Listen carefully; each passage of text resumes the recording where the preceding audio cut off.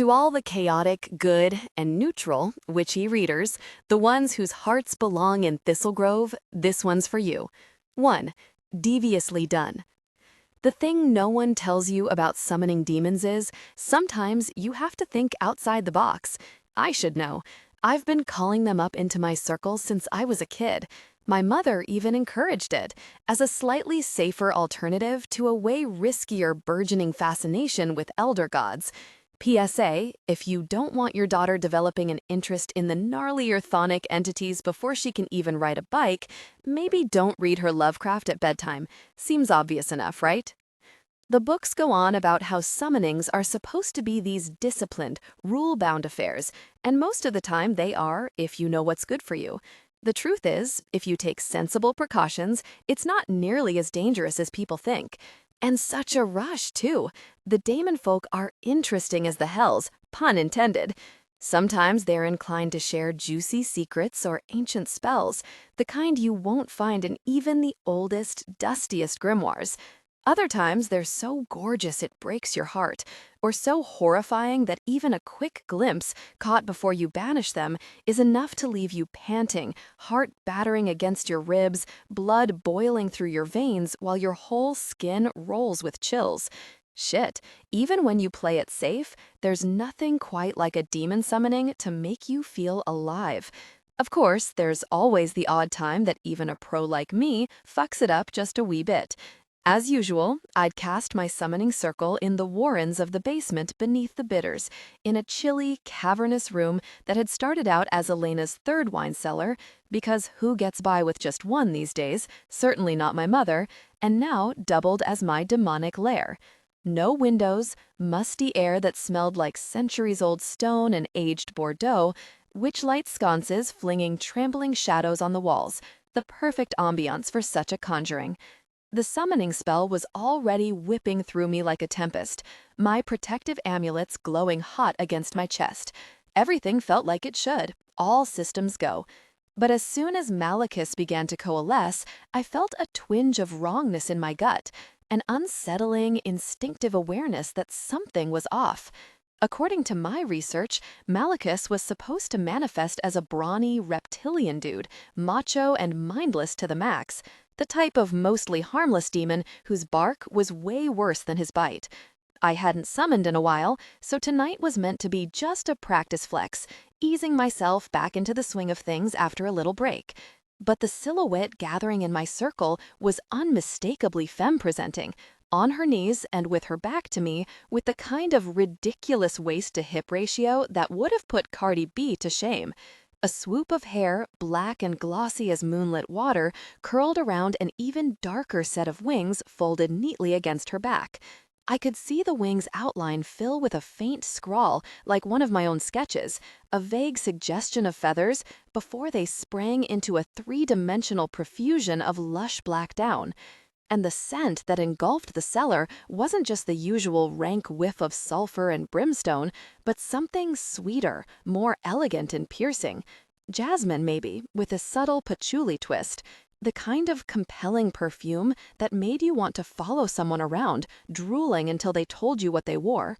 When she turned to look over her shoulder at me, with massive eyes the color of molten gold, my mouth went dry as dust. I couldn't be positive, having never seen one before. They weren't exactly a dime a dozen, but for my money, this sure looked like one of the former seraphim. A fucking fallen angel landed in my basement. Oh, Hecate's chilly tits, I whispered to myself, my heart plummeting even as a rising thrill swelled inside my stomach. This is so very deeply fucked. From what I'd read, the Fallen were temperamental, ultra-wily, and very powerful, exactly the kind of unpredictable daemon folk I do not fuck with as a general rule. But here she was anyway, which meant shit was about to get extremely outside the box. She whipped around to face me in a single blurring motion, still on her knees, dainty little hands folded primly on her lap. Her fingers were tipped with vicious black talons, knuckles dusted with iridescent scales. She cocked her head, examining me with a sly intensity, the tip of a pink, forked tongue peeking between her full lips.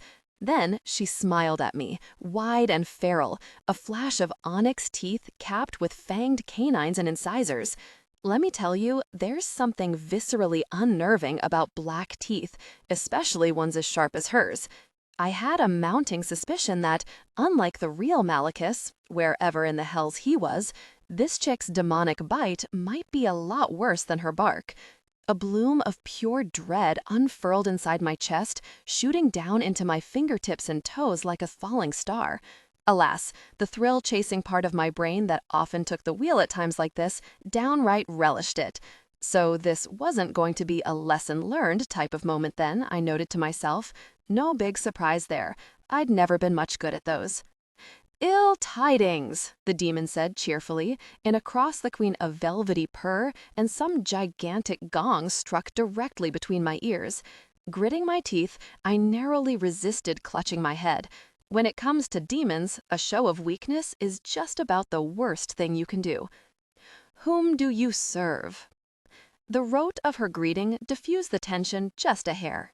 Demons always start with the ill tidings bit. It's what passes for good manners with them, part of some governing demon folk etiquette they can't subvert. I drew myself up, putting on an imperious expression modeled after my mother's, and doing my level best to avoid looking as rattled as I felt. When dealing with slippery entities from the netherworlds, throwing up a badass witch front tends to be at least half the battle. "I serve my goddess, my ancestors, and above all, myself," I replied, the traditional response of an Avramov summoner. I don't know what the Blackmores, Thorns, or Harlows say in the highly unlikely event that a witch from one of Thistlegrove's other magical families has ever had cause to banter with a demon, but I'd bet my ass on some cheesy noise about serving the ultimate good, light conquering darkness or whatever, cue a stirring orchestral overture. Avramovs don't buy into any of that oversimplified good versus evil binary shit. Like the ultimate pragmatists we are, we've always staked our claim firmly in the gray. The problem was, now came the part where I was meant to bind this entity by her true name, which was going to be a neat trick considering I almost definitely didn't have the real Malachus in hand. "And you, Malachus Azaranthaniel, appear at my will and behest," I finished, crossing my fingers behind my back. Hey, worth a shot. Maybe the lore was just supremely off base on how Malachus was supposed to look. Which means you must obey, and be gone at once. "A fine sentiment," the demon crooned, with another of those awful spine-tingling smiles. In a streak of movement, she was on her feet, naked and stupidly gorgeous. A curtain of black silk hair draped over thick curves and long, smooth limbs. Her skin glowed like a paper lantern, as if lit from within. Too bad we'd started off on such a wrong foot. She probably had some killer beauty tips. If I were, in fact, Malachus Azaranthaniel. "If you are not, why then do you appear in his stead?" I demanded, trying to enforce one final shred of protocol before this already wayward train went completely off the rails. Demons weren't supposed to be capable of bending the rules like this. When you summon one by their true name, what you call is meant to be what you get. "Because, as it happens, there is no Malachus," she said, still grinning like the void, honest to goddess little flames dancing in her golden eyes. Sounds like something right out of a corny cartoon, but it sure as fuck didn't feel cliché when the abyss was staring you dead in the face. Chills crawled under my skin, crept into my knees, the type of nerve-jangling bullshit I lived for, the reason I went all in on such reckless antics as this in the first place.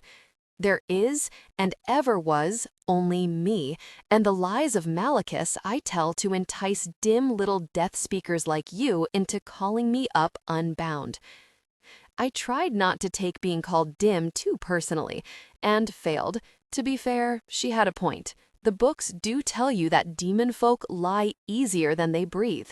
By the sound of it, this one had invented a harmless-seeming demon as bait, embedded his name into the lore for gullible assholes like me to find, and then tied his summoning to herself, like one of those fugly deep-water anglerfish that dangle an alluring light for their unsuspecting prey. all of which meant that once she appeared in answer to a Malekith summons, she'd be yanked earthside without any bindings in place.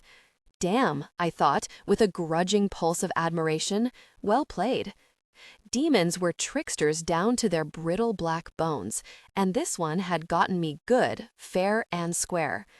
Deviously done, I said, with a little dip of the head, making one last gamble. You'd be surprised how vain some of these tricky fuckers are, and how hard they fall for a little well-placed pandering. And when they ask me into whose clever trap I stumbled, what fearsome name shall I say? She rolled her huge eyes, rosebud mouth pursed in exasperated disdain, like, "Nice try, witch, but maybe get up earlier in the morning next time you try to put one over on me, eh? My true name is only mine to know, but you may call me," she said, appearing in a shivery instant at the circle's very edge, one fine-boned foot poised as if to step over it. Devara Circlebreaker. A tad on the nose? Perhaps. Ominous as fuck? No doubt. In the spirit of optimistic experimentation, I raised my hands and flung a banishment charm at her, murmuring under my breath, followed by another and another, a barrage of them. She stayed staunchly corporeal, her inky smile only growing, her smooth form betraying not even the faintest flicker. "Ooh, Yaga's baneful banishment, how quaint," she squealed, widening her eyes. "I have not seen that one in centuries." She pressed against the boundary, the air around her rippling like a mirage. The cellar trembled with the sheer force of her assault, little shockwaves radiating out from the circle as her will flung itself against the barrier of mine, testing its give. My cluster of protective amulets had now turned searing against my chest, but even my fail-safe runes were badly outclassed. They weren't going to keep me from getting soul-eaten by something of her caliber, not if she managed to break free. I stumbled, barely keeping my feet, my heart pumping double time as uncut adrenaline crashed through my veins. If the demon got through me, she'd run roughshod all over Thistlegrove before someone else, probably my own mother, double fuck, managed to lock her down and banish her.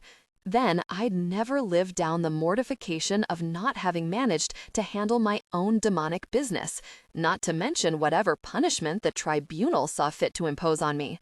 That is, if I even lived long enough to worry about such things.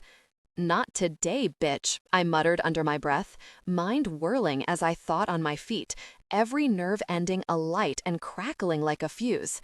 I am not the one for this. I arranged my fingers into a different kind of conjuring, clouds of vaporous black seeping from my fingertips and gathering around my hands. You never really got used to the feel of ectoplasm, not even after years of handling it. The sticky cold of it clinging like a noxious second skin. But my magic itself felt wild and slick inside me, a quicksilver torrent racing up my spine and roiling in my head, the very best feeling in all the world. Then came a headlong rush of haunts, hearkening to my call.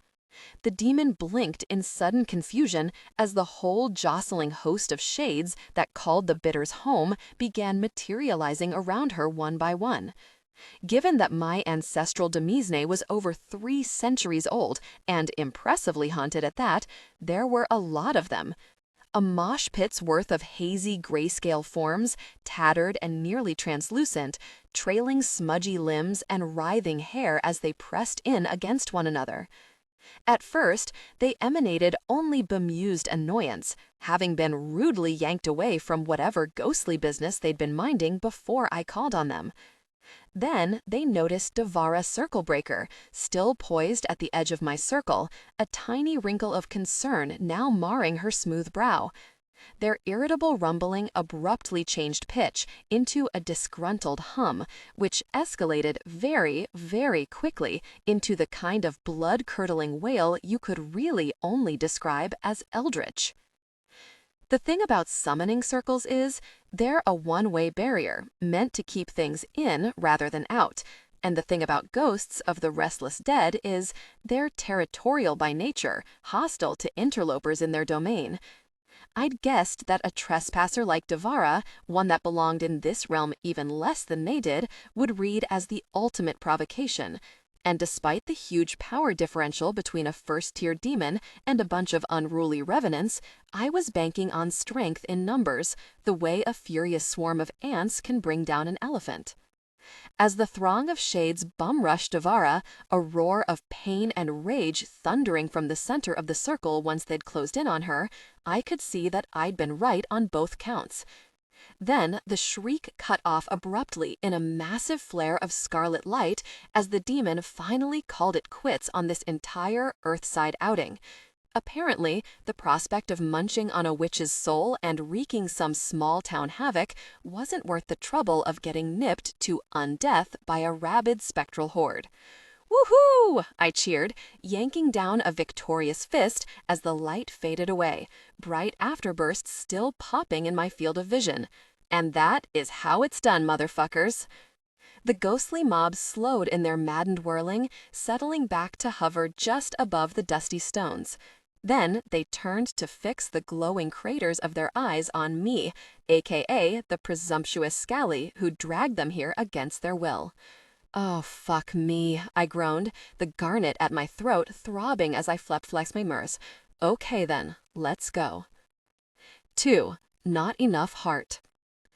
"I'm not going to say I agree with Aunt Elena, because that would be treacherous," Letha said, sidestepping the hairy animatronic tarantula that leapt out at her, hissing from inside the dark passageway leading out of the teenage witch's lair. "But let's say, just as a hypothetical, if you turned my house into a poltergeist nest for shits and giggles, I too might be a little spicy with you for a while." My cousin was referring to the lingering psychic fallout from my improvised banishment. It had taken me all night to subdue my ghost militia, and even then, the fix was only temporary. More than 2 weeks later, we still had knives embedding themselves in the ceiling, shadowy figures hovering over us while we slept, doors slamming open and closed in a syncopated rhythm designed to drive us all mad. Not to mention the way the mirrors distorted your reflection into a Munchian horror show when you were just trying to put on some fucking mascara. The kind of trippy shit that really got under your skin. It had also scared my 3 cats half to death, not to mention the zebra finches, which was the part I felt the guiltiest about. Maybe it was my imagination, but even Elphaba the hedgehog struck me as a little nervy, not quite her easygoing, mellow self. Suffice it to say, things between me and Elena had been strained ever since. "Just because you're turning it into a hypothetical doesn't make it any less treacherous," I informed my cousin, summoning a witchlight to hover above my palm so we didn't have to fumble through the dark. We kept the entire haunted house space, a retrofitted warehouse adjoining the arcane emporium, our family's occult megastore, glamored with the fortification of the Oblivion charm that cloaked all of Thistle Grove. Any normie visitor or member of the cast who happened to catch my spell would forget it within minutes. Also, it wasn't for shits and giggles. I had to get rid of the demon somehow, didn't I? Even Elena's not such an agent of chaos that she'd be down with me unleashing an ancient big bad unto the mortal plane. "A big bad you summoned in the first place, Issa," Letha pointed out with irritating logic. "For the aforementioned shits and giggles. Okay, fair. And I do wish Devara would have talked to me just a little before trying to bust out of the circle," I added, pouting. I had so many pressing questions. Like, do first-tier demons naturally have such popping skin? Or does she moisturize with the tears of the damned or something? Do they all smell weirdly amazing? Or was that just her? The kind of stuff that isn't in the books. Letha shot me an aggrieved look. "Yeah, about all that. How come you didn't invite me to spot you? Devara Circle Breakers sounds like a snack. And maybe I could have helped before things got that far out of hand." I squeezed Letha's shoulder apologetically as we stepped into the next scene, then yanked her out of the way as a tear-streaked prom queen in ruffled fuchsia taffeta nearly barreled into us, fleeing a chainsaw-wielding prom king with disheveled feathered hair. A cluster of real visitors, cowering by a table scattered with severed hands, corsages, and a cut glass bowl of bubbling poisoned punch, shrieked with terror before dissolving into panicky giggles. As the prom king sprinted past us, muttering to himself, I appraised his shredded powder blue tux and blood-stained Converse with a critical eye. Stylishly fiendish, sure, but also just kind of dull in a way I couldn't quite put my finger on. Trust me, she was on the too evil side of evilly hot, I assured Latha, even by your standards. Well, she might have been an edge case. And now we won't ever know, will we? Latha fixed me with a baleful side-eye, which, given how big and hooded her dark eyes were, was extremely baleful. Seeing as I wasn't invited, I'm sorry, Angel. It'd been a minute since I summoned, and I don't know, I wanted to do it solo, blow off some steam, try to get my groove back. Latha gave a grudging nod, her cool expression thawing just a touch. She knew I'd been in an indeterminate funk lately, though she hadn't pushed me on it yet. My best friend and second cousin wasn't the cuddliest of creatures, but she was rock solid, the kind of unflaggingly loyal boulder of a person you always wanted at your back. You'd be wise to avoid finding yourself downhill of Latha, because in true Sisyphean fashion, she might roll right back down and crush you. But you could lean on her any time you needed, rest against her with all your weight, and know she'd never budge an inch. Okay, so you get a pass this once, she allowed. But if I miss another demonic calamity, harsh words will be spoken. Of that, you may be sure. Understood. So, what do you think? I asked her, surveying the murderous prom unfolding around us. Torn banners fluttered from the exposed pipes far above, ironically wishing the class of '83 a happy life. While the prom king chased the queen around, oblivious couples covered in varying degrees of gore swayed lazily to the discordant strains of a slow, macabre cover of Sweet Caroline. Latha's set design was impeccable as always, detail-oriented and maximally creepy. My assistant director had a real eye for elevating horror ephemera into an art form. Is it still working 6 months in? As artistic director of the Emporium's haunted house, I was responsible for everything from designing costumes to hiring the cast members, and this storyline was my brainchild. The basic premise was that a teenage witch who was just coming into her power had been spurned by the prom king quarterback, all-purpose popular dickbag. Fueled by rage, she'd cast a bloodlust spell on the whole town that had belittled her, turning everyone into murderous fiends. Kind of The Craft meets Carrie with a twist, and way less menstrual blood because, no thanks. Besides the prom, other set pieces included the teen witch's bedroom, complete with a bloody pentagram, black candles, and a human sacrifice, all the tacky accoutrements a real witch would never stoop to using, a classroom in which a homicidal chemistry teacher terrorized his students, a daycare full of evil munchkins running amok, and a cheer practice gone heinously wrong. I think this one was a win, Latha replied, with a nod that rippled the slick veil of her pink and purple-dyed black hair. Courtesy of her Japanese mom, Latha had the kind of shining, slippery tresses I'd spent my teens chasing with too many products and an elaborate straightening regimen before giving up the dream in my 20s. Thematically consistent, but with enough variety to keep them on their toes. A lively palette, compelling audio, wet work decent but not overdone, a vast improvement over the Circus of the Damned, no question. I frowned, chewing on a knuckle. You don't think it all feels just uninspired? Uninspired?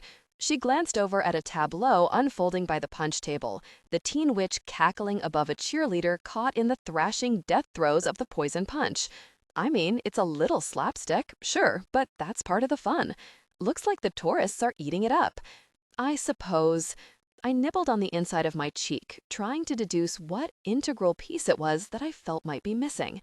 The narrative feels a little lackluster to me, that's all. Like there's not enough heart. Latha tilted her head, flicking me a bemused look. Unless you mean that literally, which, yes, no bloody ventricles currently featured in the program. I'm really not following, Issa. This is one of our most elaborate takes yet, and the reviews bear it out too. Whatever we do next, we'd be smart to keep it along similar lines. She was right. We'd noticed a significant uptick in ticket sales over the past 6 months, much more revenue pouring in from the haunted house than we'd seen in years. Part of it was the fact that since Emmy Harlow had won the Victor's Wreath during the Gauntlet of the Grove last Samhain, the town's magic was no longer exclusively favoring the Blackmores, Thistle Grove's wealthiest and most powerful magical family, and our primary competitors for immersive entertainment. As a result, the rest of us were finally getting our fair slice of the tourist pie again. And now that we were well into spring, we were considering a redesign for the upcoming Flower Moon Festival, a town celebration around Beltane, the pagan holiday that usually brought the most tourists we saw outside of Halloween. I should have been stoked to launch into a revamp. There'd been a time when I loved nothing more than bringing a new horror story to life, especially the costumes for the cast. I used to lose myself for weeks in the design, even dreaming in fashion sketches, their flowing lines and throbs of color weaving through my delta waves as they stitched themselves into full-blown garments while I slept. Managing the haunted house might have been my day job, but for a long time, designing those costumes had also been my joy. Maybe the real problem wasn't that fiendish 80s murder prom didn't have enough heart. Maybe the trouble was that my heart wasn't in it anymore. A thing I felt guilty enough about that I hadn't even mustered up the courage to share it with Latha, who knew everything else worth knowing about my life, and had since we'd been creepy toddlers together. "I guess I'll have to talk it through with Elena," I said, suppressing a reflexive wince. I had a debrief and planning session scheduled with her at the Emporium right after the walkthrough. To say I wasn't looking forward to a dialogue with my mother, especially in her role as Avramov matriarch, barely brushed the surface of understatement. It's her call in the end anyway. Maybe she'll want to keep a successful show in place for another season, make it easy on us. Latha stopped dead, so abruptly that one of the ghastly dancing couples collided with her. She shot them a glare so concentrated and intimidating that they hastily sidled away, discarding any budding plans of drawing her into the scene. Maybe they recognized her as one of their bosses, or maybe it was just the intense Capricorn energy Latha exuded. Despite her filigreed features and general pastel goth aesthetic, Latha had that effect on people, like one of those gorgeous tropical frogs that actually signal their danger with pretty colors. "What is with you, Is?" she demanded, turning back to me. "I know you've been going through something for a while now. I also know you haven't wanted to talk about it, and I've been respectful of your space, like the exceptional human being I think we can agree I am. But we're just about reaching the outer limits of my patience here." "Latha, come on. It's not that serious. Isn't it? Because you've been shambling around like some subpar clone of your former self for months now. I mean, seriously? You're suddenly not feeling fiendish 80s murder prom? You don't want to brainstorm shiny new ways to terrorize the tourists? Could it be that I'm just tired?" I ventured weakly. "Possibly coming down with something?" Her dark eyes narrowed beneath the swooping wings of metallic eyeshadow. "Isadora Avramov, I'm starting to think you've been body snatched. Are we talking an astonishingly lame demonic passenger here? Because I will admit that a prophylactic banishment has crossed my mind." I chuckled despite myself at the idea of Latha attempting to spring a stealth exorcism on me, like the world's shittiest surprise party. "I'm still me, I swear on my witch's soul," I assured her, looping my arm through hers and tugging her toward the exit. "If I wasn't me, would I know to offer to buy you an apology revenant Rita at the Shamrock Cauldron tonight with extra pickled jalapenos?"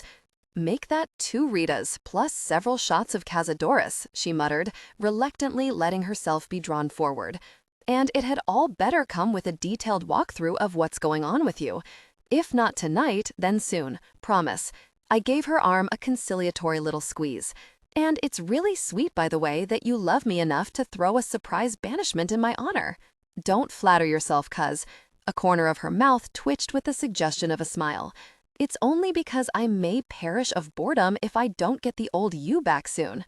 Such a liar. Beneath the flippant facade, Latha cared about her loved ones with unparalleled ferocity, even for an Avramov, and "blood is thicker than water" might as well have been our unofficial family motto. We neither break nor bend being the official creed. I knew she was genuinely worried about me, and if anything, the fact that I couldn't bring myself to open up to my own best friend and cousin about what was really going on made me feel even worse, and even more of a traitor, to boot. Still, I said, letting her have this one. It was the least I owed her, what with the immensity of everything I was holding back. It's the thought that counts, and you know demonic shit has always been my love language. 3. Cozy like a straitjacket. At least the arcane emporium still smelled like home. A sweet waft of incense and melting wax billowed around me as I stepped inside. Frankincense, myrrh, sage, and sandalwood burned all at once, in fragrant loops of smoke that hovered in the air like dragon breath. The vast showroom of what the younger generation had fondly dubbed "Yay Witchy Walmart," to be used strictly among ourselves unless you wanted to see Elena burst into flames while shooting hexes from her eyeballs, peddled everything from spellcraft supplies to spooky decor. Crystals winked from bins arranged along the central walkway, while aisles of racks and display cases stretched to either side, boasting besoms, staffs, and wands, censers, smudge sticks, and multicolored candles, pendulums, scrying globes, mirrors, and tarot decks, robes, dresses, and occult-inspired jewelry. Above, bundles of drying herbs hung from rough-hewn rafters, courtesy of the cottage-core but make-it-massive look Elena had been going for when the store was built nearly 30 years ago. An entire wall was dedicated to the Avramov apothecary, its shelves lined with stoppered jars of milky green glass. We even had our own line of spell-infused cosmetics, glamour serum, bath bombs that glowed in the dark, that kind of cutesy crap. Most of the specialty items were actually made by Avramovs, so we could claim that our goods were not only artisanal and locally sourced, but handcrafted by actual witches. Of course, none of it was going to do the customer much good if they didn't have real magic of their own to work with, but at least we were sending the tourists off with genuinely beautiful collectibles. I lingered among the wares as I walked toward the back, pausing to sink a hand into one of the cool piles of obsidian here, rub the velvety trim of a robe there, trying to summon up the joy this place had once kindled in me so naturally. I'd loved it here once, with a little witch's territorial fervor. It had been my favorite place in the world, both the ultimate magical playground and my family's most important holding. Something that belonged to every last one of us, but especially to me, second daughter of the Avramov matriarch. But now I couldn't resurrect even a pale ghost of the sentiment. If anything, the sheer familiarity of it all felt almost claustrophobic, itchy and restrictive as a straitjacket tightening around my chest.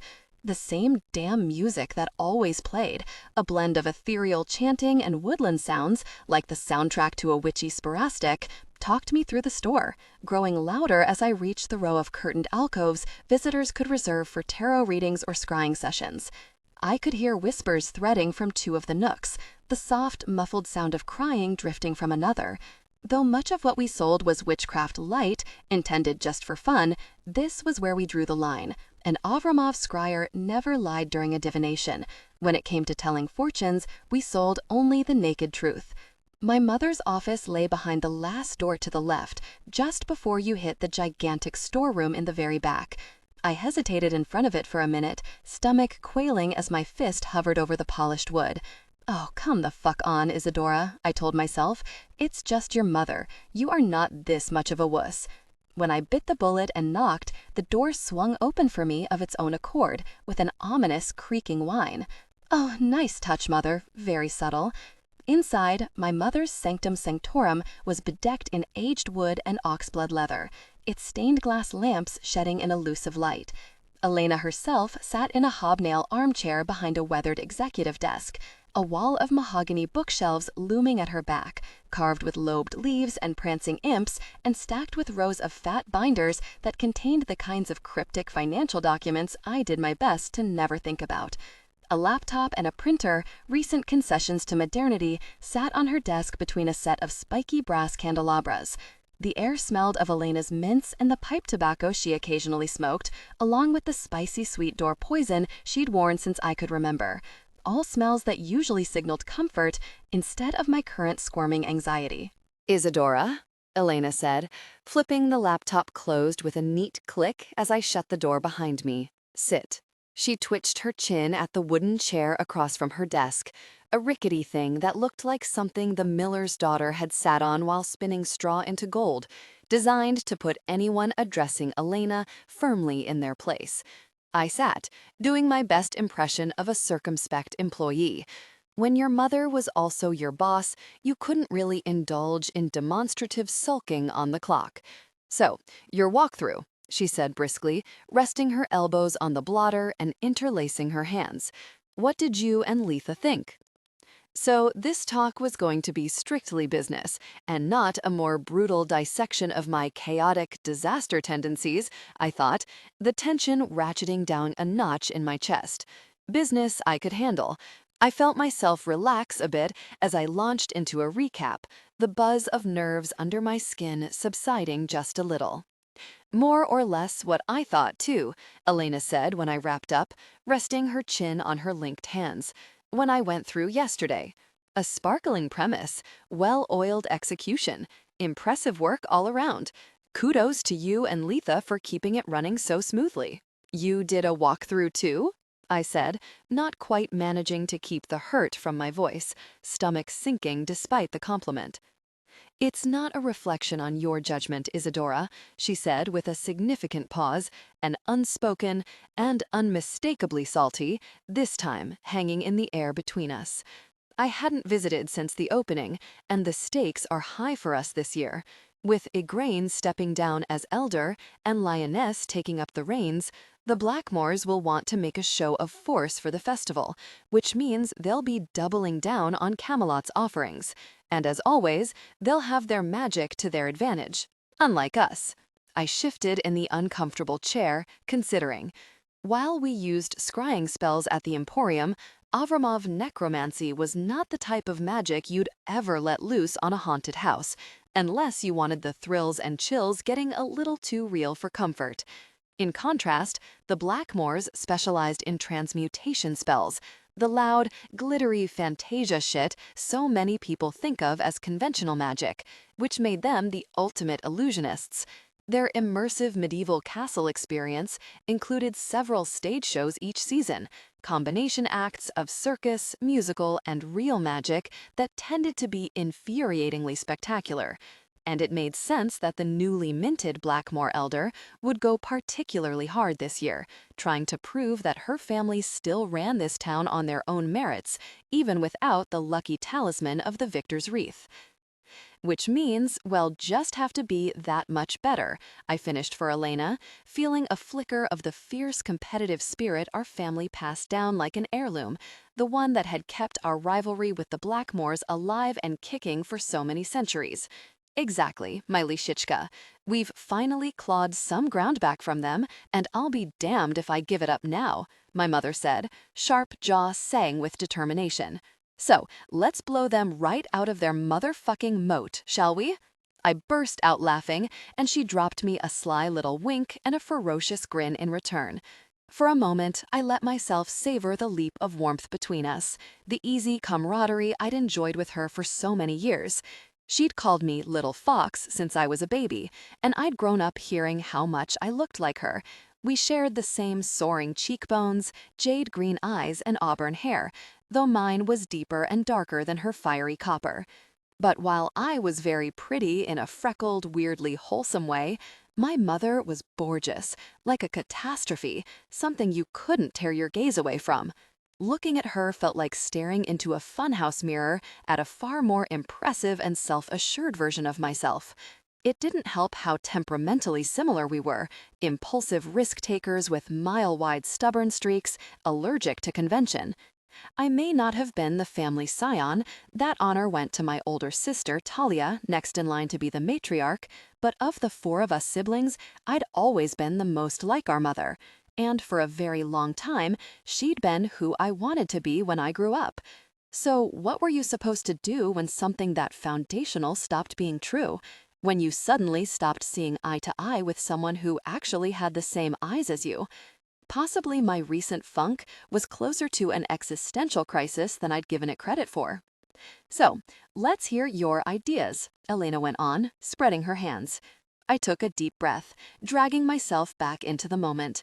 Well, we can't do anything 80s again, obviously, but since that played so well, I'm thinking we lean into the whole period piece aesthetic. Let's say the story of two feuding vampires as they go from lovers to rivals, something like that.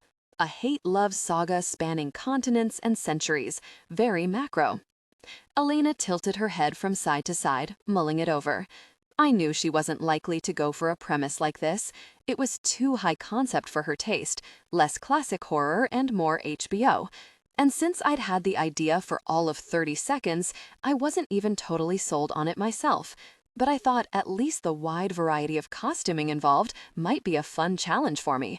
Something to wake me the fuck up a little, bring my floundering ass back to center. Sounds unusual. And a little complicated, don't you think? She finally said, tapping a crimson-tipped finger to her chin. A little, sure, but I'm confident Letha and I could pull it off. Provided Letha didn't kill me with her bare hands for foisting a project of this scale on her without even running it by her first. Then again, Elena mused, maybe unusual and complicated is just what we need this time around. And you've been running the haunted house for, what, 6 years now? Which makes you our resident expert on what works. Has it only been that long? I glanced down at my hands, toying with my fingertips, the forced lightness in my voice not even fooling me.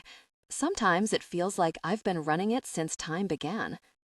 I've been meaning to ask you, Lishichka, Elena said, leaning forward over the desk with her eyes slightly narrowed, two slim lines sketched between her feathery copper brows.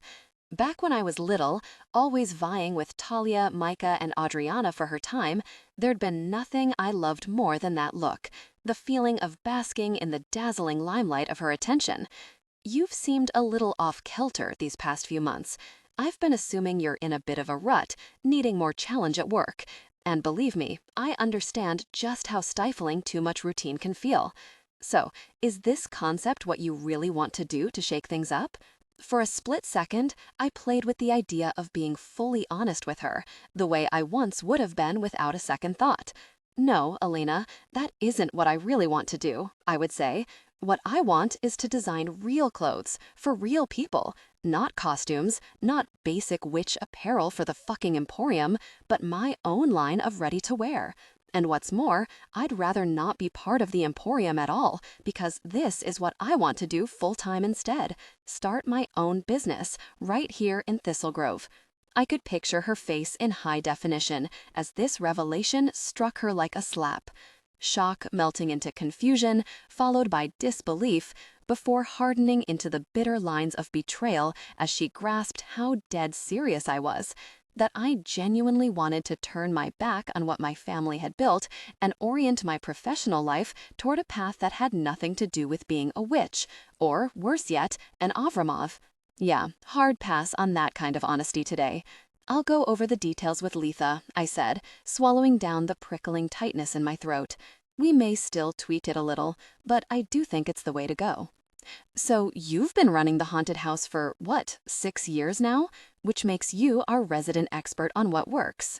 Has it only been that long? I glanced down at my hands, toying with my fingertips, the forced lightness in my voice not even fooling me. Sometimes it feels like I've been running it since time began. I've been meaning to ask you, Lishichka, Elena said, leaning forward over the desk with her eyes slightly narrowed, two slim lines sketched between her feathery copper brows. Back when I was little, always vying with Talia, Micah, and Adriana for her time, there'd been nothing I loved more than that look, the feeling of basking in the dazzling limelight of her attention. You've seemed a little off-kilter these past few months. I've been assuming you're in a bit of a rut, needing more challenge at work. And believe me, I understand just how stifling too much routine can feel. So, is this concept what you really want to do to shake things up? For a split second, I played with the idea of being fully honest with her, the way I once would have been without a second thought. No, Elena, that isn't what I really want to do, I would say. What I want is to design real clothes for real people, not costumes, not basic witch apparel for the fucking Emporium, but my own line of ready-to-wear. And what's more, I'd rather not be part of the Emporium at all, because this is what I want to do full-time instead. Start my own business, right here in Thistlegrove. I could picture her face in high definition as this revelation struck her like a slap. Shock melting into confusion, followed by disbelief, before hardening into the bitter lines of betrayal as she grasped how dead serious I was. That I genuinely wanted to turn my back on what my family had built and orient my professional life toward a path that had nothing to do with being a witch, or, worse yet, an Avramov. Yeah, hard pass on that kind of honesty today. I'll go over the details with Letha, I said, swallowing down the prickling tightness in my throat. We may still tweak it a little, but I do think it's the way to go. 4. Something very wicked spring in Thistlegrove has always been my favorite season. Each year, Hallows Hill became a purple riot, thistle flowers spilling from the banks of Lady's Lake and racing all the way down the mountain's flanks like a violet wildflower. The season came early, too, our first crocuses nosing up through the snow before January's end. By mid-February, the sunshine felt like a balm, the trees in full, extravagant bloom. And there was Beltane to look forward to in May, the month of the flower moon, hence the town festival's name. Thistlegrove witches made an entire month of the holiday, with the series of celebrations kicking off at the start of April and leading up to May Day itself.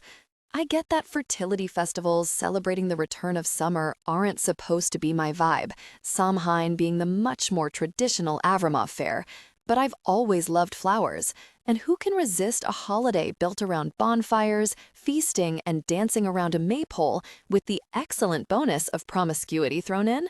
All entirely my speed.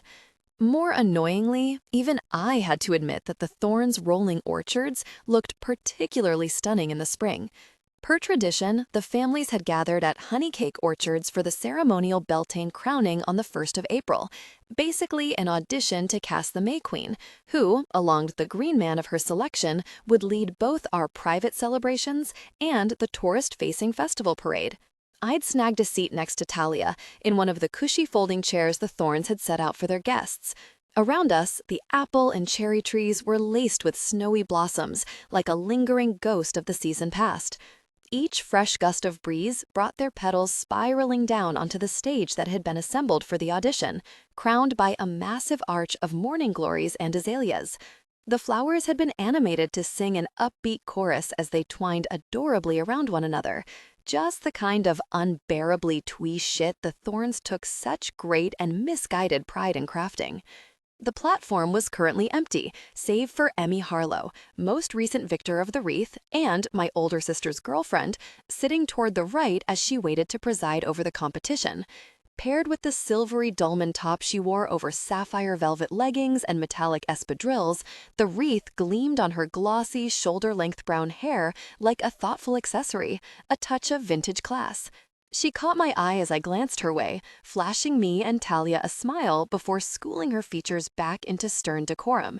"Your chick looks like she's about to adjudicate a war crimes tribunal, Sestra," I mumbled to Talia through a mouthful of the lavender-laced goat cheese I'd scored from the snack table. I had to give it to the Thorns on this. They really knew how to feed their guests. I know she's still cutting her teeth on the whole Victor thing, but she is aware this is essentially just a chance for the Thorns to show off, right? Followed by a pleasant picnic lunch? The pressure isn't exactly on. "Oh, let Emmy live, Talia said, giving me a not-so-gentle swat. "She just wants to get everything right. Haven't you heard all that shit about heavy lies the crown? My girl takes her responsibilities very seriously." With, like, several additional helpings of gravitas on the side. I snorted, rolling my eyes just a little. I'd gotten to know Emmy fairly well over the past 6 months. She and Talia were so high-key into each other that you rarely saw one without the other. And on top of rocking killer style, she was generally very cool. She was also exactly the kind of intense overachiever who'd put her all into judging an event fairly, even knowing that we wound up with a Thorn May Queen almost every year. While the Green Man's role was mostly to stand around and look pretty, the spells the Queen was called upon to do fell squarely in the Thorn wheelhouse, the kind of green magic so incompatible with necromancy that most Avamovs didn't even bother attending the Beltane crowning ceremony, much less auditioning. The smattering of family who'd shown up today were mostly here for the excellent spread. Even Letha had begged off, snacks and free booze not having been enough to combat the pervasive threat of cuteness overload. "Don't look now," Talia said, elbowing me with a smirk, "but thine sworn enemy approacheth." I followed her gaze to the second row from the stage, where Rowan Thorne was flashing broad, apologetic smiles at people as he clambered over their knees with his long legs. Even though I'd known he'd be here, my shoulders rose toward my ears of their own accord, my hands clenching into fists in my lap. It was remarkable how just the sight of his face could spike my blood pressure, like the mercury shooting up at an old-timey thermometer. "You'd think he could have made it on time to an event on his own damn grounds," I muttered to her. But no, probably too busy delivering quintuplet foals all by himself, or saving a blind kitten from mortal peril. All in a day's work for Rowan Thorne, wildlife hero. "Wait, for real?" Talia demanded in a lower tone. "I was just fucking around, but you're actually serious? So that whole workplace enemies thing is somehow still happening? Wait, is this not my over it face? Whoops, my bad." I bared my teeth in a manic leer, grinning until my cheeks ached. "How's this? Better?"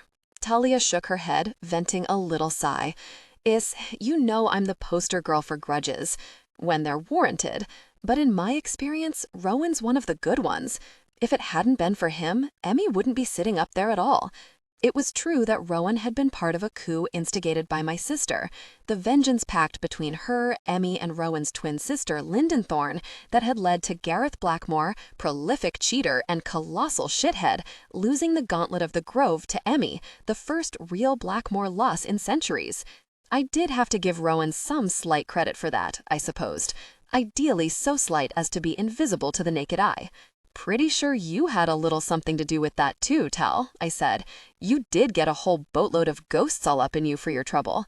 The strategy my sister and Rowan had employed to take down Gareth in the final challenge, an unprecedented blending of Thorn and Avermov magics, had backfired, leaving Talia possessed by an entire horde of spirits for a night until the family banded together to exorcise her. It had been a tremendous magical effort for all of us involved, and unimaginably torturous for Talia. I still had nightmares about it sometimes, and I hadn't even been the one possessed. "Worth it," Talia quipped, in the same blithe way she always dismissed having briefly been the human equivalent of the bitters. I do still get the odd migraine, but it's mostly like it never even happened. And you get what I'm saying. You worked at that shelter for a month, tops. Now that it's 70 million years later, don't you feel like it might be time to let things go? "It's been 7 years, not 70 million, I informed her, before shifting my stare back to Rowan. The least I could do was chafe him with my presence as much as possible, make him uncomfortable in his own family demean. And it's not a grudge, it's an arch-nemesis-ship. Trust me on this, you'll grasp the difference when you have an arch-enemy of your own to loathe."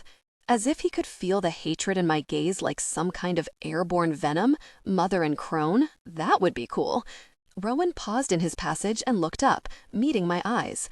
We glared at each other, the distance between us seeming to thin and contract, pulsing like a heartbeat, as if our shared loathing were potent enough to actually distort the fabric of reality. He looked away first, shaking his head in a slow, huffy, can't believe this shit way, a muscle twitching in his chiseled jaw. "You'd think he could have made it on time to an event on his own damn grounds," I muttered to her. But no, probably too busy delivering quintuplet foals all by himself, or saving a blind kitten from mortal peril. All in a day's work for Rowan Thorne, wildlife hero. "Wait, for real?" Talia demanded in a lower tone. "I was just fucking around, but you're actually serious? So that whole workplace enemies thing is somehow still happening? Wait, is this not my over it face? Whoops, my bad." I bared my teeth in a manic leer, grinning until my cheeks ached. "How's this? Better?" Talia shook her head, venting a little sigh. You know I'm the poster girl for grudges. When they're warranted. But in my experience, Rowan's one of the good ones. If it hadn't been for him, Emmy wouldn't be sitting up there at all. It was true that Rowan had been part of a coup instigated by my sister, the vengeance pact between her, Emmy, and Rowan's twin sister, Lyndon Thorne, that had led to Gareth Blackmore, prolific cheater and colossal shithead, losing the gauntlet of the Grove to Emmy, the first real Blackmore loss in centuries. I did have to give Rowan some slight credit for that, I supposed. Ideally, so slight as to be invisible to the naked eye. Pretty sure you had a little something to do with that too, Tal, I said. You did get a whole boatload of ghosts all up in you for your trouble. The strategy my sister and Rowan had employed to take down Gareth in the final challenge, an unprecedented blending of Thorn and Avramov magics, had backfired, leaving Talia possessed by an entire horde of spirits for a night until the family banded together to exorcise her. It had been a tremendous magical effort for all of us involved, and unimaginably torturous for Talia. I still had nightmares about it sometimes, and I hadn't even been the one possessed. Worth it, Talia quipped, in the same blithe way she always dismissed having briefly been the human equivalent of the bitters. I do still get the odd migraine, but it's mostly like it never even happened. And you get what I'm saying. You worked at that shelter for a month, tops. Now that it's 70 million years later, don't you feel like it might be time to let things go? It's been 7 years, not 70 million, I informed her, before shifting my stare back to Rowan. The least I could do was chafe him with my presence as much as possible, make him uncomfortable in his own family demean. And it's not a grudge, it's an arch-nemesis-ship. Trust me on this, you'll grasp the difference when you have an arch-enemy of your own to loathe. As if he could feel the hatred in my gaze like some kind of airborne venom, mother and crone. Now that would be cool. Rowan paused in his passage and looked up, meeting my eyes. We glared at each other, the distance between. At least the feeling was so reliably mutual, I thought to myself with a burst of satisfaction, like sinking my teeth into some tart, delicious fruit. I couldn't even pretend not to enjoy knowing that seeing me was guaranteed to also ruin his day. I guess if you have to have an archenemy, you could have done worse, Talia said, throwing me a sly, sparkling look. He's definitely less Thanos, more Killmonger.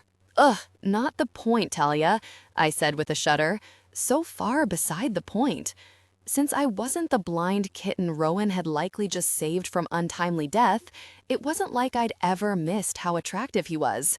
Back when I started volunteering at the Thistle Grove Animal Sanctuary, where Rowan was doing one of his vet school rotations, I'd more than noticed his smooth brown skin, absurd jawline, and heavy-lidded hazel eyes, all framed to perfection by coils of waist-length locks. He'd been 22 to my 18, which meant our paths hadn't crossed much in the witch community before I began volunteering. I remembered thinking that he looked like a superhero, the sexy as shit kind you'd actually want rescuing you, and then, ideally, backing you up against the nearest alley wall. That was all before I discovered how thoroughly his garbage personality salted his game. I wish you'd just tell me what he did already, Talia complained, shifting to look at me.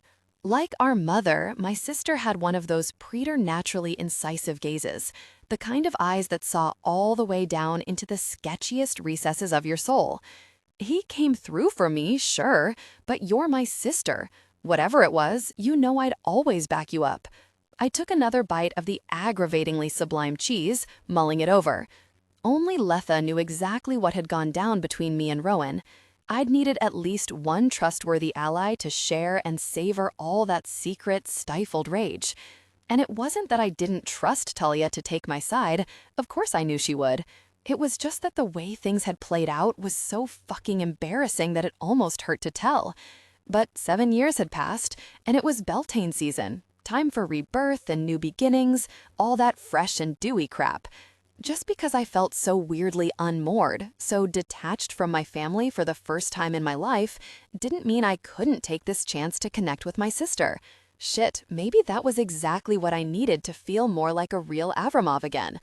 Okay, fine, I said, casting a privacy bubble around us as the competitors filed onto the stage.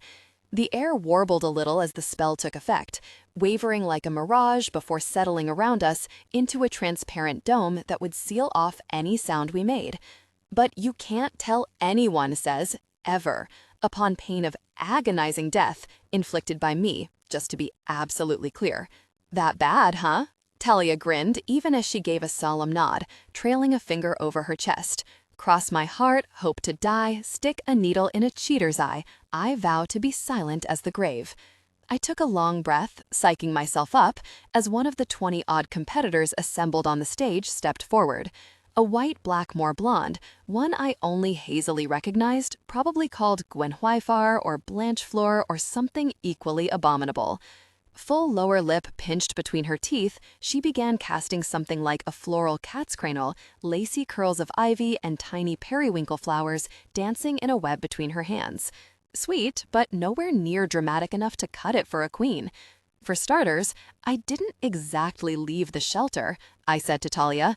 Technically, you can't get fired from something you're not even getting paid to do. But turns out, you can gently but firmly be told to GTFO and please never come back. They gave you the boot? Talia exclaimed, eyes widening. Why the fuck would they do that? You're amazing with animals. You're like the everything whisperer. Not if you ask Rowan Thorne, I said, a fresh swell of indignation surging through me. AKA the shithead who wrote me up every single day I worked there. If I was the one doing the thing, you can bet your ass he had a problem with the way it was done. And he was a vet in training. It wasn't like management was going to take a lowly volunteer's word for it that he had some personal vendetta in play. But you were so into it, Talia argued. You even hand-sewed those neat enrichment toys for the dogs, all on your own time. The peanut butter squeezies for the pups? Yeah, well, he straight up hated those. Not in accordance with shelter hygiene standards. I dropped my cheese plate on my lap to make finger quotes, imitating his gravelly, patronizing tone. My voice couldn't go that low or that pompous, but the gist came through. And then he didn't like how I interacted with quarantined animals, or the high-risk ones. Oh, and let's not forget the way I washed the food bowls and did the laundry. Apparently, I managed to suck at even menial tasks. The sense of injustice only gained fervor as I told the story, my eyes fixed on the stage. The next competitor, this time a thorn, was growing a miniature tree around herself, its boughs and leaves intertwining with her own deep brown limbs and hair as if she were morphing into a dryad. I had to admit, it was sort of pretty, if you were into that. That's such rancid bullshit, Talia snapped. You're always the one doing the dishes after family dinner. Micah and Addie barely lift a finger, those utter ingrates. What the hell's was his problem? No clue. He was so constantly aggro. I might have been impressed. That takes energy, you know? But he just picked and picked on me, and never on any of the other volunteers. I spread my hands. Not that I could prove it, but it was clearly less my work ethic that was the problem, and more my last name. But he was so down to work with me, Talia said, shaking her head in bemusement. Why single you out like that? Just didn't like the particular cut of my Avramov jib, I suppose, I said, blowing out a frustrated puff. And obviously I couldn't just let him get away with that egregious shit. I mean, consider the honor of the family name. Oh, fuck, Talia muttered, seeing where this was going. You got even, didn't you? You bet your ass. This part I still enjoyed remembering. By that time, I'd at least been around long enough to hear the rest of the staff giving Rowan shit about his squirrel phobia. Talia sputtered, thick eyebrows soaring. I'm sorry, his what now? Right? Rowan the wildlife hero, terrified of the tiny bucktooth banes? So, I thought, hey, why not a little squirrel hex? I grinned at the memory, still proud of my younger self's creative take on wickedness. Conjured squirrels popping up at the foot of his bed at night, following him to work, appearing at the water cooler. They were only conjurations, so it wasn't like they could hurt him, just make him jump. Although I did also make them a wee bit fucked up, just for funsies. Red eyes, kind of fanged out, heavy on the Pet Cemetery vibe. Talia was cackling now, arms hugged around her middle. And I'm once again reminded why you're one of my favorite people. So why didn't you just tell me this, Is? Surely you know I would have mostly applauded your deviousness. Because he caught me, I said flatly, the last of the joy dying down. He trapped one of the conjurations. Theoretically, I knew it could be done, but it's fucking hard. It hadn't even occurred to me that he might be strong enough to isolate a manifested entity. You saw him at the gauntlet, Talia remarked, mouth tugging to the side. Rowan's no lightweight. Well, I didn't know that at the time, did I? I protested. So anyway, he brought it to the Emporium in a bespelled bell jar, told me that if I ever did anything like that again, or if I ever tried to volunteer at any other shelter that he knew of, he'd report me to the judiciary for practicing forbidden magic, and he'd have the evidence. If found guilty of hexing, my punishment would have been up to the judiciary, of course, but it more than likely would have been at least a temporary banishment from Thistlegrove. A flash of sheer rage streaked across Talia's face, more intense than I would have expected from her. As a rule, Talia tended to be a good bit more even-keeled than me, and in this case, some might argue that I'd sort of deserved the blackmail. But now, my sister glowered at the back of Rowan's head, her eyes roiling with a dark, unfamiliar wrath. "You should have told me when it happened, Isadora," she said, her voice lower than normal, a little roughened around the edges, as if she were struggling to control herself. "I could have backed you when it was most needed. That's what family does for each other. You should know as much." "I wanted to tell you," I said, still taken aback by her vehemence. My sister had always been protective when it came to me, but this was a touch over the top. Back on the stage, another contestant had stepped forward. About my age, black and East Asian, her twists in a towering updo glinting with fine gold adornments. I recognized her as another Thorn, possibly named Holly. She was conjuring a floating, braided tapestry of wild strawberries, tiny green leaves, and daffodils, shaping it into an intricate pattern like the filigreed outline of a flame, a symbol of the Beltane bonfire, the one the families would light on May Day itself. And this wasn't an empty illusion either, not like my hexed squirrels, but real and living greenery suspended in midair, fed by the life magic she was so deftly manipulating. It was so compelling, so elaborately crafted and complex that for a moment it sidetracked me into silence, my design brain hopelessly riveted. How was she managing to maintain so many separate threads? Was this one spell or a commingling of several? You'd need to draw this out in advance to prep, sketch it down to the last tendril, and even then, "That's what family does," Talia said again, into my rapt silence. "Protects their own." I know, Tal, but it was mortifying. I let myself get caught, and by my arch enemy, no less. I grimaced, wincing at the ignominy of it all. Talk about amateur hour. It would have made me look... My voice died in my throat because the Thorn Girl's wreath had begun dying too. The death started at the top, a traveling blight that blackened and then shriveled the curly queue of flowers forming the topmost lick of flame.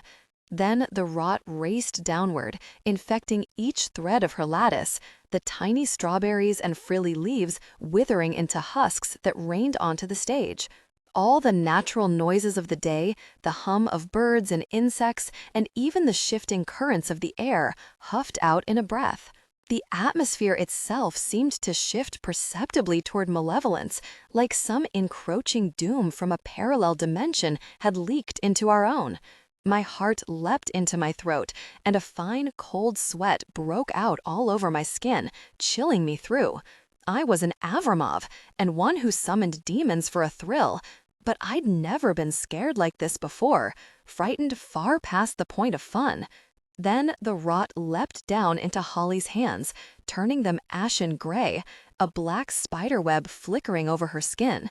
The witch's eyes fluttered, all the color leaching from her face, and she crumpled onto the stage as if her strings had been cut.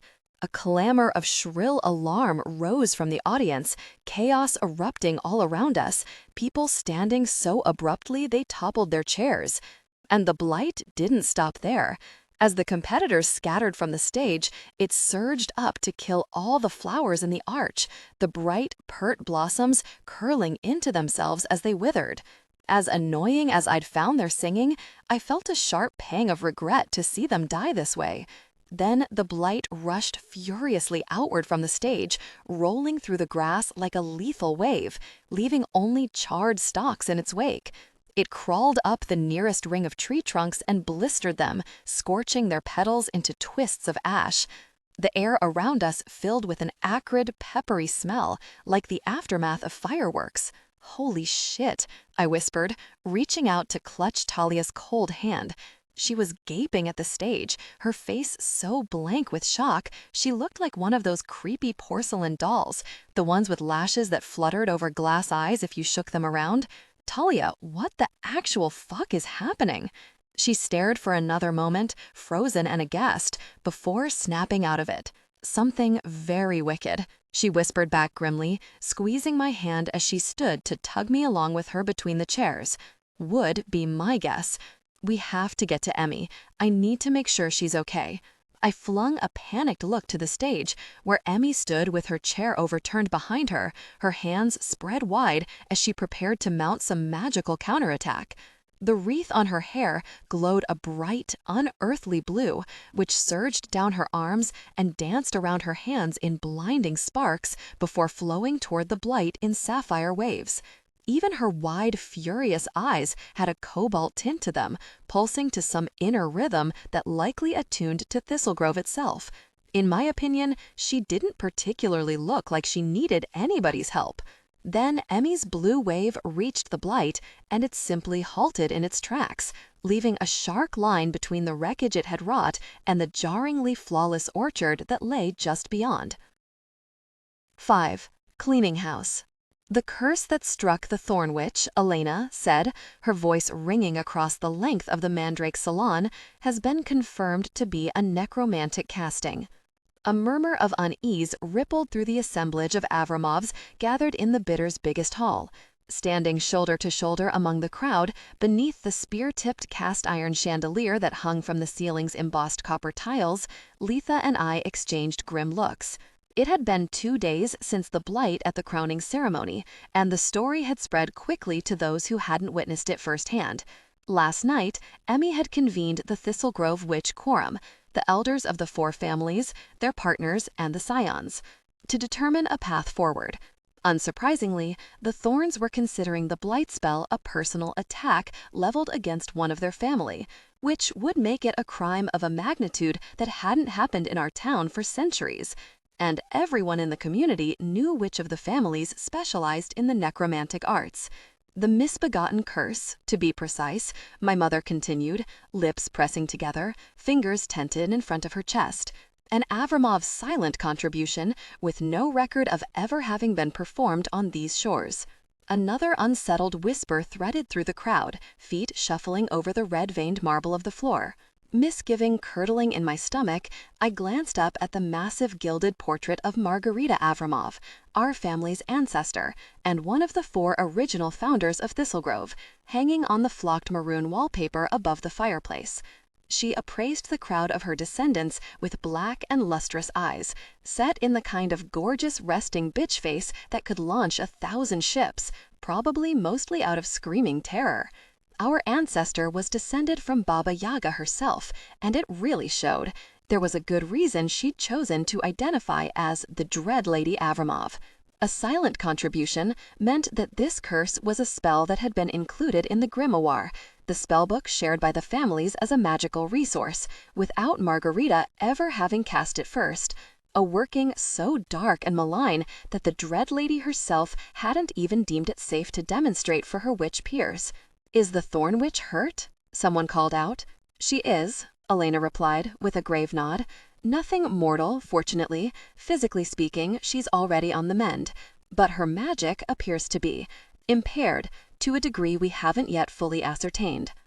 While the misbegotten curse is primarily intended to drain vitality, as it did when it subverted Hollythorn's floral spell, its secondary intent is to strip another witch of their magic, render them defenseless. Elena gritted her teeth, unable to keep the strain from her face, which means that this interference with her magic was not an unforeseen or incidental effect. A collective hiss of indrawn breath sounded in the hall like a struck match. "Fuck," Letha exhaled next to me, nostrils flaring, the equivalent of someone less composed shrieking at the top of their lungs and rending their hair. "Fuck," I agreed quietly, a pit yawning in my belly. Because this was very, very bad. It wasn't like the Thorns would turn to the normie police over a magical assault. Even if that were a realistic possibility, that simply wasn't how things worked in Thistlegrove. The witch community tended to its own affairs, which meant we cleaned our own house too. And short of inflicting mortal injury, the worst crime any of us could imagine was being somehow sundered from our magic, hence why so few of us ever left at all. Beyond town lines, the magic we drew from Lady's Lake, the wellspring that fueled our own innate talents for spellcraft, quickly waned, leaving us powerless. The idea of losing my own magic was unthinkable, like living without a beating heart. I could only imagine how poor Holly Thorne felt in the aftermath of such a loss.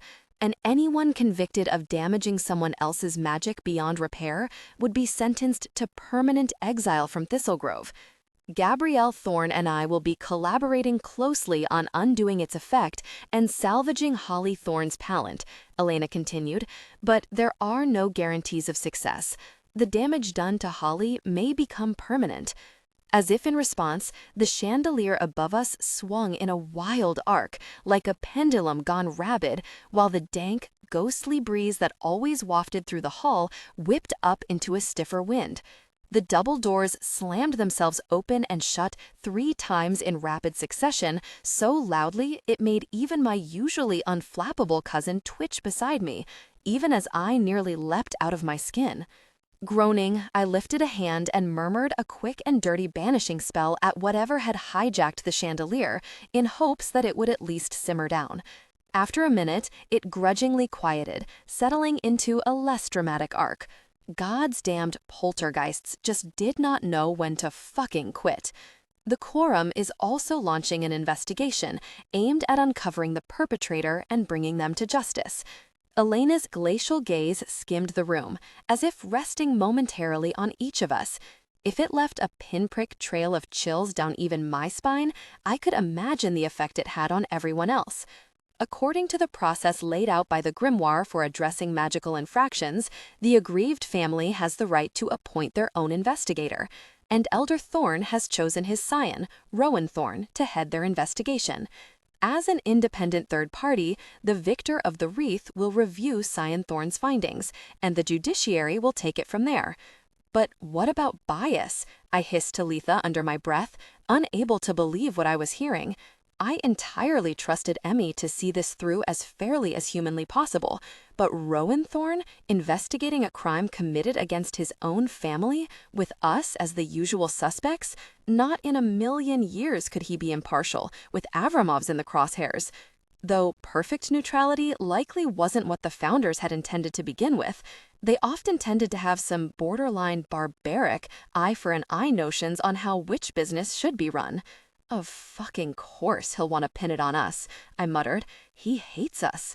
Well, Letha considered, tilting her head from side to side, he at least hates you specifically, so this should be interesting. Up on the podium, Elena clasped her hands at her waist, her face turning even severer.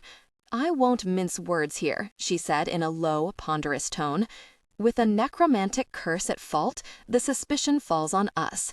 As much as I don't believe any of our family would ever do something so atrocious, especially unprovoked, in cases involving such a strong presumption of guilt, the grimoire allows the family under suspicion to participate in the investigation, to even out the scales. So I've appointed a co-investigator of our own to collaborate with the Thorne Scion. Gotta be Talia, right? Letha murmured to me. For sure. I craned my neck, trying to find my sister in the crowd, but I couldn't spot her. Our scion to match theirs, and they worked well together during the gauntlet, so maybe he'll be more inclined to cooperate with her. Plus, Talia's always been. I trailed off as Elena's gaze landed on me with unexpected weight. An even more concentrated and unwelcome feeling of misgiving bubbled up deep in my guts, like some primordial gas. Hecate's chilly tits. I couldn't think of a single good reason for her to be looking at me now. To represent our side of things, my mother announced, a touch of pride lighting her jade eyes, I've chosen my daughter Isadora Avramov. I have to admit, Elena said, taking a sip of sherry, I thought you'd be happier about this, Lisichka. Aren't flawed yet brilliant super sleuth your area of special interest? I slumped in my musty armchair, fighting a powerful urge to drop my head into my hands. It wasn't like I would ever undercut my mother's authority in front of the entire family, so I'd plastered on a dignified expression and done my best impression of dutiful daughter, obviously down to represent the fam, until everyone was gone. But after the crowd dispersed, I'd cornered her in the sitting room where she liked to take her aperitifs amid a dust-choked profusion of brocade, the dour-faced portraits of our ancestors keeping her company. Pretty much everything in the room had claw and ball feet, down to the looming curio shelf filled with a porcelain menagerie of skulls, snakes, and mythical monsters. A scaggy taxidermy wolf head, mid-furious snarl, presided over it all with glassy eyes. It was truly a big stylistic mood. "I'm not happy," I replied, lying through my teeth. "I just don't completely understand. My taste in relevant TV aside, why not Talia? She's the obvious choice. The Avramov heir, friendly with the Thorns, about as diplomatically minded as our family gets, and partnered with the victor, our ostensibly independent third party," my mother pointed out with an arched eyebrow, recrossing her ankles over the tufted ottoman that propped up her bare feet, a little puff of dust billowing up around them. "Shit, I hadn't even considered that piece of things. This is looking very bad for us already. I'm sure you can see that," she continued. "We don't want even the suggestion of misconduct, not so much as a waft of foul play tainting the investigation. Nothing to suggest that Emily Harlow might give any undue weight to our perspective." But Emmy and I trailed off, having been about to say our friends, but not quite able to pull it off, given that she and I had never spent so much as half an hour alone. "Know each other," I finished instead. "We're Thistlegrove witches, Isadora," my mother said dryly, brushing off the objection. "We all know each other. More to the point, you're a mainline Avramov, and everyone knows how closely you and I have always aligned.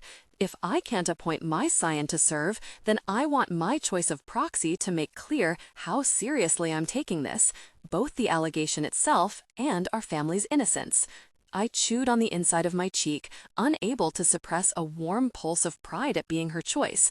If she couldn't have Talia, my mother could have picked one of my aunts or uncles, even an older cousin, a more senior member of the family. But instead, she'd chosen me to represent our interests. Even with my poltergeisting antics, all my brash daredevil tendencies, I was still the one she trusted to do things the way she wanted them done.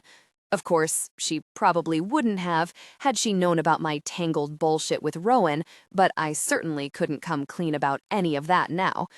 Hey, so it turns out some of us do occasionally hex the Thorns, but only when they deserve it. Pinky swear it wasn't me this time. "So you really believe it wasn't one of us?" I said, still thinking along those lines. Minor hexes aside, I couldn't imagine one of our own doing something as heedlessly destructive as the curse had been. But it was also true that we Avramovs could be a little volatile compared to the other families. "Beyond a shadow of a doubt," she replied, fury flickering in her eyes like a spritlight. "We do as we will, yes, but we do not do casual evil. It's not to any of our benefit to alienate the Thorns, and that spell, it goes too far, far beyond a misguided prank. Whoever did this, they must have intended the most serious kind of harm." I could see how deeply it had rocked my mother. Beneath her controlled facade, the idea that the family she headed had fallen under suspicion for something so abhorrent. And if I chose not to help her put it to rest, wouldn't that make me the most abysmal of traitors, not once, but twice over? Someone who not only wished they could break away from their family's legacy, but also was not even willing to stand up for their kin when it came down to the wire? Of course I had to do it, even if it meant the misery of spending an indeterminate amount of time in proximity to Rowan Thorne. On the upside, imagining the appalled look on his face when he discovered who he'd be working with gave me a bright, electric jolt of pure delight. This arrangement would not be without its perks. But if you're not comfortable with the responsibility, you need to tell me now, my mother said, those familiar twin lines appearing between her eyebrows as she leaned forward in her chair, rolling the dainty stem of her sherry glass between her fingers. I haven't informed the Thorns of my choice yet, so there's still time to appoint someone else, as long as we're quick about it.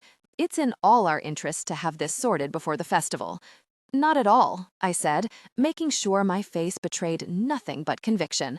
I just wanted to understand where you were coming from, and now I do. She appraised me for a long moment, unblinking, her gaze so clear and keen it took all I had not to squirm under it. I pressed both hands to my thighs to keep my legs from jiggling nervously. "Are you sure, Isadora?" she finally asked, brow cinching. "Because once I formally announce my choice to the Thorns, there'll be no going back." "Absolutely sure," I said, girding my resolve. "If I'm the one you want for this, consider it done." "My Lisichka." She smiled then, warm and open, the way she only really did for closest family. "Of course you are." 6. Ground rules. And that was how I wound up at the Shamrock Cauldron, face to face with my arch nemesis for the first time in 7 years. The quirky bar came across as a kind of friendly visual assault, festooned in sparkly, multicolored shamrocks and Halloween-themed string lights, a plastic skeleton and a leprechaun's green top hat leering in one corner. Dead Frederick, the Shamrock's unofficial mascot. I'd chosen the spot for its status as a popular haunt of Thistlegrove's magical community, a neutralish ground for our kickoff lunch. Their food was solid, if not amazing, but I'd always had a soft spot for Dead Fred, and the drinks had become pretty legendary since Morty Gutierrez had taken over for his dad. I was going to need many of those drinks to get me through today. Rowan sat across from me like a thundercloud incarnate, silent and baleful, threatening imminent rain. We'd been glaring at each other in dead silence for a good while now, since I'd purposefully come in almost 20 minutes late as a power move. Either this had pissed off Rowan Thorne, supremely punctual, wildlife hero, to such extremes that he couldn't speak, or we'd both come in determined not to be the first to break. We hadn't exchanged so much as a word in all those years. Whoever conceded now was definitely going to be losing face.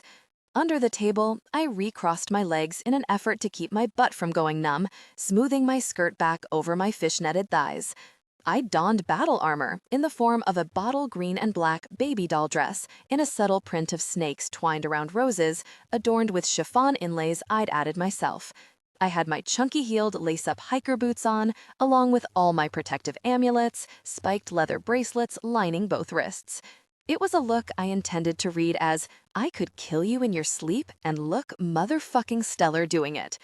Given the circumstances, it maybe wasn't the most productive take, but hey, it worked for me.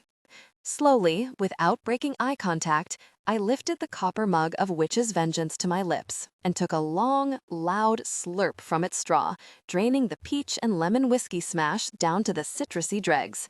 Shit, that meant I was going to need a refill soon. The idea of standing up felt like a tacit admission of defeat. Fortunately, my next protracted slurp tipped Rowan past his breaking point. He closed his eyes, lids flickering over them, drawing a breath so long and deep it actually tugged his crisp sky blue button-down taut over his broad chest. Of course, even his fashion would be terminally straight edge.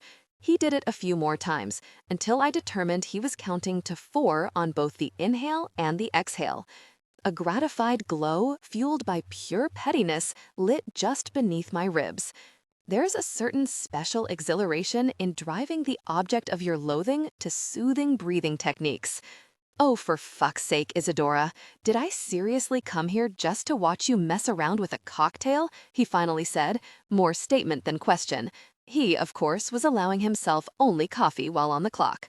His voice was even deeper than my memory of it, richly textured and heavy on the bass.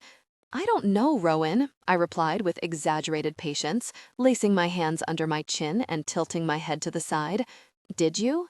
His jaw tightened, muscle twitching under the skin. "You're the one who sent me an engraved invitation via a whole-ass raven, like some kind of evil sorceress who lives in a tower," he pointed out, "instead of texting or calling like a normal human being. So why don't you tell me? I mean, for real, what the fuck was that red ink? Was I supposed to think that was actual blood? Because I hate to break it to you, but real blood doesn't dry like that." "What can I say? I spread my hands, the picture of innocence. Couldn't find you in the phone book. It wasn't that I couldn't have gotten his number had I wanted to play it above board, but I'd figured, why not acknowledge that our forced collaboration was going to be inherently adversarial, maybe even have a little fun with it. Instead of responding, he laid his hands flat on the table and drew his lips through his teeth, one at a time, as if schooling himself into patience. His lower lip had the perfect amount of pout, finely cut but somehow still unabashedly masculine. It baffled me to no end why the mother and crone, or the universe, or whoever else was in charge of that particular department, would have seen fit to bless him with it. A pompous, do-goodering ass of his caliber didn't deserve a gorgeous lip like that. "Okay, how about this?" he said. "However the message was delivered, I appreciate your taking the initiative to reach out." Oh, so he was going to play the grown-up now? No, sir, not on my watch. My pleasure, really. I just assumed one of us would have to be reasonable and fair, I added placidly, putting a snarky little emphasis on fair, just in case he'd somehow forgotten the sordid details of our history. And reasonable individuals find a way to bridge the gap. "Oh, because your people are famously reasonable," he shot back, eyes blazing. "And correct me if I'm wrong, but pretty sure it's my cousin who still can't feel her magic or her hands just because she wanted to try out for queen this year. Any part of that sound fair to you?" We subsided back into silence, sinking into another glare, even as my stomach twitched uncomfortably at the reference to Holly Thorne's damaged hands. Caught up in the whirlpool of our private animus, I'd momentarily forgotten what was really at stake here. No matter our history, what had happened to Holly wasn't ripe for jokes or playful debate, and she was Rowan's family, his blood. How would I be acting in his place had it been Letha hurt by one of his family's trademark spells? I clenched my teeth, staring down at the table's pockmarked wood, where someone had scratched Libby, Alexis, into the pitted surface. Were our roles reversed? I was pretty fucking sure I wouldn't be demonstrating even an iota of restraint. "I'm sorry," I finally forced out, meeting his eyes, though the words soured in my mouth. "You're right, that was below the belt. I know this whole thing must be deeply fucked up for your family." His jaw actually dropped open, pure shock flaring in his eyes. "Hold up. You're sorry?" he repeated, giving his head an incredulous little shake. "I'm right? Did Isadora Avramov really just utter those words in that exact order? Or is this what it feels like to experience a psychotic break?" I rolled my tongue along the inside of my cheek, my newfound benevolence draining away. Of course he couldn't even accept an apology gracefully, not when it came from an Avramov. What was I even thinking, offering him an olive branch? What had I thought he might do with one, besides sharpening it into a shank and trying to stab me with it? "I have zero memory of saying either of those things," I said, giving him a bland stare. "Definitely all in your head." He shook his head, huffing a laugh through his nose. "And she's back, folks. More like never left." Still shaking his head, he plucked 2 laminated menus from the metal display holder, offering one to me. I pinched it from his grasp by the farthest corner, making sure our fingers didn't so much as brush.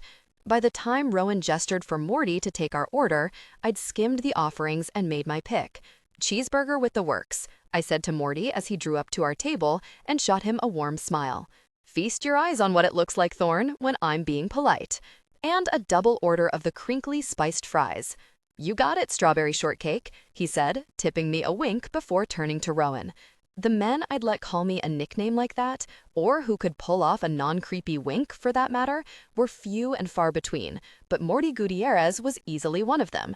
Bright azure eyes, a tousled shock of dark hair, and what I could only describe as an edgy, eclectic aesthetic, featuring eyeliner and dark nail polish paired with a variety of Peaky Blinders-inspired looks.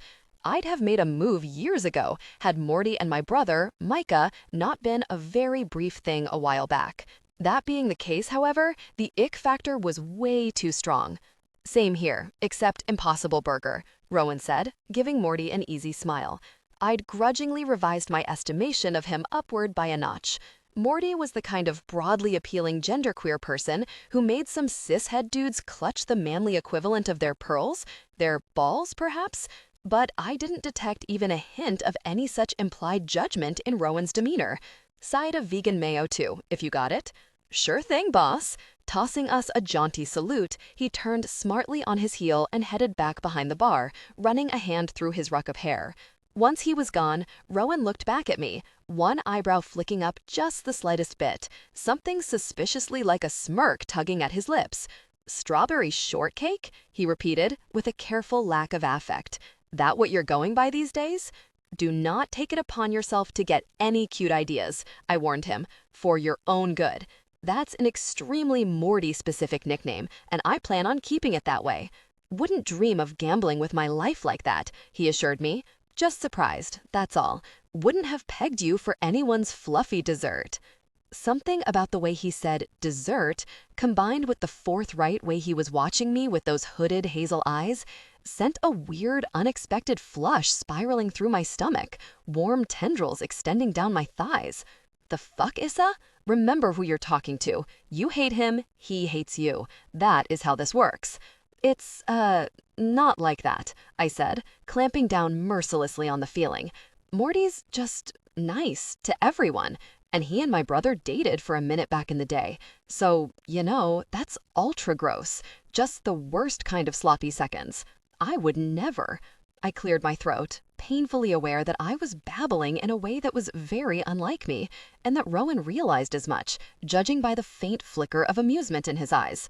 "Speaking of surprises," I barreled on, eager to put this moment far, far behind me, then kill and bury any lingering memory of it. "You eat burgers? With mayo?" "Uh-huh." His eyebrows, dark and winged, a little jag like a lightning bolt missing in the left one, shot up. "Any reason I wouldn't?" "I don't know. A burger for lunch seems somewhat—" I swayed my head from side to side. "Self-indulgent." "And therefore not your brand?"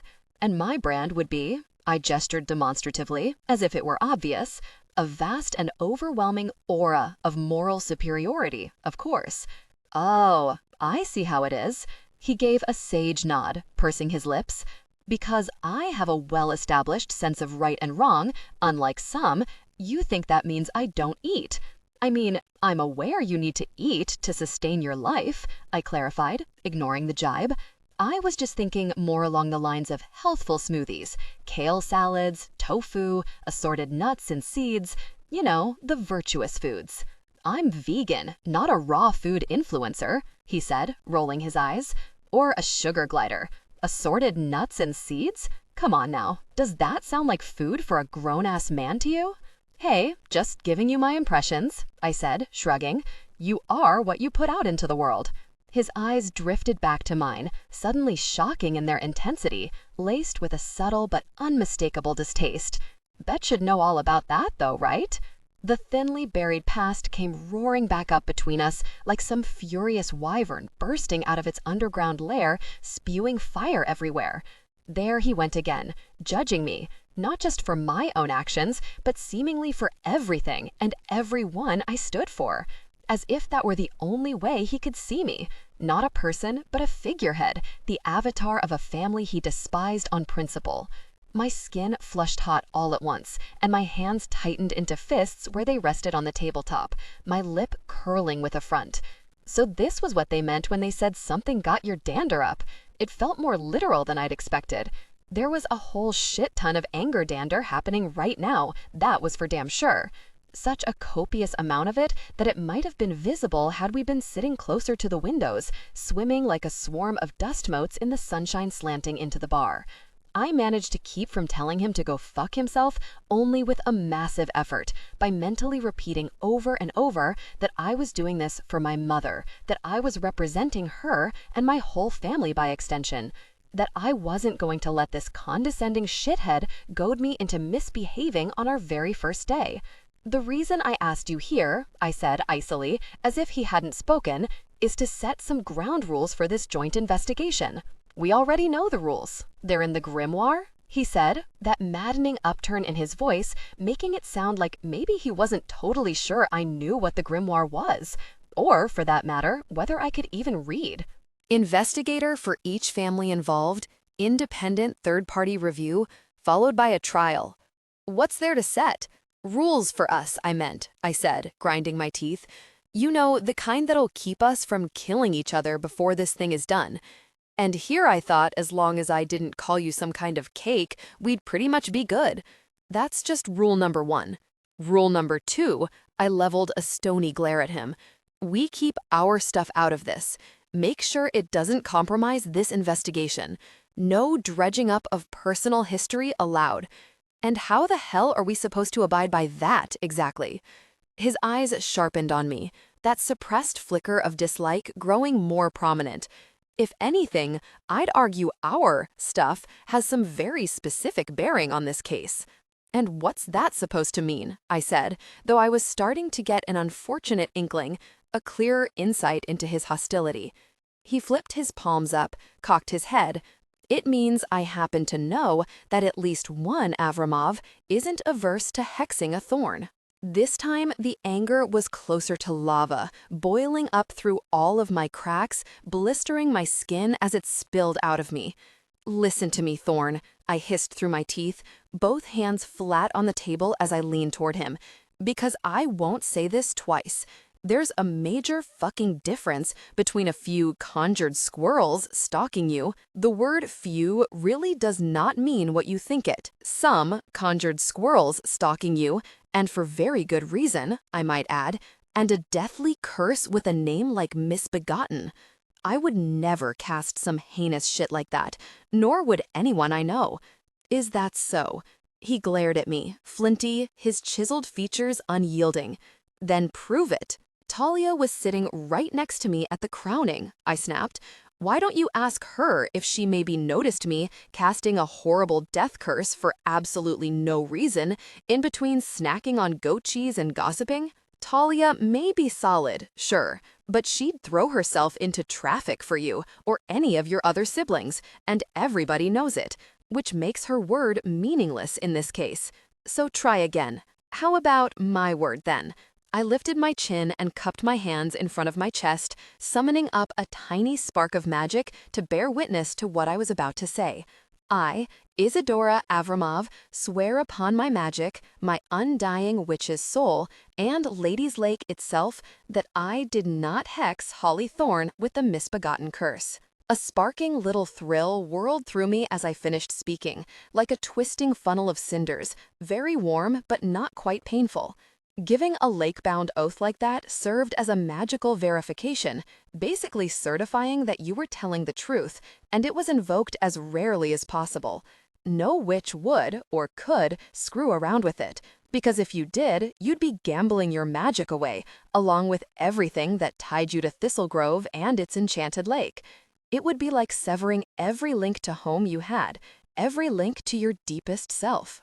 A look of profound surprise skimmed over Rowan's face like a scudding cloud. So he hadn't been just trying to burrow under my skin. He'd really believed it might be me, and it shocked him that I'd been willing to do something so risky as taking the lake-bound oath. Lady's Lake was unknowable, a font of magic beyond our understanding. You could never be absolutely sure what it would make of your intentions, how it might interpret a human witch's perception of truth. Swearing by it was an oath of last resort, and I'd been willing to take that risk, just to assuage his fears. I hadn't thought I could possibly get any angrier, but apparently I hadn't quite hit my ceiling yet. I pressed my lips together so I wouldn't growl through my teeth, resisting a powerful urge to dart across the table and bite him right on his horrible smug face. He nodded a few times, eyes clearing as though he'd come to some internal understanding. Fine then, we leave our history out of this, as best we can. What else? Rule number 3, I said tightly, still struggling to keep my shit together. We investigate everything as a team. Obviously, there are some unresolved trust issues between us, which we'll need to manage.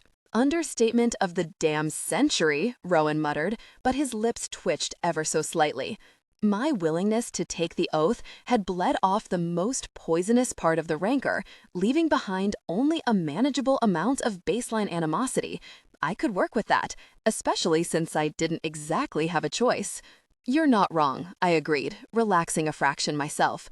So, for the sake of checks and balances, there'll be no going our separate ways to investigate and then reconvening.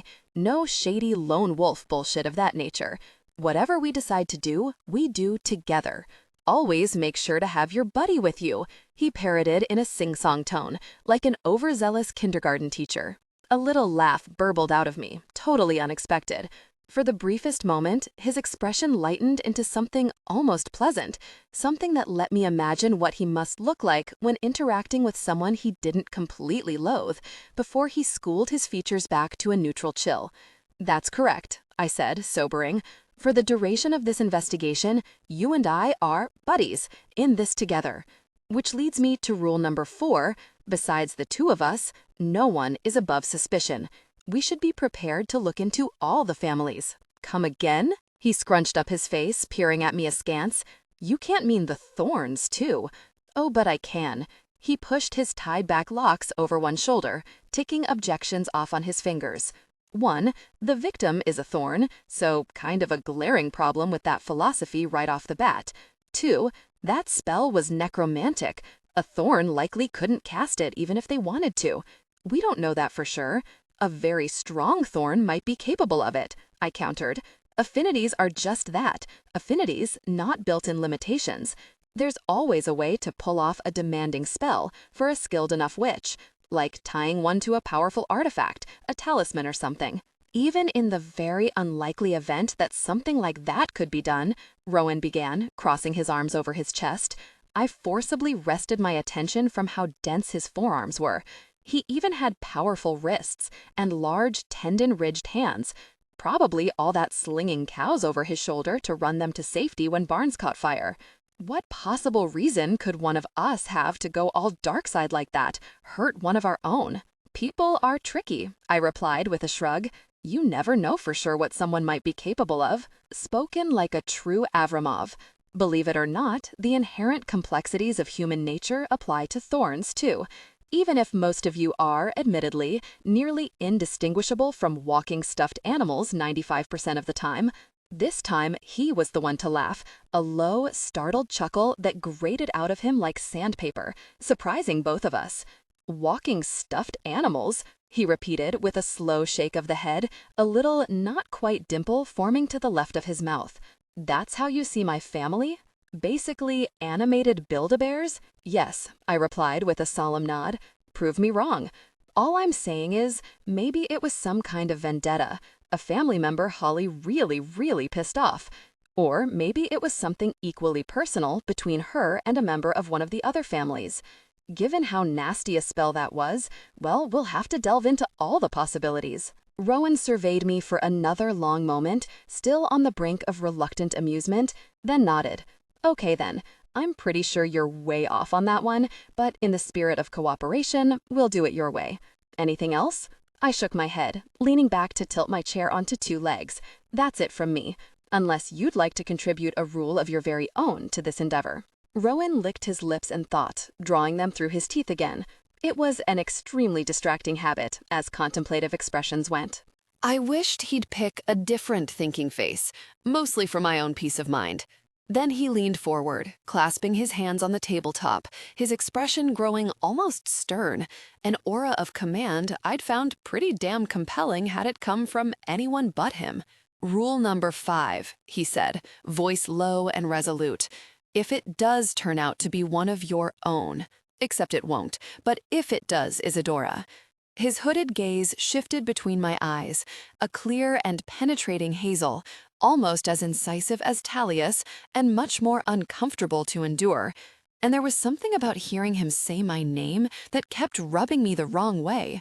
I jiggled my leg furiously to diffuse the anxiety it evoked, trying to make sure I didn't give myself away by bumping the underside of the table with my knee. You have to accept it and not start some kind of ultimate family flame war. Burn everything down just to defend your own. Kind of a unilateral rule, don't you think? I said, with more than a little edge to my voice. It's not, because if it does turn out to be one of mine, his eyes lit with a quiet fervor, an expression much more dangerous than anything I'd ever seen on a thorn before. You'd best believe I'll be first in line to march their sorry ass to court. All right then, I said, letting the chair's front legs slam back onto the floor. I'll agree to shake on that. 7. The scene of the crime. The blighted section of the orchard looked even worse than I remembered. Before parting at the Shamrock yesterday, Rowan and I had agreed that our first move would be to return to the scene of the crime to see what we could find. He and his family had already combed over it at length, of course, but Avramov's ESP was much more finely tuned than most. I'd be lending a uniquely fresh perspective. Do we really call it that, though? He'd complained, furrowing his brow in distaste. Sounds corny somehow, like someone's been watching too much CSI. Scene of the crime is the accurate term. Don't you want us to be precise about our investigative process? And excuse you, I have not, I'd retorted. If you must know, I'm an NCIS girl at heart, a vastly superior show in most respects. Wouldn't know the difference, he said with a shrug. Hasn't had time to rot my brain with any of that crap in years. It's all the same anyway. Dime store candy for the eyeballs. What are you trying to say? That all of serialized television is beneath you? I demanded, hands on my hips. Or that you actually work so much you somehow missed the whole Netflix and chill moment? The words had emerged before I'd had enough time to consider the unbearably awkward implications of referring to Netflix and chill and Rowan in the same breath. They hung glowing in the air between us, like a tacky neon sign without an off switch, glaring and inconvenient. Now, how was I supposed to pretend I'd never even entertained the notion of Rowan as a sexual being, that the concept was innately alien to me? Way to out yourself, Avramov. All I'm saying is, if you're going to put something on specifically to not watch, he'd said, shooting me one of those forthright looks while I tried my damnedest not to blush, the barest hint of a smile ghosting over his mouth, I'd rather pick something classier than NCIS to ignore. Our closing exchange had left me with an uncomfortable, fidgety feeling I was eager to exercise, even if that meant walking among the charred ruins in the orchard with no shielding in place, all my senses extended and vulnerable, trying to pick up any wayward current I could, like a human dowsing rod. Bad magic, the forbidden kind, tends to leave a blaring psychic stain. Those of us who dabble in the darker pools learn that young. Avramovs are naturally receptive, keenly attuned to the vibrations of the other side, and given that we work with ectoplasm, the ghostly substance spirits are made of, a magical medium not particularly inclined to the light, we all get trained up in shield work and psychic defense while we're still little. To practice murkier spells with any degree of safety, you need it to be able to draw lines around yourself, to cordon off your soul and body from whatever dark thing it is you're courting. If necessary, to fling up towering walls at a moment's thought. The impulse was so ingrained, and the aura of wrongness hovering over the orchard so intensely awful, lapping against me like water tainted with foul algal bloom, that I had to actively fight the itch to shield up. Horrible, right? Rowan said, through a pained grimace as we walked the perimeter of the blackened patch. It looked like a tiny atomic bomb had gone off in the middle of the orchard, blistering it in a ragged, uneven circle. Stalks of dead grass crunched under our feet, the leached soil beneath it releasing puffs of acrid dust that burned in my nose. The place actually smelled like carcinogens. It occurred to me that Beltane and the Flower Moon Festival, along with the surge of tourists they would bring, were less than a month away. How were the thorns going to heal their grounds in time for all those visitors to traipse through here? Would anything new ever grow in this blitzed space at all? The worst of the damage may have been done to Hollythorn, but it wasn't confined to her, and maybe that had been by design. It was something to think about, at any rate. Truly atrocious, I agreed. I mean, I've seen some pretty grimdark shit in my day, not gonna lie, but this really sweeps it. Sticky as hell, too. He shook out his arms, as if the floating badness were adhering to his skin. Just absolutely disgusting. I've taken like 1,000 showers since it happened, and still feels like I can't scrub it off. An incongruous image seared across my mind of Rowan under a pounding stream of water, droplets beating over his skin, clinging to taut curves of muscle, glistening in that little divot in his lower lip. What in the hells was happening here? I wondered a little wildly, shaking myself loose of the intrusive thought. Maybe Letha was right. Maybe I was possessed by an extra horny succubus or something. Or possibly Talia's teasing about hot arch-nemesis had somehow infiltrated my subconscious, taken root, because this could not possibly be my own brain at work. "Are you getting anything?" Rowan asked, glancing at me over his shoulder as he strode toward one of the afflicted apple trees. Or former apple tree now. It didn't look like it was likely to bear anything ever again. Besides the obvious. Fucked, bad, wrong, etc. Guess there's a good reason they called it misbegotten. "I'm getting visions of you naked in showers. Does that count?" "Nothing yet," I said instead, as I reached the tree, drawing up next to Rowan. Steeling myself, I pressed my hands against the chalky bark, stroking it until it crumbled roughly against my palms. Closing my eyes, I prodded at it with my mind, seeing where that might take me. Sometimes things lingered inside trees, took solace in them, or infested them, depending on your view. The Witchwoods, the haunted forest that lurked behind the bitters, was like that, colonized by ghosts who'd grounded their restless spirits inside the living wood. You could pull them up from within their new homes if you were both gentle and insistent about it, even talk to them if you were skilled enough. And even in the case of a spell rather than an entity, an imprint might have been left behind, something that could shed light on who the caster might have been. But I could detect nothing special inside the tree beyond emptiness, an absence of life so complete it rang hollow to my psychic senses, like rapping your fist on a rotten log. "Still nothing," I said, stepping back and shaking off my own hands, like Rowan had done. Misbegottenness still coated my palms. The stuff really was both revolting and persistent. "It's just mega dead. Impressively not alive." "No doubt about that," he said tightly, peering up with narrowed eyes at the tree's leafless crown, its newly stark silhouette. Its loss clearly pained him, even if he was loath to let me see how much. Gauzy spring sun filtered through the bare branches, buttery and mild, gilding his face as he stared up at the tree. I'd never noticed that Rowan had freckles, a charming speckle of darker brown against the lighter shade of his skin. Not nearly as many as I did. My freckle-to-skin ratio was one of my most impressive personal achievements, even if I couldn't take full credit, but enough to smatter his bold cheekbones, the indented bridge of his nose. They softened his strong features, lent just a little boyish vulnerability to their chiseled superhero lines. Worse yet, I didn't even hate them. Clearly, I was going to have to redouble my efforts. "Think we should take a scraping, check the bark out under a microscope?" he asked, flicking me a wry glance. "You never know. We might get real lucky, find a tiny reflection of the perp's face caught inside a splinter or something." "I realize you think you're taunting me, but in reality, by mocking a beloved trope of the genre, you're admitting to having seen at least one episode.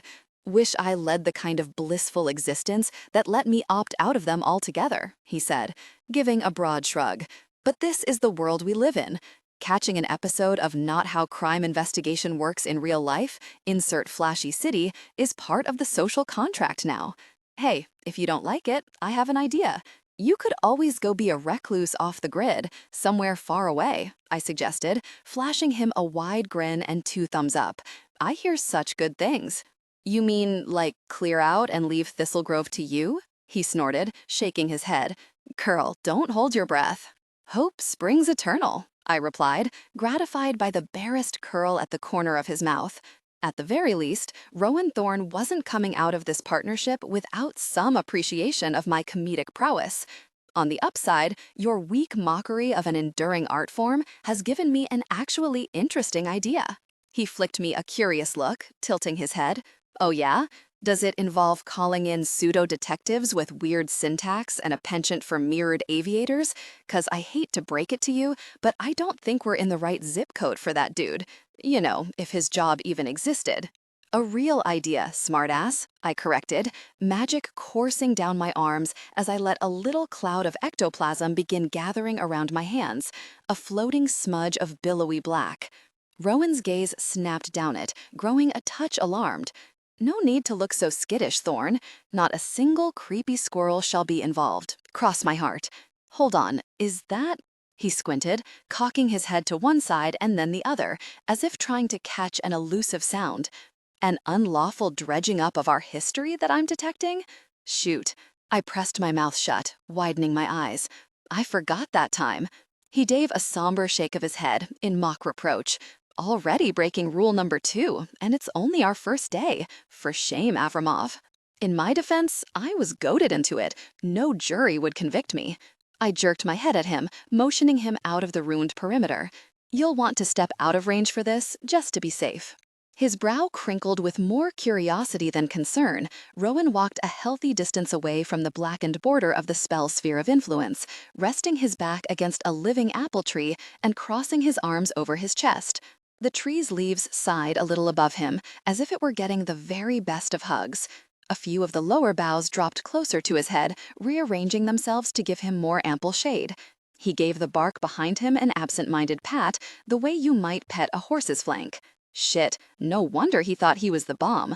I wouldn't have put it past the tree to speed grow an apple and then drop it into his waiting hand. Clearly far too much positive reinforcement in his life thus far. Good thing he now had me to help him offset all that noise. I took a few long breaths, centering and grounding as my garnet fired up, preparing myself for the casting. Then I began churning up more and more ectoplasm, winding its slick, ferny substance around myself like thread shuttling around a loom. The clear day around me disappeared into its funneling dark, as if I stood in the eye of a gathering storm, only a cornflower scrap of morning sky visible right above my head. When I thought I had enough, I gave a quick, sharp push, sending it all whooshing out and away. Like I said, bad magic leaves a stain. It also leaves behind something like a memory, a ghostly imprint of itself etched into the fabric of reality, like a drawing scored into glass, and guided by my will, the ectoplasm knew just which imprint I wanted it to reveal. The glistening darkness settled swiftly into place, falling into the lines and crevices the blight had carved into the orchard's own memory of the day. Where the real-life stage had stood, a smoky black replica now rose instead, as though the ectoplasm were lending depth and texture to something that had been there all along, invisible, the way a dusting of powder reveals hidden fingerprints. Ectoplasmic likenesses of the contestants stood gathered on the stage, a wispy black mimicry of the animated flower arch curving above their heads, and in front of them, a phantom version of Holly Thorne held a sooty tapestry suspended above her hands, like a photo negative of the flame wreath she'd woven on crowning day. A heady glow of satisfaction expanded inside my ribcage, warming my chest. I'd snared and resurrected the exact moment that Holly Thorne had cast her spell, and now I held it frozen in time, ready for my inspection. I mean, talk about gathering evidence. I glanced over at Rowan, ready to gloat, only to find him already staring at me, lips parted, an expression of awestruck fascination emblazoned over his face. For once, completely stripped of judgment and disapproval, unclouded by hostility. If anything, he looked impressed. It took me by such surprise that my concentration briefly buckled, nearly breaking the spell. For a moment, the entire reproduction rippled like a reflection dashed by a pebble or a mirage wavering in high wind. Then Rowan's face smoothed out, the unabashed wonder disappearing as if it had never been at all. When he met my eyes, it was without a whisper of emotion, as if that rapt expression had been only a flight of fancy, a momentary illusion of his own. That raging ass-boat couldn't even let me have this one little win. Teeth clenched and my fists curled by my sides, I re-honed my focus and let the memory unfold. Dark Holly abruptly came to life, casting her spell until her tapestry began to die, turning a bright, overexposed white at the tip. The rolling blight, recast into a hideous pallor by the ectoplasm's reversed palette, ate up the ground, rushing toward and then around me. I'd positioned myself directly in front of the stage, about 10 feet from where the audience had sat back when this really happened. As I turned to follow its progress, the shadowy copies of the crowd scrambled to their feet and abandoned their seats in panic, shedding blurry contrails of ectoplasm. Freezing the memory in place, I walked slowly through their motionless figures, peering into the sea of aghast faces, trying to spot anyone who seemed suspicious. But all I could see was confusion and fear, rendered in various shades of black and gray, people reaching for each other's hands or craning their necks in search of other loved ones in the crowd. I even walked right by Talia and my own ghostly self, both of us still seated in shock, gaping at the stage. The hollowness on my sister's face was as unnerving as I remembered, and my own likeness, rendered in spectral black, was somehow even worse to see. Turning away, I let the memory unspool again. Up on the stage, Dark Emmy began to cast her counterattack, though the ectoplasm couldn't properly convey how bright that shimmering blue magic had been, like a host of sparks leaping off a welder's flame. Still, I saw it race toward the blight, carving its own path through the air like an opposing storm front until the two clashed. But wait, that couldn't be quite right. Frowning, I paused the memory again, taking a long, slow lap while Rowan watched me from his apple tree, clearly perplexed but unwilling to interrupt. Then I ran it again, both forward and back, keeping a close eye on how much ground both spells had covered at the exact moment that the misbegotten curse had halted in its tracks. I even got on my hands and knees, bringing myself eye level with where Emmy's spell and the curse had pooled along the ground where they collided. Or rather, where they hadn't ever touched at all. Holy fucking spaceballs, Batman, I muttered to myself. Isn't that some shit? Isadora, Rowan called out. The hell are you playing at down there? Oh, you know, I tossed over my shoulder as I straightened, dusting blighted grass off my legs. The spell collapsed around me, the ectoplasm melting into wisps, vanishing into the air, just cracking this whole thing wide open for us. Then everything went sparkly, a shimmer of fireworks exploding behind my eyes as my knees gave way. 8. Time dies too.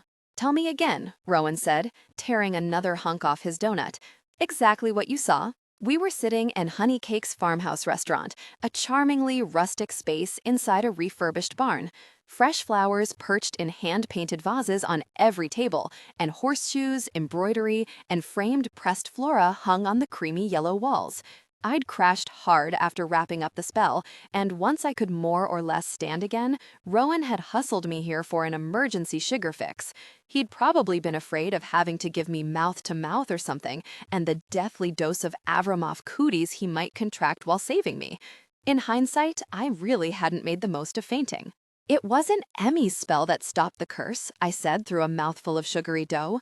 Rowan had ordered me strawberries and cream donuts, vegan cheesecake, and some kind of delightfully gooey peanut butter tart, just to be 1,000% sure I wouldn't swoon on him again. I'd crushed most of it already, and would probably die of old age before the sugar rush wore off. It never even touched the blight at all. The curse just stopped, entirely on its own, which means whoever cast it also ended the spell before it could do any more damage, Rowan concluded with a furrowed brow. Of their own volition. Right in one, I said, pointing my fork at him. I had been wondering if maybe, even though it seemed to be aimed at Holly, the curse was actually intended to eat up the entire orchard. Damn, Rowan muttered under his breath, lips thinning. I hadn't even thought of that. And now you don't have to, because if the caster had meant to do more damage, they easily could have. Even with Emmy's spell incoming, they could have kept casting, going for maximum obliteration. But instead, they chose to stop. So Holly likely was the intended target then, and the rest of the damage, just incidental. His voice took on a bitter tinge, nostrils flaring with outrage. Who gives a shit about a dead apple tree or three when there's scores to settle? Fucking people, man. It's looking that way. I trailed the tines through the lacy drizzle of chocolate and caramel syrup on my plate. Why did all their food have to be so fire? It really wasn't fair. Cold comfort, I know, but at least it narrows things down for us a little. We're probably looking for someone who has a bone to pick with Holly, not someone with a generalized hatred for all things Thorn. That settles our next move then, Rowan said, sliding his water glass from hand to hand along the table. Much as I hate to bother her about this while she's recuperating, we need to talk to Holly soon as we can. How's day after tomorrow work for you? Afraid I can't completely skip out on my actual work, the new haunted house wasn't going to design itself in time for Flower Moon. More's the pity. Rowan drummed his fingers on the table, shooting me a covert look from under his brow. I was thinking, how about you leave this one to me? My cousin's already been through the ringer, and And you don't want to put her through being interrogated by a heartless Avramov, I finished dryly, twitching up an eyebrow. Relax. I know appearances might lead you to believe otherwise, but I can be gentle. And she is the victim here, the one we're both supposed to be protecting. I promise to go easy on her. Still, though, she might be more open if it's just family. I mean, wouldn't you be? Maybe so, but that's not how this works. Rule number 3, remember? No lone wolf escapades. We did shake on it. He appraised me for a moment, clearly trying to generate more convincing reasons to ditch me, before giving me a reluctant nod. Satisfied, I dived back into my desserts. After all, this was over. Who knew when I'd next have the chance to eat this stupidly delicious food? Depending on how this thing shook out, maybe I'd never set foot back in Honeytake again. When I looked back up, he was still watching me, a complicated expression slanting across his face like a shadow. "Spit it out, Thorn," I said, taking a long, icy swallow of lemonade. I'd already drained 2 glasses, but I still felt parched, a headache rattling around my temples. Manipulating that much ectoplasm really threw your electrolytes out of whack. You're about to put me off my food. He did his thoughtful face, lips drawn slowly through teeth as he stared down at the tabletop, clearly grappling with himself. "I didn't know you could do that, is all," he finally said, meeting my eyes with such frank curiosity that I almost choked on my next swallow. So that was his struggle then: maintain a morally superior distance or admit he was actually intrigued by my magic's most dark and foul. What you did out there with the ectoplasm, I never saw Talia do anything like that. My sister's very good at what she does. I twitched my shoulders in a little shrug, giving him a pert smile. I'm better. But how did you know to try that? He pressed. Even if you are some kind of necromantic prodigy, conjuring up the ghost of an entire day is a pretty damn specialized application. Only if you think basic summoning and divining are the only things Avramovs can do, I countered. But we're a lot more than just 2-trick ponies. We can feel the other side, connect with anything dead and gone, anything at all that used to be alive and isn't anymore. And time dies too. "Ladies and gentlemen, time dies too," he intoned in the morbid register of a Twilight Zone presenter, shaking his head in half wonder, half bemusement. Are you even aware of how dead-ass creepy that sounds? But also cool, right? Don't even lie. "You would think that," he said, rolling his eyes. "So, what does it feel like to do it? Clearly wrung you out. You're still pale.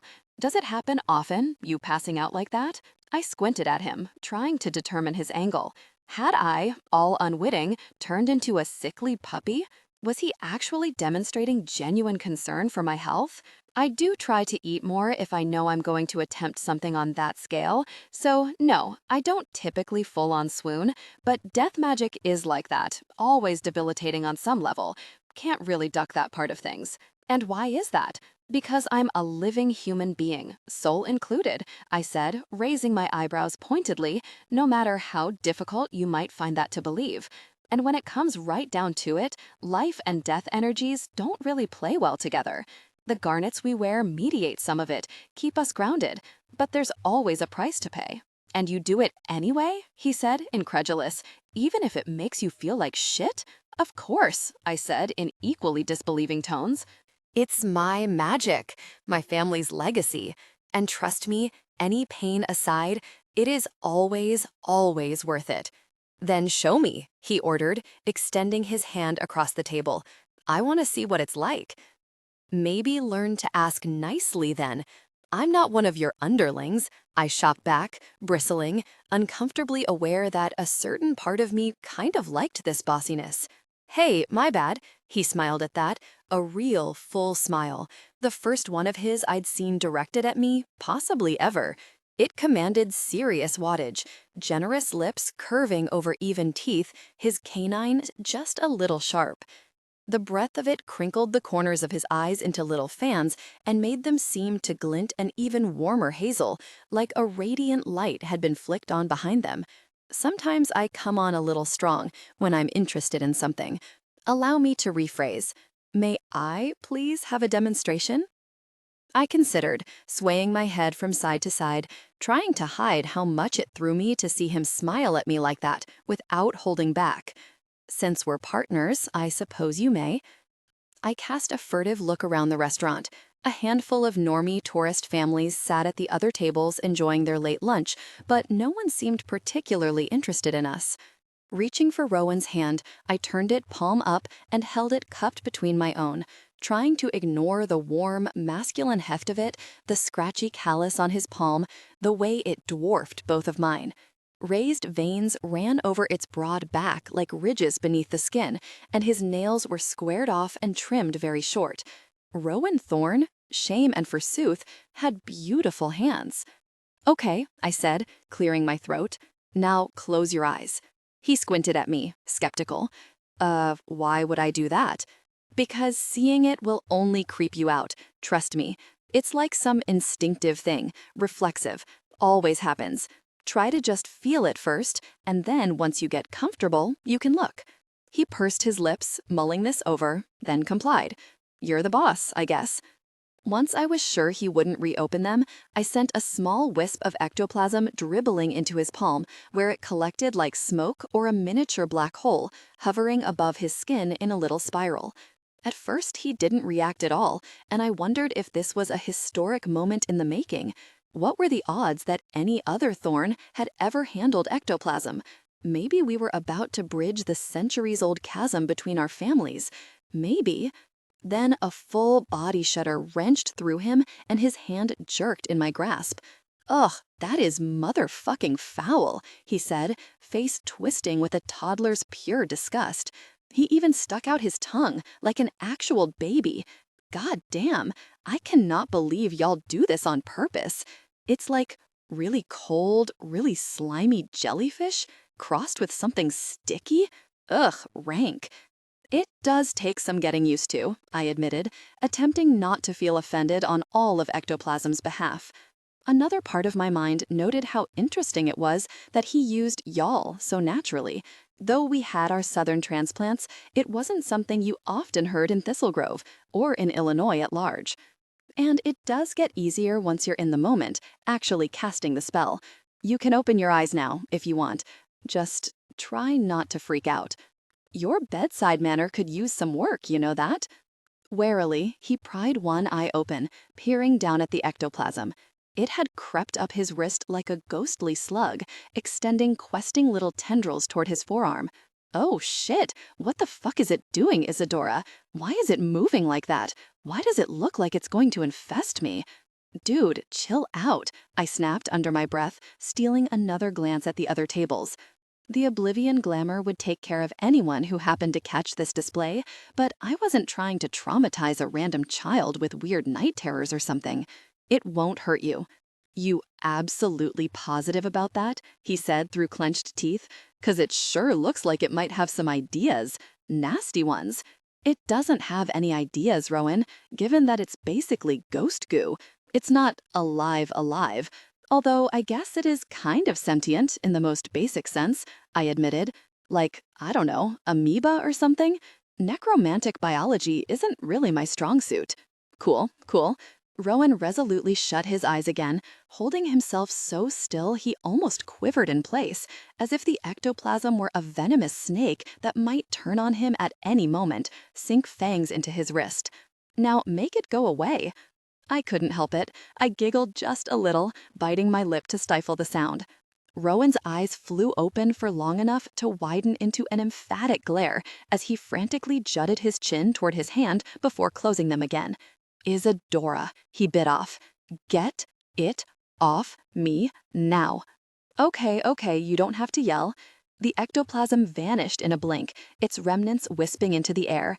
Rowan's entire body sagged with relief, his tense shoulders relaxing under the crimson plaid of his shirt, a huge breath gusting out of him. "There you go. Better now?" "Don't know about better.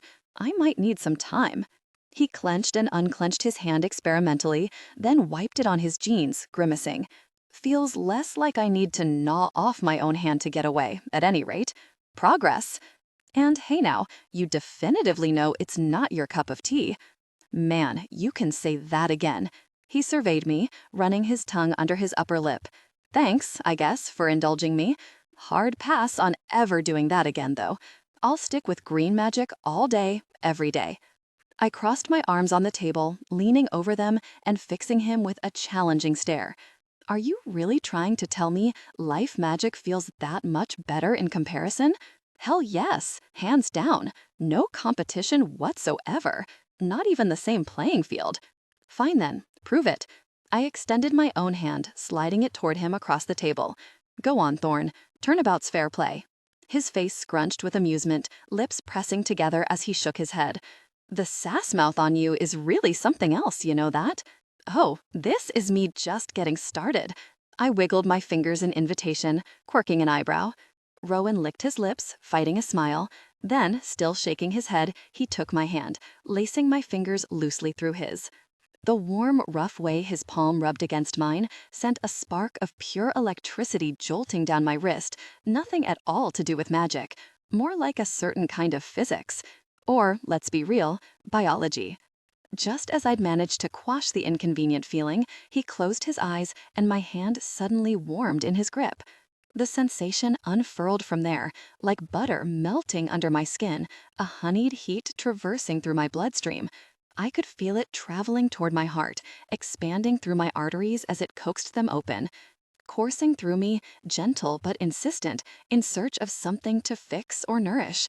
It felt so wonderful and let my head tip forward a little, my eyes fluttering closed, a tiny sigh escaping my lips.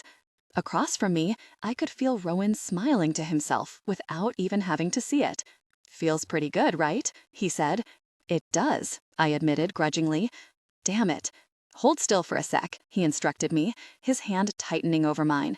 You've got a lot of mixed up stuff going on. Let me see if I can just...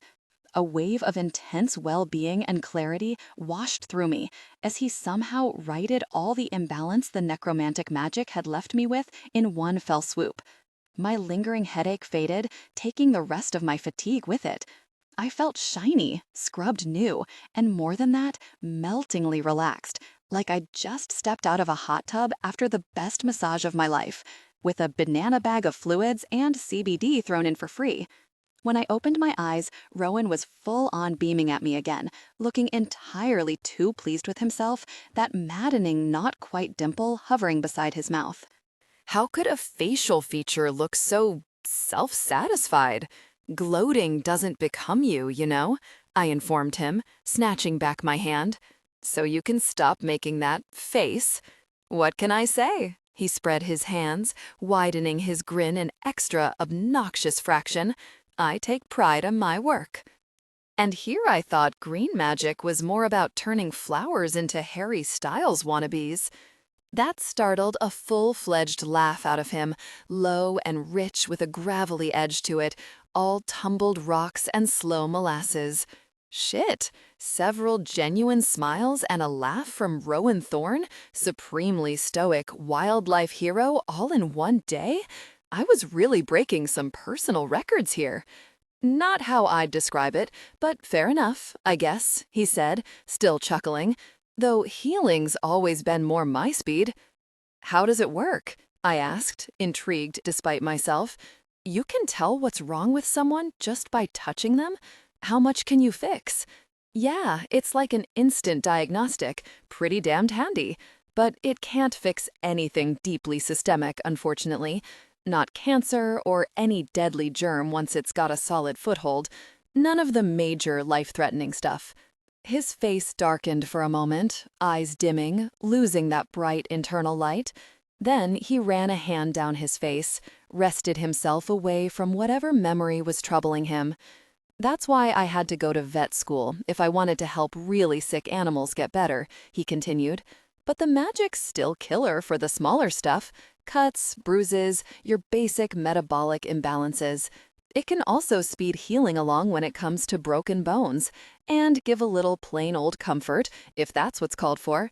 Sometimes nothing beats that endorphin rush. Given how good it felt, I could think of certain other, considerably less PG applications for the magic, not that I was about to bring that up. About the animating, I said instead, pivoting away before curiosity got the better of me. This is maybe going to sound stupid, but did you know those trees? The ones that died? "Nothing stupid about it," he replied, knuckling a hand over his mouth, his voice going a little gruff. And yeah, I did. They were the only pink pearl varietals in the orchard. Their apples are bright pink inside, like a little miracle when you cut one open. Guess there won't be any more of those now. "I didn't even know apples came that way," I said, tempering my voice with softness, hoping he could hear how sorry I was for his loss without me having to actually say as much. Sounds special. They were, but we would have mourned any other ones just the same. I know all the trees on our land, every last one. That's what animating does, when it's done well. Gives voice to the dormant essence of anything alive, lets it communicate with us. "So you're telling me those azaleas and morning glories in the arch just wanted to bust out into a bop?" I said, trying to lighten the mood a little. "Felt the rhythm deep down in their little floral souls? I always thought it was the caster directing them." "Okay, there may have been some caster intent involved that time. You can do that, if you want. My little sister likes to mess with the sunflower field that way, get it to sing certain songs. But also, flowers are just like that," he said with a shrug. "Big old attention hogs, always trying to steal the limelight. Trees, though, they're deeper, more wisdom to them. Can't ever tell one of them how to sound." "That seems nice," I said, unable to suppress a brush of uncharacteristic wistfulness. I'd never been up close to animated flora. They didn't, as a rule, react well to Avramovs. But I'd always wondered what it might be like, talking to a tree, especially now that I knew it would be the tree's own soul I'd be engaging with, not just the caster speaking through it. That sounded like something I would very much want to see. Rowan's eyes lingered on my face, a private conflict playing out behind them. Then he nodded to himself, as if he'd come to some conclusion. "Think you'd like to meet one?" he said, lifting his eyebrows at me. My heart rate picked up a little, thumping with anticipation. "Wait, really? You're serious?" He shrugged a shoulder, pushing back his chair. "I'm gonna have to let you question my cousin, isn't that the deal? You may as well get to know a little something about us first." 9. You smell of the void. In all my 25 years of Thistlegrove, I'd never gotten a proper tour of the honeycake orchards. It wasn't a thing Avramovs did, much like a thorn wasn't likely to stroll into the Witchwoods uninvited or enjoy a bit of light shopping at the Emporium. Nothing prevented either of us from doing those things, of course, and some of us probably did. It was just that, historically speaking, our families had never been on such comfortable terms with each other. The opposing nature of our magics and mentalities made for an awkward dynamic at the best of times. Now a flawless spring afternoon unfurled around me, a lapis lazuli sky veiled in clouds of puffy tulle, trills of birdsong weaving through the air, the sweetness of new grass and budding flowers drenching every fresh ribbon of breeze. Comparing it to my family's very different holdings felt disloyal, but it did give me a small pang to know that outdoorsy little Isadora, in her slip-on fairy wings and sparkly Doc Martens, had missed out on all of this. Even Rowan seemed more relaxed in the sunshine, shucking his plaid until he was down to a white V-neck tee that revealed muscle-corded upper arms, his button-down slung over one shoulder. He led me through the expansive store attached to the restaurant, where tourists could snag some of Honeycake's fruit, fresh-baked goods, cider, and wine. Then we strolled by the sunflower field and the stables, horses hanging their sleek heads over crimson stall doors, huffing at us inquisitively as we passed by. I wanted to pet one of them with every fiber of my being, but Rowan was about to let me chat up one of his trees. I didn't feel like pushing my luck. "And this is the haunted hedge maze," he said with finger quotes, as he led me into a warren of towering green that parted just ahead of us. The shrubbery was woven with animated flowering vines in a variety of colors, surging back and forth and bobbing their vibrant heads. Biggest one in the Midwest, major tourist draw. "Pretty neat trick, calling it haunted when it actually is magic," I said, pointing at one of the fidgeting flowers. "I bet it drives the tourists nuts, not being able to figure out what makes them tick. And keeps them coming back, with friends in tow. Works out great for us." As we walked, it became clear that the hedge maze would have vastly preferred not to be hosting me. Just as we were about to hang a left, an entire corridor abruptly thorned up, a web of sweetbriar roses springing up like a prickly pink thicket right in front of us. They exhaled a delicious apple fragrance in our faces, in stark contrast to the shrill, chittering tirade they unleashed in my direction. "Are they talking smack about me?" I asked Rowan, planting my feet more solidly and lifting my chin. "Rude. Hi, roses. I'm right here. I can hear you." "I don't speak eglantine any more than you do," he replied, humor coloring his voice. "But that sure sounds like a bunch of trash talk to me. Unless you feel like throwing down today, why don't we take a different path?" "Bye, bitch," I told the roses over my shoulder as I flounced away after Rowan to retrace our steps, even though I was the one who was leaving. Technicalities. "Don't let them get you down," Rowan said, fighting a smile as I sulked behind him. "Roses can be petty and really self-involved, like the poodles of Flora. No need to badmouth elegant dogs just to excuse your mean girl flowers," I told him. "I'll have you know poodles like me just fine, if you say so." He was still smirking about it when we emerged from the hedge maze to tripes across a field strewn with buttercups and pink phlox, making our way toward the grassy little hillock topped by Honeycake Cottage, the Thorn Elder's domain. I'd never been out here before, and the scale of the house took me aback. The English Tudor wasn't anywhere near Bitter's level massive, but it edged close to mansion territory. The pastoral style made it seem much homier, though, the fieldstone chimney and half-timbered facade all draped with a curling crochet of ivy that rippled in the wind. Some of the mullioned windows held bright stained glass in a delicate design of flowers and bees. "It's cute," I told Rowan when he paused at the hill's base to gaze up at it. "Looks like somewhere nice people live." "That be my parents in a nutshell," he said, eyes softening with fondness. "Nicest people you'll ever meet." A bolt of envy ricocheted through me at the uncomplicated love that lit his face at the mention of Aspen and Gabrielle. Rowan clearly didn't harbor any fraught feelings toward either of his parents, which was a lot more than I could currently say for myself. He led me up to and around the house, by the fenced-in flower garden in the front and the vegetable patch out back, scallion shoots poking up from turned earth, next to orderly rows of tomato plants that had just begun to blush from green to red.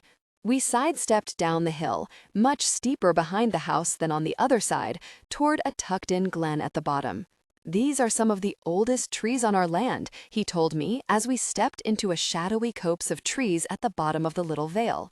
"The first ones Alaster Thorn planted when he settled here. And this," he added, stopping in front of a mid-size hawthorn that occupied the center of the grove, "was the very first." I wasn't sure what I'd expected. Maybe something more along the lines of an imposing oak, hoary and magisterial. This tree was nothing like that.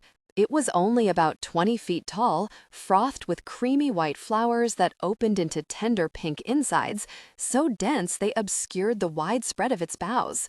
Rowan led me underneath its canopy, close to the slim brown trunk. Above us, the blossoms shifted against one another in a whispery rustle. Though the tree wasn't yet animated, somehow it felt like it exuded peace, an elegant and self-assured energy, a kind of unshakable serenity I'd never found inside myself. "This is what we call the orchard's heart tree," Rowan said, laying a hand on the trunk. "The first and oldest, as old as Thistlegrove itself. She knows more about this place than any of us could ever hope to learn." I took a step closer, feeling unaccountably shy and even anxious, the familiar tingle of nerves jittering in my knees. What if this ancient, pretty tree didn't take to me? Chances were good it wouldn't, especially if it's somehow been privy to my chilly reception in the maze. "If it's not a fan, you'll deal with it," I told myself, clamping down on the jitters. Not like it'd be anything new, being rebuffed by an animated plant. But even so, I already wanted it to like me. "Hey," Rowan said, touching a light hand to my upper arm. I realized I'd been jiggling one foot frantically in place, and with an effort made myself stop. "Relax. It's not going to be like the roses. This tree doesn't play like that." He closed his eyes and set both palms on the trunk, a sparkling, jewel-toned wash of magic gathering around his hands. In its purest form, green magic apparently wasn't only green. Within the emerald outline, I could see its ombre shift into a pearly pink and gray, like the inside of a shell, or the tender inklings of a new dawn. A color that would render beautifully in satin. Then the tree inhaled, taking a long, deep breath above our heads. It sounded like a crackling hiss, a bellows wheezing into life after a lengthy silence. All of the branches shook themselves at once as if in a massive stretch, sending a storm of stray petals spinning down onto our heads. "Rowan of Aspen," the tree rumbled in a creaking voice with a distinct feminine timbre. Her lowermost branches extended toward Rowan, feathering over his face and chest in such a loving way that tears sprang to my eyes in a salty wash. I blinked them away hastily before Rowan could spot them. "Sweet son of the orchard, I offer you shelter under my crown." "Good to see you too, Mocrui," Rowan said, his own voice gruff with emotion. The last two words clearly not in English. Gaelic, maybe, a remnant of the family's Irish Druid ancestry. "I brought you a guest today, someone new, not of the family." "And whom have you brought to see me?" The tree's attention shifted toward me, somehow almost tangible, despite the fact that she didn't have a face or eyes to turn my way. Friend or foe? The nervous tingle spread throughout my limbs, leaving me a bit lightheaded as I waited to see how Rowan would introduce me. Shit, at this juncture, I wasn't even sure how I would identify myself. He stole a glance at me, clearly struggling with the same dilemma. "Neither," he finally said, splitting the difference. "This is Isadora, of Elena of the Avramovs, a partner in a new endeavor. She's helping me sort out what happened over by the pink pearls. What caused the cull, the unnatural death?" The tree swayed some of her larger branches, as if in grim understanding. Then she extended the slimmer, lower boughs toward me, petals brushing swayed, soft, and ticklish over my face, the branches' sharp tips a rougher scrape. I held myself as still as I could, resisting the urge to break into a nervous giggle. It felt weirdly like she was sniffing me. "You smell of the void," the hawthorn concluded, in a halfway accusatory tone. But she didn't recoil, her branches still brushing over my face. It took me a second to grasp that she meant necromantic magic, and I bit back a silly impulse to apologize. "I do," I said, standing my ground instead. "My family, we work with, the void. Like the thorns work with green magic. It's in our blood. It's what we've always done." The tree pondered this for a moment, slow as sap, swaying her entire canopy back and forth in consideration. "As someone must," she finally allowed, letting her branches droop onto my shoulders, "to keep the balance from tipping. Life chokes upon itself when there is too much, but it must ache so to be filled with void, as it aches me when my outermost self grows brittle and dies of frost." "It does ache, sometimes," I admitted, through a sudden lump rising in my throat. "But I wouldn't have it any other way." "Then you bear a heavy crown with grace, Isadora of Elena," the hawthorn creaked at me, "like a banyan or a monkey pod. Your roots must run very deep and strong." With that, she withdrew her branches from my shoulders, turning back to Rowan. I almost teared up again at the abrupt loss of such an unexpected comfort. In spite of everything, I'd loved having her touching me, approving of me. "They smelled of the void too," the hawthorn said, and this time her voice rang bleak and angry, nearly menacing. A rippling wave of goosebumps unfurled along my skin. The tree was clearly talking about the caster of the curse, the one who made the death. But their void was a rot, an affliction, much older and colder than yours, like a parasite that burrows under the bark, then sends its poison up into the sap. I caught my breath, exchanged a meaningful look with Rowan. The shock on his face told me that the hawthorn hadn't divulged anything like this before. Maybe the thorns hadn't even thought to ask it. "Do you know anything else about them, Mocrui?" he asked, keeping his tone steady even as he balled his hands into fists, almost quivering with impatience. "Anything we could use to find them?" "Nothing else, Rowan of Aspen," the tree intoned morosely, her leaves and flowers rustling with chagrin. "The Death Maker stood on soil too far away. The ends of me only barely felt them." "Not your fault," Rowan murmured, patting the bark. though his brow crinkled with frustration. Better that you weren't any closer to where the harm was done, and thank you for letting me know now. Maybe you'll remember something else in time. Either way, I'll be back round soon to see you. You are always welcome in my shadow, orchard son. The tree turned to me, somehow contemplative. And you, daughter of the void, return sometime, when the sun is stronger, and sit beneath me for a spell. I will not mind. What did you make of what the heart tree said? I said to Rowan, breaking our silence. We'd been walking along toward the honeycake parking lot in the slanting light of late afternoon, each absorbed in our private thoughts. About the Deathmaker? Cold, old, like a parasite? Found it eerie as fuck, but that's about it. Rowan shrugged, mouth twisting to the side. Didn't ring any other bells for me. You? The parasite part? I brought a fist to my mouth, nibbled at a knuckle. It reminds me of something, but what? I have no idea. I'll keep thinking on it. I'll do the same, though I'm not getting my hopes up. Weird-ass shit being more your vibe, daughter of the void. I rolled my eyes at the snark, but there wasn't any real barb or venom to it, nothing intended to genuinely sting. Coming from the hawthorn, that name for me had felt oddly benevolent, more offbeat compliment than insult, and I couldn't quite bring myself to take offense. She's a lot kinder than I expected, I said. I didn't think any of them could talk like that, or know things that way. Told you she was wise, a corner of his mouth curled. And most plants can't talk, not the way the heart tree can. I mean, most trees are a lot more with it than flowers, but our hawthorns, she's on a whole other level. Why wasn't she animated when we got there? I asked. Like the hedge maze? The maze has an animation spell permanently embedded in it for the tourists' benefit. We charge it up every few weeks. But even though the maze is physically bigger, it's also a hell of a lot easier to maintain, takes way less juice. The essence of the vines animated there. He whistled low. Put it this way, they've got nothing on the heart tree. Do you ever just shoot the shit with her, I wondered? Like, ask her life advice? He chuffed a laugh through his nose. Oh, all the time. You'd best believe Mo Crow has opinions. Plenty of hot takes. She's more than down to share. What does that mean? That name you keep calling her? Mo Crow, in Irish Gaelic. That's what Alistair Thorne named her when he planted her as a bare root tree.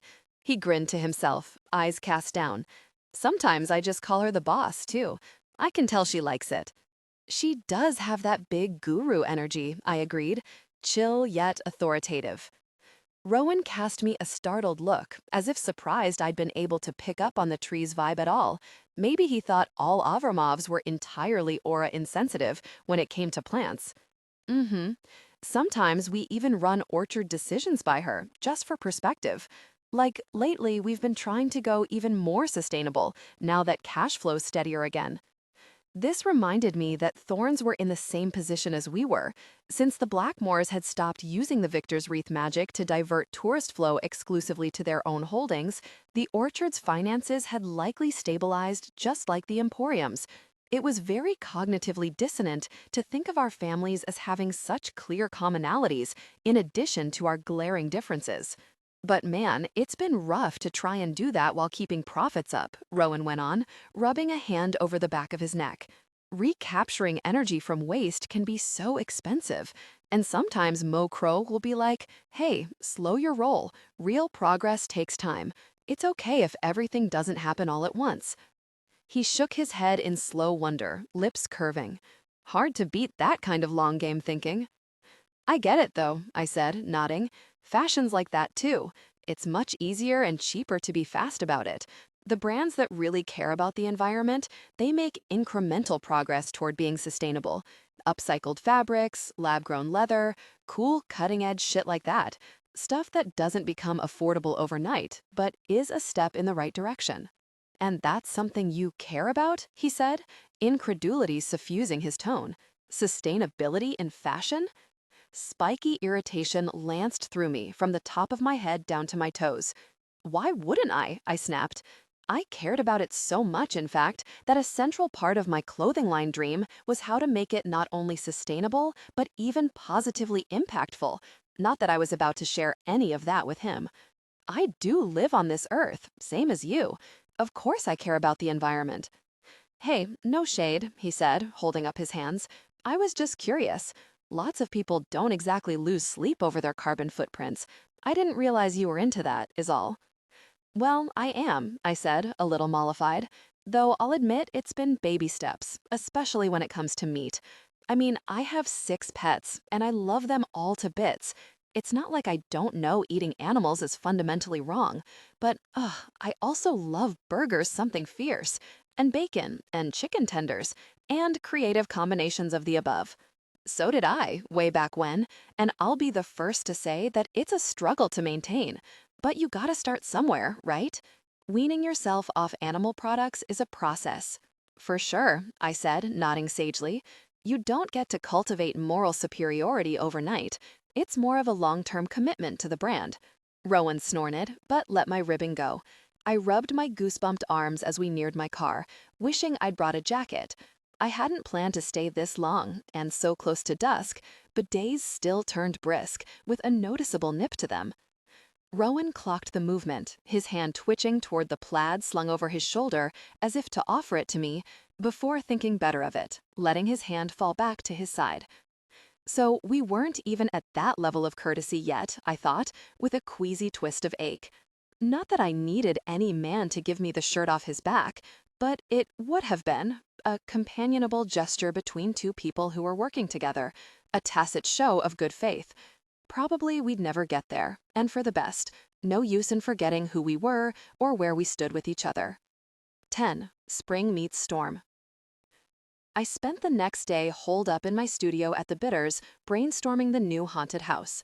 Around me, Pigma Micron pens were strewn everywhere, along with nubs of the Prismacolor pencils I liked for the washes of color in my designs. Work surfaces were barely visible, buried under a splay of fabric swatches in dozens of hues and textures. Scissors and needles, sequins and beads, tinsel and half-buried sewing machines glinted from underneath like hidden treasure. I liked to sit on the floor to start, with my sketch pad on my lap, kind of like meditating in the eye of a craft store hurricane.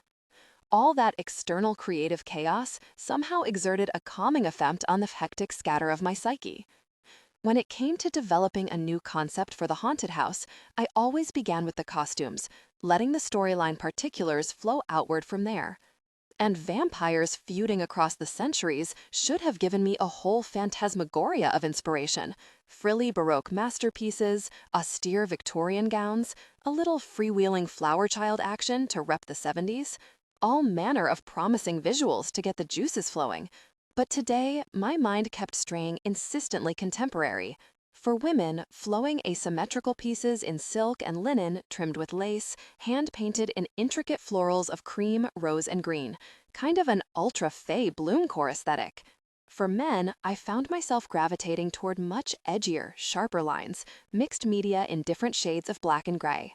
It was a weird vibe, very budding spring meets thunderstorm, a clash of opposites, but I found myself really feeling it, excitement swirling in my chest. It took me longer than it should have to realize that I was riffing on green magic and necromancy, orchard and void. I was designing based on me and Rowan, only gender flipped. Well, this is a choice, Latha pronounced as she peered over my shoulder, the paper bag dangling from her hand, wafting appetizing smells. She'd shown up just in time to discuss set design over lunch. Latha tended to be her most productive self over food. I mean, I'd personally fuck with some of this, but must admit, I'm not really getting vampiric glamour over the centuries. I know, I moaned, dropping my face into my hands. It's all wrong for that, but it just keeps coming out like this. Save me from myself, for I am lost and adrift. The muses do be a bitch sometimes, Latha muttered as she dug into the bag for clamshell containers of salad and fragrant garlic naan rolled up in tinfoil. What if we ditch the whole centuries aspect then? That would have been a leap for us anyway. We could stick to more of a haunted woodland theme instead, as your spirit is so clearly craving. Or like city versus forest somehow? Possibly that's why they're feuding in the first place, defending their respective territories. I'd have to get Elena on board if we change direction like that, I said, reaching for my kale Caesar.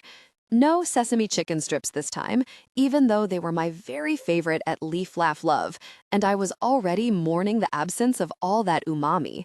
But baby steps. If Rowan Farn could ditch meat, then so could I. But she seemed more flexible than usual this time around. She basically left it up to my discretion. I think she'd agree if we made the case. Well, I don't want to go all Damoclean on you, but the sword's swiftly dropping, 'cause, Latha pointed out, arching a pierced eyebrow, we need our theme nailed down by end of the week, at the very latest, or I'll be really screwed for time. Latha maintained an impressive inventory of set pieces from over the years, housed in several giant storage units at the edge of town. But even superhumanly talented as she was, and a total force at managing her minions, she'd need time for her own design process, all the repurposing she'd have to do in addition to churning out brand new decor. Let's say, definitely a strong woodland component then, I said, the idea expanding in my mind, gaining detail and dimension. But more avatar than witchwoods, creepy beautiful. Lots of big, complicated flowers, strange fruit, trees with animatronic faces, to lull the visitors into a false sense of wonder before everything goes mega twisted. Now we're talking, Latha said, flashing me a sweetly evil smile as she jotted down notes in her angular scrawl. Oh yes, I can vibe with this. So, you get cracking on that, and I'll keep mulling on the city aspect. We can hammer that out a little down the line. We bounced more ideas off each other as we ate. What different parts of the forest might look like, the kinds of jump scares and lower-key stealth freakishness they could generate. I felt almost excited, a fluttering echo of the electric thrill I used to catch from brainstorming a new theme, enough to make me borderline optimistic. Maybe I really had just needed some time to get back into my old groove again. I have to ask, Latha said, putting down her fork, before the curiosity crushes me. Where is this whole concept coming from, Is? I'm feeling it, don't get me wrong, and I think we can really spin it out, but it's a wee bit crunchy for our taste, no?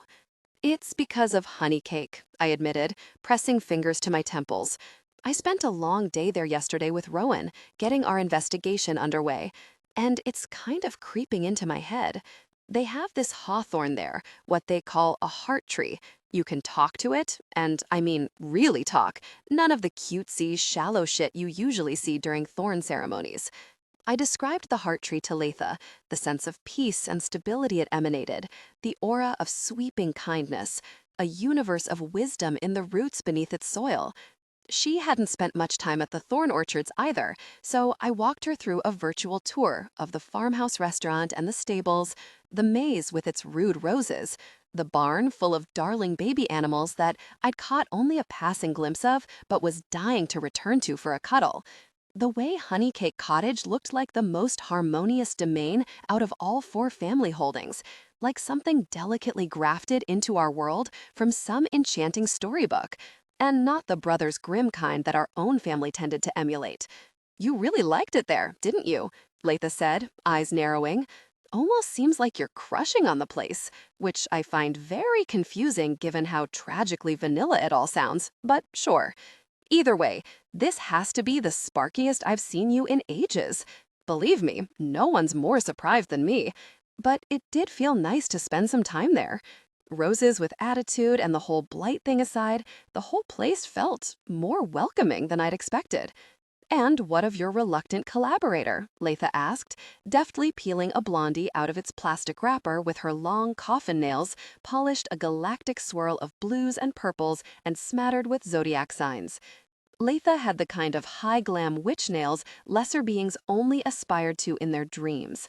I still wasn't sure how she worked with her hands as much as she did without ever dinging them. Possibly protective spell work was involved. Still monstrously heroic, I'm assuming? Oh, he continues to be an abomination, I assured her, even as my mind offered up the charming way Rowan's eyes crinkled when he smiled, the gravelly edges of his laugh, the glowing wonder in his face when he watched me cast my spell, the intoxicating way his magic had surged up into my skin and dipped below it, the swirl of warmth it left behind. As if in rebuttal, the more rational part of my brain dredged up his revulsion toward ectoplasm, his incredulity at the idea that I might care about the environment, the fact that he hadn't even been able to bring himself to offer me his shirt when he saw that I was cold, and the current of distrust for me that always swam just beneath the surface of his eyes, like a silty undertow. As if he saw me mostly as the catalyst of chaos, the kind that was not only destructive but tacky to boot. And he didn't even know about me and the demons yet. I could only imagine how that might go over. No, no matter how much I liked his family's orchards, there would be no further common ground found with Rowan Thorne. But you know me, I said to Latha as I snagged my half of Kablandi, my resolve solidifying. I always make it work. 11 Pisces. Never forget. Holly Thorne looked like someone keeping it together only by sheer formidable force of will.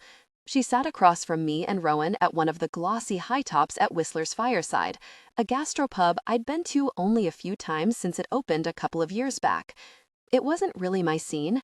Too Victorian gentleman's cave meets artisanal brewery for my taste, the kind of place a time-traveling dandy might wet his whistle, but it was a big hit with Thistlegrove's trendier crowd. Holly had asked to meet us here for drinks instead of anywhere on Thorn grounds, so maybe it was her favorite too, or at least comfortably distanced from the magic that had hurt her, and the magic she had lost. This time, Holly's black and brown braids swam loose around her shoulders, glinting with gold cuffs. Her makeup was layered and impeccable, the tangerine gloss on her lips picking up on the orange tigers splashed across her bell-sleeved navy romper. She looked spectacular, especially for a witch who'd been struck down by a malicious curse just over a week ago. Or she looked like someone who hoped that seeming bulletproof might make it true. The details gave her away. Her hands wrapped around the cut glass tumblers so tightly the knuckles strained the skin, as if that anchor were the only thing keeping her from spinning out into dust. And below her orange manicure, I could see faint marks on her hands, a spider web of ashy pallor the blight had left behind. If you looked closely enough, every so often you could catch the scarring pulsing in a way that made her hiss in a breath each time it happened. "It hasn't completely stopped hurting yet," she said, flashing me a weak smile when she caught me noticing. "Gabrielle and your mom, they've been working with me every day, trying to help, and it is much better than it was, but pretty fucking awful nonetheless," I said flatly, feeling a solar flare of fury at whoever had done this to her. Her hands were damaged, her magic broken, and she was still sitting here so tightly pulled together, putting a hopeful spin on things. The injustice of it made me want to burn everything to cinders.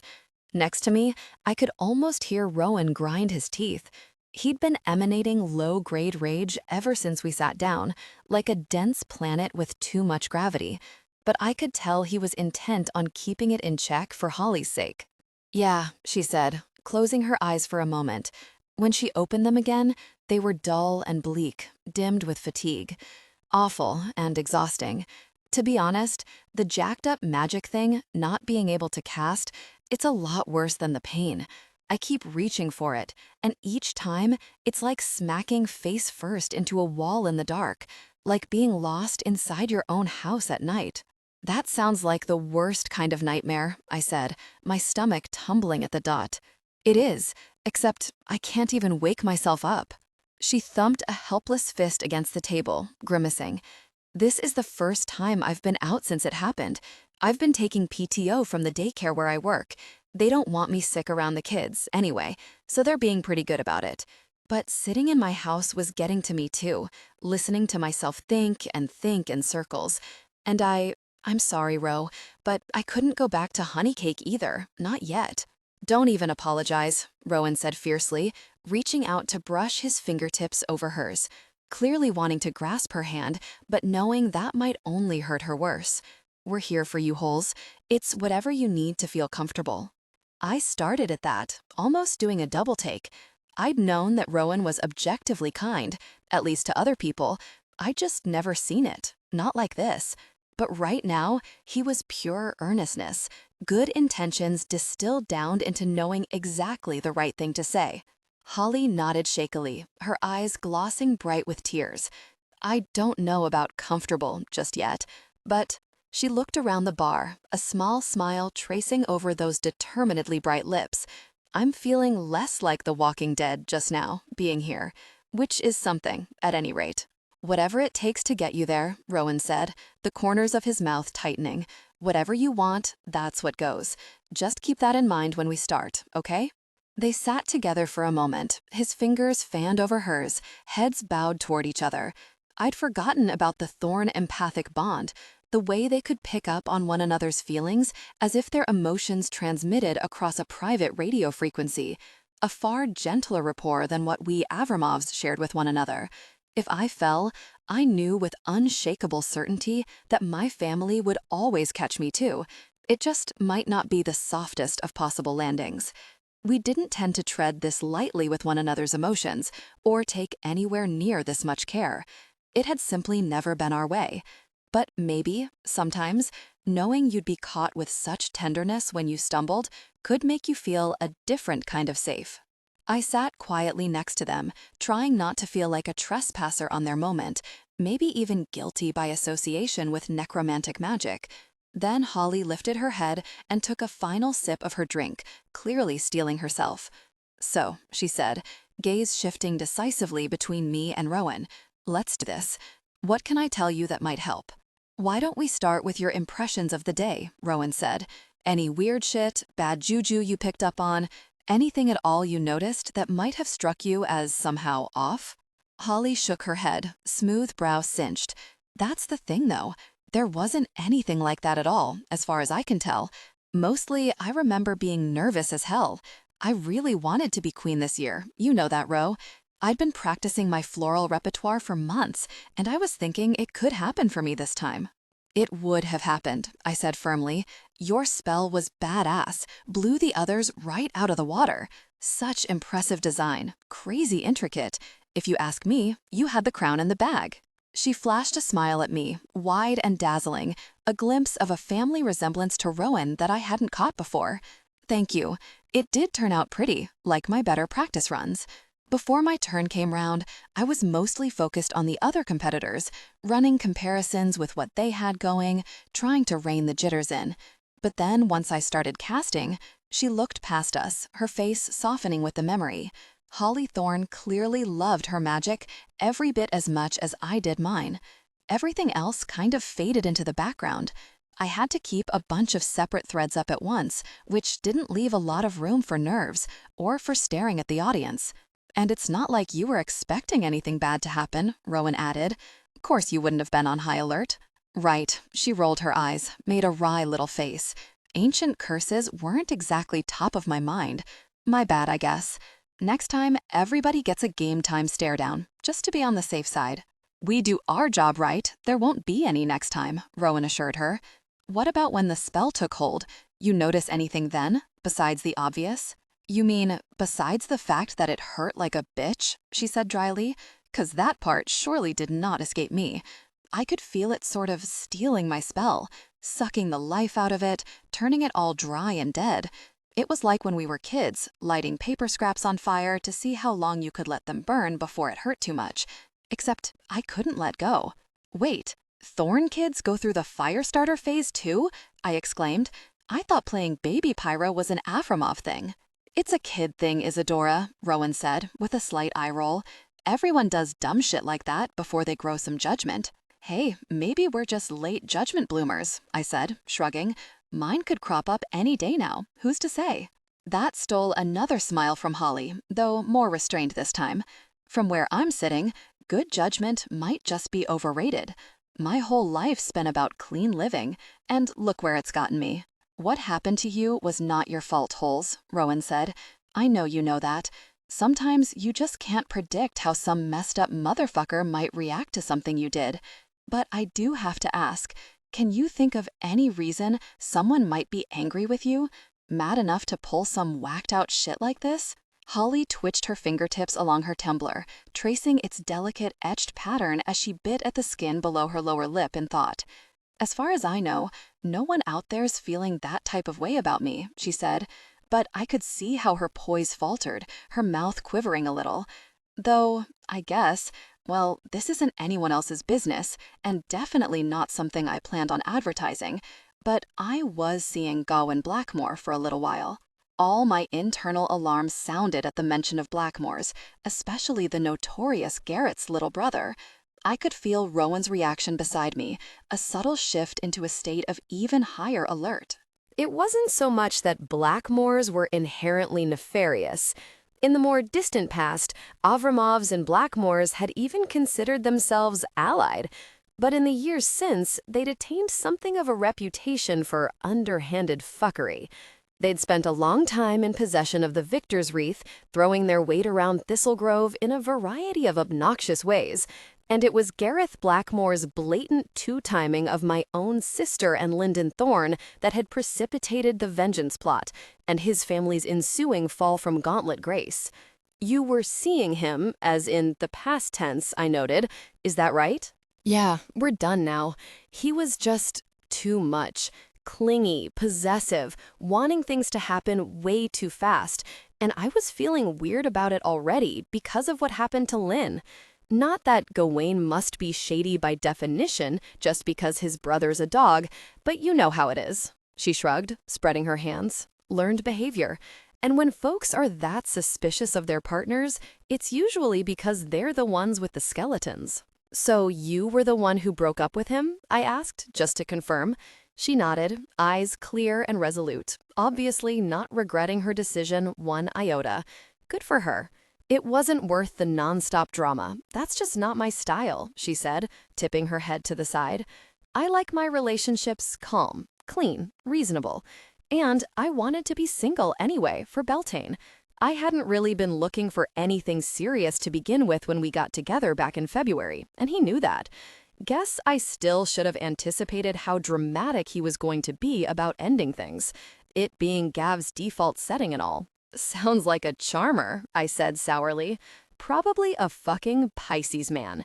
In my experience, male Pisces were always the ones with too many overflowing feelings, forever foisting them on everyone else in the vicinity. So he flew off the handle when you told him you were done? Rowan said, jumping back in. A muscle had started leaping along his jaw, the same one that interacting with me tended to provoke. The one that functioned like a gauge, indicating he'd had it up to here with your garbage. Only this time, it was the thought of Gawain Blackmore inciting it, not me. Oh yeah, in a major way. She nodded, braids swishing, the bar's vintage Edison bulbs glinting off their cuffs. I was like, settle down, my dude, this is not that serious. It hadn't even been a full 2 months. But he was all, how could you? This was gonna be special. I was about to fall in love with you. Acting like I was some wanton temptress leading him on, instead of someone who'd been upfront with him from the very start. About to fall in love with you, I spluttered through a sip of water. Oh, that's classic. And then you dared interfere with the trajectory of his feelings. The tragedy of it all. I know, right? She said, scoffing through her nose. I mean, he's nice to look at, and he could be a good time, but still, such a damn clown. I didn't even know what to say, so I just cut off communications after that, went radio silent.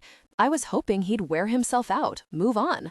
Pisces never forget, I muttered darkly. Holly burst out into giggles, sweetly pitched and musical, the kind of mood-enhancing laughter so harmonious to listen to that it actually made you happy. No wonder Gawain Blackmore had been so captivated by her. Not only was she gorgeous and funny and clearly smart, but even her laughter was optimal. Holly Thorne was a stone-cold catch. Under different circumstances, I could almost see us becoming friends. He was a Pisces, she said, looking delighted, her burdens momentarily set aside. And I'm an Aries, so obviously a doomed fit from the start. But how did you even know that? I have a checkered history with them myself, I admitted. On the upside, now I can sniff one out a mile away, never get taken unawares again. Maybe, once this is all over, she said, still grinning at me, you could share some of that knowledge with me. I could use a solid detection method for the future. You know, weed 'em out before they can take root. I'd be more than happy to, I promised, thrilled that I'd lightened her mood even just a little, in the spirit of fire sign solidarity. When her laughter rang out again, I could feel Rowan's eyes settle on me. I glanced back at him, already steeling myself for that undercurrent of disapproval, but for once, there was nothing like reproach in them. Instead, they were warm and unguarded, glowing with that internal light I'd seen only once before. If I hadn't known better, I might even have confused that warmth with gratitude. 12. Parallel universes. To my surprise, Rowan wanted to stay at Whistler's once Holly left. To debrief, he said, while the conversation was still fresh in both our minds. To my even greater surprise, he suggested we do it over drinks, which he was even willing to snag for us from the bar. We ostensibly had a server, but the place had filled up to the gills as night fell, and we'd seen neither hide nor hair of him for at least 20 minutes. I didn't even really remember what he looked like, besides the kind of overwrought facial hair that made me never want to come here in the first place. The waitstaff at painfully cool venues like this always had that Schrodinger's cat quality, like they exist both in insufferable HD and only as figments of your imagination at the same time. Sure, I agreed, a little nonplussed, feeling like I'd been spirited away to a strangely conflict-free parallel universe. Dirty martini for me, please, with blue cheese olives if they have them. Rowan had made a very expressive face at that, but refrained from comment. A short while later, he resurfaced with a nicely murky-looking martini for me and a double scotch for him. Cheers to our first interview, I guess, he said, clinking his lowball against my glass and only barely scrunching up his nose as I swigged back a briny sip. Or is there different NCIS terminology for it that I should be using? No, you're right on, I assured him, sliding one of the olives off its toothpick with my teeth. Rowan's eyes flicked to my mouth, presumably revolted that I'd befoul good alcohol with pickled fruit. I offered him the toothpick, amused by how adamantly he shook his head. More for me, I said with a shrug, popping the other 2 olives in my mouth and following the chewy bite with another delicious swig. The bartenders here really knew their way around a dirty martini. I might have to give Whistler's another chance to win me over. I'll never understand the dirty martini hype, Rowan said, suppressing a shudder. Like, let's all be real about it. You're basically just chugging olive juice. Highly alcoholic olive juice, I corrected. Also, it's salty and delicious, unlike your double order of bug spray. He looked possibly more offended than I'd seen thus far, shoulders bunching in defense of his scotch's delicate sensibilities. This is an 18-year-old Macallan, he argued, smooth as hell, tastes like wood smoke and elegance in a glass. You can't beat this depth of flavor. What are you, an aged hedge fund manager? I retorted. Also, I can smell it from here, and it smells like overpriced Raid. Bet it tastes like it too. He cocked his head at me in mock concern. You spend a lot of time drinking Raid in your day. Oh yes, I said, giving him a solemn nod. When I wasn't burning my fingers to nubbins, most of my childhood was dedicated to swilling bug repellent. You know us Avramovs. When it comes to living on the edge, they start us young. The edge, being the poison control center, I guess, does explain a lot about y'all's many problems. But I could see him struggle against a smile as he raised the glass to his lips, taking a long, slow sip, letting the scotch linger in his mouth before he swallowed it. I found myself wondering how it would taste on him before I banished the thought with extreme prejudice. There's that y'all again, I pointed out instead, clearing my throat. You don't hear it much around here. What's that about? I went to college and vet school in Virginia, Rowan said with a shrug.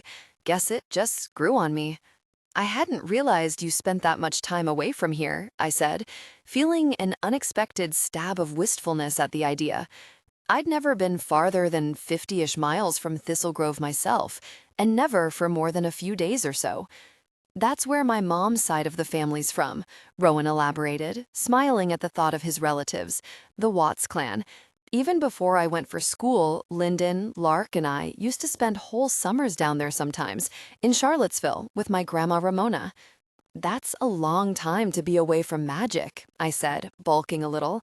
That was how it worked for Thistle Grove witches, Our talents were inextricably bound up with the town and the lake. The more time you spent away, the weaker your magic became. It would spring back readily once you came home. Lady's Lake didn't hold even a prolonged absence against you, but I still struggled with the notion of willingly letting the gift of your magic slip away, even if the loss was only a temporary one. It was worth it for those summers, he said with a shrug. I loved every minute of it. Peach cobbler, sun tea, sitting out on the porch all evening watching fireflies. You know, the whole southern deal. Wouldn't know, I've never been, I said shortly, leaving it at that, without tacking on the silent and pathetic or anywhere else, really. The smile faded as he shifted in his seat, face falling back into serious lines. So, sounds like Gawain Blackmore's our next stop. What you make of all that? What went down between them? Shouldn't I be asking you that? I pointed out. You're the one whose twin sister has history with an even bigger bastard of a Blackmore. Yeah, that's the thing. I'm trying my damnedest to keep from jumping to conclusions, Rowan said, jaw setting, seeing as I still occasionally give thought to busting up Gareth's smarmy-ass face. So it's not like I have the coolest head in town when it comes to Blackmore men. That said, it doesn't sound to me like he's a piece of work on Gareth's level. You? I considered it, swirling my drink. Gareth's little brother had been a year ahead of me in high school, and while I wasn't sure what Gawain was up to these days, back then he'd held a certain niche appeal, if pouty pretty boys who wrote inscrutable song lyrics about the beauty of entropy happened to be your bag. I recalled a general air of overwrought preciousness and vast overconfidence in his own musical abilities. There may have been a cover band involved, bankrolled by his parents and given way too much airtime at school events. You never know, I said. He sounds super high touch, on top of being a poster boy for white, rich, and privileged. And if Holly cut him off right after they broke up, he might have convinced himself she deserved some real hurt over that kind of slight. Blackmores are strong as hell, Rowan said thoughtfully. If anyone besides one of yours could pull off a curse like that, it'd be one of them. I considered it, mostly for the record, and only a little nastily, that Holly hadn't mentioned anything at all to implicate my family. If anything, the breadcrumb trail was leading squarely away from us. But I didn't feel like spiking things, not when we were getting along so unusually well. And wouldn't it make sense, I said instead, if it was Gawain, that he'd purposely choose a spell that would, by its very nature, cast blame on another family? Sure, like you said, people can be all kinds of sneaky. It was almost like he didn't want to fight with me either, for a total wonder. Possibly we really had slipped sideways together into some parallel universe, one in which we somehow weren't natural enemies. Should we pay Camilla a visit tomorrow then? I asked, rolling the glass stem between my palms. I'm free in the afternoon, if you're game. Works for me. I'll reach out to Lioness, let her know we're coming. Doesn't that tip our hand, though, giving them advance notice like that? He smirked at that, shaking his head. This is the real world, not one of your shows, and Camelot's Blackmore turf. I'm not trying to go traipsing in there and disrespecting their elders. You and we're playing by the rules. That way, no one can take it upon themselves to second-guess anything we turn up. Okay, I do see the logic, but I still resent it. He motioned to the server, who'd finally reappeared in all his mustachioed glory. Who the hell's went all in on a handlebar in this day and age? For another drink. I hadn't even noticed that Rowan had already drained his double scotch, drinking at a pace I wouldn't have expected on a weeknight, especially not from him.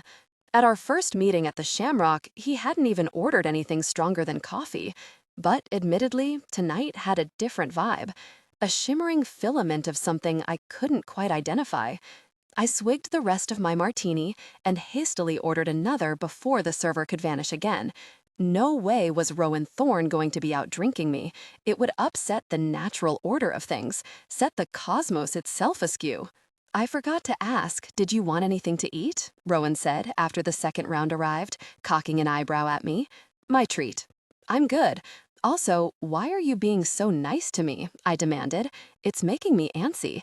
Like maybe you secretly have a hit out on me or something? He took an amused sip, taking his time before he replied, "Come on, out of the two of us, you'd be way more likely to have those kinds of connections." Fair enough, I conceded. We probably did have an assassin or two lurking somewhere in our family tree.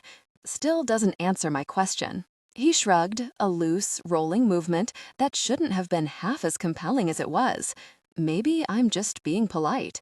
"Come on, Thorne," I said, just a little scathing, mostly to distract myself from the way my eyes seemed to have become magnetized to those broad shoulders. Maybe that second martini hadn't been the smartest of calls.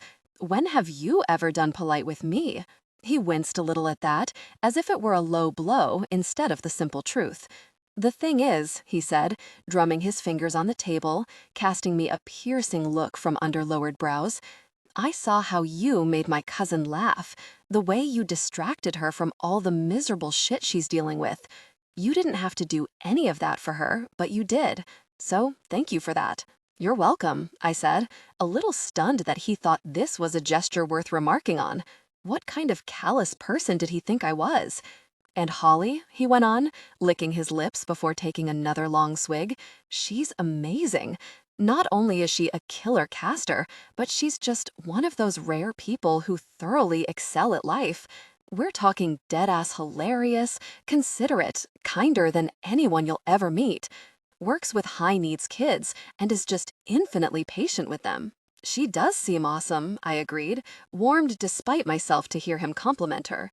I kind of doubted any of my cousins would fanboy over me in such an enthusiastic, wholesome way.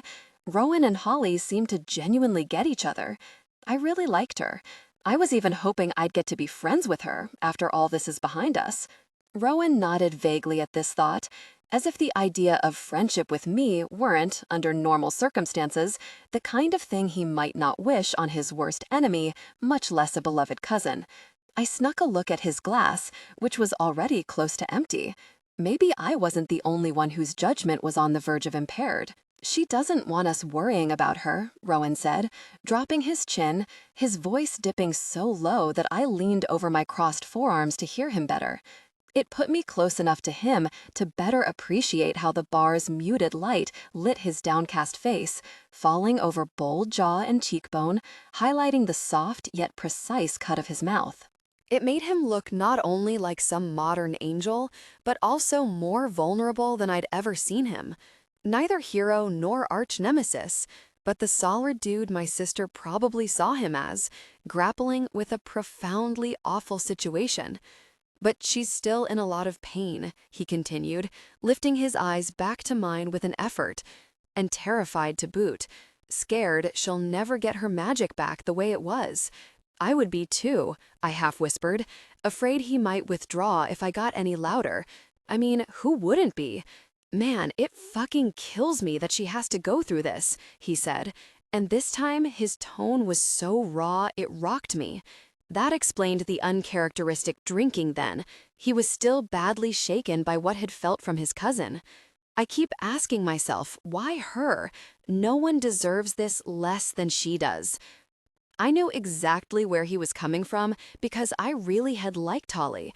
She wasn't just a symbol anymore, the inciting event of my collision with Rowan, an unfamiliar thorn witch whose injury had catalyzed this entire unfortunate cascade, but rather someone I vibed with on a personal level, a person I genuinely wanted to get to know. My feelings could never compare to Rowan's, of course, but the fact that someone had done this to her made me furious too. "We're going to get to the bottom of this thing," I told Rowan, inching my hand a little closer to his on the table without quite touching it.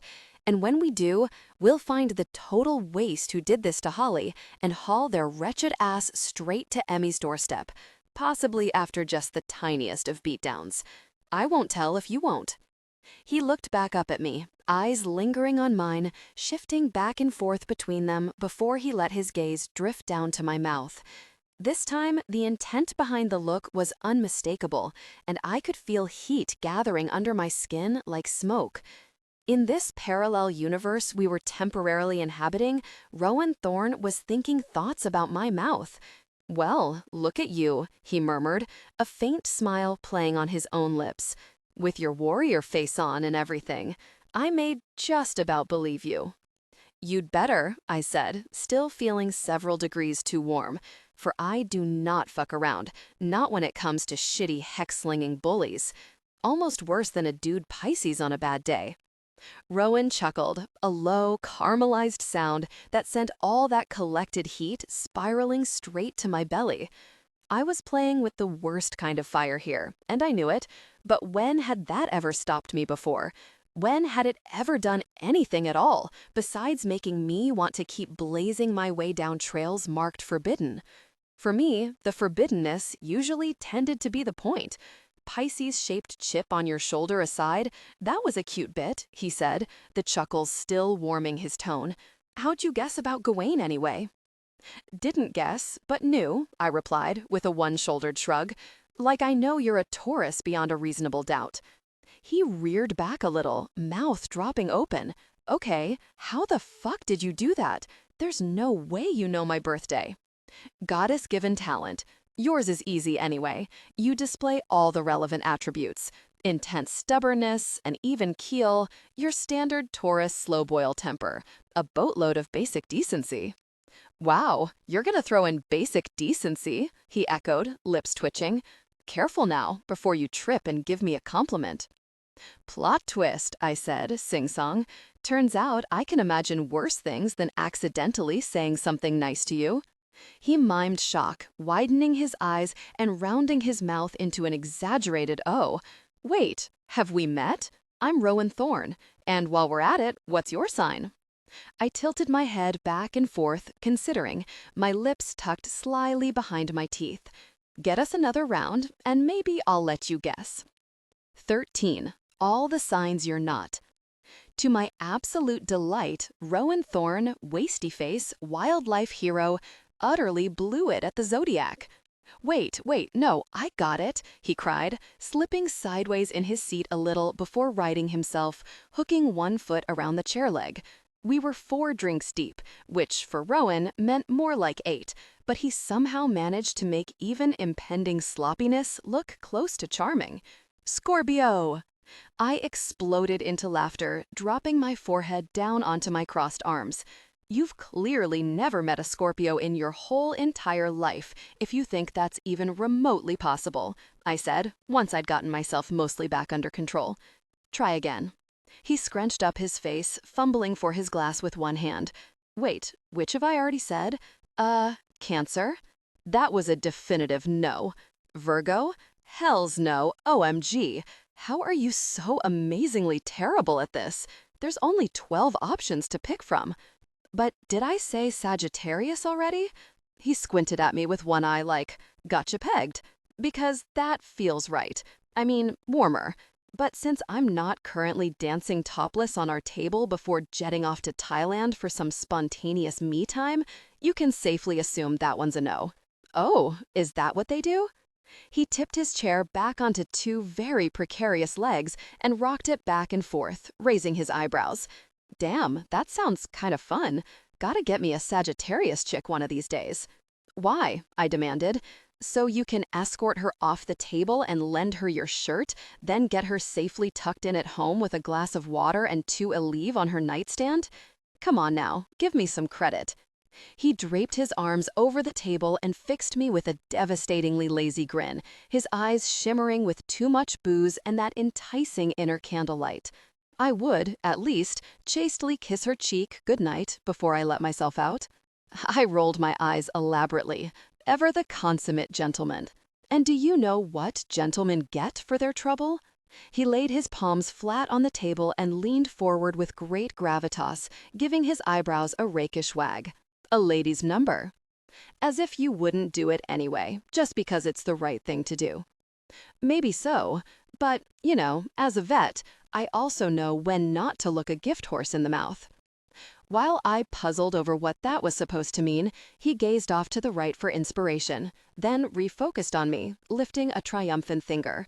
Okay, how about Gemini? Are you just saying random signs now? Resorting to the process of elimination? Why not, if I can just figure out all the signs you're not? His eyes fastened on mine, both dark and radiant, glossed with liquor. Gazing into them gave me the same heady, stomach-tumbling feeling I sometimes got when I stared up into a sky chock full of Thistle Grove's diamond dust stars. Maybe then I'll know what you are. My breath caught a little at the avid, almost hungry way he was looking at me, as if he meant some deeper kind of knowledge than what could be readily diagrammed onto a star chart. "What I am is way too tipsy for a school night," I said, much more glibly than I felt, my face swarming with renewed heat as I looked around for the server to bring up the check. Tonight seemed to have morphed into something much more intense and enjoyable than I'd expected. I could feel that forbidden path beckoning more brightly each minute that I stayed, as if it were lit by signal fires, and I could sense myself leaning dangerously into it, becoming increasingly tempted to stay the risky course, better judgment be damned. But for once, I was going to at least try to do the right thing, see how that looked on me for a change. "So maybe let's both head home," I finished, both relieved and bummed out to see Handlebar heading for us with check in hand, before we turn into pumpkins. As was often the case, I somehow became much drunker as soon as I set foot outside. A chunky half-moon floated above the rooftops of Yarrow Street, wisped with a fine film of cloud like bridal lace. The night air hit me like a shot of floral-infused liquor. Thistle Grove in spring smelled of enchanted garden, so heady with jasmine and sweet pea and creamy freesia you could almost taste petals and pollen dissolving on your tongue. And being drunk always made me feel like my sense of smell had been dialed up to 11. "Whoa," I mumbled, closing my eyes as my head swam like a flipped water globe, awash with glitter. "So, yeah, I will not be driving myself home this evening." "Want me to call a car?" Rowan asked, swaying only just a little himself. The light shed by the faux gas lamps that lined the street picked out the variegated browns in his locks, dipping them in gold. "We could share. I think I'll just walk the spinnies off. It's not that far to the Bitters, and it's such a gorgeous night." He frowned. "Still, it's late. Even in a town like this, you never know. While I'm flattered that you'd fret over a lad's safety, this is me you're talking to," I said, letting demonstrative billows of ectoplasm swirl around my hands. "I've gone for walks this late before, and around these parts, I'm the one who goes bump in the night. Or hadn't you heard?" "Not doubting you can take care of yourself," he said, showing me his palms. "But if it's all the same, I'd still rather walk with you. I'll just call myself a car from there. Suit yourself. I don't mind the company." When I fell into step with him, he reflexively took the side that would have put him closer to traffic, had any existed on the town's pedestrian main drag. Around us, Yarrow Street lay placid as a pond, unusually quiet and still even for this late on a weeknight. Besides our reflections in the windows as we passed, I saw nothing stirring all the way down its length, not a flicker of movement, either outside on the cobbles or from within the darkened storefront glass. It felt as though we really had stepped into an alternate dimension, a pocket of space-time that had folded itself around us like a bubble before pinching closed. "You know, for someone who puts so much stock by chivalry," I said, darting a look at Rowan's swooping profile, emboldened by all the martini coursing through my veins, "that they'd give a drunk Sagittarius the shirt off their back. You weren't so quick to do the same for me back at Honeycake." Rowan stopped dead in the street, so abruptly I nearly stumbled over my own feet as I turned to face him. "Come again?" he said, brow wrinkling. "I was cold," I said, trying not to sound too drunkenly petulant, even though the memory still made my feelings twinge. "Out by the parking lot, when we were walking back from the heart tree, you saw me shiver, went to give me your shirt. Then you didn't." "I didn't." "Oh," he finished, as the recollection dawned. "Isadora, that isn't what happened. Not at all." "No?" I said lightly. "You didn't decide, shit, let the Avramov just suck up the chill. It's only Isadora, after all. What's the harm if she gets a little cold?" His face softened, went gentle in an undefinable way that undid me a little, made me cross my arms over my chest. "I thought you wouldn't want it," he said simply, "that it'd offend you, maybe piss you off, if I even offered it." I swallowed hard, so thrown that for once I had no idea what to say. because I believed him. This sounded not only plausible, but like he might have had my likeliest reaction pegged. I probably would have overreacted, launched into an offensive by reflex. Probably, I admitted, forcing myself to meet his eyes. But I still wish you'd done it, anyway. Rowan's gaze shifted between my eyes, growing somehow even more intent, gaining a keen focus that turned my insides to a liquid sear. He took a step toward me, followed by another, until we stood closer to each other than we'd ever been before. Close enough that I could finally smell him, something I hadn't even realized I wanted to be able to do. His was a clean, rich blend of soap, cedar, and citrus, mingled with the alcohol on his breath. Rowan Thorn smelled like the best of Beltane, fragrant bonfires and spiked lemonade, day drinking in spring sunshine. All my very favorite things. "How do you even do that?" he murmured, his voice dipping into a rumble, so deep I could almost feel it vibrate within the confines of my own chest. "Do what?" I said, just a little shaky. "That," he exhaled, reaching out to barely cup my cheek, touching me so lightly I felt the heat rising from his hand more than I felt the touch itself. I froze in place, lips parted, afraid that if I even breathed, all of this might go away, evaporate. The way you make it look so goddamn cute when you're being impossible. "I'm sorry," I tried, almost trembling with the effort to stay still even in the face of this total revelation. That Rowan Thorn thought impossibility, impossibleness, looked good on me. "Wait, no, not sorry." "Well, maybe you should be." Now his eyes looked like someone had lit an entire furnace behind them, like the hazel might give way to a flood of molten gold. He skimmed his thumb down my cheek with an achingly light touch, only a graze, before letting it hover right beside my mouth. "Because it makes me want to kiss that look right the fuck off your perfect little face." "Dare you to try?" I whispered, throwing all my noble intentions straight into the fire. Someone else could take it upon themselves to behave tonight, because I was personally done with pretending to be good. We didn't kiss so much as collide with intent. Rowan let out a low, raw sound, somewhere between a moan and growl, closing the space between us in one rough step. My back pressed hard against the glass of whatever storefront we happened to be standing near, and "what if we fell through" blazed thrillingly across my mind just as his mouth covered mine. His lips were, ridiculously soft, lush and pliant and demanding. Amazingly, impossibly, they felt even better than they looked. My hand curled around my chin, tilting it up toward him, his thumb stroking my lower lip even as he kissed me, his other hand sliding tight behind my waist. I twined both arms around his neck, slipping them beneath the warm weight of his hair. Tall as I was, he was a lot taller than me. I had to crane my neck against the glass to properly meet his mouth. When my lips parted, his tongue swept against mine, a liquid heat that sent a flash fire of lust roaring down my abdomen and curling between my thighs.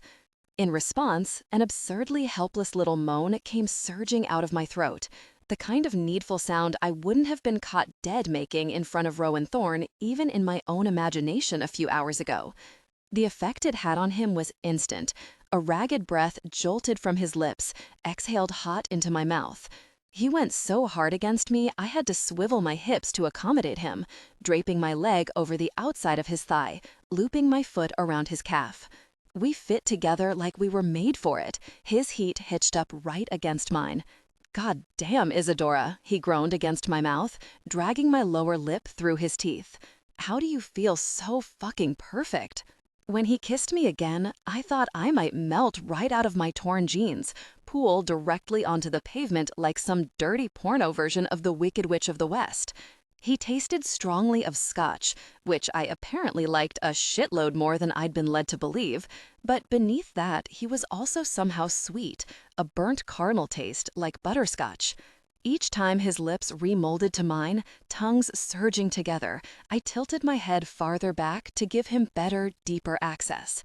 Both his hands had slid down to grip my ass, fingertips digging in hard enough that it almost hurt, just the way I liked, grinding me against him in a slow but urgent rhythm that matched the cadence of our mouths. The kind of ravenous kissing I would never in a million years have expected from Rowan Thorne, wildlife hero and utmost gentleman. When he pulled back, it was to draw my earlobe into his mouth, teeth sinking in until I let out a soft cry in that same helpless pitch. He kissed the sensitive spot right beneath my ear, tracing nibbles down to where my jaw met my throat, until the whole left side of my body rolled with tingles. "So that's what you like?" he murmured against my skin, his voice so rough it made my insides twist. "That right there? That's my. I caught my breath as he gave the curve of my neck an open-mouthed kiss, chills spreading through my chest, my hips writhing against his. "That's my favorite spot. Oh, but I bet you've got others." I let my head fall back, the glass taking all my weight, wondering giddily what would happen when it finally gave way behind us. The center of me throbbed with lust, the kind of clenching desire that felt like caving in, like imminent implosion. I was so dizzy with the soap and citrus smell of him, his heat in my mouth and pressed against my pelvis, that when shrill laughter rang out from somewhere close, it took me a second to comprehend just what in the fuck was happening. "Hey!" some asshole bellowed from up the street, half falling on his shambling way out of Whistler's. "Why don't you get a fucking room, pervs? Why don't you come over here and say that to my face?" I roared back at him, as if this made any sense at all. The drunk dipshit let loose another bray, then stumbled off in the opposite direction, flipping me off over his shoulder. When I looked back up at Rowan, my cheeks abuzz with fury, inside still molten with need, I could see that the spell, the one that had transported us to this parallel universe in the first place, had broken like a fever. For a moment, he stared down at me through a haze, desire and confusion still filming his eyes, like he'd sleepwalked here by accident and come awake much too close to my face. Then he all but lunged back into the street, away from me. Something like panic darted across his features, followed in rapid succession by concern, consternation, and then full-on regret. That anyone should look like that after kissing me made me feel like a black hole had opened inside my chest, roaring and insatiable, sucking everything around it into a compact core of pain. "Isadora," Rowan said, dragging the back of his hand over his mouth, as if to wipe me off. "Shit, I'm so sorry. I should not have done that." "You have nothing to be sorry about," I said tightly, pushing away from the glass and wrapping my arms over my aching chest. "I was here too, last I checked. Pretty sure I kissed you back. But I'm the one who started it, and that should not have happened." He shook his head, lacing both hands behind his neck. "We're working together, and that all was just, unprofessional beyond belief. And beyond that." He trailed off, as if unsure how to finish, a grimace twisting his face. "You can't be seen making out with an Avramov," I finished for him, still hoping against hope that he was going to tell me no. Of course, something so stupid and hurtful couldn't be the case. Not when you have a reputation to maintain. He said nothing, but that muscle in his jaw jumped in the streetlight, giving him away. The hole in my chest yawned, aching so badly that I pressed a hand against my sternum, trying to will myself into believing this wasn't that big a deal. It had been an unfortunate mutual accident, that was all, I told myself as I turned away from him. Those happen sometimes, especially when too much drinking paved the wrong path and then lit it up with flares until it looked like an enticing adventure instead of a horrible mistake. "I get it," I said with a brusque nod. "And no need to worry, I won't be telling anyone about this. Isadora, wait, that's not... Do not come after me," I tossed over my shoulder as I struck off toward one of the side streets where I'd be able to call myself a ride, get the fuck away from him as quickly as I could, and then scourge my memories of this night with napalm. Just in case he was still inclined to follow, I emanated a wake of ectoplasm until it hovered behind me like a dangerous trailing cape. "I'll show you a tower-dwelling evil sorceress, you sanctimonious prick." 14. Not here for bridges. I woke up with a brutal hangover, black hole residue still clogging up my chest. The very last thing I wanted was to see Rowan that afternoon, much less present the Blackmores with a united front, so it came as a massive relief when he begged off first while I still lay languishing in bed. Ostensibly, some emergency had cropped up at work and he couldn't make it today. Probably some newborn chinchillas had lost their mom and needed his tender loving care. Oh, I'm so sure that's what it is, I thought witheringly as my phone pinged with a follow-up text rescheduling us for Sunday. I tossed it aside and yanked my comforter back up to my chin. No doubt this had nothing whatsoever to do with not wanting to face me in the sober light of day, my lips still bee-stung from last night's mistake. But whatever, at least this way I got to keep my dignity intact, look like the one who'd been ready to soldier on for the sake of investigative integrity. And by the time we headed over to Camelot on Sunday instead, I'd have scrubbed my brain clean of the lingering memory of Rowan's hands, the searing imprint his mouth and neck, the tantalizing way I'd been caught between him and that glass. Shit, it wasn't like I didn't have years of experience making poor choices when it came to lovers. I dated more than my fair share of normie locals and folks just passing through, along with a Harlow and even one of the more distant Blackmore cousins, all of them nothing like Rowan, but straight from central casting in either their classic bad boy bullshit or generalized emotional availability. On the upside, picking myself up and dusting myself off was now a thing at which I excelled due to so much practice. Eventually, compelled by starvation and raging thirst, I got up to drag my sad carcass downstairs to the kitchen.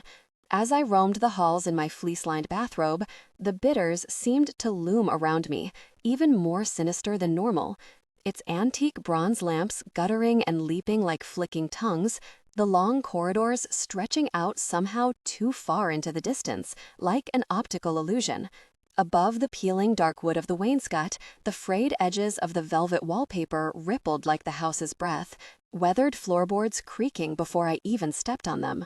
I didn't dare to sneak a glimpse of myself in the foxed mirrors that hung on so many of the walls, stubbornly listing sideways no matter how often we adjusted the frames. The house still felt strange, uncanny even by its own weird standards. And at some point, I became aware of a presence keeping pace with me.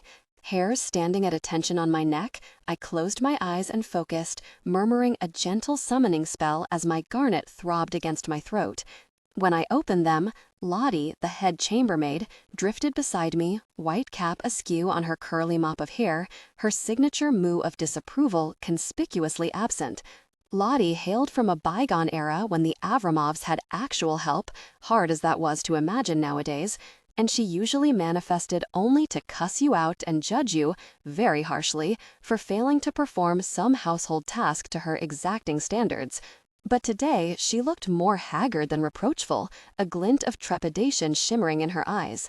She shouldn't be here anymore, she rasped at me, in a querulous tone that I felt more than really heard, registering it in some specialized corner of my brain. Madam's dudgeon runs too high and waspish, too riled up for the rest of us.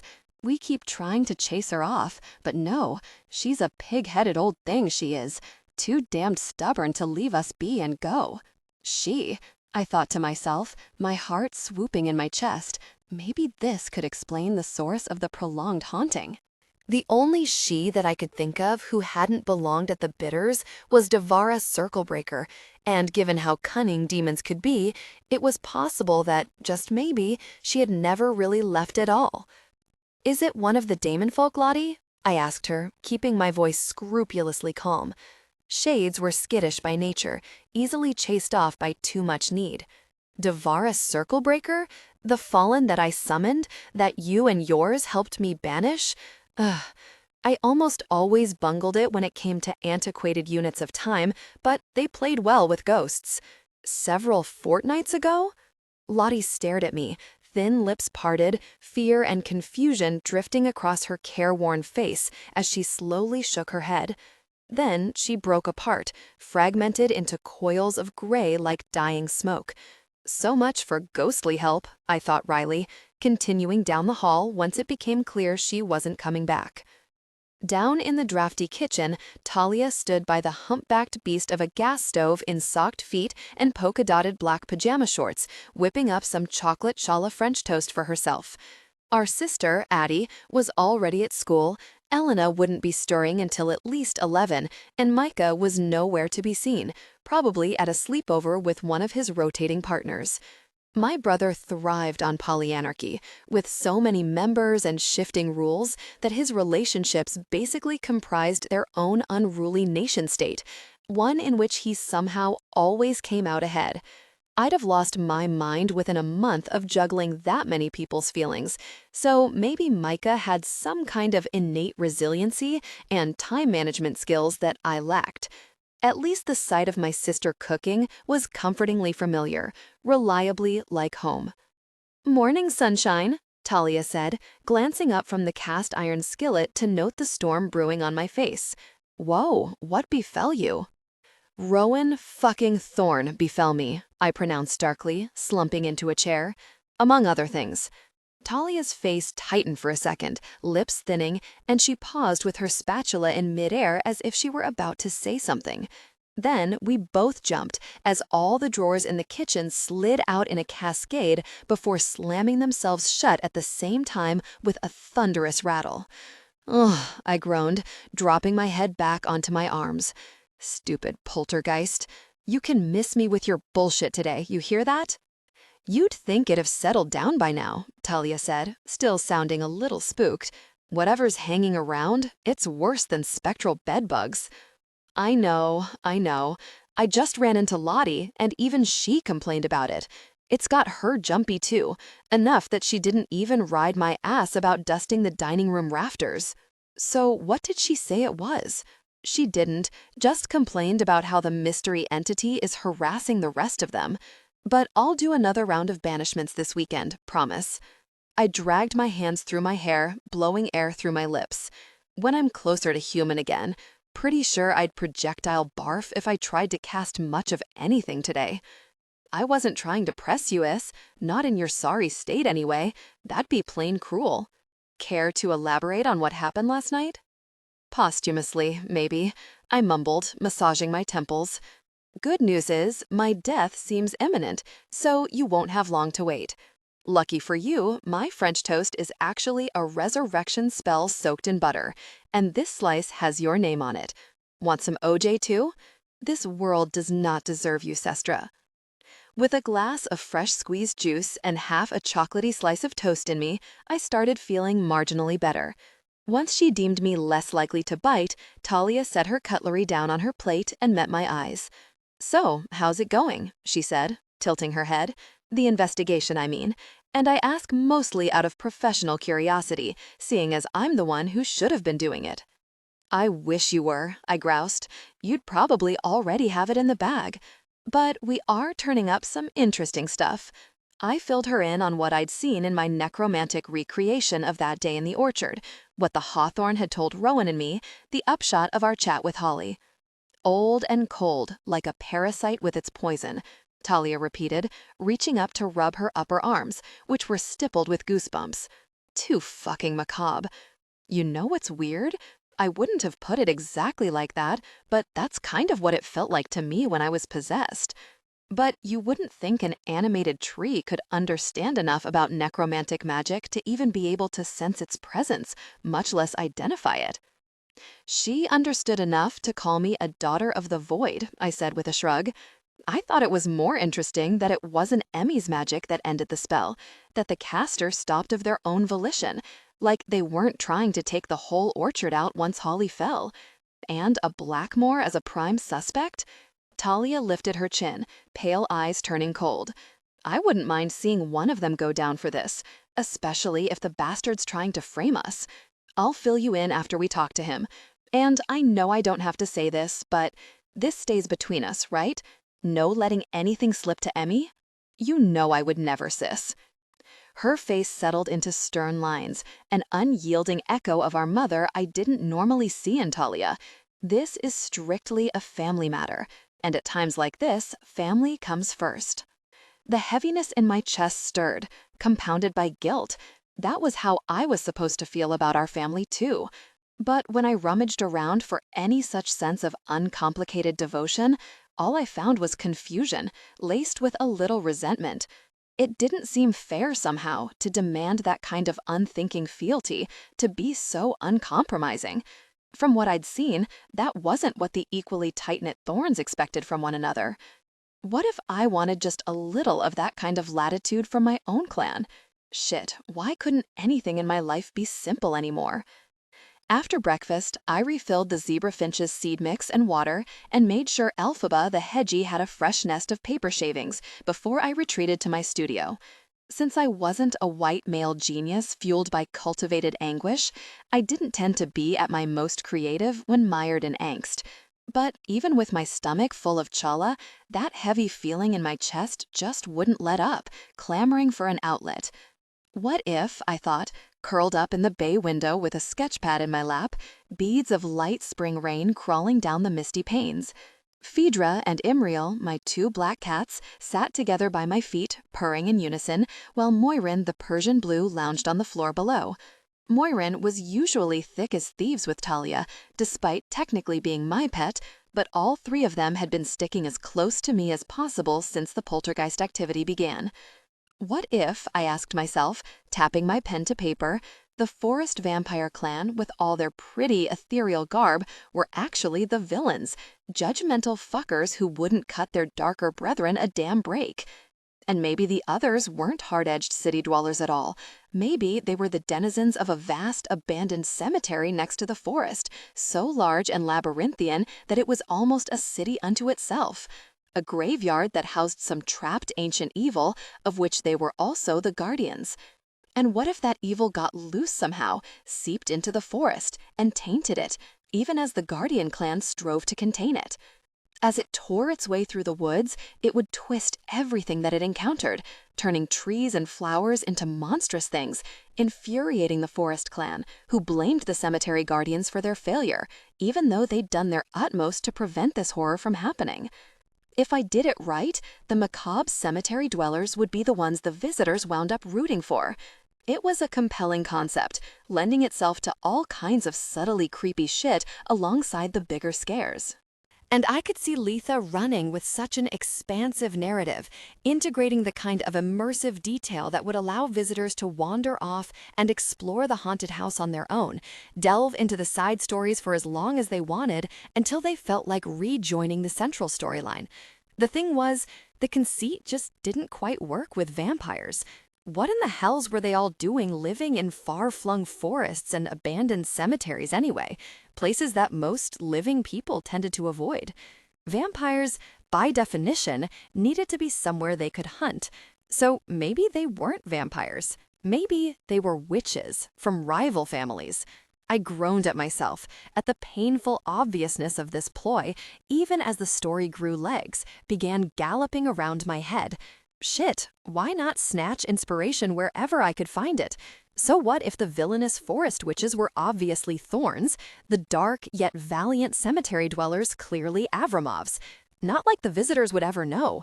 And if a thorn should ever wander in there and grasp the bigger picture, recognize themselves being vilified, well, so much the better. I wasn't here to build any bridges. Rowan's thorn had made sure of that. 15. The Carnival of the Darkest Hour. Late that night, the revelry invitation slid under my door like a sigh. It was accompanied by the lightest of knocks, so insubstantial it might as well have been delivered by a shade. The kind of knock that would draw the attention of someone barely dozing or already awake, but not jar you from deep and restful REM. Our late-night revelries were meant to be impromptu frolics, not disruptions or obligations. You were always welcome to sleep right through one. No one was going to come banging on your door to drag you downstairs. But I had been awake and stewing, still mired in hurt and resentment, so I'd have heard it sail over my threshold even without that whisper of a knock. Heartbeat quickening with anticipation, I scrambled out of bed, already wondering what Talia had dreamed up for us, because 10 to 1, this revelry was Talia's handwork. Though Elena occasionally caught the whimsy to host one of her own, my sister was the mastermind behind most of our witching hour parties. Padding over on bare feet across the chilly floor, I bent to scoop up the invitation from where its corner had wedged under my door. Dense black cardstock inscribed with silver calligraphy. I summoned a tiny pearl of a witchlight so I could read it without even turning on a lamp. Revelries were an entire mood, and darkness was a major part of it. Your presence is requested in the Wolfsbane Salon for an evening revelry, it read. Please consider arriving in your finest carnival attire, though, as ever, pajamas will suffice. So we had a themes night, I thought, grinning to myself. Definitely Talia. 15 minutes later, I rolled into the Wolfsbane Salon, decked out in every sequined item of clothing I owned. A rainbow crop top I usually saved for Pride, over a silver miniskirt split by a black lightning bolt, and black combat boots splattered with gold glitter. I also had on a festive little headdress I'd bought at an actual carnival, a glossy magenta party hat with a sheer pink veil that fell over my eyes, like a cross between a fascinator and a trashy bachelorette tiara. It clashed ridiculously with my hair, which only made it work even better. The salon swirled with calliope music in minor key harmonics that would have sounded not just pleasantly macabre, but outright melancholy if they hadn't been underpinned by such a sick beat. It was almost a touch too cool, which meant Micah had probably chosen it. My brother's Spotify was a painfully hip space. There were no overhead lights on, of course, only points of candlelight, enough to pierce the dark, but too few to create more than a dim, diffuse glow. The effect was of isolated spheres of light that seemed to bob like separate little galaxies against the salon's pervasive gloom, as if in mimicry of the veil itself. Dim shapes passed in front of the light like shadows, there and then gone, as the bitter's shades whisked around the room, drawn by the activity and the music. With a few notable exceptions, like Lottie the chambermaid and the random Carmelite nun who haunted part of the attic and loathed the world at large, our domain's ghosts loved our revelries. Talia met me at the door, in a clinging bodycon dress with her face painted like a harlequin's in black and gold. Emmy hung on her arm like her equal and opposite, her dress white to Talia's black, her face paint reversed. Sometimes the two of them could really stand to be less cute together. "Welcome to the carnival of the darkest hour," Talia intoned with dramatic grandeur, the capitalized words unmistakable. She pressed a caramel-laced Negroni into my hand, my favorite of her cocktails. Dance, drink, mingle freely with your fellow mortals of a darker bent. Also, there's popcorn and funnel cake, courtesy of me, obviously, and possibly some edibles, though you'd have to ask Micah about that. Generally, given their late hour and spontaneous nature, these gatherings were limited to Avramoffs. Often it was just whoever of the family happened to be staying at the Bitters besides the five of us. But there was certainly no rule against partners attending, and Talia must have sent out her invitations widely tonight, probably using a dispersion spell to deliver them to guests outside of our domain. There were at least 40 people milling in the darkness behind her. Over Talia's shoulder, I could see Letha and her girlfriend wearing black flower wreaths, Mardi Gras beads, and beaded flapper dresses, in a very loose interpretation of carnival. Micah had his latest throuple in tow, all three of them swathed in at least a dozen multicolored feather boas, shedding plumage everywhere. Our cousins Cleo and Sella were here too, their afros glamoured cotton candy pink and turquoise respectively, studded with hairpins shaped like shooting stars. Both they and their boyfriends wore gigantic party glasses and wielded huge sparklers, using them to scrawl hypnotic shapes in the air. "Hey, Issa," Emmy added through giggles. "Just chillin' with your extremely low-key master of ceremonies over here. Don't mind me. Love the top." "Forever 21, I admitted in a stage whisper, "but if you tell anyone, your remains will never be found." Emmy was still chortling as Talia lunged forward and snatched me into a tight one-armed hug, brushing a kiss over my cheek. I'd probably be smeared with her gold face paint now too, but hey, to only help me get into the spirit of things. "Tonight's for you, okay?" she whispered into my ear. "So go forth and please enjoy the entire fuck out of yourself. I know you need it." "Thanks, Cess," I whispered back, engulfed by such a flood of love for her that it felt overwhelming, impossible to contain. After that, the revelry felt like they always did, a dark, delightful pandemonium, floating outside of space and time, like some interstellar oasis. the hours and minutes shrinking and elongating as they wheeled by us like a wayward flock of birds, until they lost most of their meaning and became only fleeting notions. Until the idea of tomorrow felt like legend, some mythical thing none of us would ever see. The rest of our lives would be spent right here, joyfully stranded in this liminal space. This dome of perfect night we'd carved out for ourselves that smelled of powdered sugar and caramel. "Darling," Micah said to me when I wandered over through the darkness and the hovering drifts of eerie music to dance with him in his. "Darling," I replied breathlessly, exchanging air kisses with him, letting him twirl me around and around until I went so dizzy he had to catch me against him, steady me as I stumbled. My brother smelled like so much weed that I could practically feel the contact high seep directly into my bloodstream. Weed generally wasn't my thing. My tweaky nervous system wasn't wired for it. But tonight I felt so easy and mellow that it seemed apropos. At some point, Adriana joined the fray, her dark brown hair braided in some impossible way she'd probably learned on TikTok, a slew of crystal pendants hanging around her neck, both her clothes and skin covered in glow-in-the-dark handprints. She'd been holding court in a corner of the salon like our very own Gen Z fortune teller, giving fake tarot readings so purposely ludicrous that they made her clients howl with laughter. I'd even seen Elena with tears of laughter running down her cheeks, and it took a lot to make our mother lose her vaunted cool. "Bitch, don't you have school?" I asked Addie, a running joke between us. Addie was a stone-cold prodigy, the smartest of all of us by far, and a model student when she actually deigned to attend her classes. Her teachers were in such collective awe and terror of her that they mostly let her get away with showing up only when she felt like it. It was probably easier and safer than mounting a resistance. "Bitch, don't you have a life?" she retorted, grinning at me, her teeth a sharp flash in the dark. "You're the resident scryer, you tell me." She peered closely at me, the glitter of her eyes like twin stars suspended in the darkness. "No evidence found of one," she concluded. "Just sewing needles and hedgehog litter and bird cages with their little doors askew. And is that, oh dear, the shade of a severely deceased pizza in your back seat? You should really probably exercise that shit ASAP." "And if I don't," I asked, playing along, "it'll expand to monstrous dimensions and then terrorize the town," she told me cheerfully. "Think Cloverfield, but with extra cheese." If only Rowan could see me now, I thought with a malicious glint as I laughed and danced with my little sister, spinning her around in circles. Shades drifting fondly around us like breezes enrobed in temporary flesh. Passing so close, their icy nearness met our skin with welcome cool. Brushing against us like ghostly kittens, as if they loved us too, like we were as much a home to them as the bitters was itself.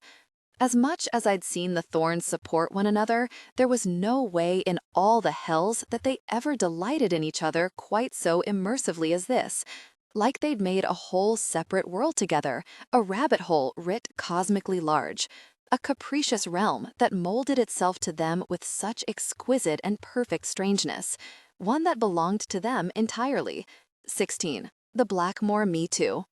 2 days later, before I was due to meet Rowan at Castle Camelot, I stopped by the Emporium for a quick consult with Elena.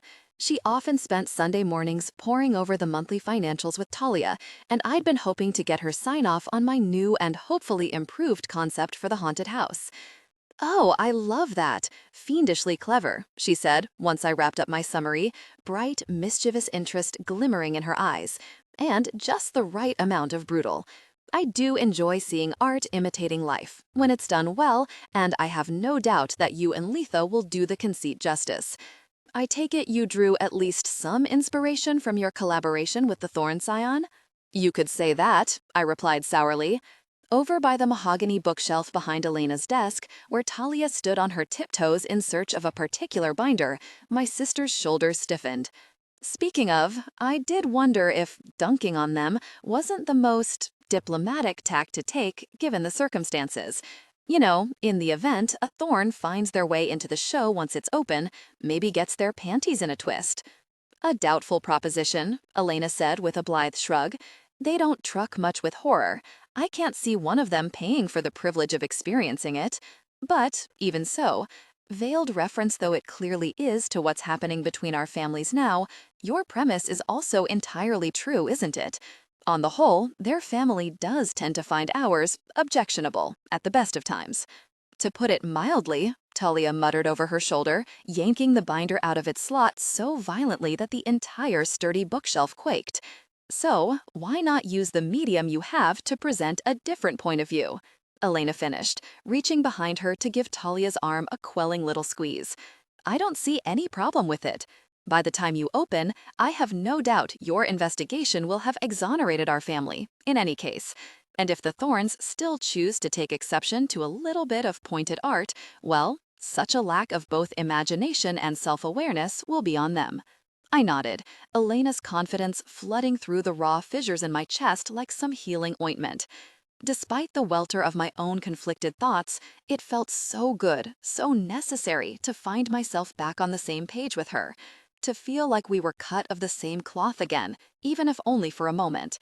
The revelry had soothed my spirit too, reminding me of just how deeply I belonged to and with my family. But my mother's enthusiasm and approval went even further somehow, made me feel more stable than I had in weeks.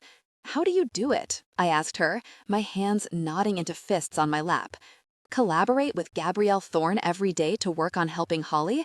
Doesn't that soaring moral righteousness ever grate on you?"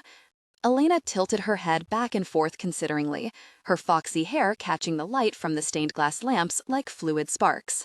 "Not so far, no. For one thing, Gabrielle's not nearly so dogmatic as her son," she said mildly, spreading her hands. "Remember, she married into magic, rather than growing up here like Rowan has. The notion that we're the dread darkness personified isn't ingrained in her in such an incorruptible way. I find her company very enjoyable, actually. She's quite a bit more irreverent than many of them when she feels like showing her edge." "Rowan must take after his father then," I muttered, though in fairness, Aspen Thorne had never been anything but scrupulously polite to me. But that played right into the Thorns' holier-than-thou attitude, didn't it? That they were just far too kind and upstanding to be openly rude to us was part of their whole shtick. Because I can tell you for a fact that he isn't half as tolerant as Gabrielle. Pretty sure he thinks we all might be worse than any actual forces of evil that walk this land. Or that I might, anyway. Talia dropped the binder down onto Elena's desk with such a forceful thump that it rattled the spiny candelabra set. "Pardon me, my fellow demonic empresses," she snapped, the words vibrating with pent-up rage. "I have to go use the little succubus's room. Maybe open some portals to the hells on my way back. Check in on our infernal domain. Let you know how it goes, okay?"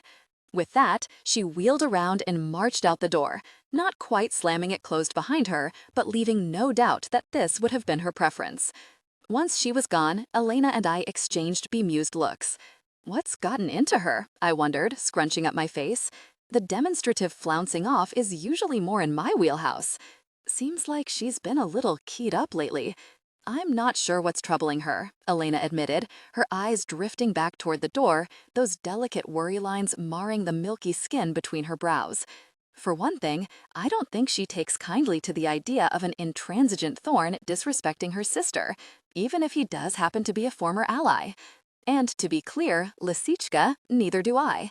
But your collaboration is a necessary evil, and I find that these misunderstandings often tend to resolve themselves. And if they don't, well, you know what they say."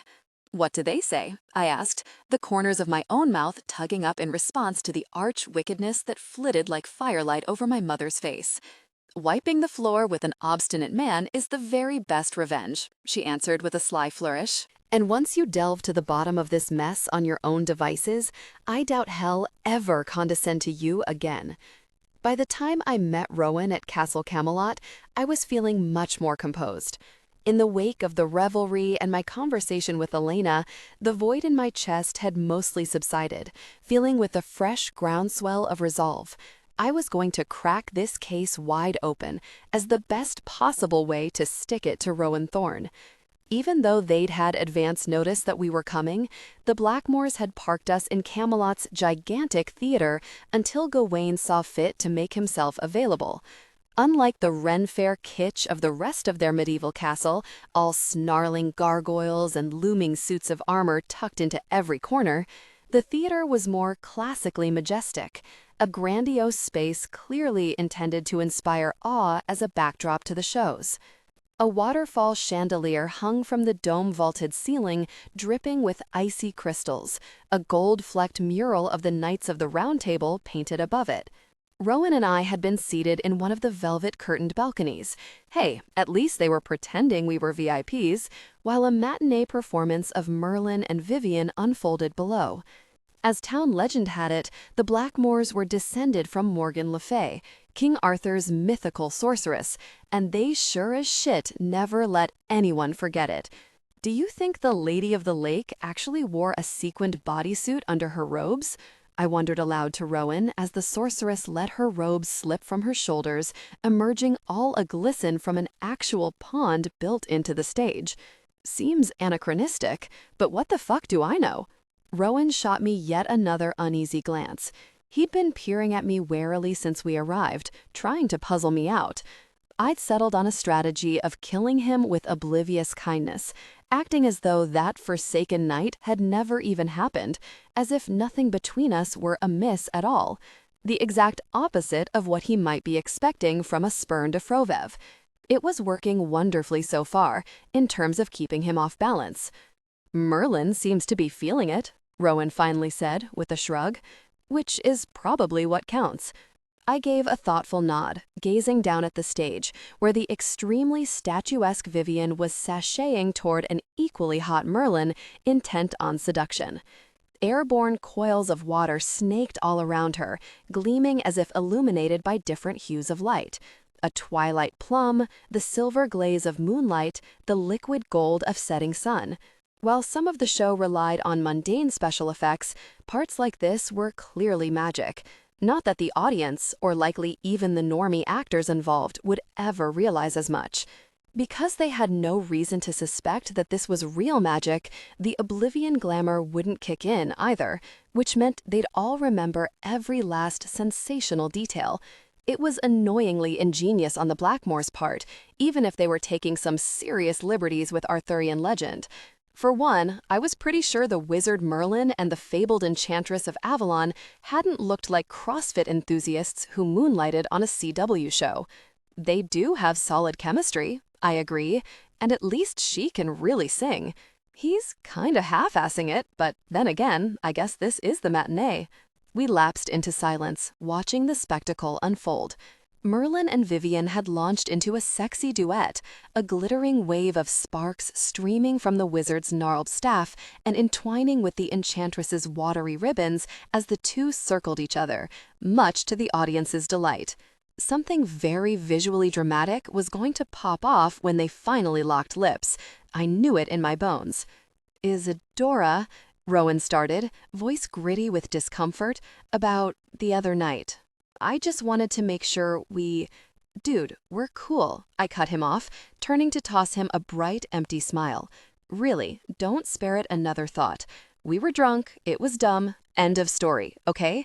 Let's neither of us worry about it anymore." Rowan surveyed me, clear hazel gaze shifting between my eyes, looking so genuinely distressed that a shadow of that hollow ache in my chest leapt up again. He doesn't actually care about how you feel, remember? He's just making sure you don't go rogue on him, derail the investigation. "All right then," he said, shooting me an uncertain smile before turning back to the stage. "If you say we're cool, we're cool." Fresh pain flared in my gut that he'd let it go so easily before I squashed it into oblivion. This was the better path, I told myself. How much worse would I feel if I let him see how badly it had hurt me? To have had him pull me close only to shove me away with such determined aversion? Avramovs didn't roll weak like that, not if we could help it. A few minutes later, just as the sexual tension on the stage built to a crescendo of epic proportions, a Blackmore flunky costumed as a medieval squire appeared from the double doors at our backs to usher us to our rendezvous with Gawain. We rose to follow him, me pausing every few feet to twist over my shoulder just in case Merlin and Vivian might finally be making out.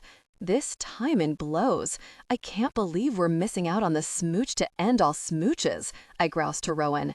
Cheated out of our money's worth. I mean, we didn't actually buy any tickets, Rowan muttered back, a corner of his mouth flicking up. Hardly the point. We trailed the squire down stony corridors, Blackmore pennants of black and gold strung up along the walls, following him up winding staircases until we reached the castle's topmost floor. He swung open a heavy wooden door clasped with iron hinges and beckoned us through before melting away. I felt a tiny burst of envy that the Blackmores could afford to hire actual gracious attendants, while we had Lottie's testy shade popping up from cracks in the grubby bitters tiles to hector us about our sloppy regrouting skills. Truly, this life wasn't fair. Even though we were clearly in one of the castle's turreted towers, the sleek office beyond the door seemed like it had been lifted from some entirely different venue, possibly a skyscraper housing an expensive law firm. The floor was creamy rose marble, the walls adorned in, deathly dull, abstract pieces in muted pastel shades. An airbrushed, poreless blonde sat behind the massive executive desk that occupied the center of the room, in a charcoal Alexander McQueen pantsuit with the kind of flawless structure that made my hands itch with want, not to wear myself, but to make. This was Nynaeve Blackmore, the middle child of the Blackmore mainline and Gawain's older sister. Gawain Blackmore himself sat in a black leather swivel chair beside his sister's desk, his knobby ankle propped up on his opposite knee in that thoughtlessly obnoxious manspreading way. He was as angel-faced and pouty as I remembered, with ultramarine eyes and long, sunny blonde curls swept back from his high forehead like a lion's mane. He wore distressed jeans and a blue blazer over a white tee silk-screened with a smirking grayscale prince holding out a magenta rose. A gold signet ring and a pair of bespoke navy Sperry's completed the entire grating look. Beside me, I could almost feel Rowan chuckling silently, deep inside himself, and I couldn't blame him. I was having a very hard time determining what Holly might have seen in this ridiculous hothouse orchid of a bro besides the pretty face. "Mr. Thorne, Mrs. Afravimov," Nynaeve said, giving us a polite but clipped smile. "Sorry to keep you waiting." Gawain had an artistic crisis to manage with one of the cast. "Our Sir Peleus is being a bit of a prima donna," Gawain said, widening his eyes for emphasis and raking a hand over his curls, careful not to muss them too much. "Frankly, I've had it up to here with his nonstop bullshit. The way that gas bag carries on, you'd think all of Broadway's out there just mooning over his gav," Nynaeve broke in, with a barely perceptible eye roll that instantly made me like her more. "Do you think the Lady of the Lake actually wore a sequined bodysuit under her robes?" I wondered aloud to Rowan, as the sorceress let her robe slip from her shoulders, emerging all a-glisten from an actual pond built into the stage. Seems anachronistic, but what the fuck do I know? Rowan shot me yet another uneasy glance. He'd been peering at me warily since we arrived, trying to puzzle me out. I'd settled on a strategy of killing him with oblivious kindness, acting as though that forsaken night had never even happened, as if nothing between us were amiss at all. The exact opposite of what he might be expecting from a spurned Afrovev. It was working wonderfully so far, in terms of keeping him off balance. "Merlin seems to be feeling it," Rowan finally said, with a shrug. "Which is probably what counts." I gave a thoughtful nod, gazing down at the stage, where the extremely statuesque Vivian was sashaying toward an equally hot Merlin, intent on seduction. Airborne coils of water snaked all around her, gleaming as if illuminated by different hues of light. A twilight plum, the silver glaze of moonlight, the liquid gold of setting sun. While some of the show relied on mundane special effects, parts like this were clearly magic. Not that the audience, or likely even the normie actors involved, would ever realize as much. Because they had no reason to suspect that this was real magic, the oblivion glamour wouldn't kick in either, which meant they'd all remember every last sensational detail. It was annoyingly ingenious on the Blackmore's part, even if they were taking some serious liberties with Arthurian legend. For one, I was pretty sure the wizard Merlin and the fabled enchantress of Avalon hadn't looked like CrossFit enthusiasts who moonlighted on a CW show. "They do have solid chemistry," I agreed. And at least she can really sing. He's kinda half-assing it, but then again, I guess this is the matinee. We lapsed into silence, watching the spectacle unfold. Merlin and Vivian had launched into a sexy duet, a glittering wave of sparks streaming from the wizard's gnarled staff and entwining with the enchantress's. I know has been very frustrating to manage. Believe me, we all know. But let's not get carried away. Closing his eyes, Gawain brought 3 fingers together in front of his forehead and slowly drew them down to hover over his navel, sucking a deep breath in through his nose like he was striving for some elusive serenity. "You'll have to excuse me," he said on a long exhale. "It can be so hard to set all that noise and junk aside and just be, you know?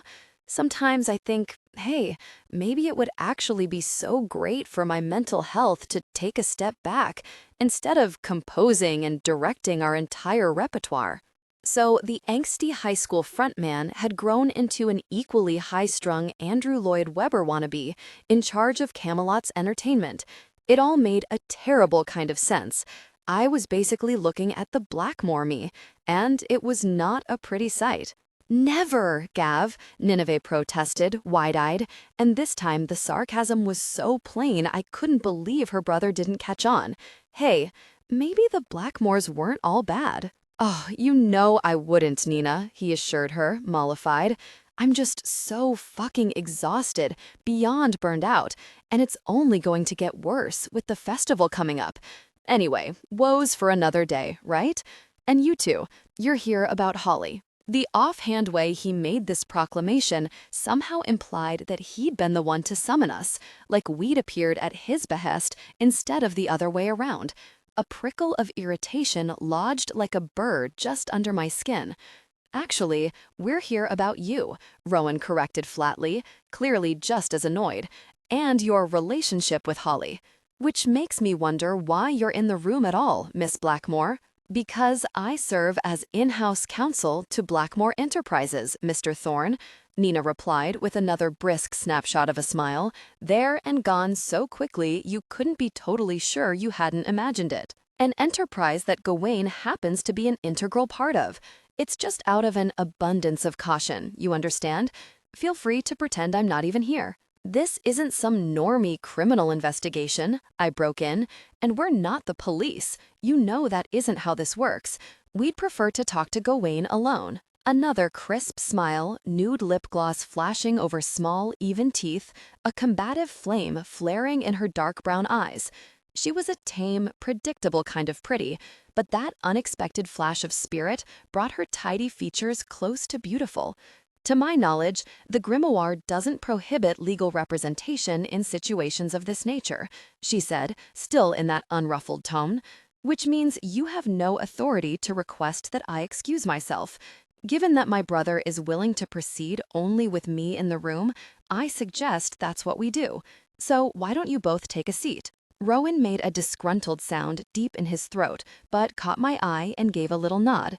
This was clearly not a fight we were going to win. Arguing would only waste what time we had with Gawain. Once we'd sat down in the sleek chairs, I took the lead. "Let's start with you telling us about your relationship with Holly, Gawain," I said. "There's no relationship," Gawain retorted, mouth twisting with disdain. "We dated. It wasn't working, so we broke it off. That's it. Feeny, not much to tell." "Not exactly how we heard it," Rowan said, rocking his head from side to side. "You sure Holly wasn't the one to end things?" "And this matters how," Gawain huffed, squinting at us. "What are we, still in high school? Who gives an actual fuck about who broke up with whom?" "Someone burned Holly's magic right out of her at the crowning," I said, anger leaping into my tone, "and whether or not she gets it back is still up in the air. So the answer is, we do." Gawain paled at that, eyes flying wild between us. "So she is hurt," he burst out, rasping a hand over his blonde stubble. "I keep trying to call her, just to check in, see how she is, but all I get is stonewalled. I've been losing my mind over it, and she can't even be bothered to pick up the phone, so much as shoot me a text. Sounds like maybe there are still some feelings there," I suggested. His affront at the fact that Holly wouldn't deign to call him back seemed real, but it could be veiled guilt or even just a flat-out act. On your end, anyway. It's not just on my end. What we had was real, he insisted, jaw set stubbornly. I don't care what she told you, how she's spinning it now.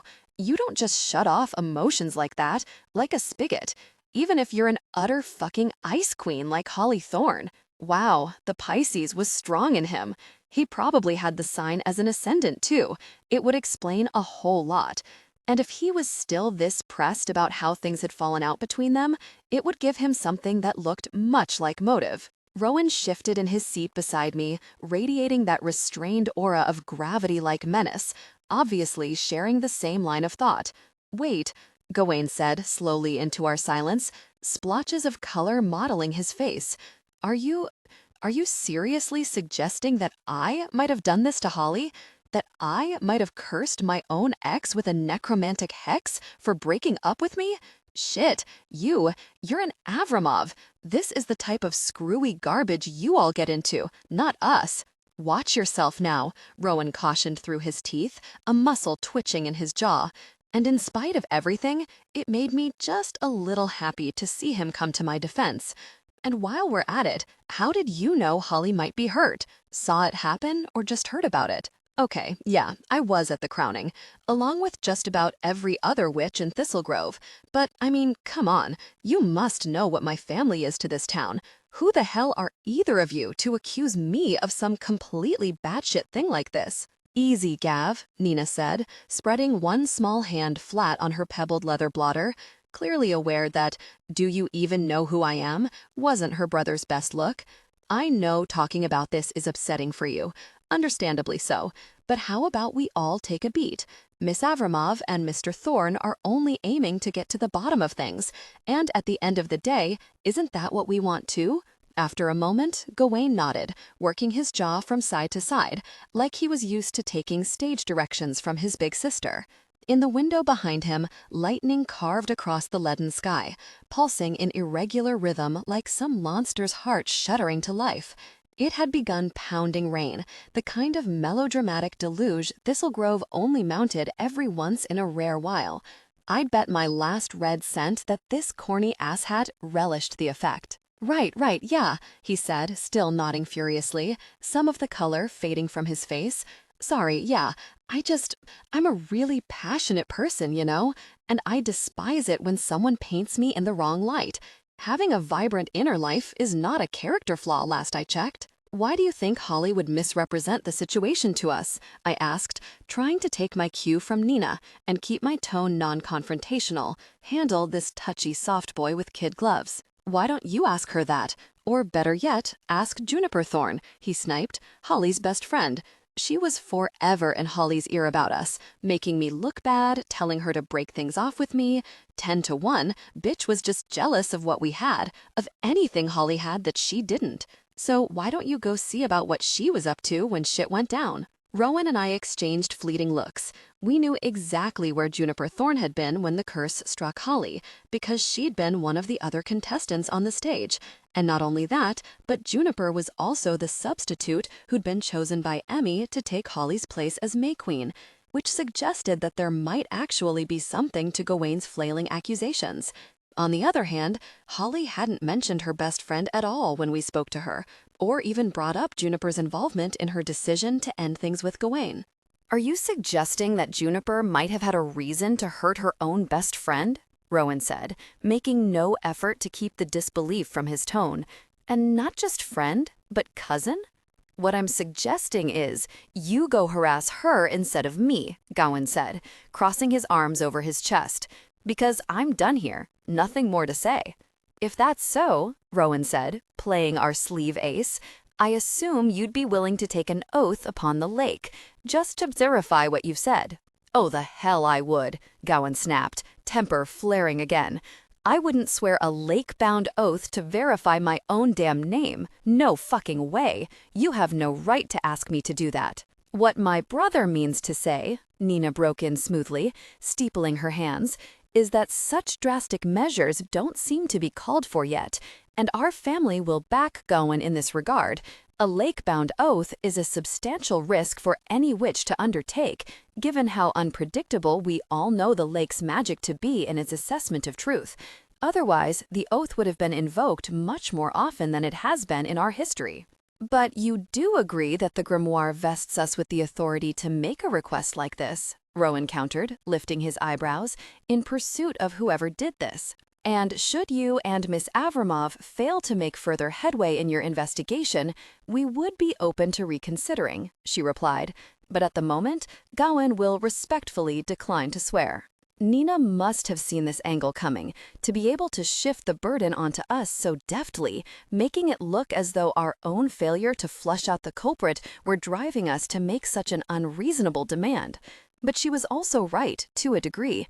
Taking the lake-bound oath was a massive ask. We couldn't force Gawain to take it, and we also couldn't consider his refusal as evidence of guilt. Many entirely innocent witches would choose to duck it just as he had, unwilling to make even the most minor gamble with their magic. Then we won't take up any more of your time, Rowan declared, dusting off his thighs and standing. But like you said, need be, know that we'll be back. Gawain shot us a sulky stare, eyes at half-mast, having transitioned into petulance. "Whatever, man," he said, slumping in his chair. "I didn't do anything to Holly, and if you're going to talk to her again, or to Juniper, please do convey that I don't appreciate their slandering my good name." I stood to follow Rowan to the door, tipping Nina Blackmore a wry little salute. She'd played this like a pro, and you couldn't really blame her for protecting her own, even if her whole family kind of blew. "I really like your Lady of the Lake, by the way," I tossed over my shoulder to Gawain as I turned toward the door. "I mean, that bodysuit a la early 2000s Britney? Super authentic, almost to a fault." The last thing I saw before the door slammed shut behind us was the deeply satisfying shade of puce creeping up his face. 7 Snakes of Cold Breath. Larkthorn Studio. A workspace she shared with the owners of the Silver Cherry, one of Thistlegrove's pricier jewelers, was on Hyssop Street, only a few blocks away from the Emporium. But until today, I'd never been inside. From the whisper-dainty pieces always on display in the windows, bathed in warm pools of light, I'd figured it wasn't really my style. "Are you sure this detour is the right call?" I asked Rowan as we walked up to the store, its name dashed across the glass door in calligraphic silver foil. We were huddled together under a single black and gold umbrella we'd grudgingly picked up at the Castle Camelot gift store, its spindly frame thrashing above our heads. I wasn't loving having to stand so close to Rowan, the humidity in the air wetting the soap and citrus of his scent, but the alternative was getting drenched. "Shouldn't we be going straight to Juniper?" I continued, what with first due happening tomorrow. Holly's apartment had been warded to the hells and back by all 4 of the families, and she hadn't strayed far from it during her magical convalescence. But she was holding firm on attending first due, even if she couldn't preside over it as queen. Given how central the ceremony was to our pre-Beltane festivities, and the fact that it was one of our more sacred rituals to boot, it seemed beyond cruel to deny her the chance to participate, especially when she should have been the one leading it. Of course, the elders would all be on high alert, along with a rotating guard of Avramovs on the lookout for any necromantic castings, but there was always the risk of the caster seizing the opportunity to at least take another shot at her. "Let's be clear, I'm nowhere close to buying Gawain's ripe bullshit," Rowan said, shaking his head. "And even if it was Juniper, she already got what she wanted, right? She's queen instead of Holly, so the risk of any further bad shit going down tomorrow is minimal." That's true, I guess. But like you said, rule number, whatever it was, we investigate everyone involved, even thorn suspects. And before we do, I want all our ducks in a row, including whether it would have been possible for Juniper to pull off something like that hex at all, with help. "And your sister can clue us in about this?" "Bespelled amulets are Lark's jam," Rowan said, breaking into a smile at the mention of his little sister. "Or a part of it, anyway. You'll see." He shouldered the door open, with me scuttling in behind him as he snapped the umbrella shut and turned to shake it out over the threshold. Trust Rowan Thorne, exceedingly considerate, wildlife hero, not to drip inside a nice establishment. Maybe he'd be equally considerate of me if I were more a pretty herringbone-tiled floor, less an aggravating Avramov. Inside, the store was empty, weekend browsers deterred by the downpour. Paper cutouts of silver cherries and stars dangled on wire strung from between the twinkling recessed lights. Like the window display, the jewelry in the cases was filament fine, meant to be intricately layered, the kind of ultra-delicate accessories I rarely wore myself, but could see pairing with some of the statement piece clothing I wanted to design. One of the velvet mounts on more prominent display hold 3 silver necklaces nested inside one another, the chains so slim their loops seemed more shimmer than shape, each adorned with the very tiniest of pendants, a beetle, a bee, and a crescent moon curved around a flower, all set with a minuscule gemstone. "That's one of Lark's," Rowan said, drawing up behind my shoulder. "Pretty amazing, right?" I bent to inspect the pendants more closely, marveling over the held-breath finesse, their exceptional delicacy. It seemed almost impossible that human hands could have made something so small and fine, especially without magic involved. "It is," I said, my breath fogging the glass. "She's really talented." "More like a hopeless workaholic with no social life to speak of," a warm voice interjected from behind the counter. "Easy to make neat stuff when you do literally nothing else."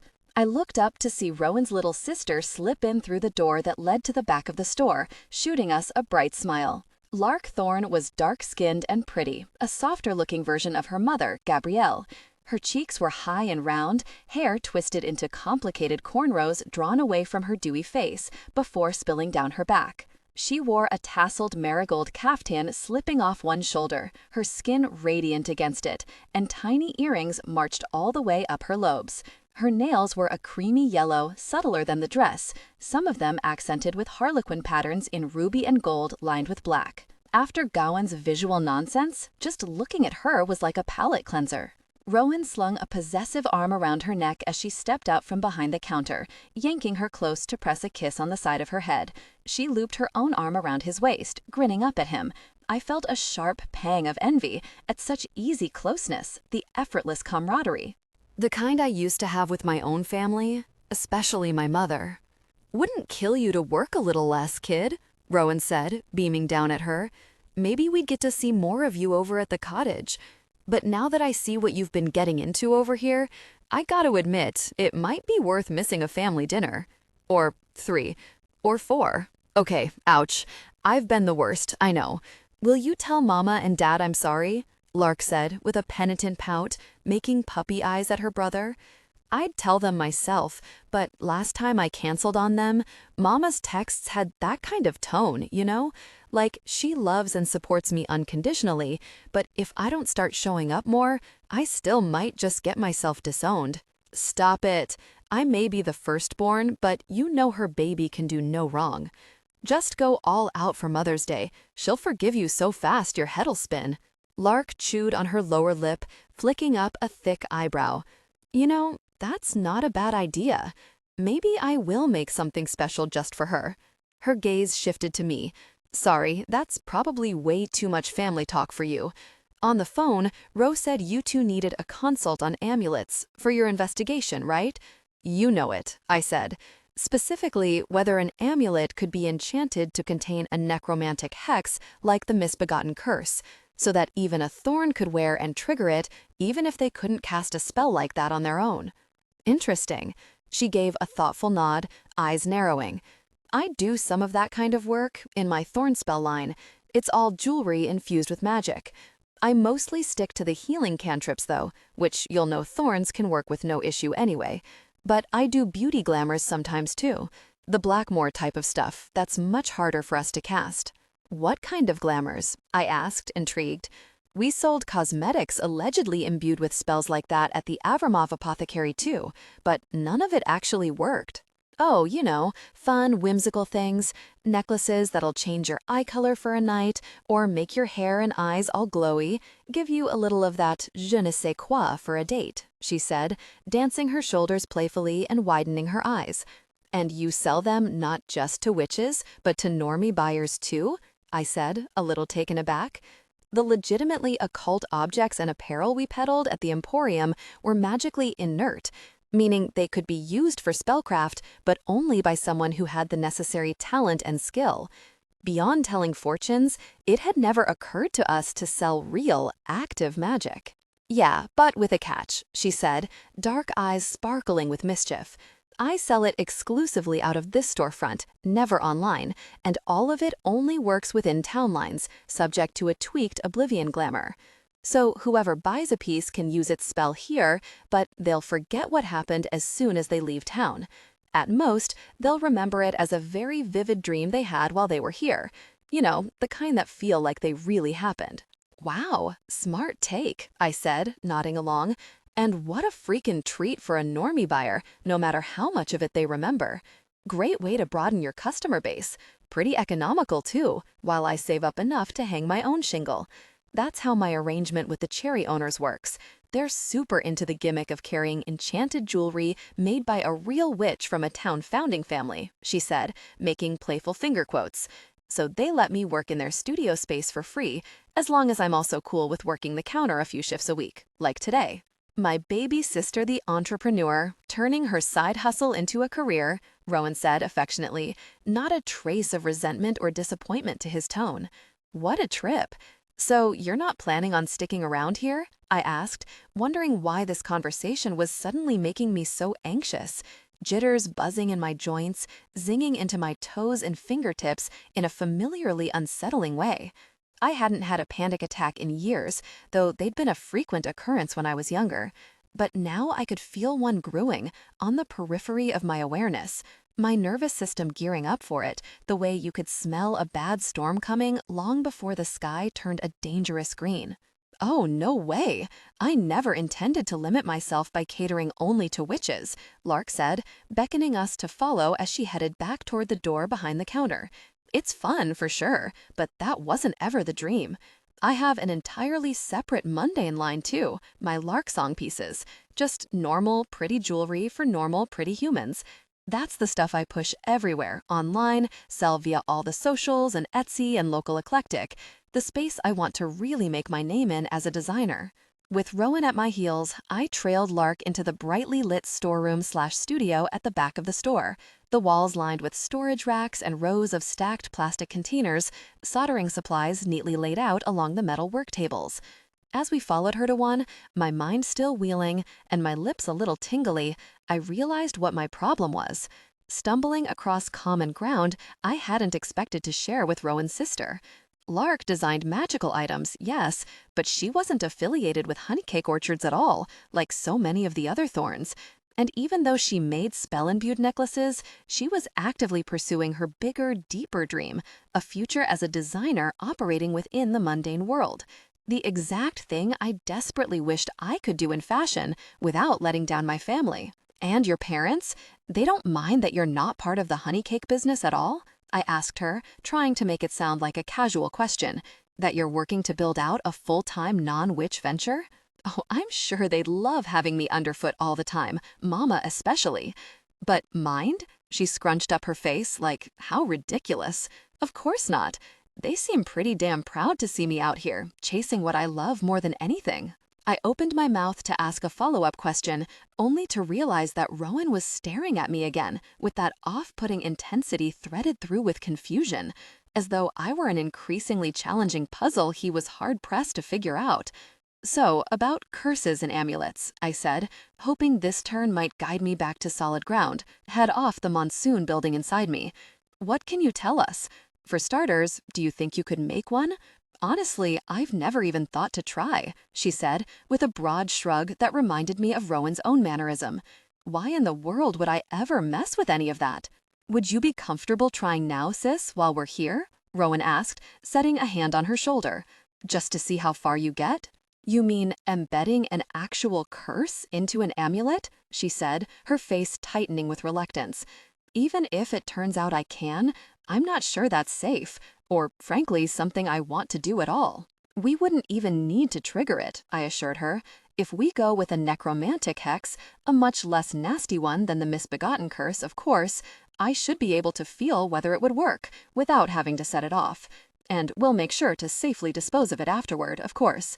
Lark scraped the inside of her lower lip with her teeth, dark eyes troubled. "Ro," she finally said, her gaze shifting to her brother, "you sure about this? It's still a malignant working, meant to cause harm. You don't do that, ever. The way I see it, the intention is what matters, and it be for the good," Rowan said, giving her a firm nod. "And Issa, she's a stone-cold necromantic badass, like a heavyweight champion at all that dark shit. Anything goes wrong, you can trust her to contain it, protect all three of us. You know I wouldn't ask you to do this otherwise, if I didn't think she had your back." I nodded, as if I weren't rocked to my core to hear Rowan vouch for me this way, with such sincere trust. He was doing it only to reassure her sister, put her mind at ease before she cast something that would take a heavy toll on her both physically and morally. But I knew him well enough by now to know that no matter what, he wouldn't lie to her, which meant his confidence in my abilities must be genuine. It was weirdly nice to know that my reluctant partner had stumbled his way into some legitimate respect for my magic. "Okay then," Lark said, her face clearing. "That's what I needed to hear." She scraped back one end of the bench tucked beneath the table and slipped in front of it, tugging it under her as she sat. There was a partitioned wooden box set out in front of her, filled with little plastic Ziplocs. She plucked one out of its nook, peeling the bag open and dipping her fingers into it to fish out a tiny gold locket on a chain. "This one's already hopeless, anyway," she murmured, inspecting it with a wrinkled nose before she let it pool in her palm. "Came out a little too wonky even for intentional asymmetry. May as well put it to some use." She folded her long fingers around it, closing her eyes. I could feel the rising hum of energy gathering around her, the cloud of non-specific magic she'd summoned up. "Can you walk us through what you're doing?" I said quietly, not wanting to interrupt her flow too much. "Yeah, no problem. Right now, I'm just pooling magic into the locket," she said, brow furrowed with concentration, "drawing as much as I can from the lake and infusing it into the gold. Like with metalsmithing, it's always better to have a surplus than a scarcity. If there's any magic left over once I'm done shaping the embedded spell, it'll just flow right back to its source. Whereas if I came up short, I'd have to purge the gem, start all over again. Waste of time and a significant pain in the butt." Rowan and I waited in silence for her to finish, the thrum of gathering magic like static electricity buzzing against our skin.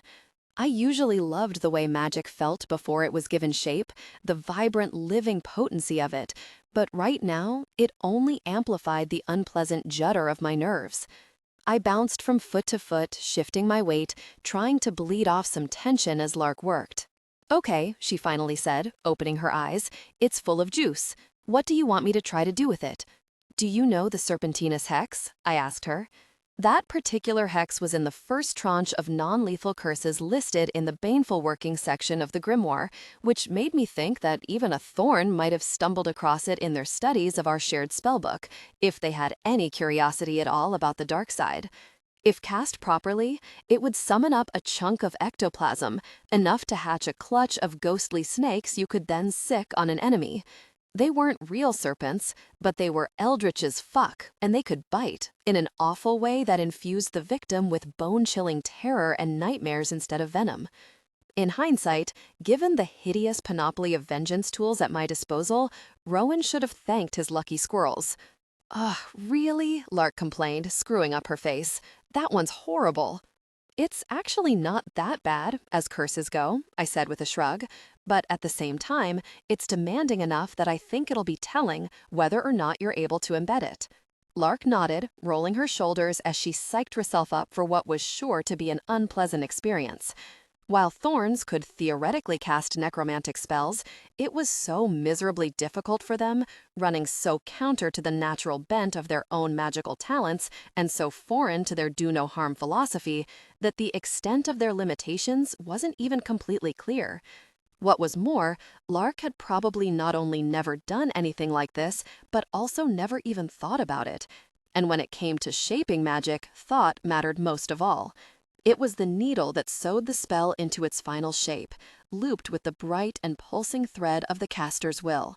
Eyes closing, Lark started slow, murmuring the words under her breath in a halting tone. I would have used my hands much more to get things going, modulated the working with movements of my fingers. Necromantic magic responded beautifully to that kind of sculpting, but clearly that wasn't something that came naturally to her. "Snakes of cold breath, serpents from death," she chanted, and I was relieved to hear her place the emphasis on the right syllables, landing hard on that sibilant hiss. "Born to sow terror, to reap in stealth, to bite dread into those who creep against me, until these same rue and repent." It did sound wrong as all the hells, those baneful words carried in Lark's sweet voice. But she'd gained steam, started funneling real effort into the casting, a fine sheen of sweat rising on her temples. I could tell she was a talented witch, nearly as strong as her brother, from the meticulous finesse with which she worked even this unfriendly casting that she'd never handled before. But as she launched into her 7th recitation, I could hear a ragged catch in her breath, her eyelids fluttering with strain. The spell was wearing on her, and badly, even though she was only embedding it, not casting it outright. Rowan made a distressed sound low in his throat, moving as if to set a hand on his sister's shoulder. I caught his elbow and drew him back, shaking my head. "You broke the flow of a necromantic hex to absolutely everyone's peril. It wasn't the kind of working that brooked interruptions well." By the time Lark reached the 27th and final recitation, sweat was streaming down her neck, darkening the cheerful yellow of her dress. Her entire body trembled with strain, the soft lines of her pretty face drawn stark with revulsion. The spell itself clearly felt wrong to her, somehow viscerally bad. "There," she breathed, opening her eyes, which were now cloudy and threaded with red, as if she'd pulled one all-nighter too many. I think I did it. I think that awful thing is really in there, all pent up." She thrust the locket at me with a shaking hand, opening her fist almost before I had a chance to catch it, obviously desperate to be rid of it. "You okay, sis?" Rowan murmured to her, setting both hands on her shoulders. "You need anything?" "I'll be fine," she said, letting out a whooshing sigh, her throat working as she swallowed hard. "But we are not supposed to do that, okay? Maybe no one's supposed to do that, but definitely not Thorns." It felt, like being stuck inside a waking nightmare, like holding a handful of maggots or something, except in my mind. If I hadn't had the buffer of the locket between me and it, there's no way I could have even come close to pulling it off. I wrapped my own fingers around the locket and closed my eyes, reaching inside it with my mind. I could feel the necromantic vapor swirling within, woven into a precise, smoky lattice, a pattern that I recognized as the correct shape for this spell. "But you did finish it," I said grimly, opening my eyes. "It's in there all right, ready to rock." Which means Thorns can cast hexes, as long as they're embedded in amulets. 18, not in this alone. In Rowan's car, I rested my temple against the rain-lashed window, my mind feeling like a hot air balloon snared by a tornado, helplessly awhirl. "Did you need me to stop by a pharmacy?" Rowan asked, darting a look at me. "Grab something to tide you over?" "Thanks, but no. I can wait until I get home." Even though we'd driven in separately, I'd asked him for a ride back to the Bitters, citing an oncoming migraine as an excuse.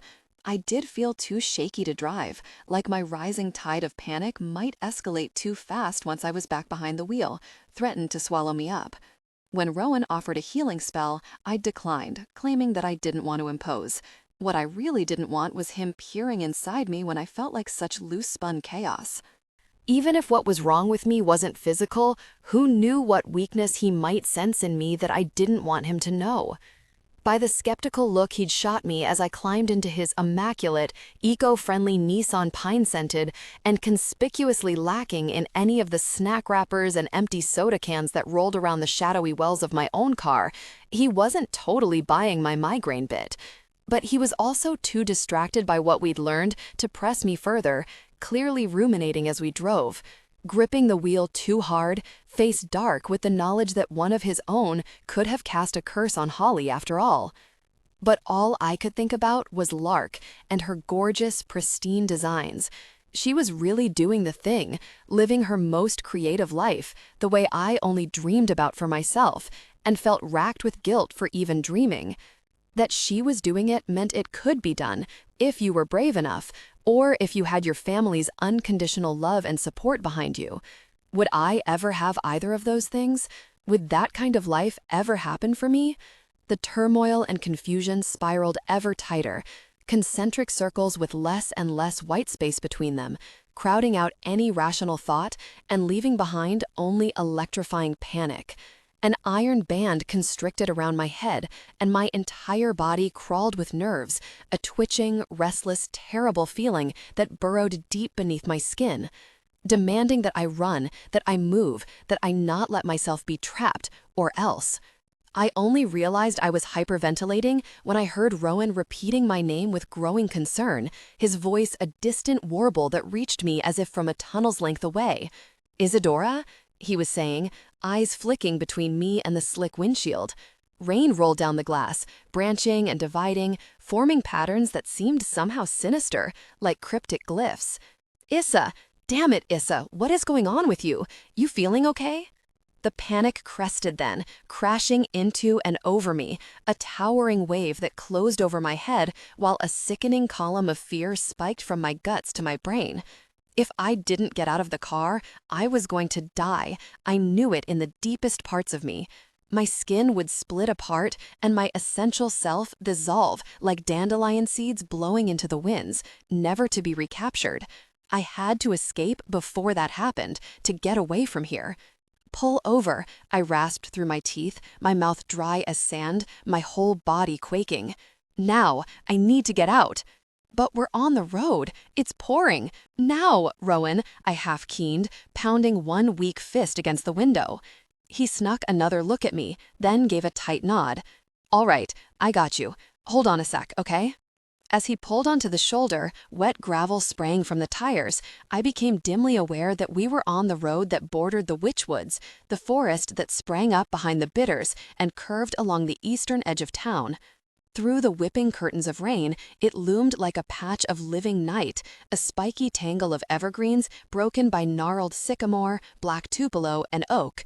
As a kid, I'd spent as much time in those woods as I had roaming the Bitters itself, as if the forest were my own backyard, and now it beckoned to me like home, like somewhere safe I could hide to ride out my own inner storm. As soon as the car rolled to a stop, I flung the door open, tumbled out, and took off toward the trees. The land inclined steeply away from the road before flattening out, and I nearly lost my footing as I skidded down the drop before breaking into a headlong run.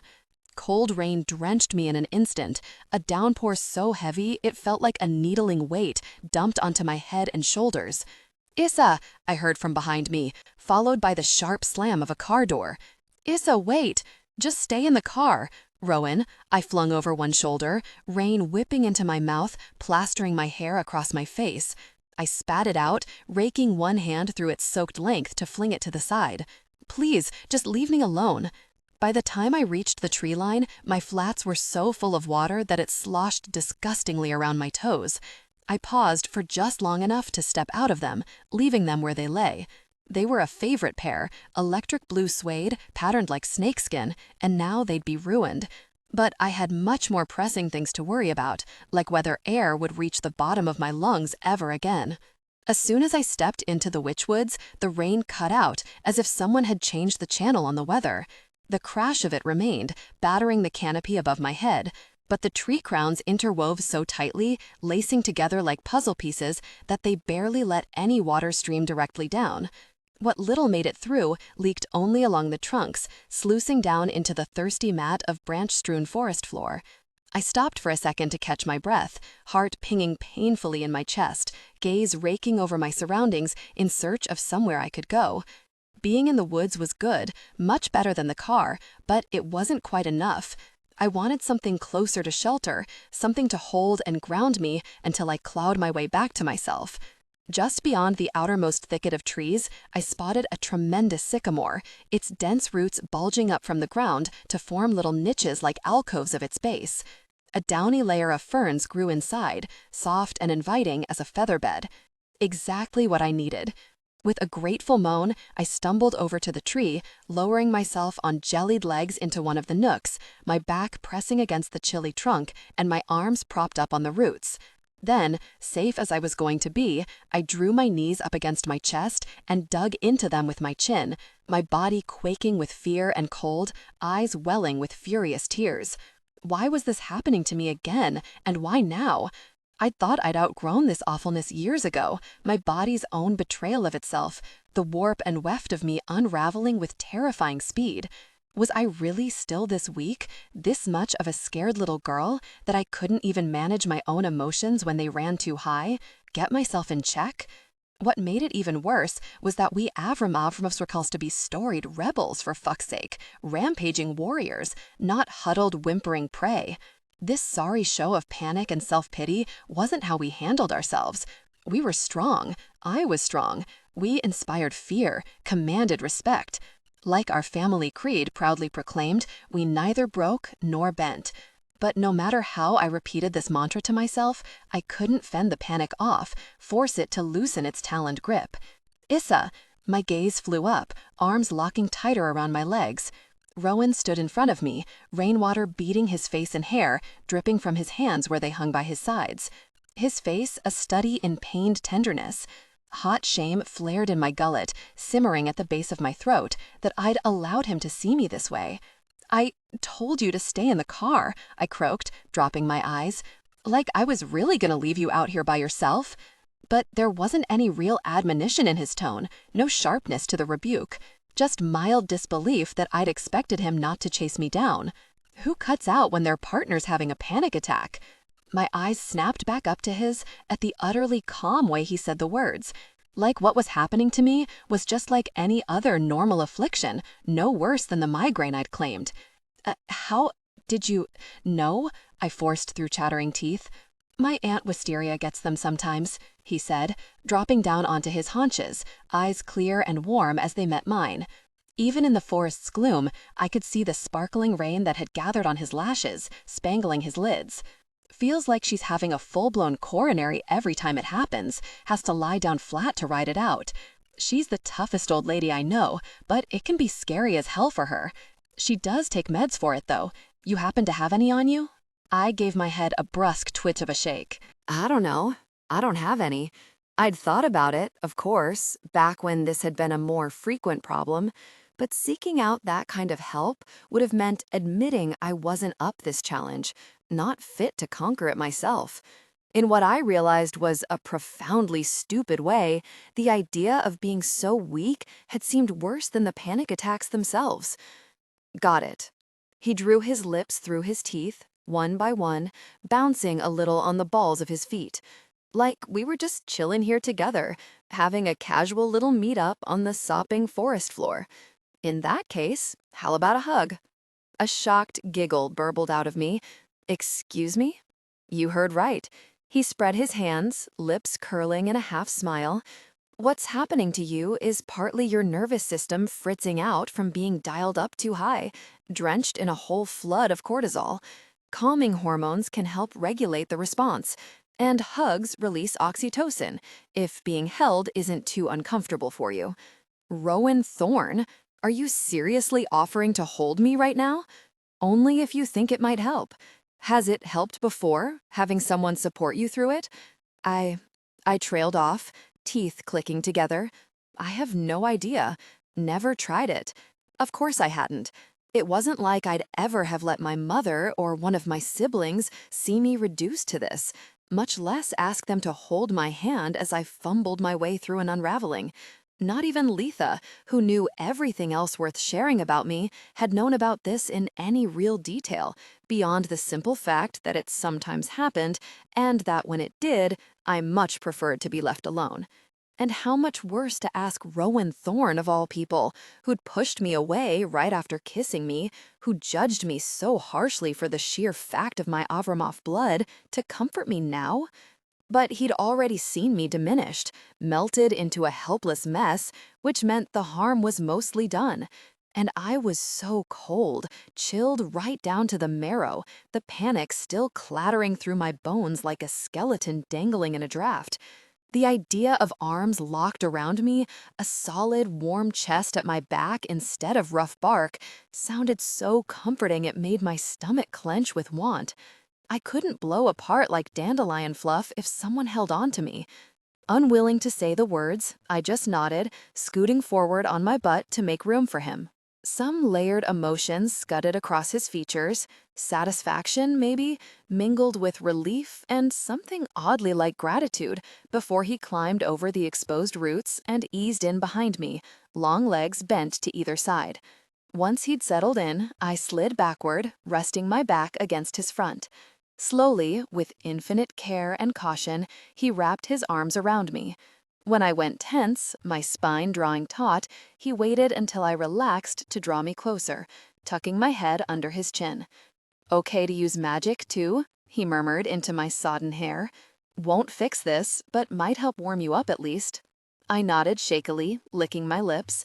When the surge of heat and healing came, lapping at me like warm water from every point of contact with him, his closeness, the rock-solid stability of both Rowan and his magic, was so soothing it made me want to weep. And so I did, tears sliding down my cold cheeks, because what was there to hold back anymore? He already knew I wasn't what he thought, that for all my thrill-seeking and wild shenanigans, at the deepest core of me, I wasn't brash or brave or bold. Far from it. "I hate this," I said through a sob, reaching up to wrap both my hands around one of his wrists. "All of this, I just hate it so fucking much that it's like something alien inside me that I can't control, that it makes me feel so weak and stupid and small." He gave me a little squeeze, hitching me up against him. "Must be tough, like I can't even imagine, to feel like you have an enemy living inside you," he said, his warm exhale fanning against my ear. "But that you can come through for yourself, find the other side. Issa, listen, that makes you strong, not weak. Strong as hell, in fact." I laughed again, a flat, bitter sound like wet coffee grounds. "I don't know. Not exactly feeling the vanquishing warrior vibe over here. Closer to pity me. Maybe so. But," he shifted our positions a little, making us both more comfortable, "you let me help you, and that's a major thing.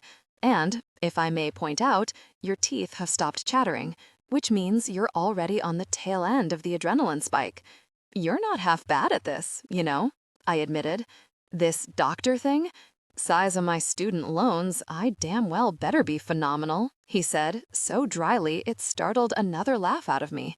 He was right. If I could laugh, then I was feeling better, and much more quickly than it usually took to bounce back from an attack. Normally, I couldn't muster up any real humor or positive emotion to buoy me up for at least the rest of the day. "And you don't even have people training," I observed.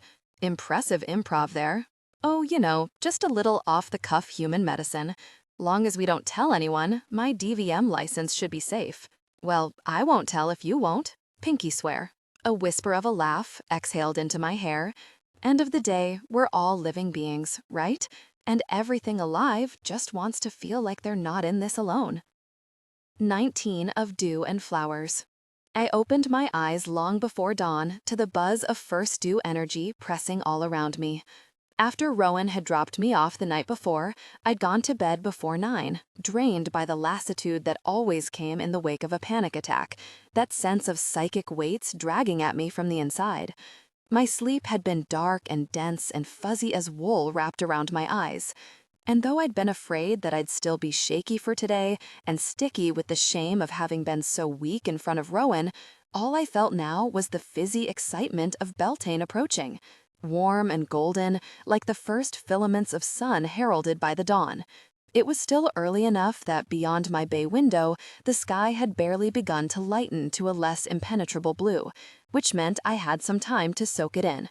I lay in bed for a while with my eyes closed, just savoring that heady, thrumming buzz, like some tremendous chord plucked somewhere far beyond the human register. It swept aside all my accrued concerns. My worries about the investigation and the unknown caster of the curse, the increasing muddle of my feelings about Rowan, even the ponderous prospect of my own future. First dew was an ode to joy, a day to set heavy things aside. Then I got up to wash my face and put on a totally marvelous amount of makeup, way more than I usually wore.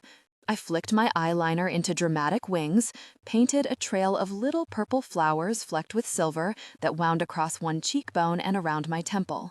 I plaited half my hair into French braids that I pinned up in a wreath, letting the rest spill down my back. Then I anointed all my pulse points with the special blend of cherry, almond, and hibiscus oil our family used only for this ceremony, before slipping into my lace-trimmed charcoal kirtle and shrugging on my mulberry robes. Gray and purple, the Avramov colors we always wore for Covenstead holidays. When I examined my reflection in the mirror, which remained clear and normal, maybe even our pain-in-the-ass poltergeist was taking the day off, what I saw was effervescence with just a touch of the sepulchral, like a bright flourish of wildflowers that grew beside the grave. Days like this, I fucking loved being a Thistlegrove witch, and even more so, an Avramov. Right on cue, 3 brisk taps came at my door. I opened it to find Talia and my mother waiting for me, kitted out very similarly, except with much smokier eyes, because, of course. Talia held a green pillar candle, and Elena a ceremonial copper goblet, its rim engraved with prowling wolves and a snake twining around the stem. "Happy dew, my daughter," she said, offering the goblet to me, a tiny smile on her vermilion lips. "And to you, my mother," I replied formally, leaning forward to exchange kisses with her. Then I took a sip, a lush blackberry mouthful, tanging with lemon and meadowsweet, spring wine that the Thorns made for us all, for which only the family elders had the recipe.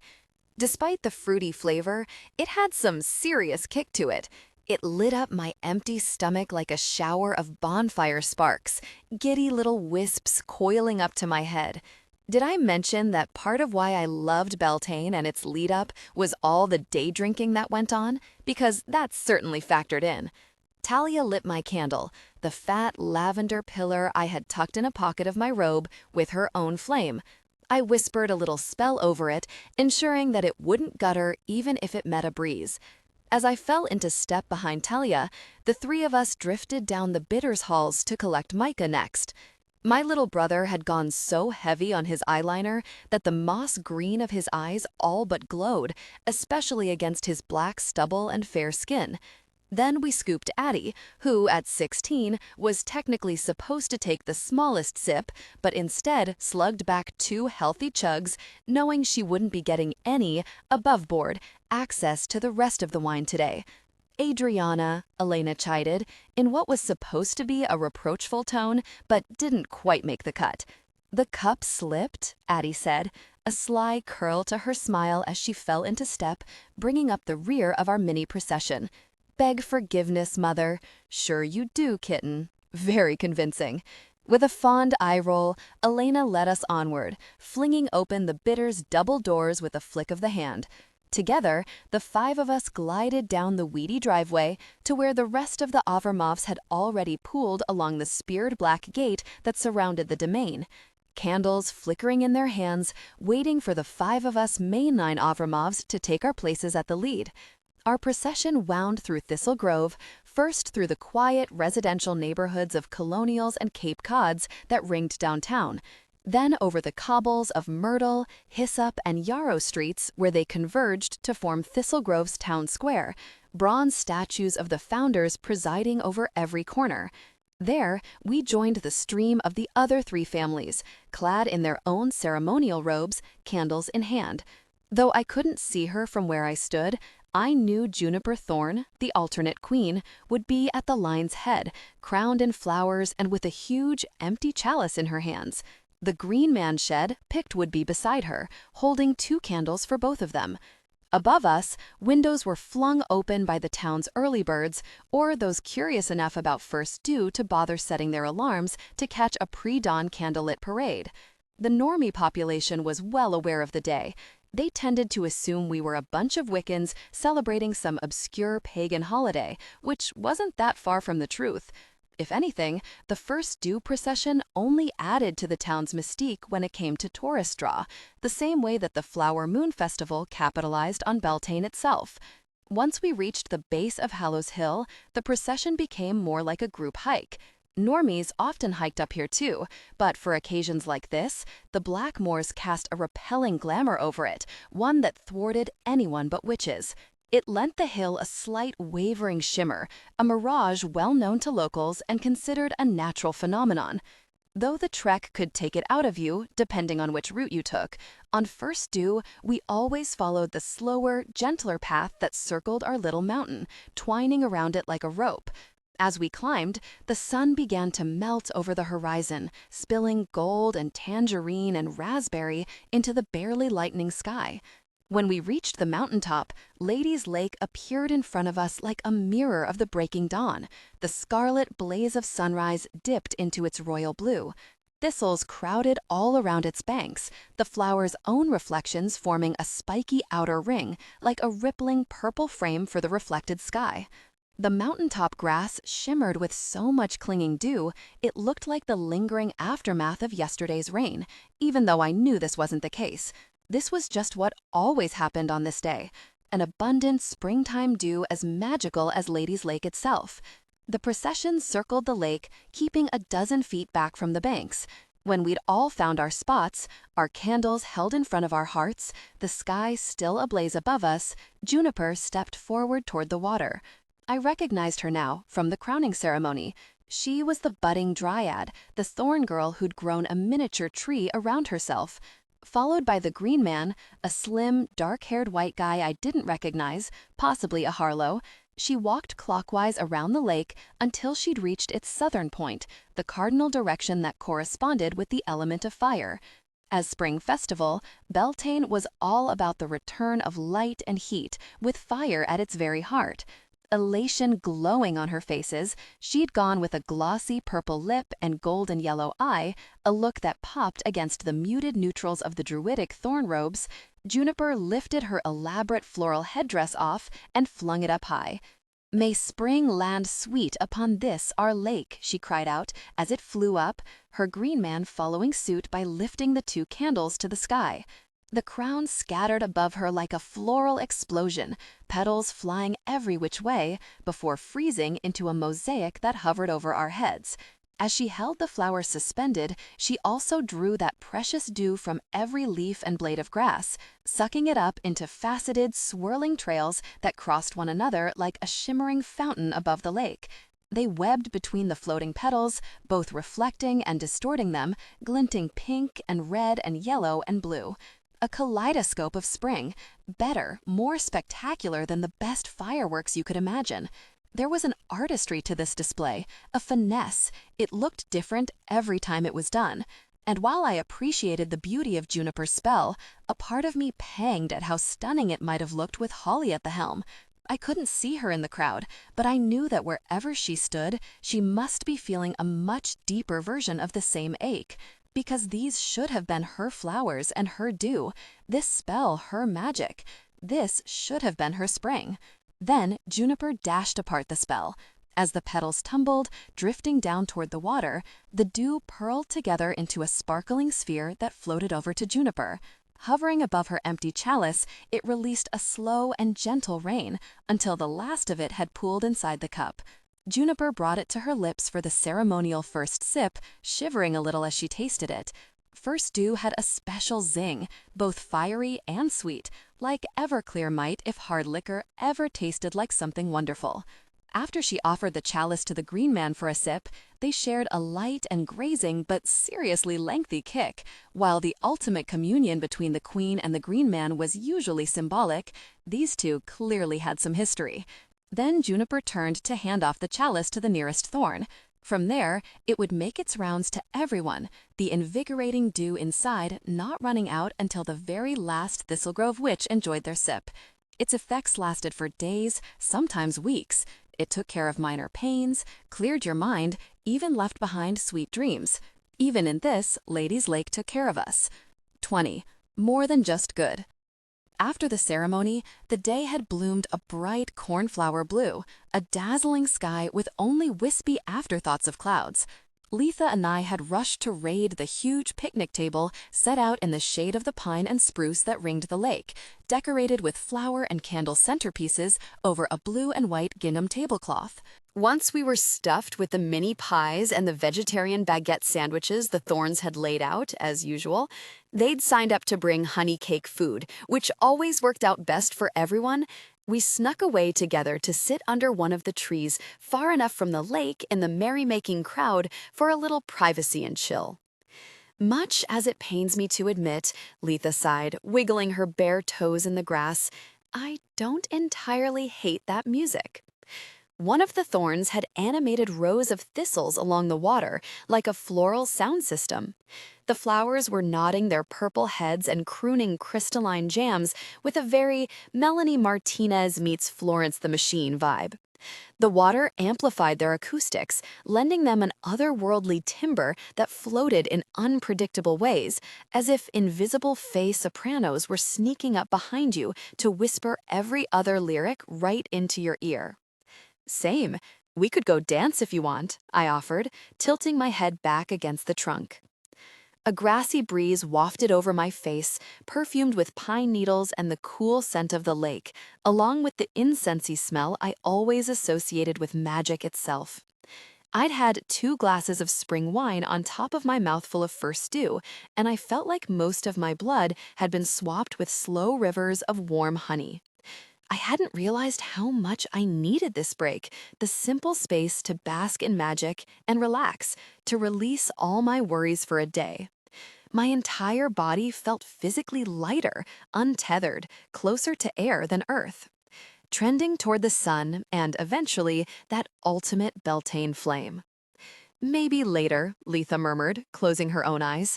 This is too nice to just sit for a while. This last week has been madness, I tell you. I finally got the entire design nailed down in storyboards, and I am tired, cuz. That said, the Forest of Perdition is going to rock, and I also have all these baller crypts and tombs planned for the side stories in the Cemetery of the Forgotten. Gorgeous and unsettling as all fuck. I think you'll love it. Na zdravie, cuz, I said, listing my goblet of spring wine to clink against hers. Thanks for working so hard. I appreciate your big, beautiful brain and all the fruits of its labor. I'm going to be nailing down the storyline scripts and character sheets this week, and then the casting should be a snap. You know all the regulars will try out again. I think we're actually in good shape. No jinxing, but that deserves a double cheers, Letha said, raising her glass to mine again. And with you juggling the investigation too, no less. I know you can't spill the deets, but I'm dying for any info, so feel free to dispense whatever crumbs you see fit. Well, I said slowly, parsing how much was okay to tell her and how much I wanted her to know when it came to Rowan. The suspect roster is growing, for one. We still don't have a real handle on who might have done it, but we do know that no one's out of the running, not even the Thorns. Despite it being a necromantic hex, Letha exclaimed with a mock gasp. Well, fuck me sideways. What a twist. Right? Very intriguing. And more surprising yet. I looped a lock of my hair around my finger, cheeks growing warm. It turns out Rowan Thorn can be less than abominable when he tries. Letha twisted toward me, fixing me with her patented piercing stare. Please to clarify. He's kind, I started, pushing past the reluctance. This was my best friend asking me to open up to her as gently as she knew how. I wouldn't be doing either of us any favors by shutting her out of this too. And he has this earnestness when it comes to dealing with people that I used to find completely obnoxious, mostly because he was such a committed dick to me, but am now reconsidering. Loath as I am to admit that I might have been wrong about him. Isadora Avramov, Letha sighed, eyes narrowing. Cousin mine and fondest friend? Has some dirty deed gone down between the two of you and you've been holding out on me? And do not play coy, because I know you know exactly what I mean. Now, my cheeks felt like they were spontaneously combusting, which was a trip. For a redhead, I'd never been all that prone to blushing, mostly because very few things actually embarrassed me to that degree. We may have made out once, I admitted, stifling the urge to hide my face, after a few drinks too many. And it was, well, it was totally fucking hot, much to my astonishment, until he remembered what a sinister force of darkness he was kissing and lost his shit a little. So, bad decision all around. Okay, nothing new there. But then yesterday, I had an unfortunate reaction after one of our meetings. Got too worked up, just kind of spun out a little. And Rowan, he took care of me like it was no big deal. And Letha, I liked it. Wait a minute. Letha stared at me, a slow, inexorable delight spreading across her face. You have the actual hots for Rowan Thorne, wildlife hero and arch nemesis? You do, don't you? You do. Admit it. Let's not get carried away. I've made out with many an inappropriate individual in my day, which you of all people should know. Perhaps, but you sure as shit didn't sit there all gooey-eyed, turning colors over them. Letha started laughing, a high-pitched giggle that quickly escalated into her trademark infectious cackle, rarely heard in the wild. Wow, when you think about it, it's actually too good. I'm experiencing what may well be unprecedented amounts of joy. The comedy is exquisite on every level. I'm so glad you find my travails this amusing, I told her, taking a pointed swig of wine. I do live to entertain you. Sorry, I can't hear you over the sound of overwhelming irony, Letha deadpanned, cupping a hand around her ear. Is there such a thing as an irony explosion, do you think? Maybe an avalanche? I mean, this much of it must be a safety hazard. You're my cousin, and I say this with love, but you truly are the alpha Capricorn. You bet your ass I am. Is that supposed to be some kind of shade? A shadow fell over us, and I looked up to see Rowan Thorne himself standing in front of us like an accidental apparition, swathed in his family's green and brown druid's robes with a hazelwood staff in hand. How had I not even realized he was left-handed? A bemused wrinkle deepened between his eyes as he took in the two of us, Letha lost in throes of laughter, and me with my cheeks righteously aflame. He said, rubbing his chin, nonplussed days shifting between the two of us. Am I interrupting something?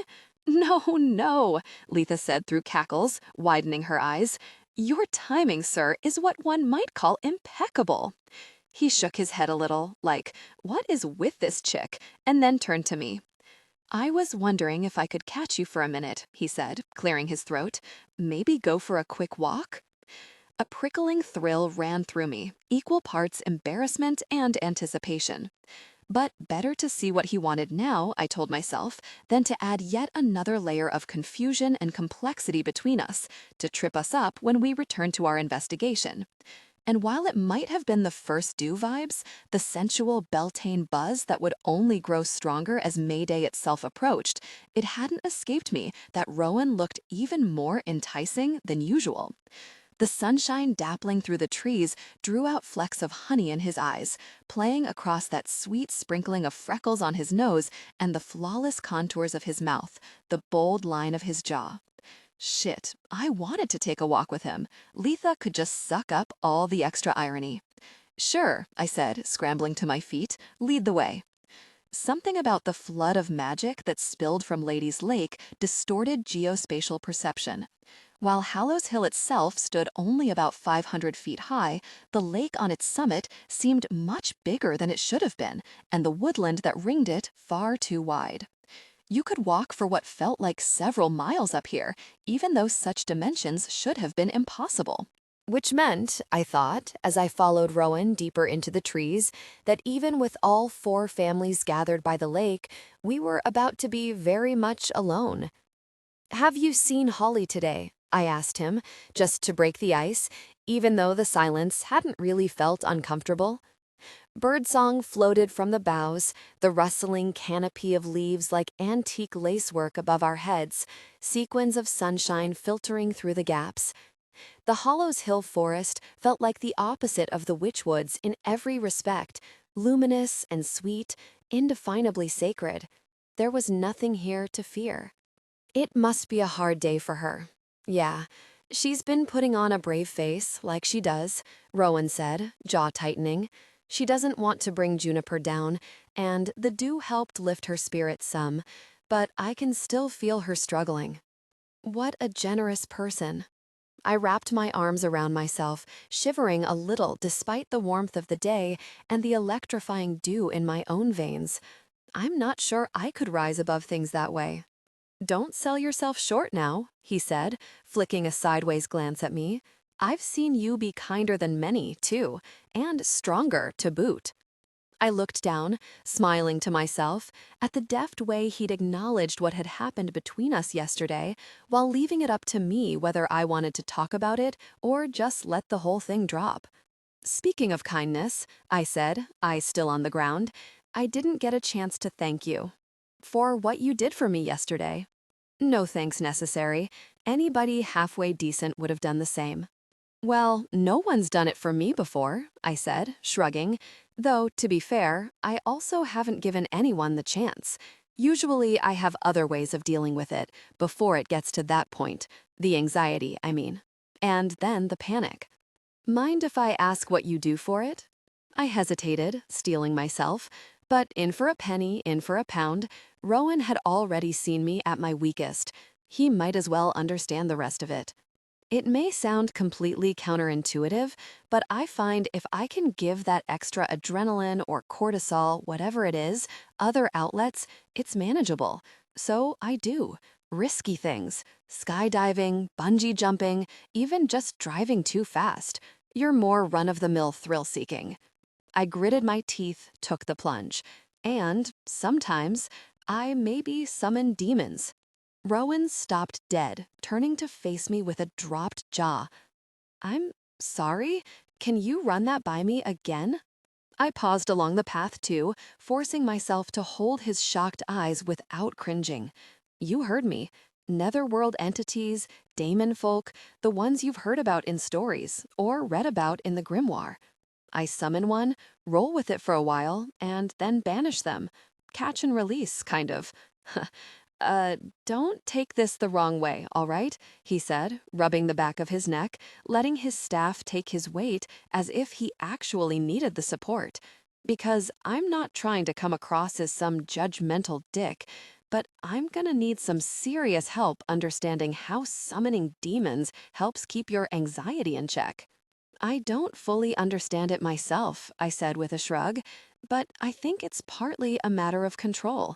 If I can call up these insanely powerful, terrifying, unpredictable entities, bend them to my will, get them to show me or tell me things, it means I'm the strong one after all, the one capable of control, and it reassures me to know that.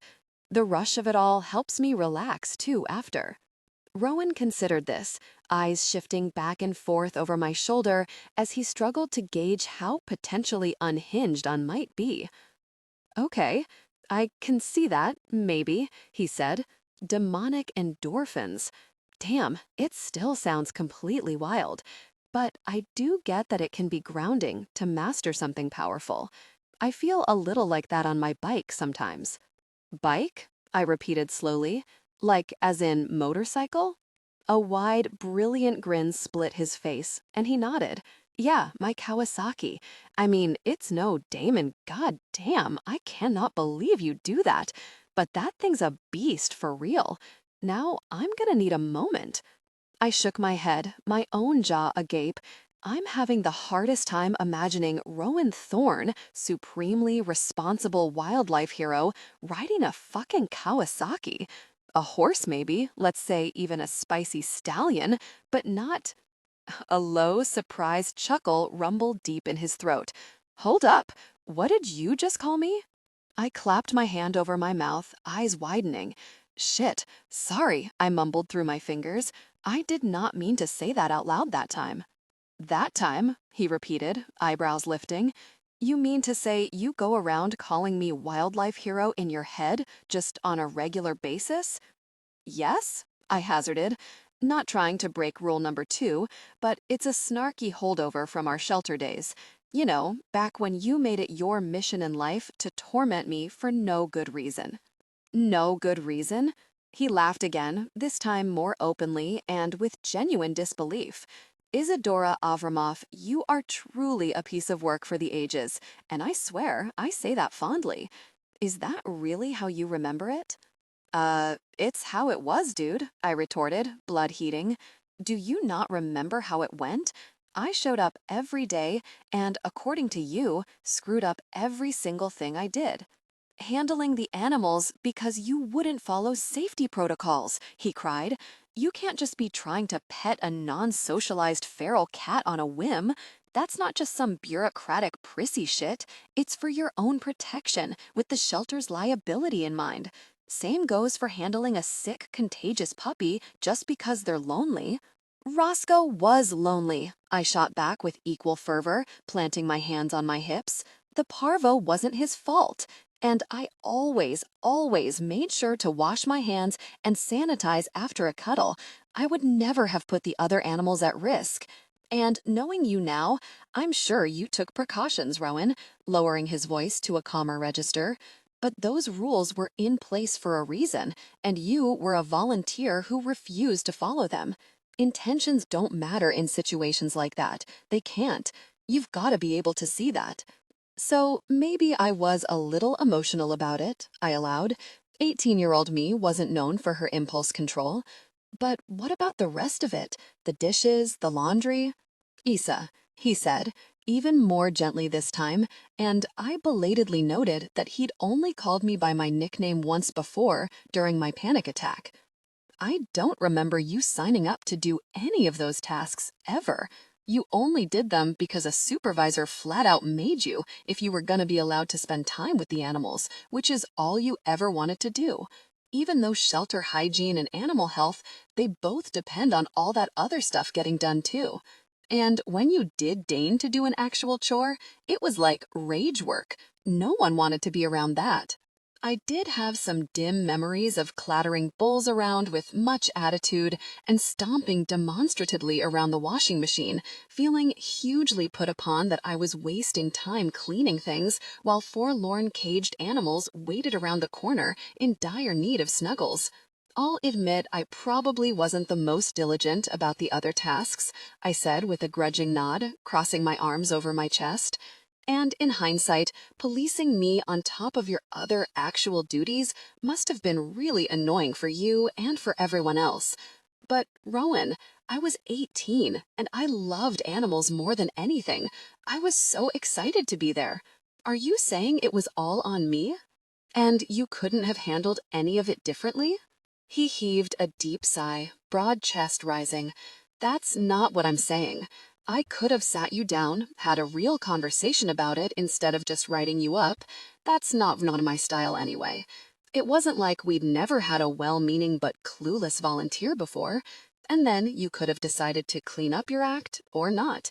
So it's on me that we'll never know how it might have gone instead. So why didn't you? I said, pulse picking up, sensing that we were finally boring down to the crux of the matter, the bloody, beating heart of our history. Why didn't you just talk to me? He worked his jaw from side to side, flicking his gaze away from mine before meeting my eyes again. Because you were an Avramov, he said softly, the cords of his neck flexing as he swallowed. And I didn't think any of you belonged around animals. I closed my eyes for a second, the injustice of it beating inside me like a pair of thrashing wings, outrage shooting through my veins even as my stomach wrung itself like a rag. It felt so unfair, so wrong, to be seen in this terribly reductive way, like I could never be more than my necromancy. Death magic that I belonged to, that I loved, that yes, I would have chosen for myself again and again. But for all that I adored it, it was not the sum total of me, the only thing I could possibly amount to. And I'd be damned if I let Rowan or anyone else define me that way. So, I have 6 pets, all of whom I rescued, and you think I don't deserve to be around animals? I finally said, when I could trust myself to speak again without my voice betraying me by breaking. Because of my family's magic? Magic I was born into? Do you even realize how horrible that sounds? How prejudiced? Isadora, of course I do, he said, spreading his hands, a new undertone of harshness to his voice. Last I checked, I was still a black man living in America. Thistle Grove is special, yeah, but it's not actually on a different planet. So believe me, on the whole, I am very familiar with the concept. I nodded, chastened, chewing on the inside of my cheek, because Rowan shouldn't have had to point that out for me at all.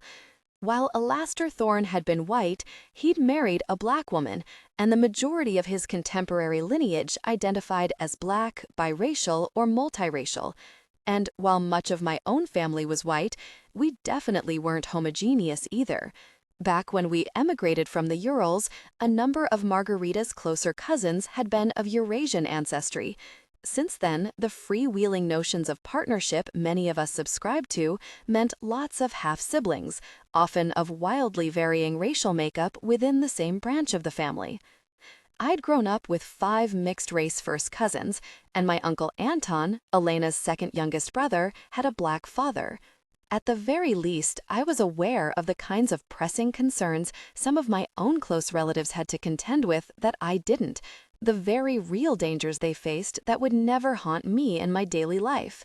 At the same time, the fact that the Thorns' green magic was generally accepted within our witch community as much more respectable, glowier, and more wholesome and delightful than my family's necromantic bent was also a reality baked into Thistle Grove life. But given the diversity of my own lineage, I still should have known better than to even imply something so ridiculous as Rowan being unfamiliar with prejudice. "Of course you are," I said, ducking my head. That was very stupid of me to say. I should not have put it that way. Rowan leaned his staff against a nearby spruce, then wrapped both hands around my upper arms. "Let's back up," he said, heat radiating from his skin to mine. Obviously, the two things aren't comparable, not by a long shot. Your life, for instance, has never been in danger because of any prejudice of mine. But you're not wrong either. I judged you unworthy to be there from the start because of your name, because of the kind of magic that your family works. And, Isa, I'm sorry, that was wrong of me. And not just wrong, but dishonorable. The kind of wrong-headed shit that should be beneath any good person. I couldn't have imagined how gratifying it would be to hear those words from him. The satisfaction of knowing that even if I'd been a misguided nuisance and much more of an entitled asshole than I'd let myself admit, that he knew he'd wronged me too, and that he was willing to right it now. But it still wasn't quite enough. "So what about the other night?" I asked him, insides quailing. What if his interest in making amends didn't extend to this? When we were, making out outside of Whistler's, and it was like you were so into it, until you suddenly remembered who I was, exactly who you were kissing. And then it became repulsive to you to be with me that way, somehow unacceptable. Rowan winced, gritting his teeth. "Yeah, that's on me too. Only thing I can say for myself is I was drunk as shit, Isa, which I don't do all that often to start because, as you saw, I don't handle myself well. And I was getting all tangled up between what I actually felt and what I thought I should be feeling. So I panicked in just about the worst way possible. But that's no excuse, I know. Hell, it's not even much of an explanation. I'm just saying I know I hurt you, and I am sorry for it, if you can accept that." "Then I guess I'm sorry too," I said, relaxing slightly into his touch. "For all that crap I pulled at the shelter. I should have done the chores like everybody else. I should have respected quarantine, and I guess the rules. And I definitely shouldn't have unleashed hellish squirrel vengeance on you." "Yeah," Rowan said with a half laugh, that radiant grin creasing the skin around his eyes into those lovely fans, light leaping into his irises like a magic trick. "That was fucked up. But man, I do have to hand it to you. You got me back good. I was jumping out of my skin for like a week before I figured out how to nail one of those little fiends. I still can't believe you're scared of squirrels. For the record, I am not scared of them." He pulled a face. "More like I don't trust them. One time, I saw one strolling down Myrtle holding a foil-wrapped burrito in its little paws.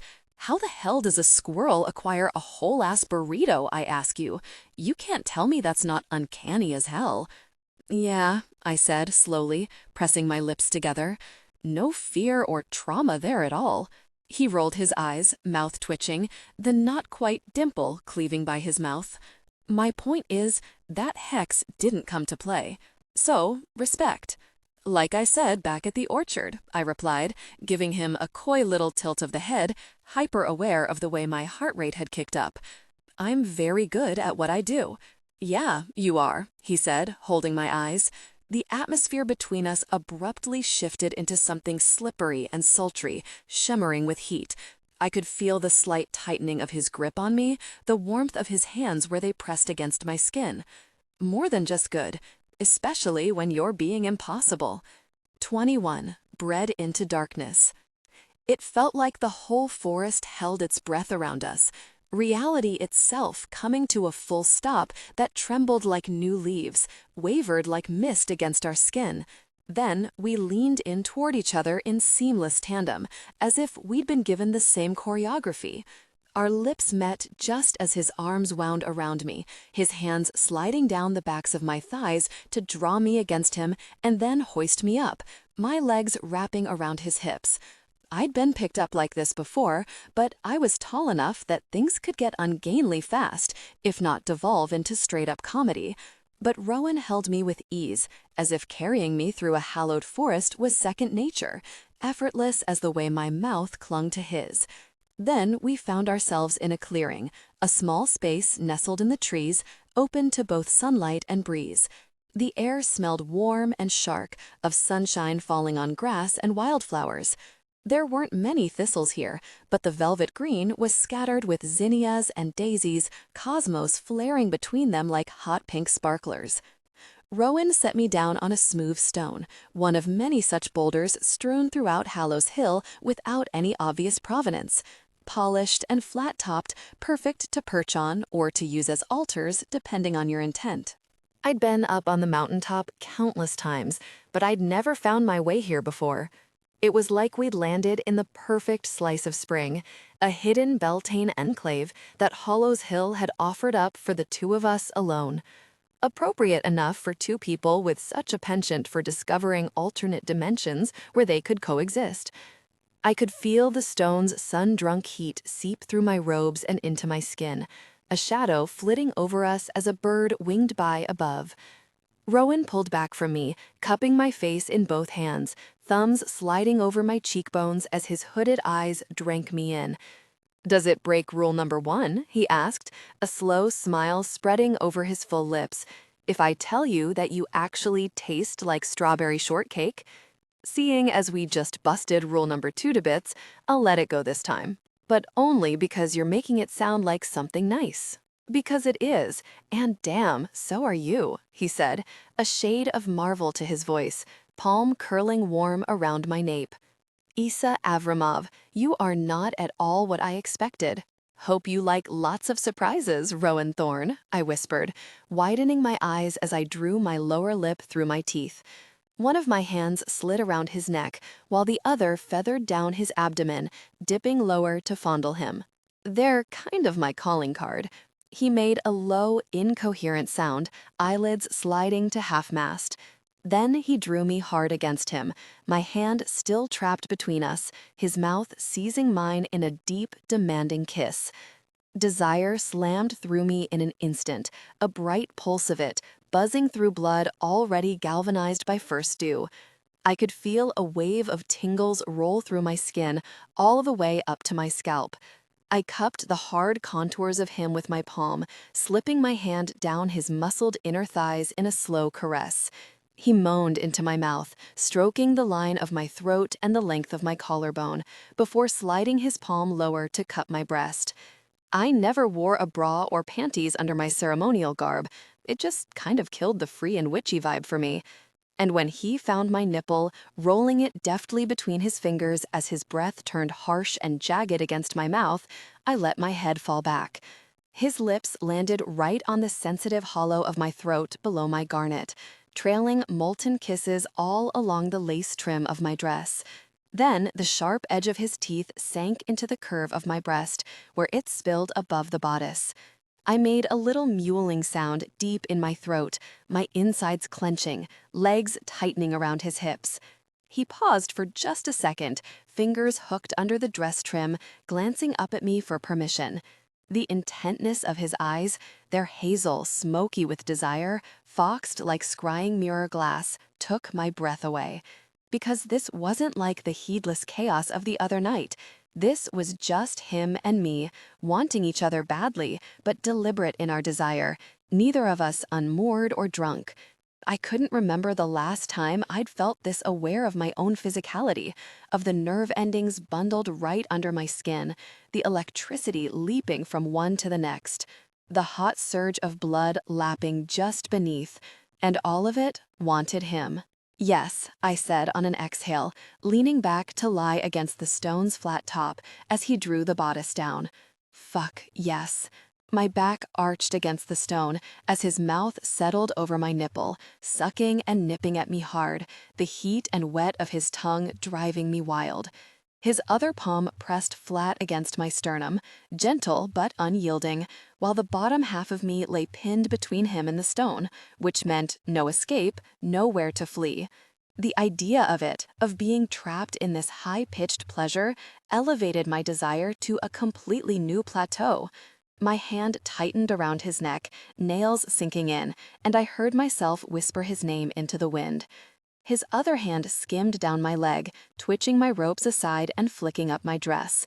Deft fingers trailed up my inner thigh, and then dipped between my legs, making me gasp, my hips writhing of their own volition. "Oh, there you are," he breathed, with a vast, ravenous relief, like he'd been looking for me, for this, his entire life. His fingers parted me, light but absolutely sure, stroking my clit in a slow, deliberate, delicious cadence. My mind went buttery soft, all glittery and gold-dipped, like the swirling patterns of sunlight scrolled along the insides of my eyelids. Then the day shifted around us without warning, tipping like a scale.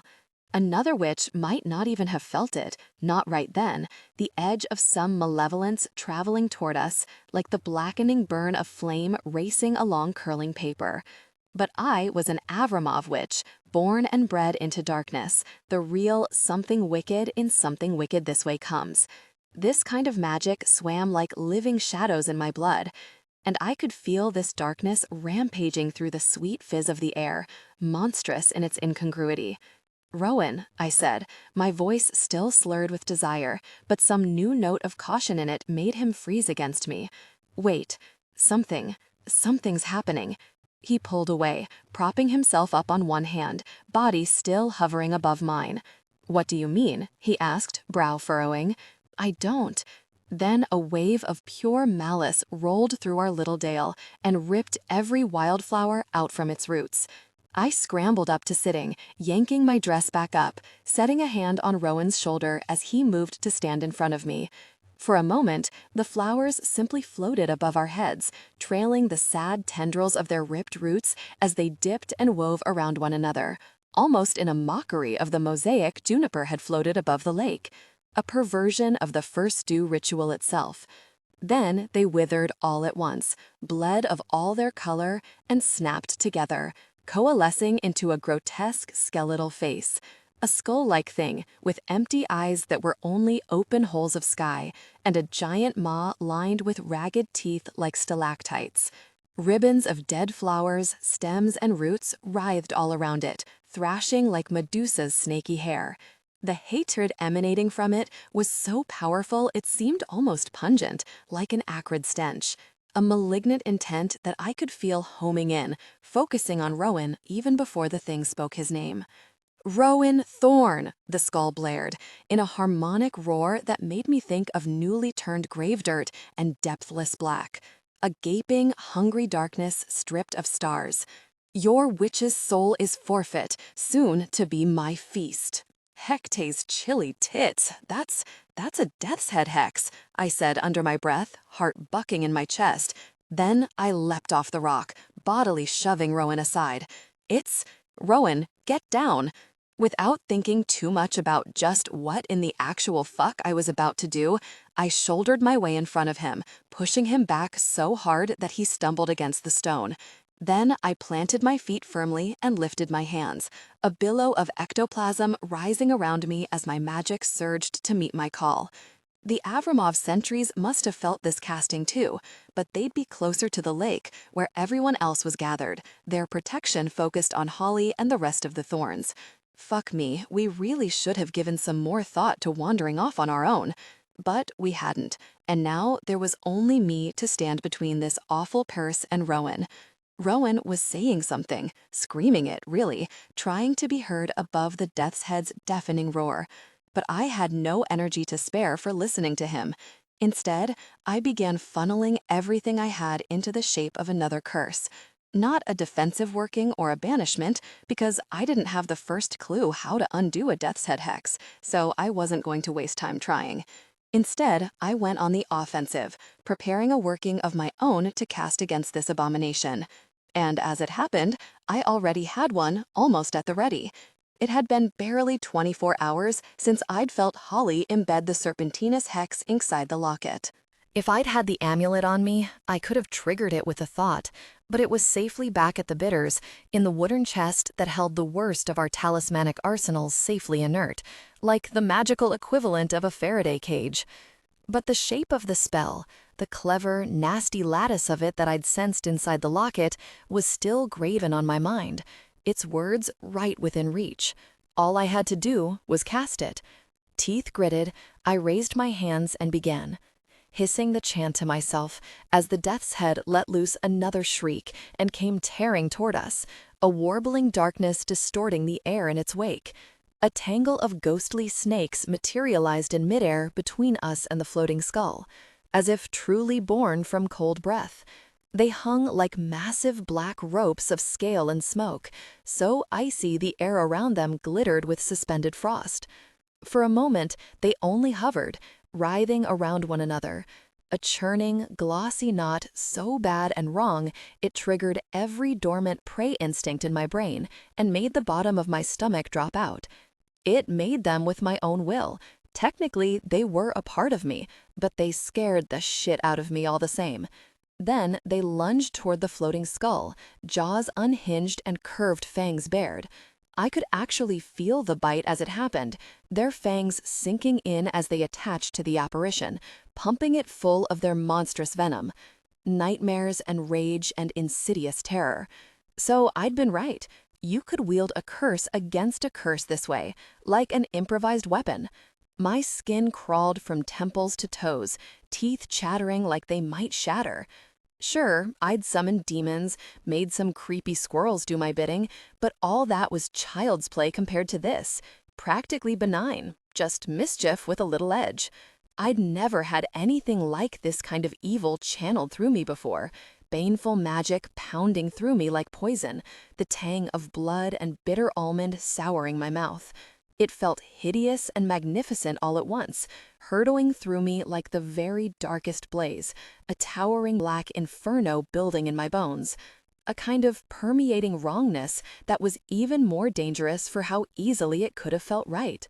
But the Death's Head was baneful magic too, and many, many orders above the Serpentinous hex. The dead flower skull bellowed thunderously as the snakes latched onto it, tossing itself back and forth trying to dislodge them. A few lost their hold and flew off as it thrashed, hissing like tea kettles as they evanesced. With each droning roar and shake, more and more flew off, until only 3 or 4 were left, clinging for dear life. They'd done some damage, I could see that much. Bits of the skull floated in loose, unraveling tatters, skeins of dead flowers crumbling off before they fell, leaving ragged holes behind. But most of it still remained, aloft and ravenous, its empty eyes fixed on Rowan, its loathing reaching toward him like psychic tentacles. It was stronger than my snakes, there was no doubt about that. They'd never be able to bring it down on their own. There was only one thing left I could think to do, a desperate, reckless shot in the dark. I let the Serpentinous hex drop all at once, the lattice unwinding in my mind as I released the spell. The remaining snakes disappeared in a breath, melting away into nothing. But all the raw magic I'd summoned to cast them stayed, like a captive sea swelling inside me. A pool of dark potential waiting to be shaped to my will, to leap to my next bidding. Eyes drooping with the effort, every tensed muscle in my body quivering, I carefully wove a brand new pattern, knitting it into a massive net, then flung it over the death's head like a snare. Seizing it by force and trying to transmute it into my own spell, a casting that I could control. In theory, this wasn't impossible. You could take over someone else's working, wrestle it under your power, and make it your own. But spells of the Death's Head's magnitude took on some autonomy, something resembling semi-consciousness. They knew their maker, their point of origin, and they actively resisted this kind of subversion. You had to be stronger than the other caster to overpower their will, and incredibly deft and ruthless about it too. Under different circumstances, I wouldn't have had a chance in all the hells of twisting a working this complex into something of my own. But I had Rowan at my back to think of, Rowan to protect. And for once, I was going to be the kind of ironclad Avramov that neither broke nor bent, but for someone else's benefit. As soon as my snare settled over the skull, I could feel the shape of the trapped spell itself, the hex thrashing wild beneath it like an electric eel. As I coaxed and bullied the curse, imposing the net of my will onto it, I felt each of its dreadful contours as if they'd become a part of me. Hate built up inside me, thick and viscous, stratified like melted candle wax. A chorus of sly, insinuating whispers hissed in my ears, urging me to give in to my inner darkness, to do my very worst. I could feel how profoundly the Death's Head despised Rowan, and not just him, but everyone of his blood. Every green magic practitioner who'd ever wronged an Avramov, put us down, or stood in our way somehow. Winding all the way back to Alastair Thorne himself, Irish druid and master wielder of life magic, the Thorne founder of Thistlegrove. And beneath the rage, I found something even more confounding, a twisted take on an almost noble impulse. The spell thought it was doing me some kind of solid, protecting me from Rowan. That was the final hook I needed, like a clasp I could latch onto to bring the spell under my control. With a resounding psychic snap, the curse came fully under my dominion, a thrashing hydra of deathly fury over which I now held sole sway. With a scream that built from the very base of my belly, ripping out of my throat like something barbed and alive, I dispelled the Death's Head hex, exploding it into cinders that rained down over both of us. Then I collapsed, crumpling like something broken, tears streaming down my cheeks. So utterly exhausted and depleted, I felt like my cells might swim apart, like my entire body might collapse into formless goo. The witch, formerly known as Isadora, now a puddle of primordial soup. I was chuckling weakly to myself through the salty gush of tears when Rowan's arms slid around me, one behind my back, the other under my knees. Issa, talk to me, he was repeating over and over, a raw desperation clinging to his tone as he lifted me, the ends of my robes trailing over the flower-scattered grass. Please, I just need to know you're going to be okay. I don't know what I am, I slurred, my head lolling against his shoulder. But, Rowan, I think we were wrong. 22. A thorn's a thorn. I had only the foggiest memories of slipping in and out of consciousness as Rowan brought me back to the lake, followed by a babble of distraught voices my addled brain wasn't capable of parsing, except for the faint memory of my older sister's voice.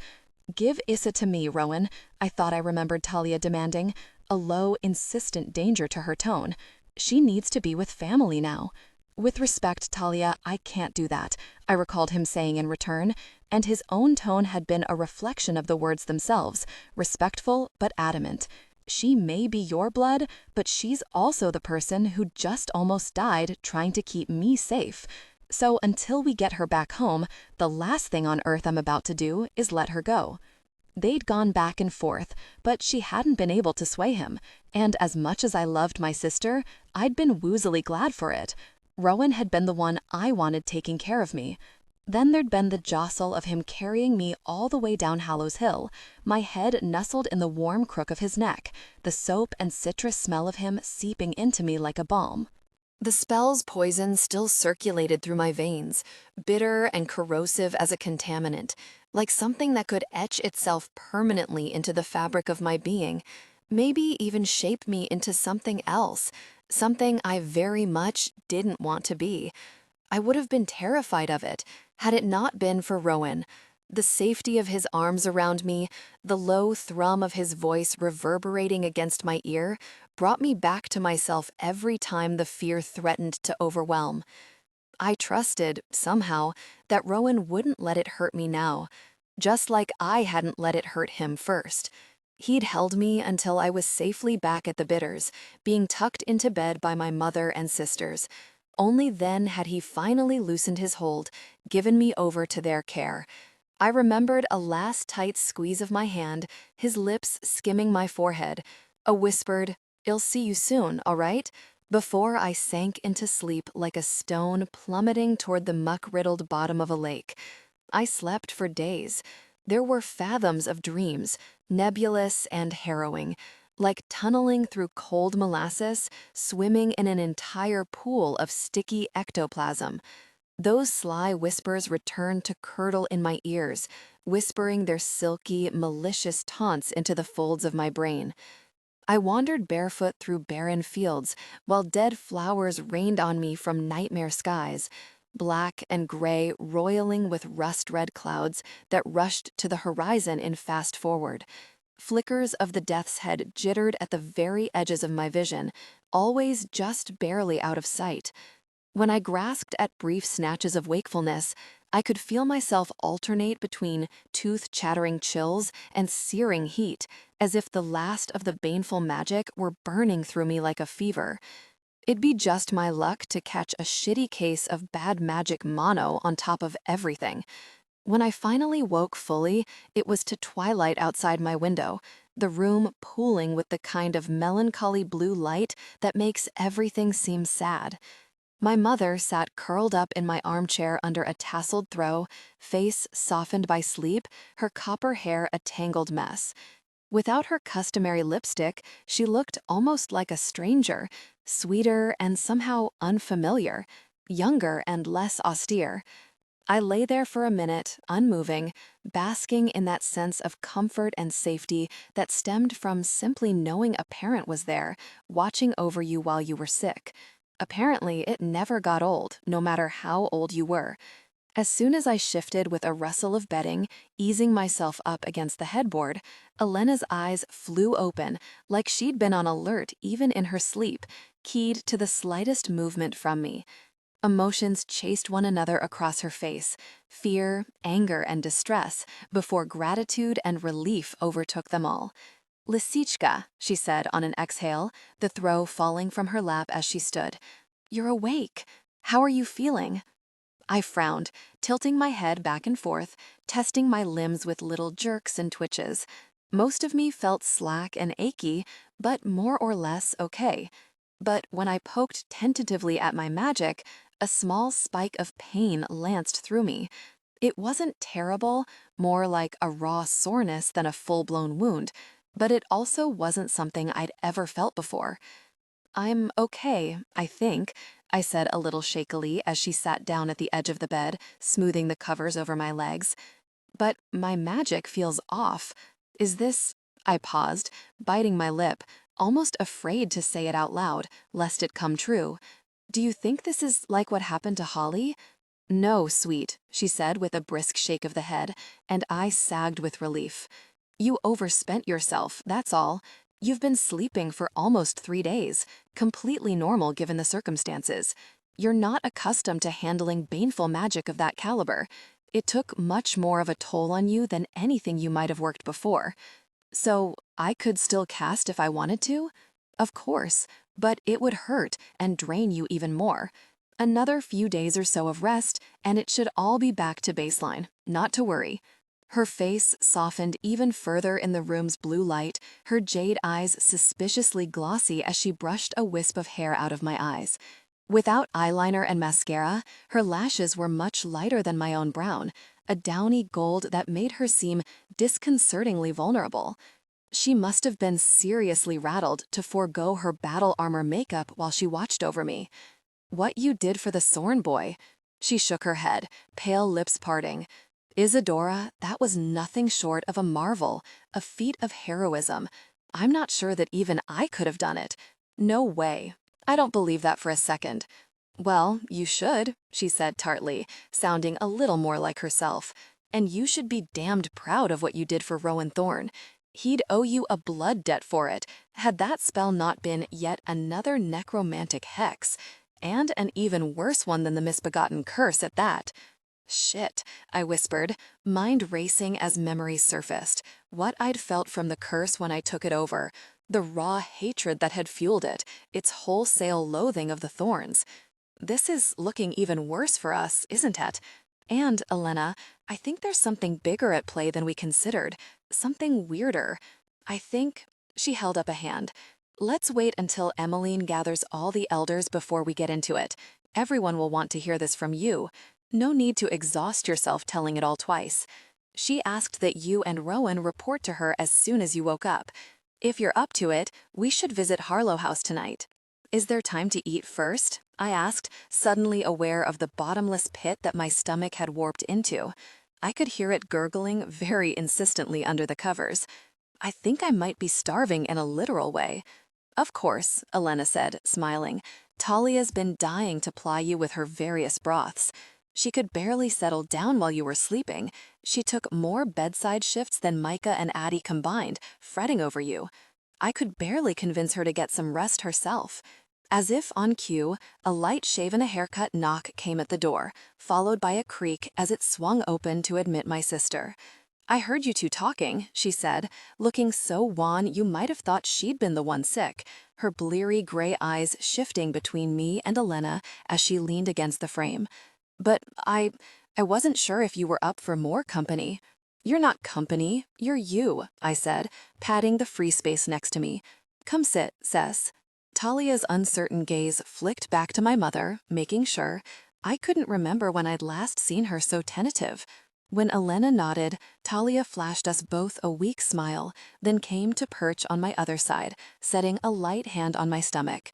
Her dark blue nail polish was peeling, the cuticles ragged from being nervously nibbled on. It rattled me even more than the sight of her peaky face. She'd always kept her nails pristine, even when we were little. Out of the two of us, I'd always been the nail-biter. "I'm so glad you're okay, Is," she said, her voice splintering, and I realized with something like horror that she was close to tears. I'd once seen Talia step on an actual rusty nail in the Bitter's attic without shedding a single tear. It took a lot to bring my steely sister to that brink. "You were pretty out of it, so I don't know if you remember, but I'm the one who found you in Rowan, right after it happened. Emmy and I'd gotten into it a little by the lake, and I was walking by myself in the woods to cool off, and then I saw you two. I saw the end. What it took for you to bring that thing down." "You and Emmy were fighting?" I asked, thrown. Not that couples couldn't disagree, but as far as I knew, Talia and Emmy's honeymoon phase was so all-consuming and harmonious that they barely even got into spats, much less the kind of argument that would have driven my sister to walk alone on first due of all days. Maybe there was trouble brewing in paradise. It would certainly explain why Talia seemed so much more on edge these days. "It was just some stupid tiff," Talia said, waving my concern away, though I could see from the way her chapped lips tightened that it hadn't been anything so minor. "Please don't worry about that. I'm so sorry, Is. I feel so guilty, like I failed you somehow. I wanted to be the one to bring you back home, but Rowan was back on his hard-headed man bullshit about it. He wouldn't even begin to listen to reason. But you're my sister, and I should have tried harder. I should have—" My bedroom door abruptly flew open and slammed itself shut so violently that a rain of plaster flaked off the jamb, making all three of us startle. "We really must do something about that vermin soon," Elena muttered darkly.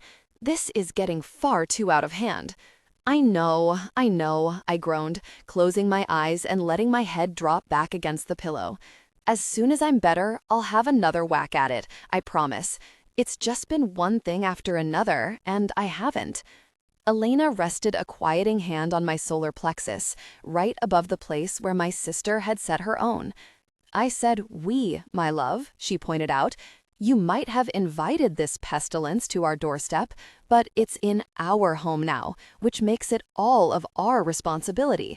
So we will handle it together, the way we handle anything that dares to cross us. Unlike the other families, the Harlows occupied only a relatively modest holding.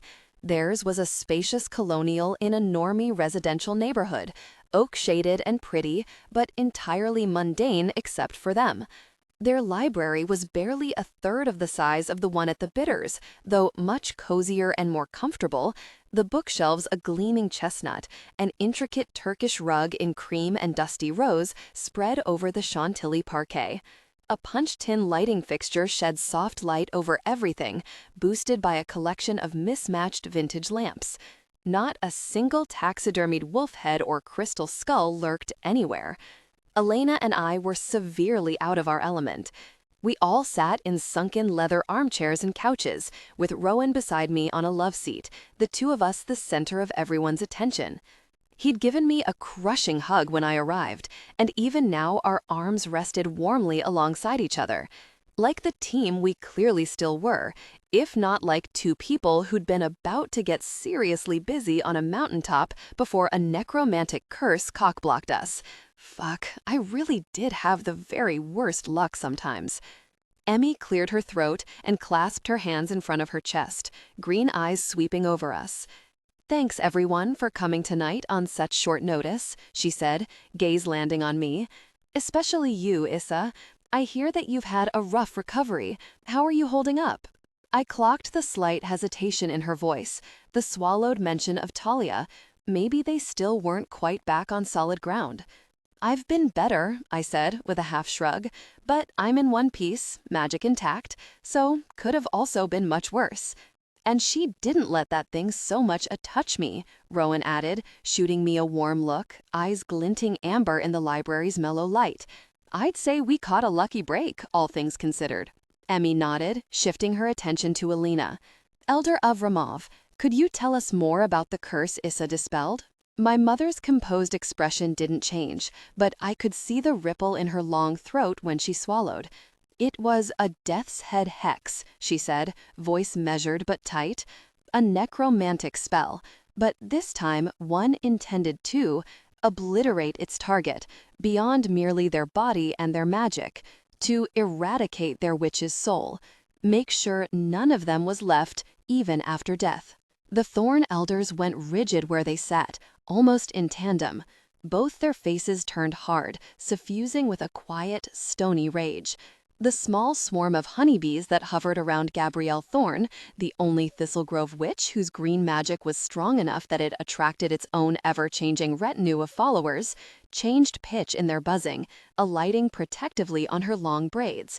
Aspenthorn reached over to take his wife's hand, folding it between both of his and setting it on his lap. "Why would such foul magic even exist?" he asked Elena, revulsion icing his normally warm baritone. "I have to assume it's yet another Avramov original." "It is," she said, hands tightening on the curling wooden armrests of her chair.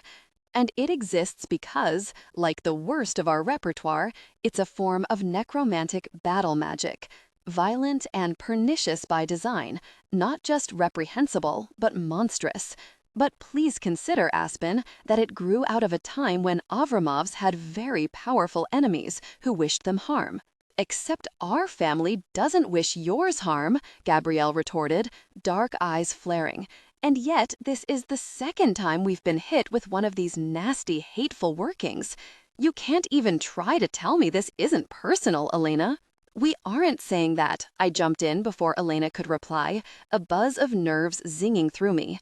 "My very own swarm of bees, only mine happened to live on the inside. The opposite, in fact. The Death's Head Hex was absolutely personal. I know because I felt it once it came under my control. The caster, and by extension, the spell itself, hated the thorns, and it specifically wanted to take Rowan down. On the way over, I'd struggled with whether to mention that the spell had also thought it was protecting me before deciding against divulging as much. For one thing, it made no sense. I very clearly hadn't been in any danger from Rowan. For another, that kind of motivation seemed like something that would shift the guilt so squarely onto the Avramovs. Who else would feel so strongly about me besides one of us that Emmy might decide to focus further investigation exclusively on our family? I couldn't let that happen. So for the moment, for better or worse, I was keeping mum. Then why target Holly the first time around with the misbegotten curse? Gabrielle demanded. I think that might have been an accident, I said, glancing over the assorted elders as a new silence fell, the tension between us all pulling tight as strung wire. And that Rowan has been the true target all along. At that, James and Cecily Harlow, Emmy's parents, met my eyes with pained expressions. Concern scrolled across their kind faces. The Blackmores, on the other hand, were clearly present only for formality's sake. From Lioness's pearls and politely bored expression to the glances her husband, Merritt, kept sneaking at the phone in his khaki lap, everything about the pair emanated cool hostility, presumably that we'd had the temerity to drag their son into this fray. Their aloof demeanor also somehow suggested that this assembly was mostly a tedious waste of their time. Possibly they had dinner plans they were eager to get to, or maybe Merritt had a literal horse in some race that he needed to keep close tabs on. Nothing could be less surprising than the fact that this pair of self-absorbed tools had managed to produce the likes of Gawain. Back when Rowan and I examined the orchard, I went on, I used an ectoplasmic divination spell, a way to recreate the events of the day based on the place memory of what had happened there during the crowning. I didn't think much about it at the time, but I saw how close Rowan sat to the stage, almost directly in front of where Holly stood when she performed. And a finicky, demanding spell like the misbegotten curse, if the caster was nervous or distracted in any way, or if they were some distance from the gathering, it would have been hard to control, to target properly. So let me get this straight. You're saying whoever it is that's targeting my son might have just fumbled an entire curse? Aspen stared at me aghast, running a hand over his close-shorn salt and pepper hair. Jesus, Gabrielle muttered next to him, shaking her head. What a shame for our poor Holly. What a horrible, awful shame. But please consider, Aspen, that it grew out of a time when Avramovs had very powerful enemies who wished them harm. Except our family doesn't wish yours harm, Gabrielle retorted, dark eyes flaring. And yet this is the second time we've been hit with one of these nasty, hateful workings. You can't even try to tell me this isn't personal, Elena. We aren't saying that, I jumped in before Elena could reply, a buzz of nerves zinging through me. My very own swarm of bees, only mine happened to live on the inside. The opposite, in fact. The Death's Head hex was absolutely personal. I know because I felt it once it came under my control. The caster, and by extension, the spell itself, hated the thorns, and it specifically wanted to take Rowan down. On the way over, I'd struggled with whether to mention that the spell had also thought it was protecting me before deciding against divulging as much. For one thing, it made no sense. I very clearly hadn't been in any danger from Rowan. For another, that kind of motivation seemed like something that would shift the guilt so squarely onto the Avramovs. Who else would feel so strongly about me besides one of us that Emmy might decide to focus further investigation exclusively on our family? I couldn't let that happen. So for the moment, for better or worse, I was keeping mum. Then why target Holly the first time around with the misbegotten curse? Gabrielle demanded. I think that might have been an accident, I said, glancing over the assorted elders as a new silence fell, the tension between us all pulling tight as strung wire. And that Rowan has been the true target all along. At that, James and Cecily Harlow, Emmy's parents, met my eyes with pained expressions. Concern scrolled across their kind faces. The Blackmores, on the other hand, were clearly present only for formality's sake. From Lioness's pearls and politely bored expression to the glances her husband, Merritt, kept sneaking at the phone in his khakied lap, everything about the pair emanated cool hostility, presumably that we'd had the temerity. So why didn't they just stop, once the curse latched onto her by mistake? Am not sure, I said, meeting her eyes with an effort, because this next part was even worse. But I do think, given that the caster seems to have a bone to pick with the thorns at large, once it got going, I think maybe they figured, what the hell, a thorn's a thorn. Aspen burst from his seat in an explosive motion, beginning to pace around the room. How can you even say something like that? He spat, turning to fling a blistering look at me. And then tell us we shouldn't blame you and yours? You worship death and decaying things like we do everything green and alive. And somehow you even manage to be proud of yourselves for that kind of travesty. So who else would feel such an ugly way about us, besides one of your lot? Aspen, Gabrielle said in a tempering tone. Easy. Yeah, Dad, Rowan echoed quietly, lifting an entreating hand. Let's just take a beat here. With his other hand, he reached for my own, lacing his fingers through mine where everyone could see them.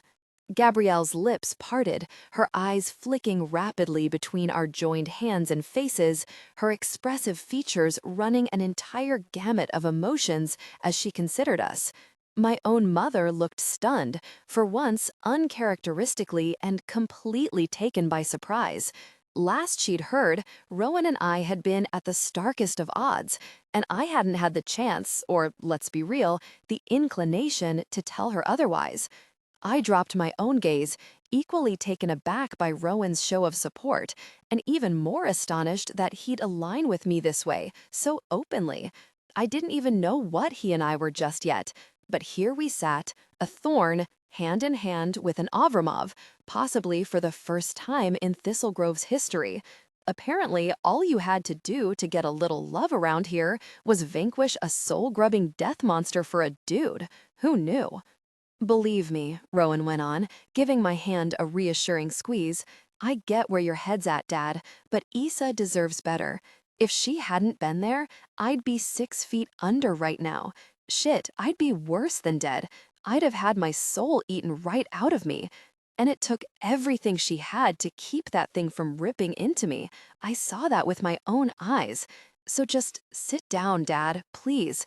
Let's decide how to handle this together. He's right, Elder Thorne, Emmy said with quiet conviction.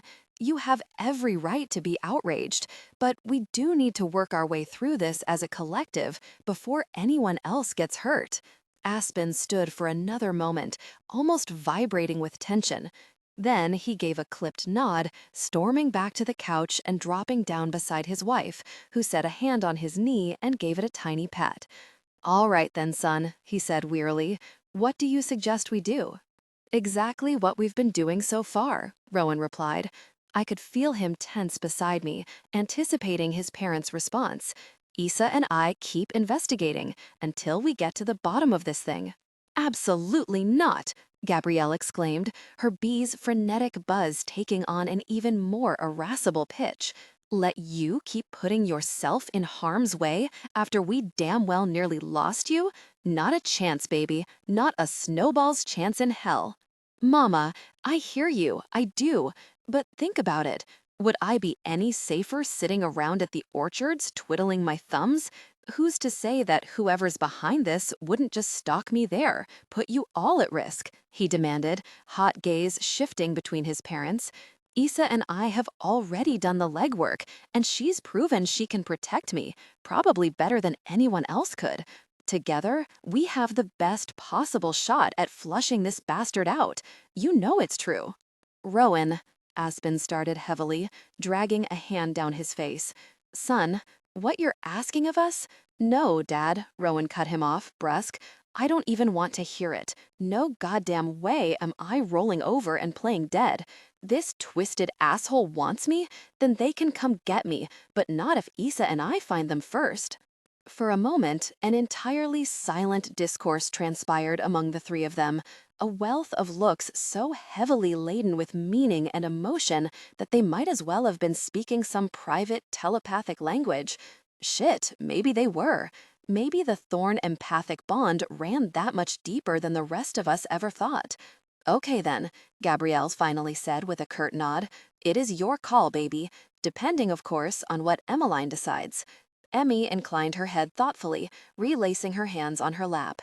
I see the logic there too, she said to Rowan, flicking an apologetic look at the Thorn elders to be siding with their scion against them. If memory served, Rowan's twin sister, Lyndon, had been Emmy's childhood best friend. It probably pained her to go against their wishes if she'd grown up that close with them. It's very risky, using you as bait like that, but from a strategic standpoint, it's a solid countermove. If both of you are willing to continue, then I'm inclined to allow it. Issa, where are you on this? Oh, I'm in, I said, almost before she finished speaking. A smile caught at the corner of Rowan's mouth, his hand tightening on mine. All the way, whatever it takes. Then it's decided, Emmy sighed, grim resolution settling over her face. But we'll have to take other precautions. The Dance of the Maidens, for one. As much as I hate to do it, that'll have to be canceled this year, or at the very least, postponed. We can't give this assailant another invitation to lash out. I should have seen this hit coming, but somehow I hadn't, and it landed like a gut punch. The dance was my favorite of the series of Beltane celebrations. At midnight, on the day it fell, the May Queen would lead our coven's female-identifying witches up Hallows Hill in a whirling dance, like some Maynard parade illuminated by tiny bonfires lit all along the trail. Up on the mountaintop, the male-identifying witches of Thistle Grove would be waiting to receive us under a star-strewn sky, with more spring wine and flower wreaths and skinny dipping in the lake. A lot of delightful shenanigans went down on dance night, and folks tended to let loose even more so than during the other celebrations.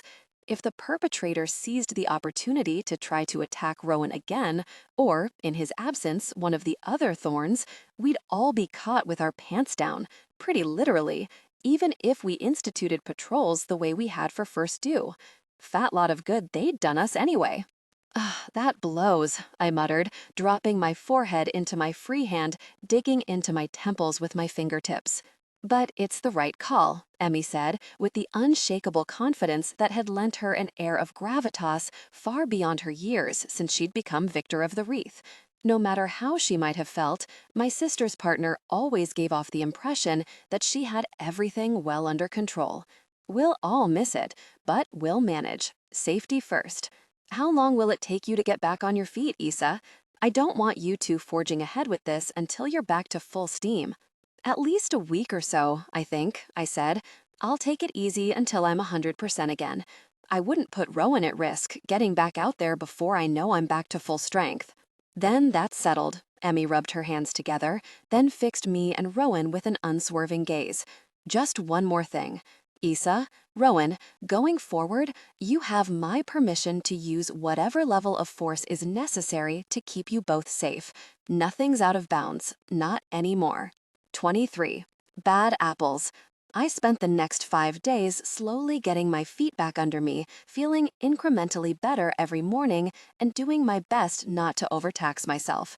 Every time I got antsy, I reminded myself that Rowan's safety hinged on my full recovery.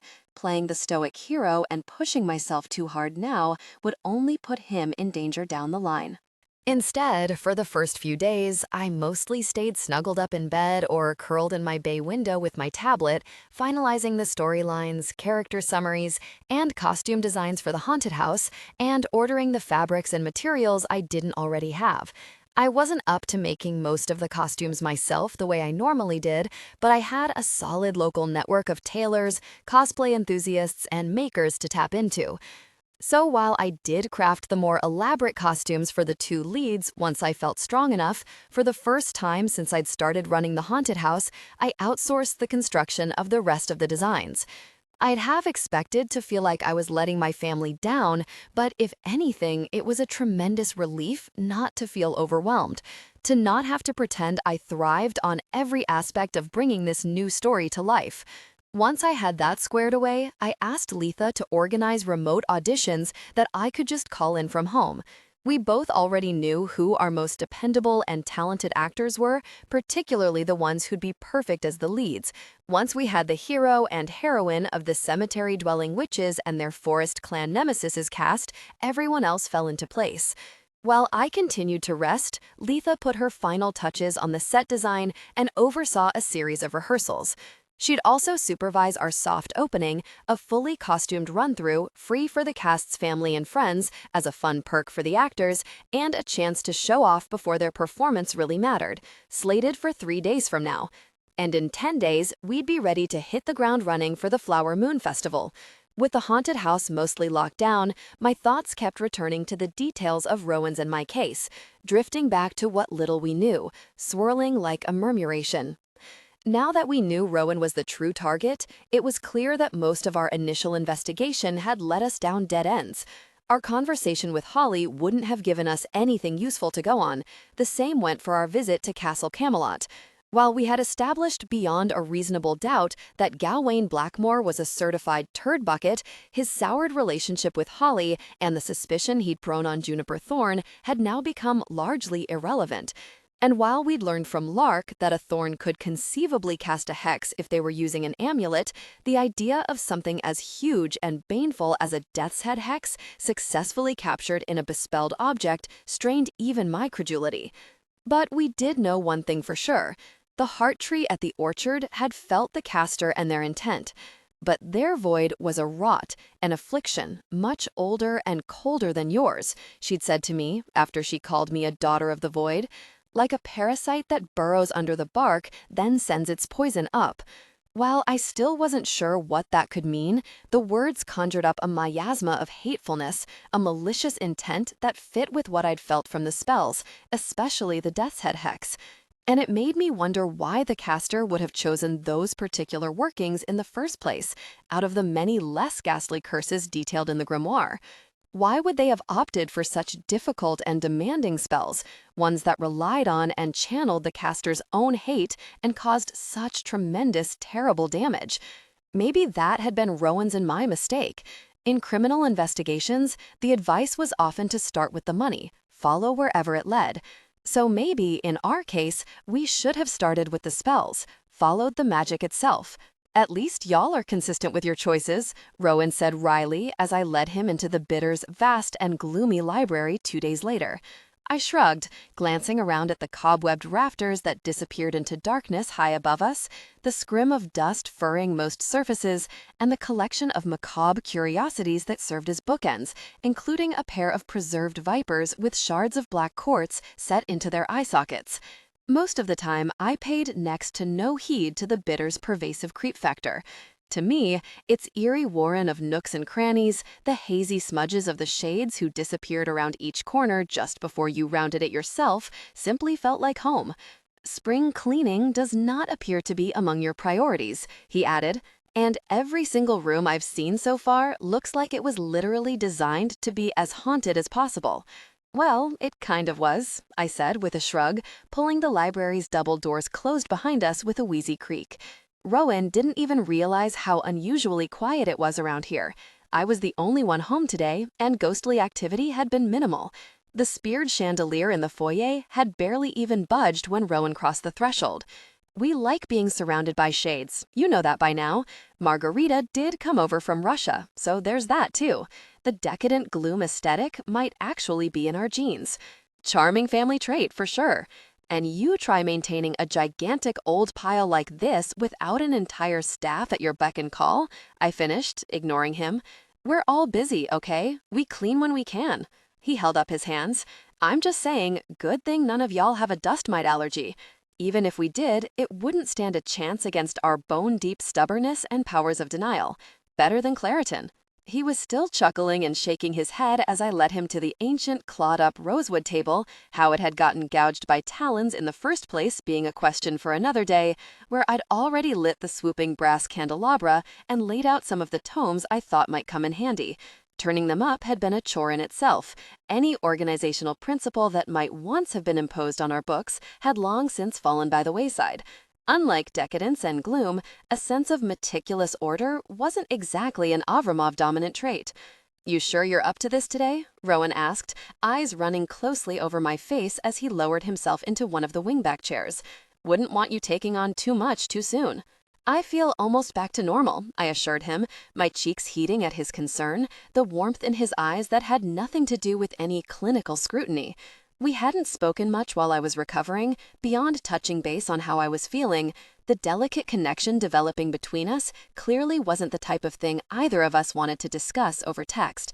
It felt too tissue paper fragile to talk about when we weren't face to face. And we only have a week to go before Beltane and the Flower Moon Festival. We need to get this in the bag. "As long as you promise to keep listening to your body, we can take breaks anytime you need." "I hear you, doctor." I popped off a crisp salute. Though I will say, I'm feeling pretty sturdy on that front. And it's not like we'll need any casting for what we're doing today anyway.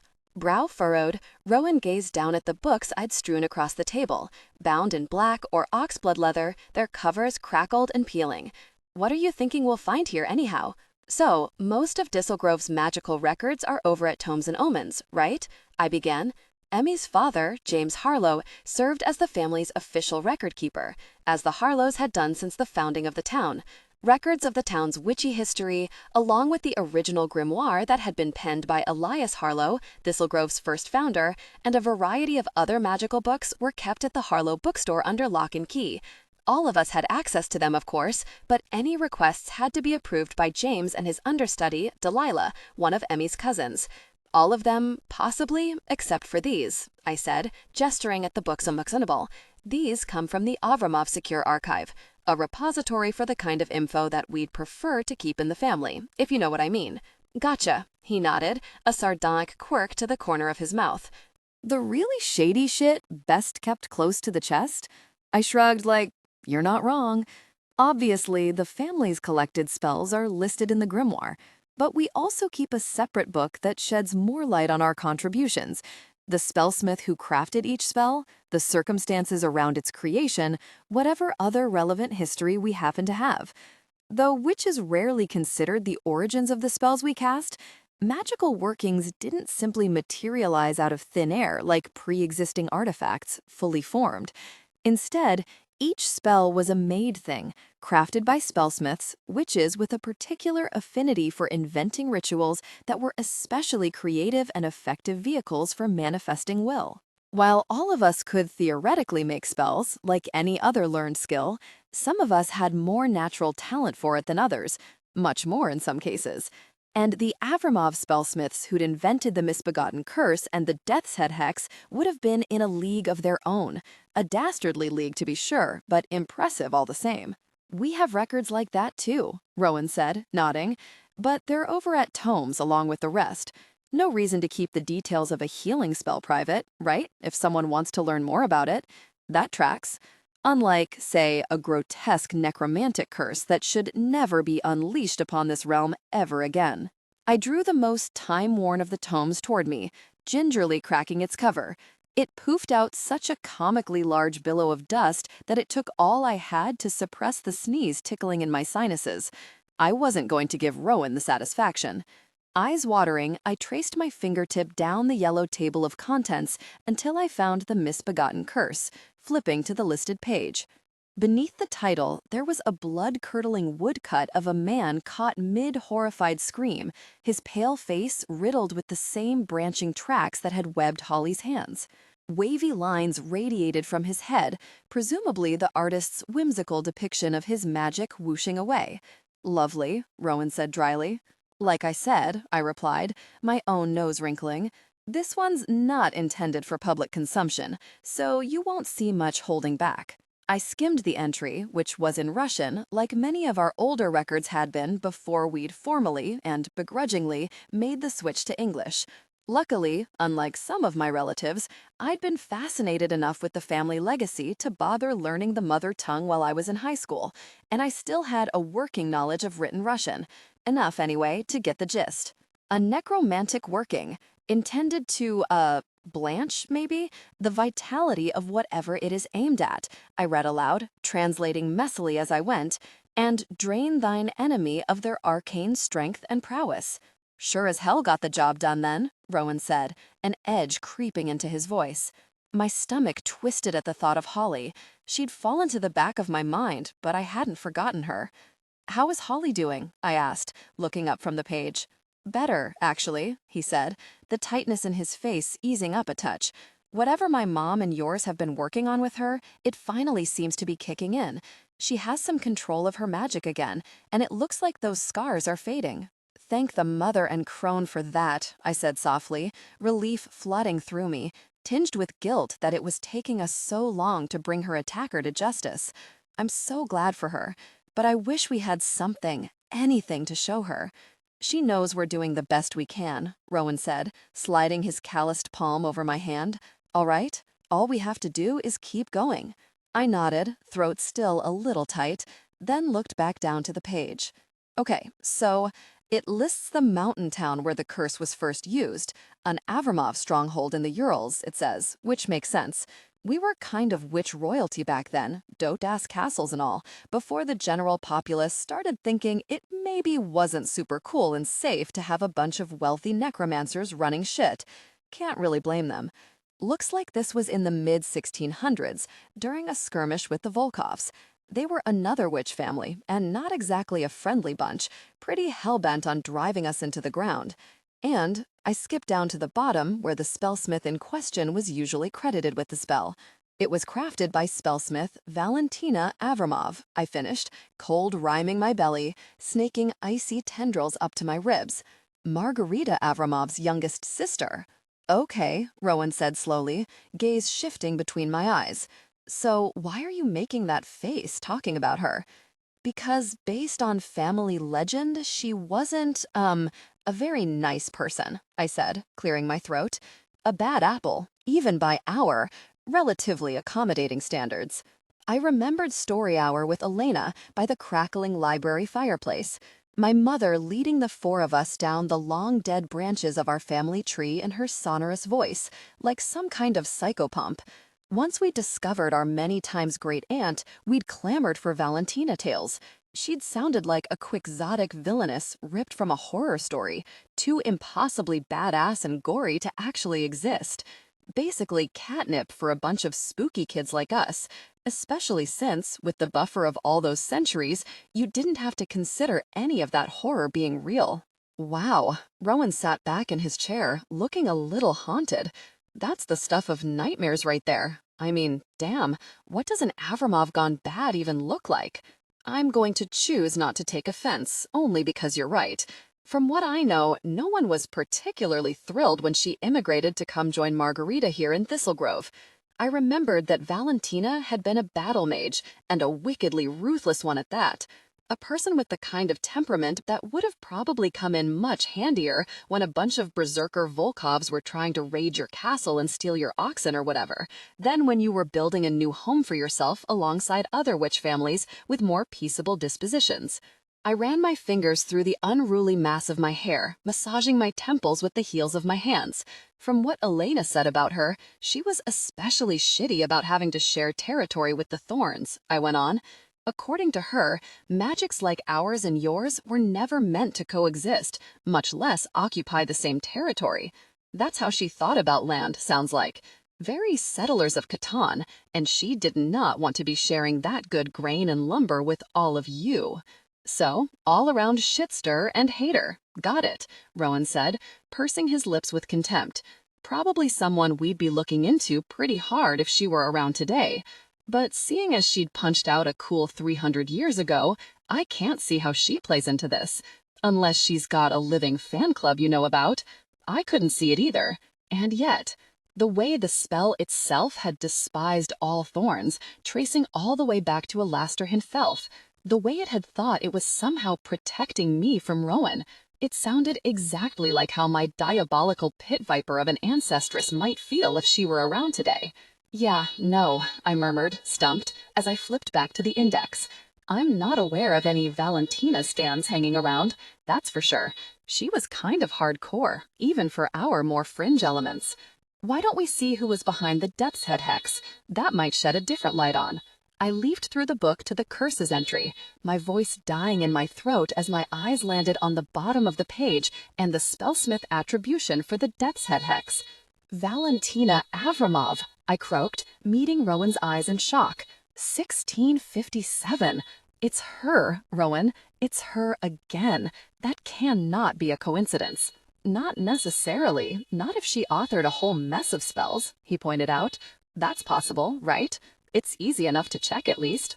We spent the next 2 hours huddled over the pages, riffling through them just quickly enough to determine how many witches had contributed to the Avramov magical repository. The answer was dozens. Many of them seemed to be full-time spellsmiths, their stamp marking the vast majority of our collected spells.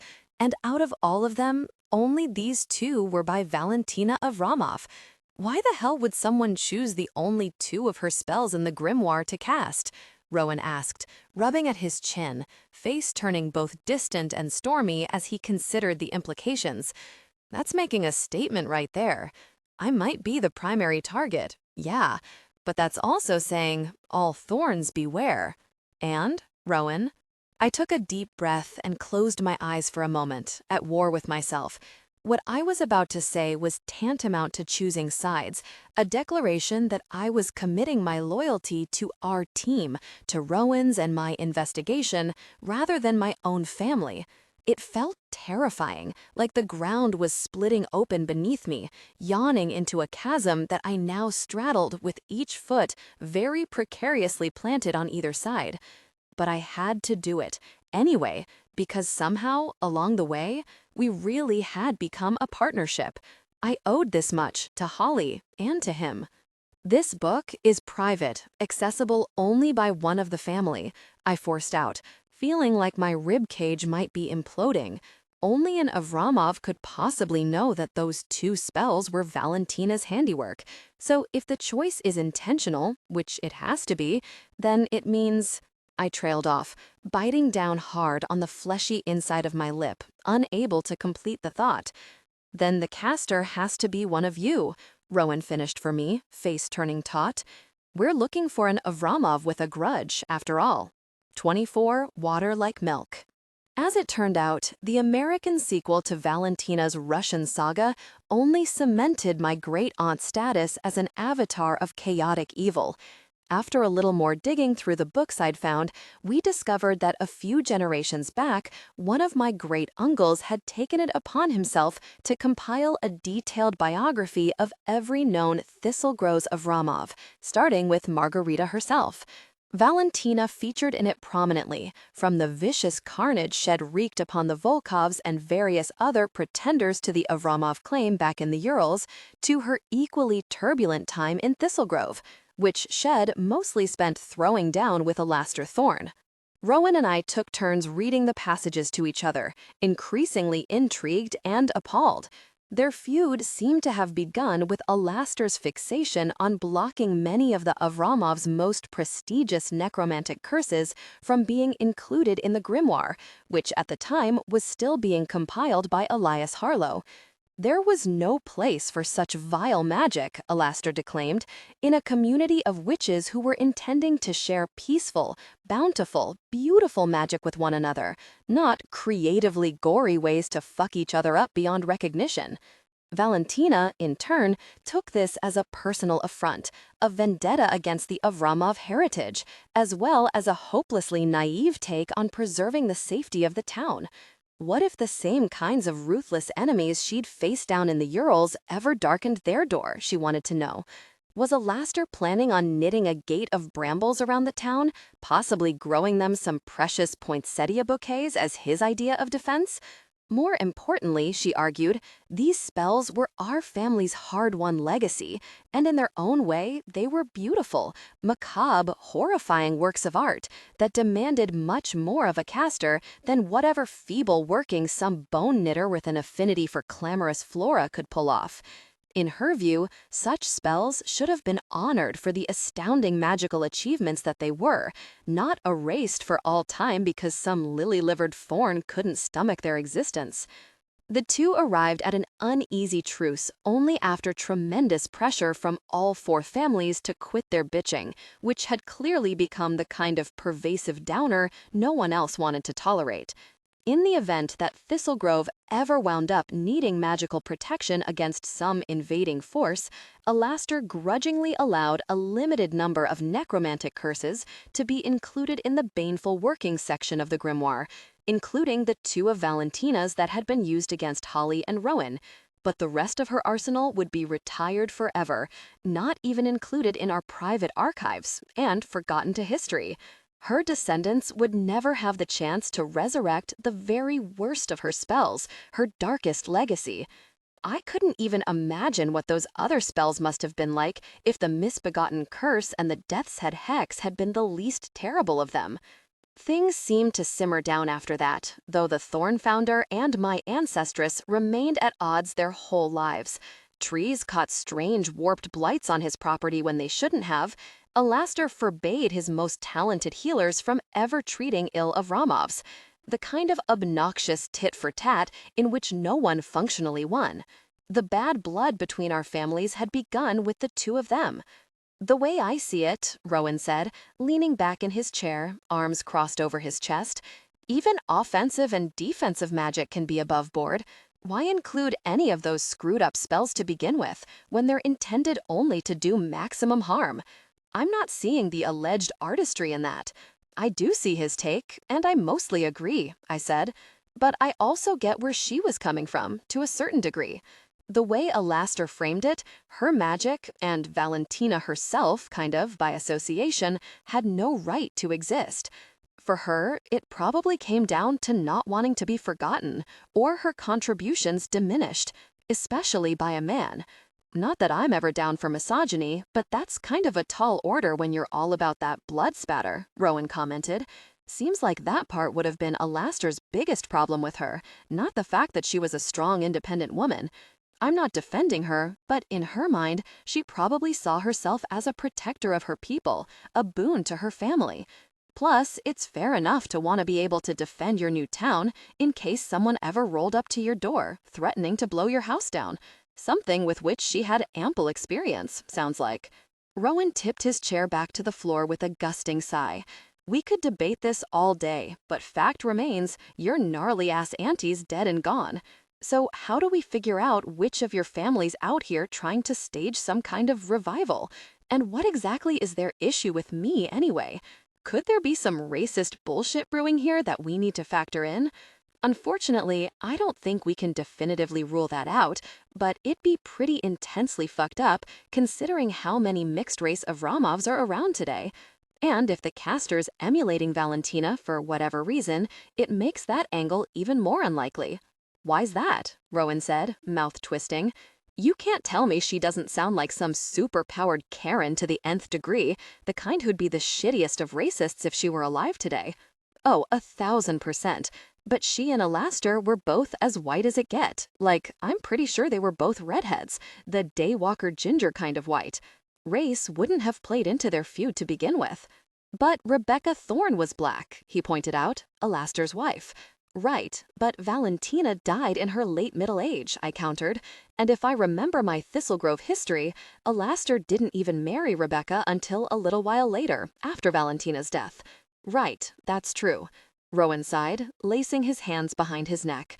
"Guess it's time to start asking your people some hard questions then." I heaved a sigh of my own, so deep it felt like I'd wrenched it from somewhere around my pelvis.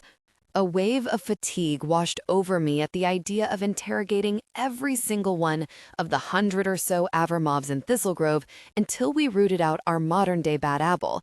Technically, we could start with the Avramovs who'd been in attendance at the crowning, but curses could be cast remotely if you were talented and skilled enough. The caster could have been elsewhere in the orchards, out of sight of the ceremony, and all of us had been up on the mountain for first due. We had our work cut out for us, and then some. But what other choice did we have? I could approach my mother with this new information, of course, but would her guesses be any better than mine? Not to mention the minefield I'd be stepping into, starting a conversation on Avramov culpability with her in light of everything I'd been holding back.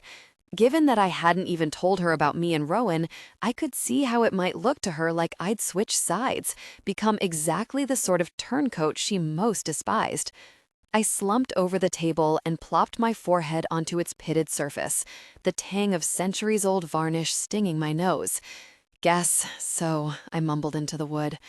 Fuck, I hate everything about this. Also, I realize this is a minimal concern, but I'm so bummed we don't even get to have the Dance of the Maidens this year. The dance is my favorite. Which part? I swung my head up with an effort, draping my forearms on the table as I focused on him. What? Which part of the dance do you like best? I thought about it, propping my chin in a palm. The skinny dipping in the lake, I finally decided. I mean, I love all of it, honestly. But after the dancing and the wine, you know how it always looks like there are way too many stars, and all of them are in the lake too when you get in, glittering all around you in the water? It's definitely the swim for me. Rowan drew his lips through his teeth, one after the other, in that thoughtful way of his that seemed to set off a swarm of fireflies right beneath my skin. I could practically feel myself glowing watching him do it. So, I can't promise you quite that many stars, he said, a slow smile tugging at his lips, that not quite dimple creasing by his mouth. But if you're free this afternoon, meet me at the orchards and I'll see what I can do. Not like we'll be getting anything else done today anyway. I can tell you're beat. You're talking about swimming at the orchards? I stared at him, stymied. I can usually hang with the non sequiturs, but I'm not catching on this time. Let's just say you're not the only one who can bring the surprises. He pushed back from the table, a sly gleam sparkling in his eyes. Just come with a swimsuit and leave the rest to me. Rowan Thorne, I said, jaw agape, shrugging off the bathrobe he'd loaned me when I arrived. It was one of his, oversized and freshly laundered, but also laced with the faintest hint of his own clean, citrusy scent. Where in all the actual hells are we? Rowan and I stood barefoot on mosaic tiles, rough-hewn stone arches supported by wooden rafters soaring above us. We'd climbed even farther down from the basement of a small nondescript administrative building near the Orchard's farmhouse restaurant, and now a series of interconnected pools spread out in front of us like steaming canals, separated by pillars and half walls of that same coarse stone. There was so much softly glowing water that it gave the impression of one massive pool, divided into many alcoves and partitions. The warm air smelled of humidity and chlorine, along with a faint, familiar tang of sulfur that I would never have expected to find near the Thorn domain, though I doubted that here it had anything to do with demons. And there were dozens of tiny votives lit everywhere, glimmering in every corner, their flames dancing in the satin surface of the water. As close as I was likely to get to swimming in the sea of stars that Ladies Lake became on dance night. "Welcome to the Honey Cake Hot Springs Baths," Rowan said, with a sweep of his arm, flashing a dazzling smile at me in the dim light. "Open only to family and close friends, and today reserved for the two of us. So your family's been hiding an underground Roman bath crossed with a sex club spa beneath your orchards this whole time?" I demanded, still astonished. This kind of frankly sensual decadence was not in line with anything I'd ever expected from the Thorns. This looks like the kind of place you need to be formally inducted into by someone extremely rich and depraved, and you just have it for use at your leisure? Well, the hot springs have always been here, yeah, he clarified, but obviously we've added to them extensively.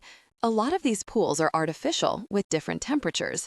There's even a cold plunge if you're feeling bold. He shucked his own bathrobe and hung it on one of the hooks set into the blocks of stone. Whatever I'd been about to say promptly evanesced from my brain, evaporating like steam. Above his navy swim trunks, his torso was both dense and defined as it tapered to his waist, his shoulders impossibly broad. His was the kind of heavy muscle that came from a lot of physically demanding labor and looked powerful without seeming bulky just for show. Over the topography of muscle, his skin shone taut and dark and smooth in the candle's wavering flames, like a canvas meant for moving light and shadow. I couldn't stop myself from staring at him, my eyes following the hard slabs of his chest, the ridges of his abs, the sharp V that plunged into his swim trunks like an enticing delta. Fuck, even his calves were jacked. He let me watch him, a faint smile hovering on his lips. His own heavy-lidded gaze so intent on my bikini body that I could practically feel its weight as it dragged along the curve of my hips and dip of my waist, the long lines of my legs. I'd worn my favorite suit, lacy black triangles that set off the cinnamon-freckled pallor of my skin and the auburn tumble of hair coursing to the small of my back. It also matched the glossy dark polish of my nails. It was possible that I'd thought this look through way too intensively. But then again, I'd spent a lot more time than strictly necessary dwelling on being close to naked with Rowan Thorne. "Seems like you might be thinking some things," he said, voice gravelly and tinged with just a little humor. I still charged, galvanic with that pent-up hunger. "It's like I can almost hear them." I said, blinking fast, struggling to formulate words. "Just thinking you should probably never wear a shirt again." He chuckled, taking a few steps closer to me, close enough to graze his fingertips down my arms. All the fine hairs on my body stood at attention like lightning rods, as though the whole of me had been electrified. I could feel my breathing quicken, turn into shallow little sips that ended at the very base of my throat, right above my pounding pulse. My garnet rose and fell with each inhale, feeling heavier than usual, colder than the surrounding humidity. I wished I could take it off, but for an Avramov, that was almost never safe. That was how Talia had become so badly possessed back during the gauntlet. Hers had broken during a challenge, leaving her defenseless to sustained psychic attack. And there were desperate shades everywhere, likely even in a pretty place like this. Something about this thought nagged at me as I grazed my fingers. But it disappeared before I could grab hold of it, flitting away like a minnow darting off into the water. "Why don't we get in?" Rowan suggested, the liquid gleam of his eyes shifting between mine, hunger leaping in them. "Before we just don't." "Good call. Yes." I nodded furiously, all but lunging toward the nearest pool, like maybe I literally needed it for fire extinguishing purposes, to put me out, because that would be a shame. As soon as I set foot into the water, its silken heat parting around my skin, I realized that it really would have been a shame to miss out on this feeling. The heat of it was perfect, blissful without being overwhelming. Even the texture felt somehow different from regular water, closer to milk, swirling in velvety circles as it lapped against me. I walked farther in, as deep as the pool went, trailing my fingers over its rippled surface until I sank down to my haunches, letting it close around me to my neck. "Your water," I moaned, tipping back my head to let my hair expand, losing all its weight, "is amazing. And you can tell everyone I said so." A laugh rippled out of him, raspy and rich, echoing off the stone. "An Avramov endorsement for real?" he teased. "No one'll ever believe I got one for free." "Oh, I may yet charge," I assured him, pushing off from my toes to lift my legs and float on my back. Remains to be seen. Water filled my ears, the soft underwater shush of moving currents. I closed my eyes for a moment, letting it leach the lingering aches from my body, suck the strain from my muscles. I could feel Rowan's own shifting movements as he took a leisurely lap, swimming away and then back toward me before flipping onto his back too. We floated side by side for a long while, our bodies only just bumping each other, until his fingers brushed mine. Our hands entwined loosely, as if of their own accord, fingers threading together. He tugged me closer, then pulled us both back up until we bobbed in front of each other, toes just grazing the tiles. I slicked my hair back with my free hand as I met his eyes. Water had beaded all along his pulled-back locks, shimmering along his hairline and over the bold planes of his cheekbones. It reminded me of how I'd imagined him wet from a shower, what seemed like forever ago. Apparently, some fantasies did come true. We watched each other for a minute, not speaking, smiling just a little, feeling the tension grow between us like the thin skin of an expanding bubble. "I never really thanked you," he said, eyes locked on mine, their hazel deepened to a rich honey brown by the low light. The moving reflection of the water played over his face like diamond facets. "For, saving my ass entirely without any regard for what might happen to you. I don't know about how Avramov's roll with blood debts, but to me, that's a pretty big deal. Not a problem, I assured him. The fallout has been a drag for sure, but it was also an experience, and I'm generally all about those. Plus, don't forget I owed you one. What? He canted his head, brow knitted. What for? I ducked my chin, suddenly feeling a little diffident. That day in the woods, the way you took care of me, I realize I never even explained why it happened in the first place, and that seems like something you should know. You never owed me an explanation, Issa. Whatever went down inside your head, that's your business. But I want it to be your business too, I insisted, looking back up at him, realizing just how true that felt, the tenderness of this new softening inside me. I'd never felt anything like this compulsion before, not with anyone else, to have someone see me fully, ragged fault lines and all, to stand so vulnerable and exposed, to take a step toward them with no promises or guarantees between us, and yet still feel confident they'd be right there, waiting to meet me on the other side with hands extended. I want you to understand, I admitted. It doesn't feel like an obligation, like something uncomfortable or scary, to share that with you. And I can't tell you how amazing that is to me, how incredible. Then it's a gift to me, too, that you feel safe enough. His fingers tightened around mine, tugging me the slightest bit closer, and I would love to hear it. Our hands still joined, I rotated in the water until I had my back against his front, his arm wrapped around my slick middle. I couldn't quite bring myself to be facing him as I said this. He pulled us both to the edge of the pool so he could lean against it as he tucked me closer to his front. I relaxed into him, tipping my head back to rest on his shoulder. A flutter of nerves brushed across my throat and chest like moths at the magnitude of what I was about to say. But Rowan's arm around me, his sturdy muscle and bone against my back, the sheer solidity of him like the best anchor I could imagine, laid them to rest. I don't want to work for my family anymore, I whispered, though with the ambient echo, even those low words bounced accusingly around the room. I used to, I think. I remember loving it, not even that long ago. But now it's like this constant weight I drag around, knowing it's not the life I want, like I'm living inside a trap. I waited for the poisonous betrayal to set in, the sense of having shot a dart of treachery at my family that I could never recall. But there was only a slow sense of peace, so startling and unexpected that it stopped me in my tracks. The last thing I'd expected was for this to feel easy, but it did with him. When I didn't go on, Rowan took a breath, chest expanding against my back. Okay, what do you want to do instead? He prompted. I want to design clothes, I said on a rushed exhale, feeling an almost miraculous unfurling, a spiraling sense of wonder at saying it out loud.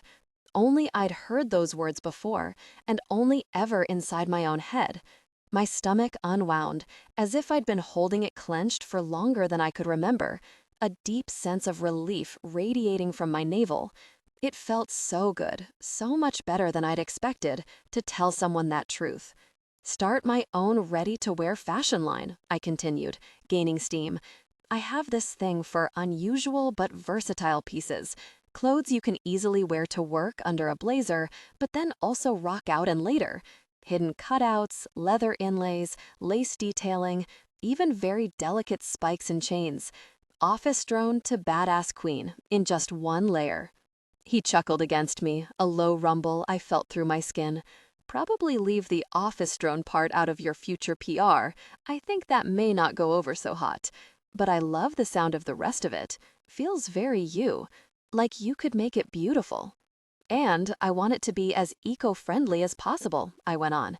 That's the other part of it, the sustainability. Because that is important to me, Rowan. It always has been. I know it doesn't sound very Avramov of me to be into preserving the green, but it's true. And I know it's possible. I've seen brands like Reformation do it, incorporated into their practices from day one. Even better then. Sounds like you know exactly how you want to play this out. So what's holding you back? My family, I admitted, my throat tightening a little. My mother, especially. There's this unspoken expectation with her that we all work together, that our professional lives should be bound up with the Avramov legacy somehow. Because what could be bigger, more important than that, than elevating our family name? The thing you actually want to do, Rowan said, as if it were obvious, your purpose.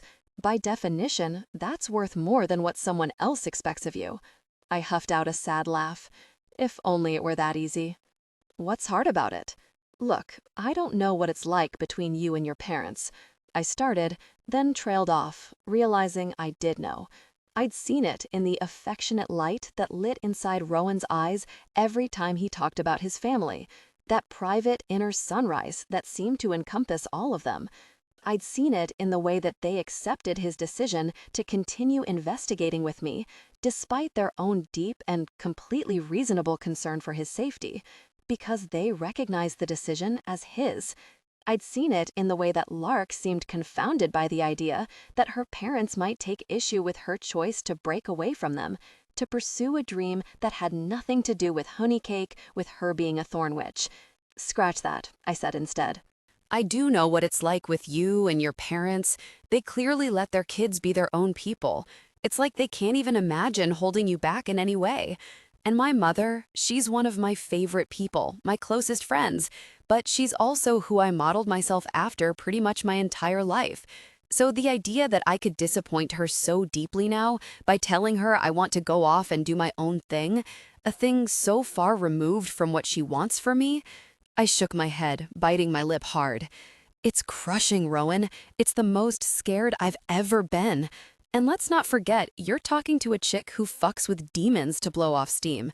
So that's why, he said softly, skimming a kiss over my wet hair, why the visit to Lark set you off like that.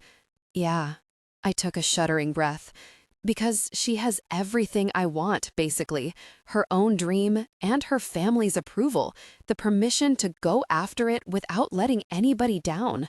Despite myself, tears prickled in my eyes at how wonderful that must feel, how liberating. The whole package, the exact thing I can't imagine myself ever having. That's a lot to carry, he said, a serious burden.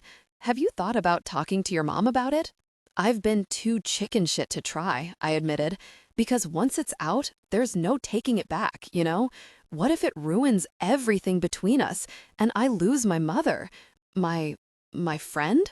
Silence stretched thin between us, forming a fine, slim veneer like porcelain.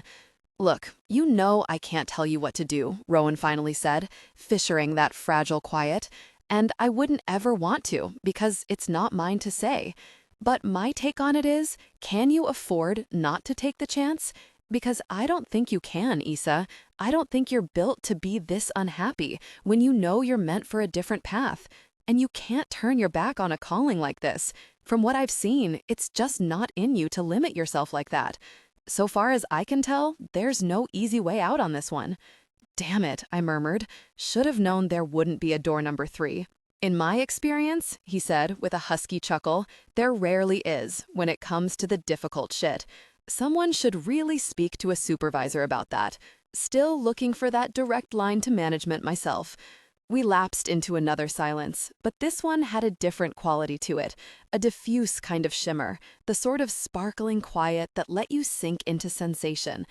The slick feel of Rowan's skin against mine where we connected above the water's surface, the smooth commingling of our legs beneath it, the way he had begun to stroke my left hip in slow, delicious circles. What is it that we're even doing here, Rowan? I asked him, the words slipping out of me before I could check myself. You and me, I mean. This. Another low rumble of a chuckle reverberated through his chest and into me. I'm down for this to be anything you want, Issa, so why don't you tell me what that might be? I turned inside the circle of his arms to face him again. I think that depends, I said, my eyes roaming his clean-cut features, lingering on the fine flare of his nose and the crisp indent beneath it, those unfairly perfect lips, on whether you really lit all these candles for me. Or did you have your bee-robed sex club attendants do it before melting tastefully back into the shadows? Did it myself, of course. If you're gonna be outsourcing your grand gestures, then why bother? He cupped my face, brushing his thumbs over my cheeks before trailing his fingers down my neck. So, I thought, one for all those stars you won't get to swim in at the dance this year. Or one for each of your freckles. Take your pick. Whichever you like better. I sputtered a little laugh, tilting my head to grin up at him. I don't know if you've noticed, but I'm at least 98% freckle. I think you may have missed a few. His eyes slid down my chest, the hunger in them leaving behind a sear I could feel on my skin, like a traveling flush. Maybe I just haven't had the chance to get a real good look at you, he said, a smolder catching in his voice, eyes falling to half-mast.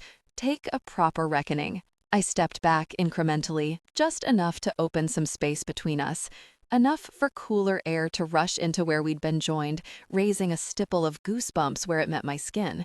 And enough for him to be able to skim his gaze down my entire torso, to the dip of my navel, the rounded swell of my lower belly, the jut of my hips under my skin. Lips drawn through his teeth, he traced lines between my freckles with a fingertip, charting constellations, connecting one to the next with the slicks of water that pearled my skin.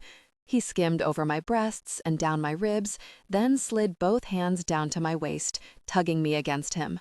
I could feel the taut bulge of him press hard against me, grinding into where I was already swollen and sensitive, even though we hadn't so much as kissed yet. You're right, he said, a hoarse rasp that plucked at my insides as if they'd turned into high-strung chords, his darkened eyes snaring mine.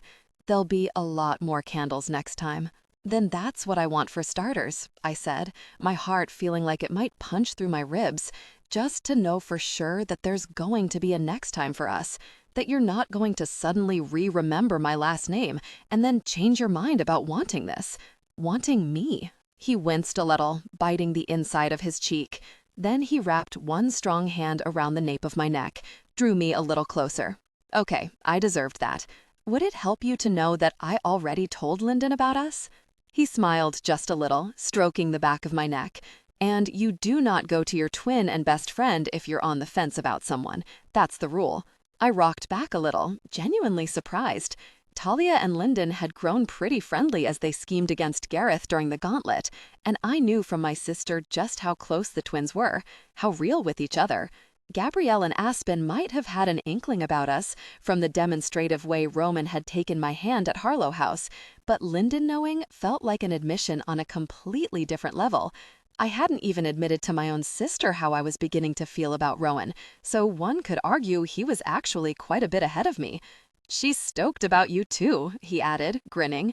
Especially likes that you won't let me stay on what she refers to as my preachy bullshit.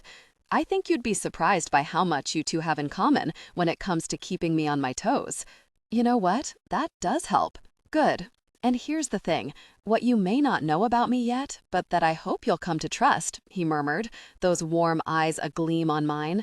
Isa Avramov, I do promise you this. I never make the same dumbass mistakes more than once. Then he pulled me into a kiss. It was tentative at first, a slow, interrupted graze, catching and releasing each other's lips, the sides of our noses brushing as we inhaled each other's unsteady breath. He deepened it only slightly each time, the sharp edge of his teeth sinking lightly into my lower lip, followed by the flickering heat of his tongue sweeping against it.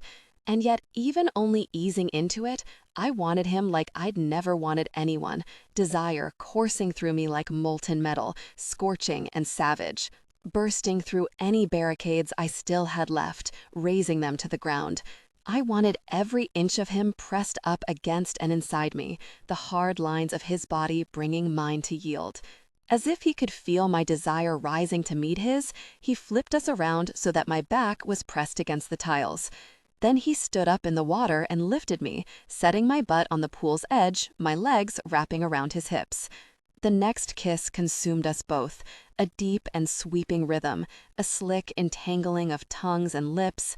I could feel him unlace my bikini top behind my back, tug it out from between us and let it drop, my bare breasts pressing against his chest.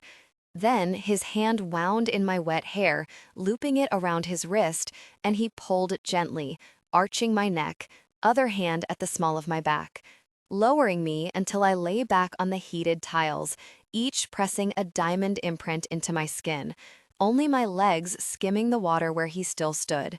When his mouth met my goose-bumped wet skin, my hips bucked against his of their own volition. He nibbled and sucked at me, setting fire to every nerve ending as he palmed the soft swell of my breasts, rolled and tugged at my nipples, drew each hard into his mouth, and flicked his tongue over them. Then he trailed lower, dragging mouth and tongue and teeth down the tender flesh of my sides and lower belly, a silken, scorching path emblazoned down to my hips. When he traced his tongue along the sensitive seams where my pelvis met my legs, I thought I might die of how sweet it felt, how overwhelmingly and almost painfully delicious. God damn, Issa, the way I want you, he groaned against my skin, biting at the inside of my thigh until I let out a low, urgent sound. Every time his wet hair brushed against me, I jumped a little, oversensitized. To taste and feel you, to give you fucking everything. Then give it to me, Rowan, I demanded, high-pitched and strained. I'm right here, I'm waiting. With a low, inarticulate sound, he unlaced my bikini bottoms and swept them to the side. And then there was nothing but the hot slick of his mouth melting against me, demanding and deft, gliding along me in darting flicks and slow circles, until my cries rose into half-strangled little screams, bouncing back to me from the rough stone all around us. I could feel myself building, my head grinding against the tiles, my nails sinking into his shoulders, my heels digging into his back. I wanted more and closer, and then even more, until I couldn't stand it any longer. When I finally tipped over the edge, sparks showered the insides of my eyelids. A spiral of pleasure tore through me in rippling waves, all pinpricks and honey, with such intensity that it bordered on pain. I was still caught up in it when Rowan slowly pulled back and straightened, tugging me up with him, drawing me closer to the pool's lip until I sat on its very edge with him standing between my legs. Shit, I don't have a condom on me, he groaned against my mouth as we melted into another kiss. I could taste myself on him, and it made me lose what scant breath I had left. I could go, I'm on the pill, I assured him hastily, still trembling against him, my brain feeling like it was free-falling through a sky full of fireworks. I'm good if you are. And I haven't. I haven't been sleeping with anyone else, so we're safe. Oh, same here, thank fuck, he breathed inside my ear, arms locking tight around me as he angled himself. 'Cause I might have straight up died if we had to stop. I would have brought you back for this, I assured him, forbidden magic or no, and not even felt bad about it for a second, trust. He was still laughing against my mouth as he slid into me in a slow, sure thrust, my head falling back with a sharp gasp. It was even better than I'd imagined it, and I'd spent a lot of evenings mapping out the mental terrain of how this might feel. With me perched on the very edge and legs wrapped around him, the angle of our joining was nothing short of mind-blowing. A dizzying grind of heat and thrust and straining fullness that I couldn't have designed for a better fit. What kind of spell was this, I wondered giddily, that Rowan Thorne of all people felt like he had been made for me? We rocked against each other, harder and faster, my arms locked around his neck and teeth sunk into his shoulder, both of us moving with that intuitive rhythm, like our bodies recognized each other's in a way neither of us could have predicted, like everything we'd ever said or done with each other had been part of some prescient prelude, the groundwork laid for this aching, stunning perfection. We came within breathless seconds of each other, me first, panting and moaning into his ear, and then him, with a half growl of a groan and a full-body shudder that only drove me over the edge again. A long while later, still entwined in shaky-breathed languor, an afterglow that felt like falling dusk, Rowan gently gathered my puddle of limbs and tugged us both back into the water's warmth. I wrapped myself around him like a koala, head nestled into his neck. Arms and legs wound around his middle, my butt resting on his lifted thighs as we floated together. So, what are the odds, I mumbled into his neck, once I felt like I had the energy to speak again, that we might ever get to do this in an actual bed? Seems like the stars have not aligned for us thus far. Not that I'm complaining. What do I get if I fix that up for us in short order? He said into my hair. Like, today? My eternal gratitude, I assured him. And round two, possibly. Oh, don't you start underestimating me now. I could hear the smile in his voice. You'd best believe there'll be at least 2 more rounds before the sun even sets on us. That may be the best threat/promise anyone has ever made me, which is really saying something. Stick with me, Avramov. He nipped at my earlobe, grinning against my cheek. I'm only just getting started. 25 red wine and raven feathers. Tell me about the ghosts, Rowan said. We were draped over each other in the queen bed of the suite Rowan had snagged for us last night after we emerged from the baths. The farmhouse restaurant also served as a B&B for orchard visitors wanting a longer stay on the premises. Our room was on the topmost floor. This morning, the window was still flung open. We'd wanted to smell spring air even in our dreams, not that we'd done much sleeping. And pale, early sunshine filtered in, the sheer white curtains just barely billowing. An overzealous bird was doing way too much under the eaves outside, singing with such extravagant bravado you'd think it had something to prove. The perfection of it all stumped me a little. I frankly wasn't sure I knew what to do with this much happiness. I'd never really had to handle it before. What about them? I asked, stirring in our messy nest of rumpled sheets and pillows cuddled up against his chest.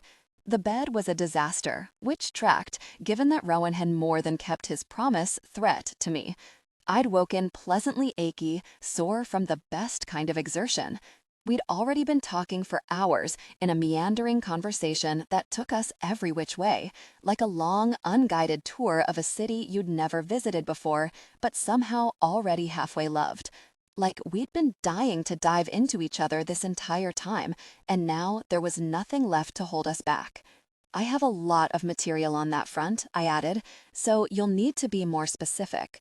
I guess I want to know what it's like, he replied slowly, curling an arm around my neck to draw me closer. To talk to them the way we talk to plants. What do they feel? What kinds of things do they want to tell you? I just keep thinking, it must be so goddamn sad for you to have to interact with them. Sometimes it is, but it's rarely only that. Shades tend to retain the most powerful emotions from their lives, echoes of the feelings they can't bear to let go of. The clinging, unresolved stuff that keeps some of them here when they should have passed beyond the veil. Love, jealousy, guilt, rage, occasionally a very powerful sense of obligation. In my experience, those tend to be the most common. So you're saying most people don't choose to hang around after they pass? Definitely not. I gave a little shiver. Fortunately for those of us who can talk to them too, or we'd be mobbed. Even as it is, if it weren't for our garnets, none of us would have any peace at all. Shades are already pretty much everywhere. Rowan stiffened under me, swallowing. Everywhere? Like even here? Even right now? I breathed out a laugh against his warm chest. Is this a question you really want me to answer? I assume you're planning on sleeping again, without imagining a bunch of invisible ghosts chilling by your bedside every night, staring down into your face. Oh, damn, you're right. I am so sorry I asked. He gave a little shudder beneath me. That's a visual I didn't need in my life, like, at all. If it's any consolation, the nastier ones probably don't care about you anyway, I assured him. They're only really interested in those of us who can hear them, or the living they're trying to attach themselves to for whatever reason, people they might have hated with a particular passion or really cared about, too much and too deeply to let go of yet. Would you be able to see them? He asked, a new note of vulnerability to his tone. Ones like that? Shades that might be clinging to me, for example, because they still care? I bit my lip, seeing where this could be going. Is there anyone in particular you might be looking for? I asked, gentle. My grandmother, Laurel, he answered instantly. My dad's mom. She died of pancreatic cancer about 10 years ago. And she and I, We were tight, to say the least. I still miss her, think about her pretty much every day. Makes me wonder if that's because I can still feel her, whether she might be sticking around in some way, staying close to me. I had a flash of memory, Rowan's face darkening when I asked him how far green magic could go, what it could heal, the natural limitations it hitched up against. He'd cited cancer as one of them, and this must have been why. "I'm sorry for your loss, Rowan," I whispered, laying my hand on his chest. "And it's possible that she's still here, if her attachment to you was that strong. Though that would mean she hasn't managed to move on to whatever comes next for her. Do you still want me to look? Are you sure that's something you want to know?" He thought about it for a long time, his chest rising and falling beneath my hand. I could feel the mallet of his heart thumping just under my ear, a slow, steady, peaceful cadence, solid and reassuring as the rest of him. "No," he said, finally, "it wouldn't help. Even if she's here, she's still gone in the ways that matter. It's not like I'm ever going to get to hold her hand again. Thank you, though. It means a lot to know you would have done it for me. Of course, we used to be called death speakers back in the old world. It's part of our responsibility to act as the channel between when someone needs us to be that for them." I stroked his warm skin, running my fingertips over the curves and dips of muscle that bound his chest. And even if it wasn't, I would have done it for you anyway. Just 'cause I like you. He caught my hand, brought it to his lips to brush a kiss over my knuckles. Then his mouth stilled against my skin, his grip tightening on my hand. "Wait a minute," he said slowly. "I just had a thought. You said ghosts with the strongest emotions, they're the ones that tend to stick around, right? Right. And we've been treating your gnarly auntie like she doesn't matter, doesn't figure into things because she's dead," Rowan said, impatience and something akin to excitement jostling into his tone. "But what if she isn't gone, Isa? Sounds like she had plenty of strong emotions to tie her down and keep her here. Like, say, all that high-key hatred for my family." I sat up abruptly with the sheets clutched to my chest, my mind racing, my heart catapulting into my throat. Even though the room was warm, the slight breeze wafting from the window drew a trail of goosebumps all the way down my back. "But she'd be so faded," I murmured to myself, thinking. "So frayed, ancient even for a shade, barely even able to manifest. 300 years is a long time to cling to this mortal plane."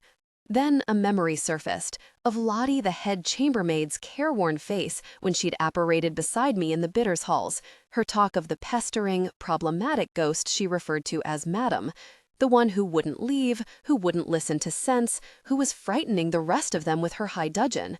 Why would she call another spirit Madam, unless that spirit had once been an Avramov, and the dread lady's own sister, no less? And what other kind of shade would have had the strength to infect our demean that way, twist it with their own singular malevolence? "Shit," I said, under my breath. "Rowan, I think you might be onto something. We've had a nasty poltergeist problem for over a month now, back at the bitters, and I guess it could be her haunting us. It would make sense that you'd be her target too, as the Thorn Scion, the direct male descendant of her arch-enemy himself. So, could she have cast the curses?" Rowan asked, sitting up himself.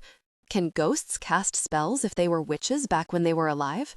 Could she even have come to the orchards or up to Lady's Lake?" "That's the thing. I doubt she'd be able to travel that far from the bitters," I said, shaking my head. "That's usually not how it works. Most of them have a locus, a sphere of influence beyond which they can't really tread. And I've never known a ghost capable of casting, no matter how much magic they might have commanded in life. They can wreak plenty of other kinds of telekinetic havoc, sure, but usually their magical abilities die with them. You need a living body, flesh and blood to channel magic." "Then how would she have pulled it off?" Rowan wondered. "I'm not sure," I said, biting at a knuckle. "She could have enlisted an accomplice, enticed someone else to her cause. The stronger spirits can sneak into your dreams sometimes, influence you if you don't know how to protect yourself. Maybe it was something like that. Like possession? No, that's different.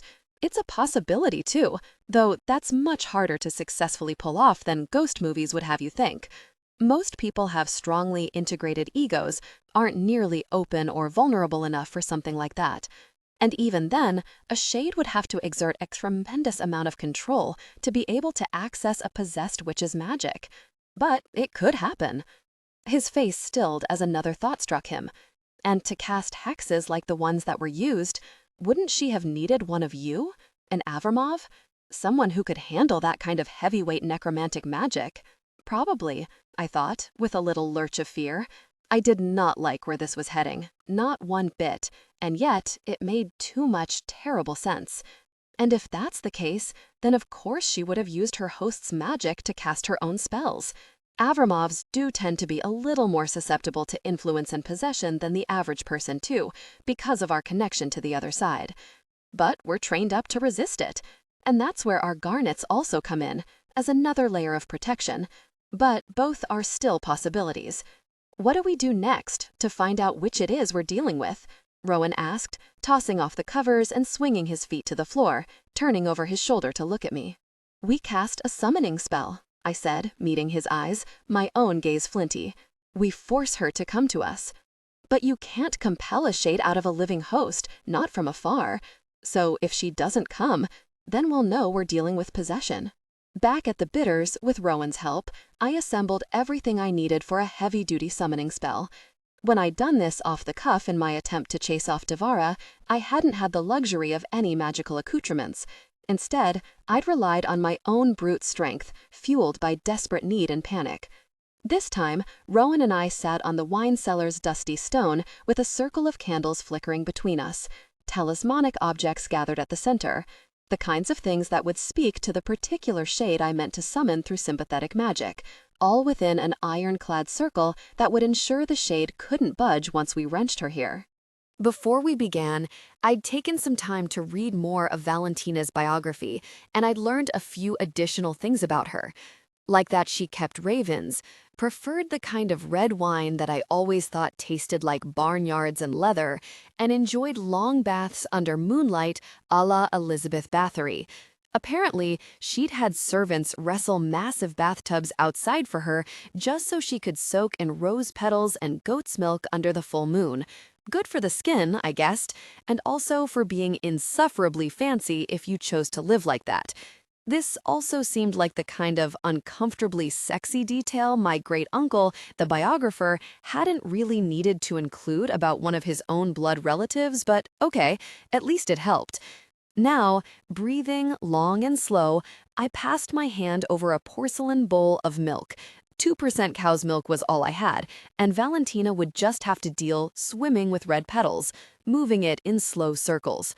Then, I trailed my fingers over the glossy sheaf of raven feathers I'd pinned down with red jasper and smoky quartz, along with a few other crystals, a collection of stones known as medium's helpers, which best facilitated connection with unruly spirits.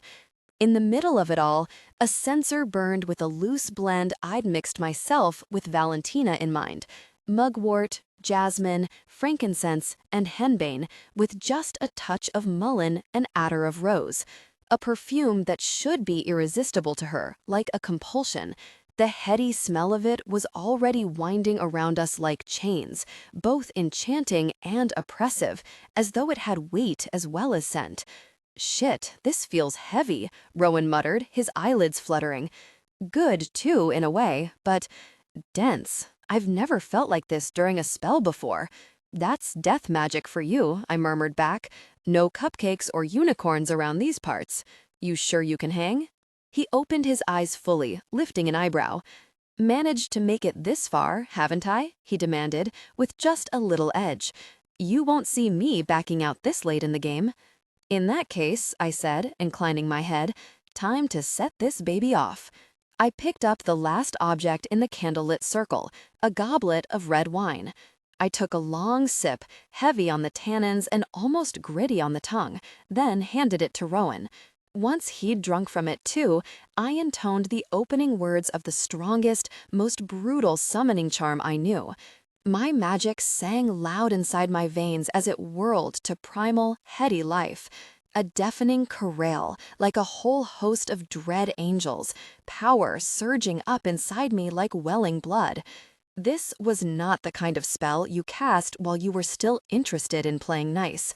Ectoplasm began gathering all around us like a dark and icy mist, rising in coiled wisps, not only from my hands, but also from the objects ringed by the candles.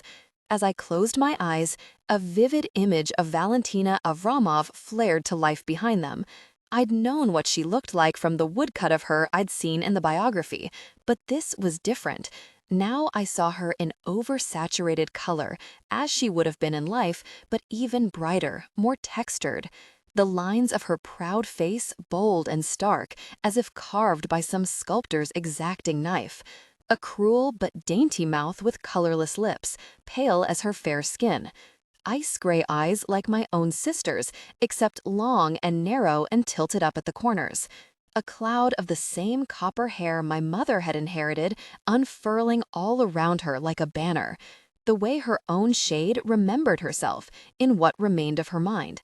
Because Valentina was on our side of the veil, I realized, my pulse quickening.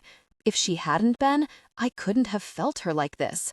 Darkness ringed her bright silhouette on all sides, like the opposite of an eclipse, a shadow halo, and suspicion played across that feral face. She sensed my call, the lure of all the talismans I'd set out to attract her. And by rights, she shouldn't have been able to resist their siren song, not if she was on this side only in spirit. I opened my eyes with an effort, looking around the cellar. Rowan and I were hemmed in by ectoplasm, ashen currents of it coursing around our circle. What should have happened next was a coalescing, a forcible apparition of the shade from all the raw material I'd provided.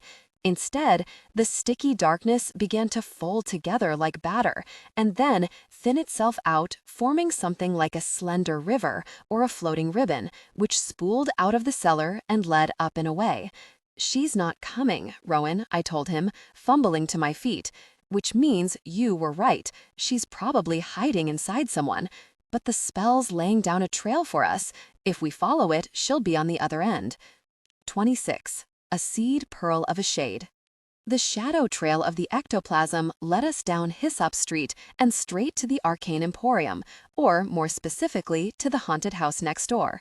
"What the actual fuck?" I said to Rowan, my entire body surging with shock. "She's here? Gotta be hitching a ride, right?" Rowan muttered beside me. Only way she could have made it this far. Rowan and I had walked all the way here, over a mile from the Bitters. It would have been too complicated to try to follow my phantom version of the yellow brick road in a car, and I wasn't totally sure how being in a moving vehicle might have messed with the spell itself. Sometimes magic and technology didn't play so well together, and I'd felt that this was not the moment for experimentation.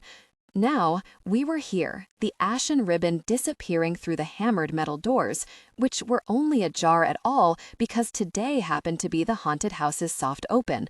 I sank my nails into my palms, a fresh throb of fear pulsing through me. No other explanation. Rowan worked his jaw from side to side, glaring at the open door, the darkness that beckoned from within. Spooky music filtered from inside, faint wailing moans, a discordant, gloomy score, the echo of a low and malevolent laughter. I knew it wasn't real, that it would be only Letha's clever handiwork we found inside, but my skin bunched into goosebumps all the same. Because somewhere in there lurked an evil that was very real, a malevolence that was related to me, torn out of time and ripped from the annals of my own family's violent history. "Then let's go find her insidious ass," Rowan said, reaching for my hand, mouth setting in a compressed line, "and figure out what the hell her problem is with me." Together, we slipped inside, past a slack-jawed normie usher, so befuddled by the ribbon of ectoplasm running beside him and the Oblivion Glamour's persistent efforts to erase his awareness of it that he barely had a glance to spare for us. We jogged through the narrow candlelit passageway where visitors usually waited in line, when there were enough of them to queue. Right before we ducked through a set of heavy velvet curtains and into the first scene that lay beyond, the heavy fabric rippled and Letha stepped out. "Issa?" she said, startled, her eyes flicking from me to Rowan. I was just heading out for food. Since everything's going perfect, what are you even doing here? You're supposed to be resting. Can't talk right now, I said, yanking Rowan toward the curtains. But someone might be in there. Someone dangerous. Proprietary rage blazed over her face, presumably at the notion of some troll wreaking havoc on her precious handiwork.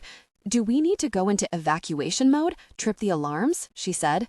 Like every haunted house worth its salt, we had security protocols in place in the event of all kinds of emergencies, but I couldn't risk tipping Valentina off with alarms. No time for that. Rowan and I'll handle it. You just make sure no one else comes in here after us. I tossed over my shoulder as I parted the curtains for us. Get that usher out of here and bar the doors. She gave me a grim nod, jaw clenching, and then Rowan and I plunged into the first room. Hot damn, I whispered, impressed in spite of everything by the massive graveyard city that loomed up all around us. Letha had outdone herself, constructing a maze of elaborate crypts and tombs like something modeled after a New Orleans cemetery, each so spacious you could walk into and explore them, if you wanted. The illusion of a night sky hung above it all, glittering with LED stars and a glowing full moon suspended from the ceiling pipes that disappeared into the dark. Everything was shrouded by a thin fog machine mist, and the cemetery dwellers I'd dreamed up prowled all around us. Some of them stalked close to us, creeping up to whisper sibilant nonsense into our ears before stealing away, flashing malicious smiles over their shoulders. Others crouched around boiling cauldrons or intoned rituals that animated plastic skeletons, made them dance and jitter. They wore the black and grayscale costumes I'd designed, all billowing capes and leather and metallic studs, but Letha's finishing touches brought them to another level. She'd braided shining shards and tiny fake bones into their tangled hair and painted their faces with spectral, sexy makeup. Dead white skin shimmering with silver glitter, eyes swallowed up by sooty liner, lips stained with blue-black or maroon. An unmistakable necromantic vibe that screamed Avramov to anyone who even remotely knew what we were. I could see Rowan noticing it, a brief, curious glance cast at me from the corner of his eye before the ectoplasmic ribbon pulled us onward. In the next scene, shrieks and panic surrounded us as the cemetery dwellers thronged around a massive broken crypt. A black and ragged entity with glowing red eyes billowed up, suspended by invisible strings, the escaped demonic evil that would taint the forest that lay beyond. Following the ectoplasm, we rushed past the entity before we could hear the voiceover narrating the unfolding chaos, pounding up a set of stairs and into an indoor orchard.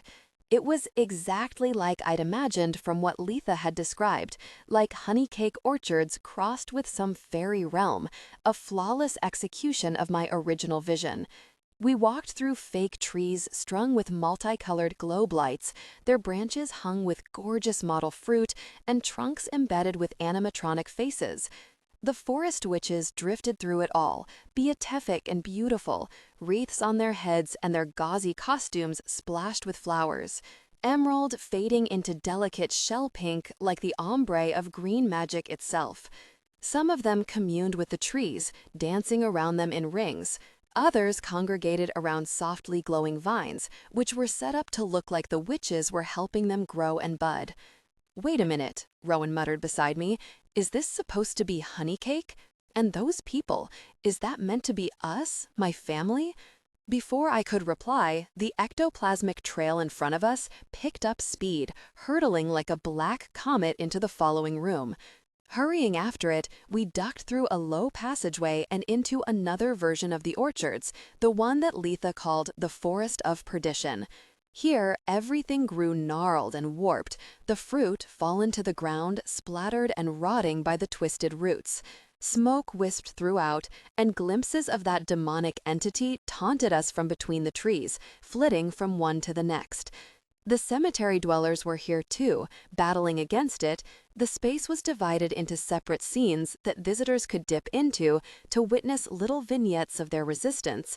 But they were also bedeviled by the furious forest witches, hell-bent on evening the score, punishing the cemetery dwellers for what they'd allowed to escape and seep into their forest, even if it meant letting the escaped entity raze everything around them. And it was clear that the forest witches were taking no prisoners. Some of the cemetery dwellers shrieked helplessly in corners, all bound up in thorny vines or half buried in risen soil, making it look like the ground was swallowing them whole. They thrashed against their bindings, begged for help, screamed futile explanations, but all of it fell on the deaf ears of their captors. "So that would be us then," Rowan said, harsh and flat, taking it all in. "Torturing the shit out of you, no less." Caught up in everything that had happened since, I'd somehow managed to forget that my storyline sort of hinged on making Rowan's family look like villainous assholes. "I know it looks bad, but can we talk about it late?" I stopped dead, all the breath whooshing from my lungs, because in the middle of the forest carnage stood a figure haloed in black. Her hair drifting all around her like a mermaid's mane, unmoving as a standing stone, even as a handful of squealing visitors rushed around her, assuming she was part of the act, even as they instinctively kept a careful distance. My sister. Talia still looked like herself, but I could see another face overlaid across her own, beautiful but vicious. Even her black hair seemed to shimmer copper where the light caught it exactly right. And I'd never seen my sister with an expression anything like that on her face, so brutal and self-satisfied. Then her terrible eyes landed on me, an incongruous flash of affection sparking in their depths. "My little vixen of a niece," she exclaimed, a grin splitting her face, hanging somehow askew on Talia's lips. "Yet again I find myself in your debt. First, you called me up from the seed pearl of me that still swam deep inside your sister. Then you helped me remember who I once was, built me back into myself. My voice died, my mind a grasping muddle of chaos, my heart sinking as I suddenly realized what she meant. Last Samhain, when Talia had become possessed, the entire family had come together in the courtyard of Castle Camelot to exorcise her, banish the many spirits that had taken up hostile residence inside her body. It had been a torturous, protracted affair that took hours and hours of work. I still remembered the sweat stinging my eyes, the savage power whipping through all of us as we struggled to tear out an entire squatting horde of spirits from inside my sister. By the end of it, she was drained and limp, but Talia again, clear-eyed and sane, safe from any inhabitation. But maybe, just maybe, a tiny, wily, ancient scrap of a shade had persisted, hiding inside her, biding her time. Then, when I called every spirit in the bitters to assist me in banishing Devara, I must have snared Valentina too. Only my summoning spell would have juiced her up, invigorated her, given her the jolt she needed to rear up inside Talia, uncoil like a snake. "But my sister would have fought you," I whispered, bringing a hand to my mouth. "She knows how to fight, how to shield herself." "And fight she did," the shade said blithely, waving a dismissive hand. The trick was not to overwhelm her, to never assert myself too rudely, to be, at first, only a subtle, complacent guest. I rose to the fore only when Natalia felt just as I felt. When our intentions aligned, like mirrors of each other, then I would be permitted to take the helm. Afterward, she would not remember, never even know the difference. But those of us around her had known the difference, I realized with a sickening thud of revelation. Even if we hadn't understood what it was we were seeing.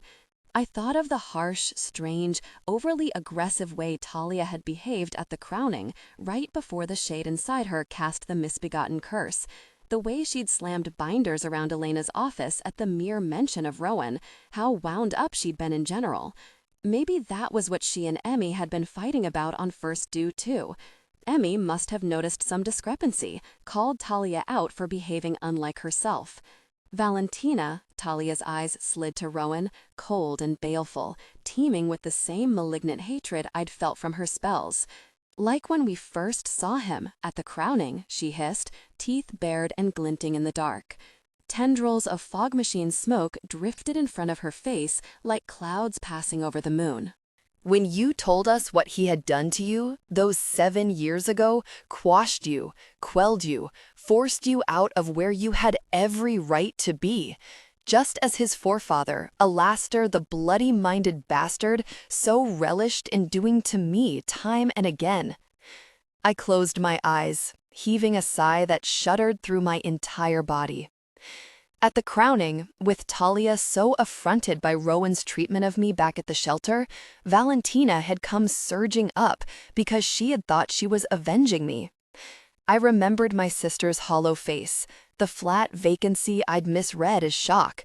That had been Valentina pulling the strings from inside her, casting the misbegotten curse through my sister's hands.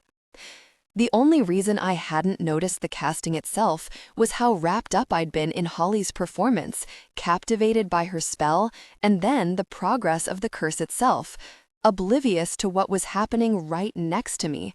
And that was why Valentina had stopped when she did, after the spell caught hold of Holly by mistake. That was when I'd grabbed Talia. Her hand had been icy cold, the chill of the grave, completely unlike our normal Avramov warmth, and yanked her back to herself, refocused her on her concern for Emmy. Then, up on the mountain, we saw you with him again, Valentina spat at us, eyes sparkling, pinned by this bone-knitting worm, this puny life worshipper. How could you grant him the privilege of your affection, even as he saw fit to judge you so harshly for only being yourself, for practicing the magic that belongs to you by right? A bold and daring magic, beside which his own pales, grows so paltry and insignificant. I remembered that on the mountaintop, it was Talia who'd found us first. Talia who'd been walking her argument with Emmy off before she saw me and Rowan from a distance. Valentina had taken matters into her own hands a second time around, with the Death's Head hex. And maybe some submerged part of Talia did remember her actions after the fact. Why else would she have felt so racked with misplaced guilt for not having been the one to bring me back to the bitters after I'd fought off the hex? She had barely slept while watching over me, Elena had said, and I remembered how pale and peaked she'd been at my bedside, her nails bitten down to the quick, because the hex that it had nearly killed me to stalk had been one cast through her own hands. Valentina, Talia sneered at Rowan, her eyes narrowing in a way that made my blood turn to icy slush. "That is why they truly hate us, you know," she said to me, even as she watched him in that crafty reptilian way. "Why Alastor always despised me so. It has only ever been the purest envy, dressed in righteousness, the jealous loathing of the weaker witch, and the revulsion of a craven man who could not stand to watch a woman's strength far overtake his own." So I'd been right to think that this was part of it, and, utterly evil as Valentina clearly was, some piece of me still believed she might have the very tiniest of points. "Bullshit," Rowan muttered beside me, growling deep in his throat. I caught his hand, gave it a quick, cautioning squeeze. If he said anything to further enrage this demented shade, who knew what she might do to him? "Why isn't my sister fighting you now?" I demanded. Can she even hear me?" "Oh, she can," Valentina confirmed, a silky smile hovering on my sister's stolen lips. "But she cannot respond, not when I hold sway. For that, I have you to thank, again. Your clever little summoning spell, with the wine and feathers, the roses and the milk, it gave me such a strength as I have not known for centuries. It reminded me of myself, of the full breadth of who I was back when my soul and flesh still walked this place entwined." She glided toward us in a wash of black, and I realized she was airborne, hovering, Talia's toes just dragging on the ground.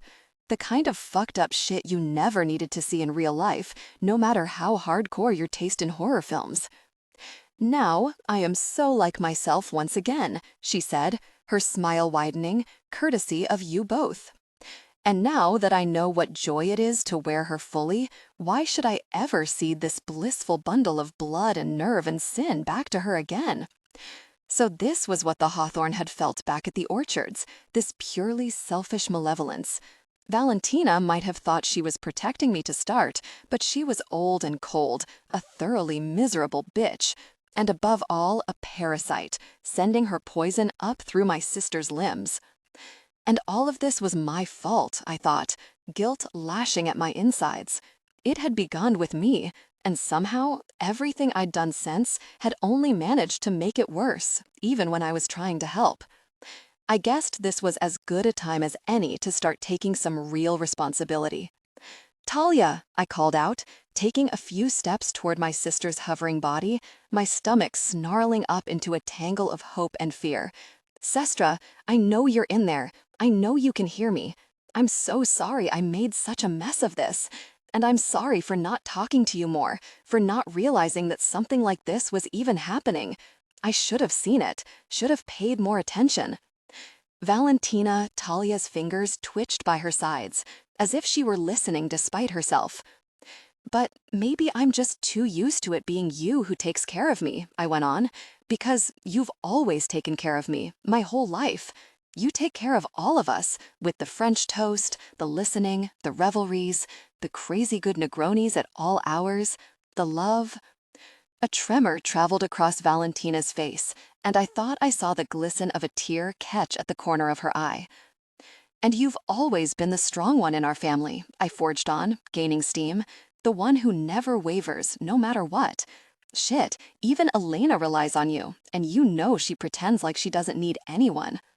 Remember how hard you fought during the gauntlet, Talia? How hard you fought for Emmy's love? So I know you can dig your heels in now and shake off that narcissistic, thieving bitch inside you. I know you can. That's what you do. That's who you are. I've seen it too, Talia," Rowan added from beside me, lending his support. "You're a force, a rock. You know what? No, you're an entire fucking mountain. I couldn't have had a better partner than you. And I know you can kick this nasty stowaway out of you now." A rippling shudder passed through my sister's purloined body, like a small internal earthquake of a seizure, her face contorting in a series of awful little twitches that hurt to watch. Her hands clenched and released by her sides, fingers flaring out rigid and knuckles paling. Clenched and released. Clenched and released. I held my breath, my heart hammering wildly, helplessly watching the power struggle between Valentina and my sister play out in that invisible inner battlefield, unable to do anything else from all the way out here. Then my sister's stolen body stilled, her hands uncurling, her face turning placid, a ferocious smile tugging at the corners of her lips. "What a pleasure to witness such sisterly devotion," Valentina crooned, baring her teeth at me in a shining rictus.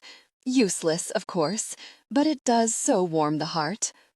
Regardless of all your tender feelings for each other, I do rather think I'll stay right where I am." "Well, that's a bummer," I said, about 1,000 times more calmly than I felt.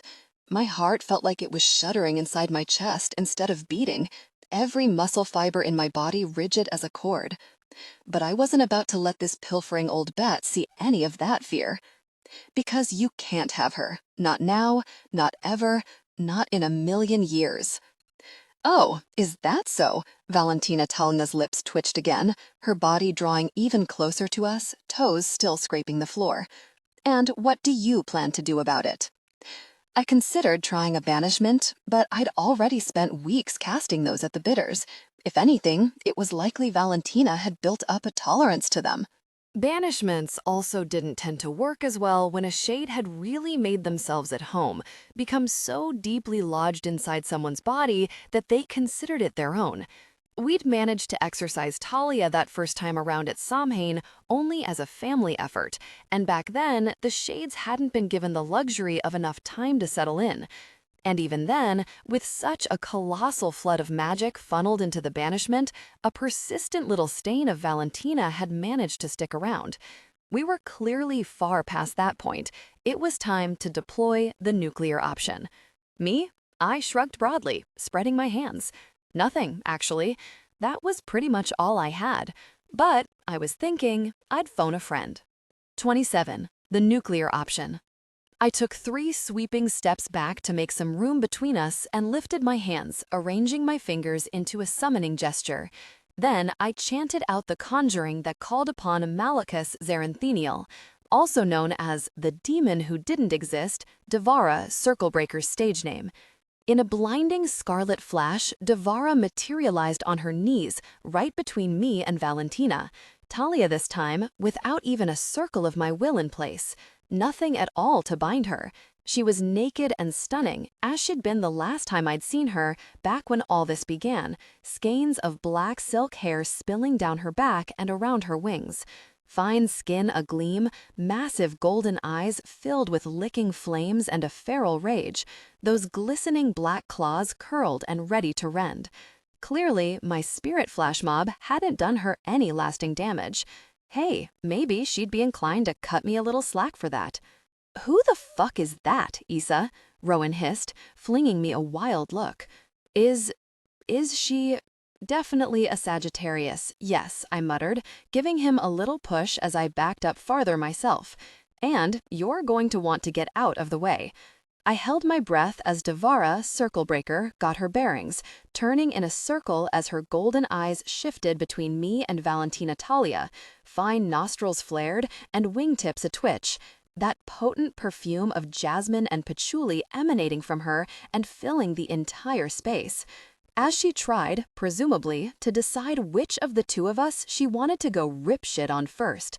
On the one hand, there was me, the uppity sorceress, the foolish death speaker who'd summoned her up all unwittingly and then banished her so sneakily, enlisting an army of rabid shades in her defense. Far be it from me to decipher demonic motivations, but I imagined that, from her perspective, there was probably at least some bad blood between us just based on that. On the other hand, there was a malevolent shade standing right there, ripe for the picking. A shade just like the ones who'd recently sent her ignominiously packing to the nether realms. With a rasping growl building in her chest, Devara made her choice and lunged for Valentina, likely figuring she could always chase me down once her first target was dispatched. Valentina Talia's eyes went wide, lips parting and hands lifting as she considered casting some defensive spell. My many times great aunt had been a battle mage with the kind of ballistic firepower we rarely saw these days, but she'd also been feeling complacent, having just quelled Talia's rebellion inside her, assured of her own triumph. And she hadn't exactly been prepared for a demon folk cameo from out of nowhere, especially not an enraged first-tier demon barreling down on her like a fanged runaway train that had jumped its tracks. So instead of tossing her lot in with magic, she instinctively took the easy road, which meant abandoning ship. She leapt out of Talia, reappearing in a shimmering dark mist that slowly coalesced into the rough silhouette of my great-aunt's shape. As soon as she was free of Valentina, Talia collapsed, falling to her knees and then wilting to the floor. Fear clutched at me, gripping me like a fist, but I could see the flicker of her eyelids, the shallow rise and fall of her chest. She was hurt, but alive, and directly in the oncoming demon's path. Valentina must have been betting on Devara's momentum, on the demon's lunge for Talia being too far gone for the demon to course correct in the last minute. But Devara was first tier, one of the fallen. Her approach to the constraints of physics was whimsical at best. She froze and pivoted in the blink of an eye, moving in a shuddering judder I could barely track. 1 minute, she was poised to take down Talia, claws extended and onyx teeth bared. The next, she'd flitted over to where Valentina's shade hovered by one of the fake trees. There, she unhinged her jaw like a snake and inhaled. If you could even call it that, when the massive intake of breath was closer to the sudden opening of a vacuum or the roar of a building hurricane. A tremendous sucking I could feel tugging at me even from where I stood a good 15 feet away.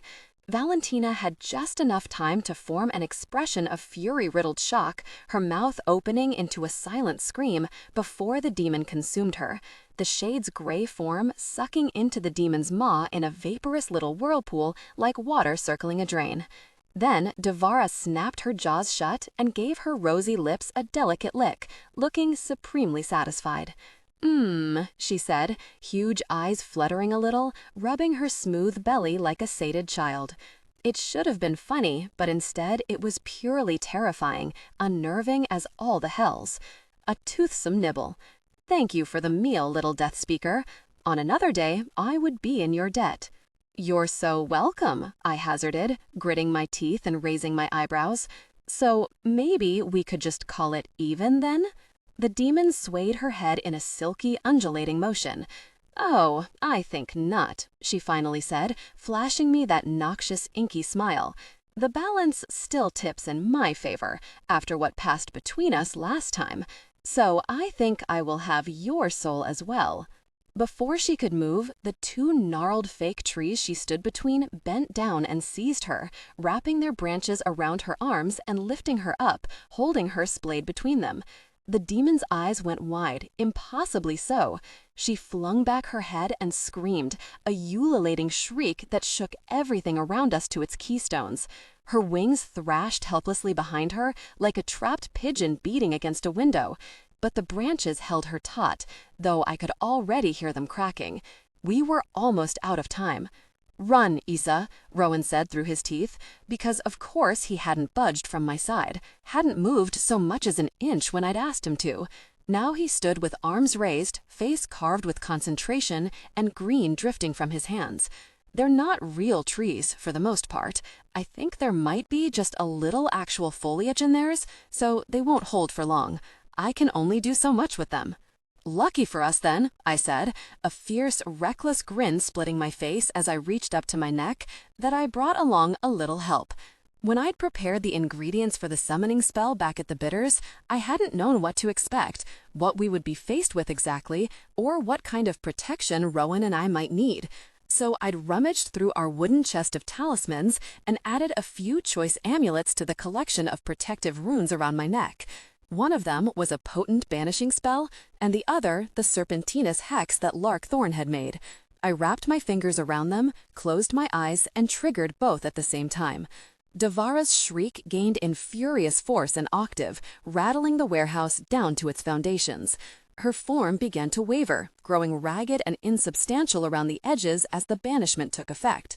But she'd been stronger than the spell the last time that I tried this, and I had no reason to believe a banishment alone would be enough this time around either. That was where the snakes of cold breath came into play.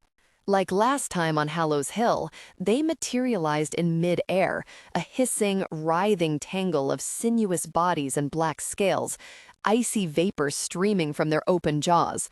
Streaking toward her, they latched on as one, pumping her full of their eldritch venom. But Devara was a demon, and these snakes had been molded by Lark Thorn's reluctant will. They'd hatched much less malignant and substantial than the ones I'd conjured up in defense of Rowan. On their own, the serpents couldn't have caused her any irreparable harm, but she was also being assailed by a heavy-duty banishment. The last thing she needed to contend with was the stuff of nightmares the snakes were sluicing into her with their fangs.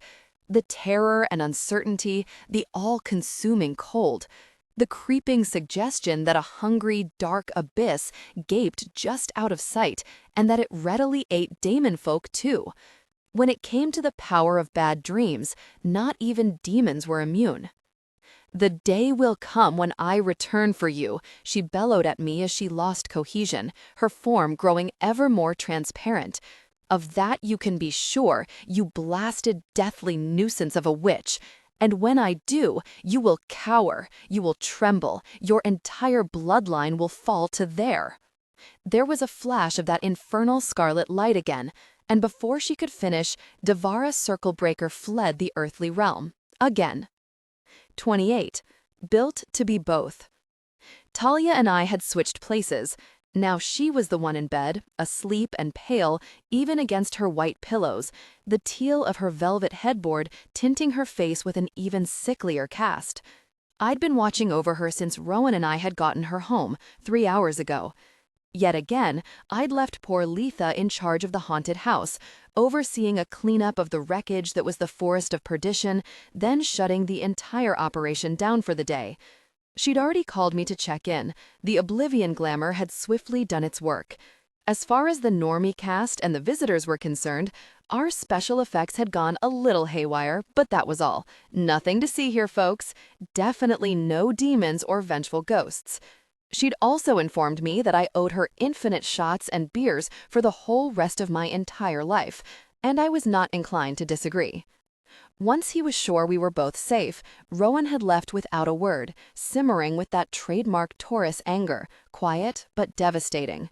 I had a lot of damage control to do on that front, I knew, but today was not the day for it. Today, my sister needed me. Today, first and foremost, I owed an explanation to my family.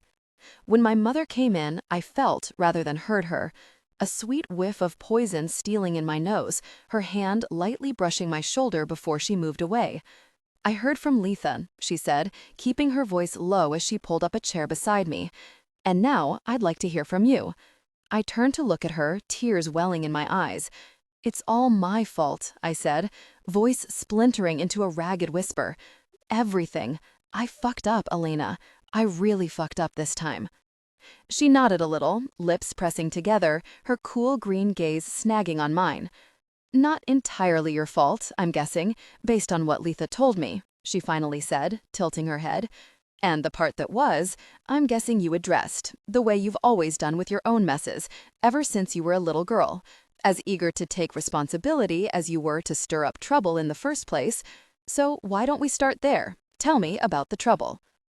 Quietly, tears dripping freely down my face, I'd never really cried in front of my mother before, not like this, but I didn't have it in me to hold back now. I told Elena everything. From the repercussions of my initial accidental summoning of Devara's circle breaker, to what had happened at the crowning, to Rowan and me. Our complicated history, what was growing between us now, the way it had instigated Valentina's rage and misplaced family loyalty.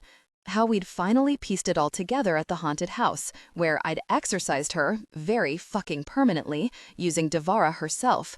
And good riddance to her. Even if she was our blood, once upon a time, Elena said at that, her lip curling with quiet ferocity. I knew some of the old rancor from the stories about her, but it sounds like they don't tell the half of it. Do you think the Thorns will still want some kind of punishment imposed on us? For what she did through Talia? Elena shook her head, those familiar lines creasing between her brows. I doubt it, knowing them. I don't think they'd consider it fair, but I suppose we'll see. They'd certainly be justified if they did. Mother and crone, I can't even imagine such a hatred. That it could sustain her for centuries. "I guess it can be unhealthy like that sometimes," I said, dragging the backs of my hands down my face to wipe away the tears. "When you're too invested in your family, in your own name, in what you think it means." One of Elena's fine eyebrows flicked up. "I'm sensing a more personal tack here, Lisichka. What exactly do you mean by that?" "I mean us," I said, trying to keep my breathing tempered, even as my heart threatened to kick up its usual fuss. Or me, at least. "I should have told you about me and Rowan, Elena. I know that. I was just afraid. I've been afraid to tell you a lot of things lately. Because I didn't think they fit with what you wanted for me, and from me as your daughter." Hurt rippled across her face, lips pursing a little. "If I'm going to fail you so spectacularly, Isadora," she said, softly, "I'd like at least the opportunity to make such a mistake on my own terms, without you presuming it for me. Sound fair?" "Yeah," I breathed a quiet, surprised laugh. "That does seem fair." As night fell beyond the window, a gathering curtain of dark pinholed by stars, I told my mother all my dreams. The designs, the clothes, the way I wanted to break away from the family legacy. The way I hoped to try out being me, separately from being an Avramov witch. Alina listened keenly, not even nodding, her eyes never leaving my face. Once I wrapped up, my hands twitching in my lap with the suspense, she took a long breath and finally looked away. Staring through the window into the fallen night behind the bitters, the witchwoods beckoning just beyond. "It does hurt," she said, on a slow exhale. "You were right about that. You've been my little mirror, my reflection and my touchstone ever since I had you. And it will be very difficult to come to grips with that." "I'm sorry," I whispered, the words snagging on the rock that had suddenly lodged itself in my throat. No, Elena said brusquely, shaking her head. Do not ever apologize for yourself, Isadora. I hope I've taught you, shown you better than that. That this feels so personal, that's my problem, my burden to contend with as your parent, not something for you to grapple with for me.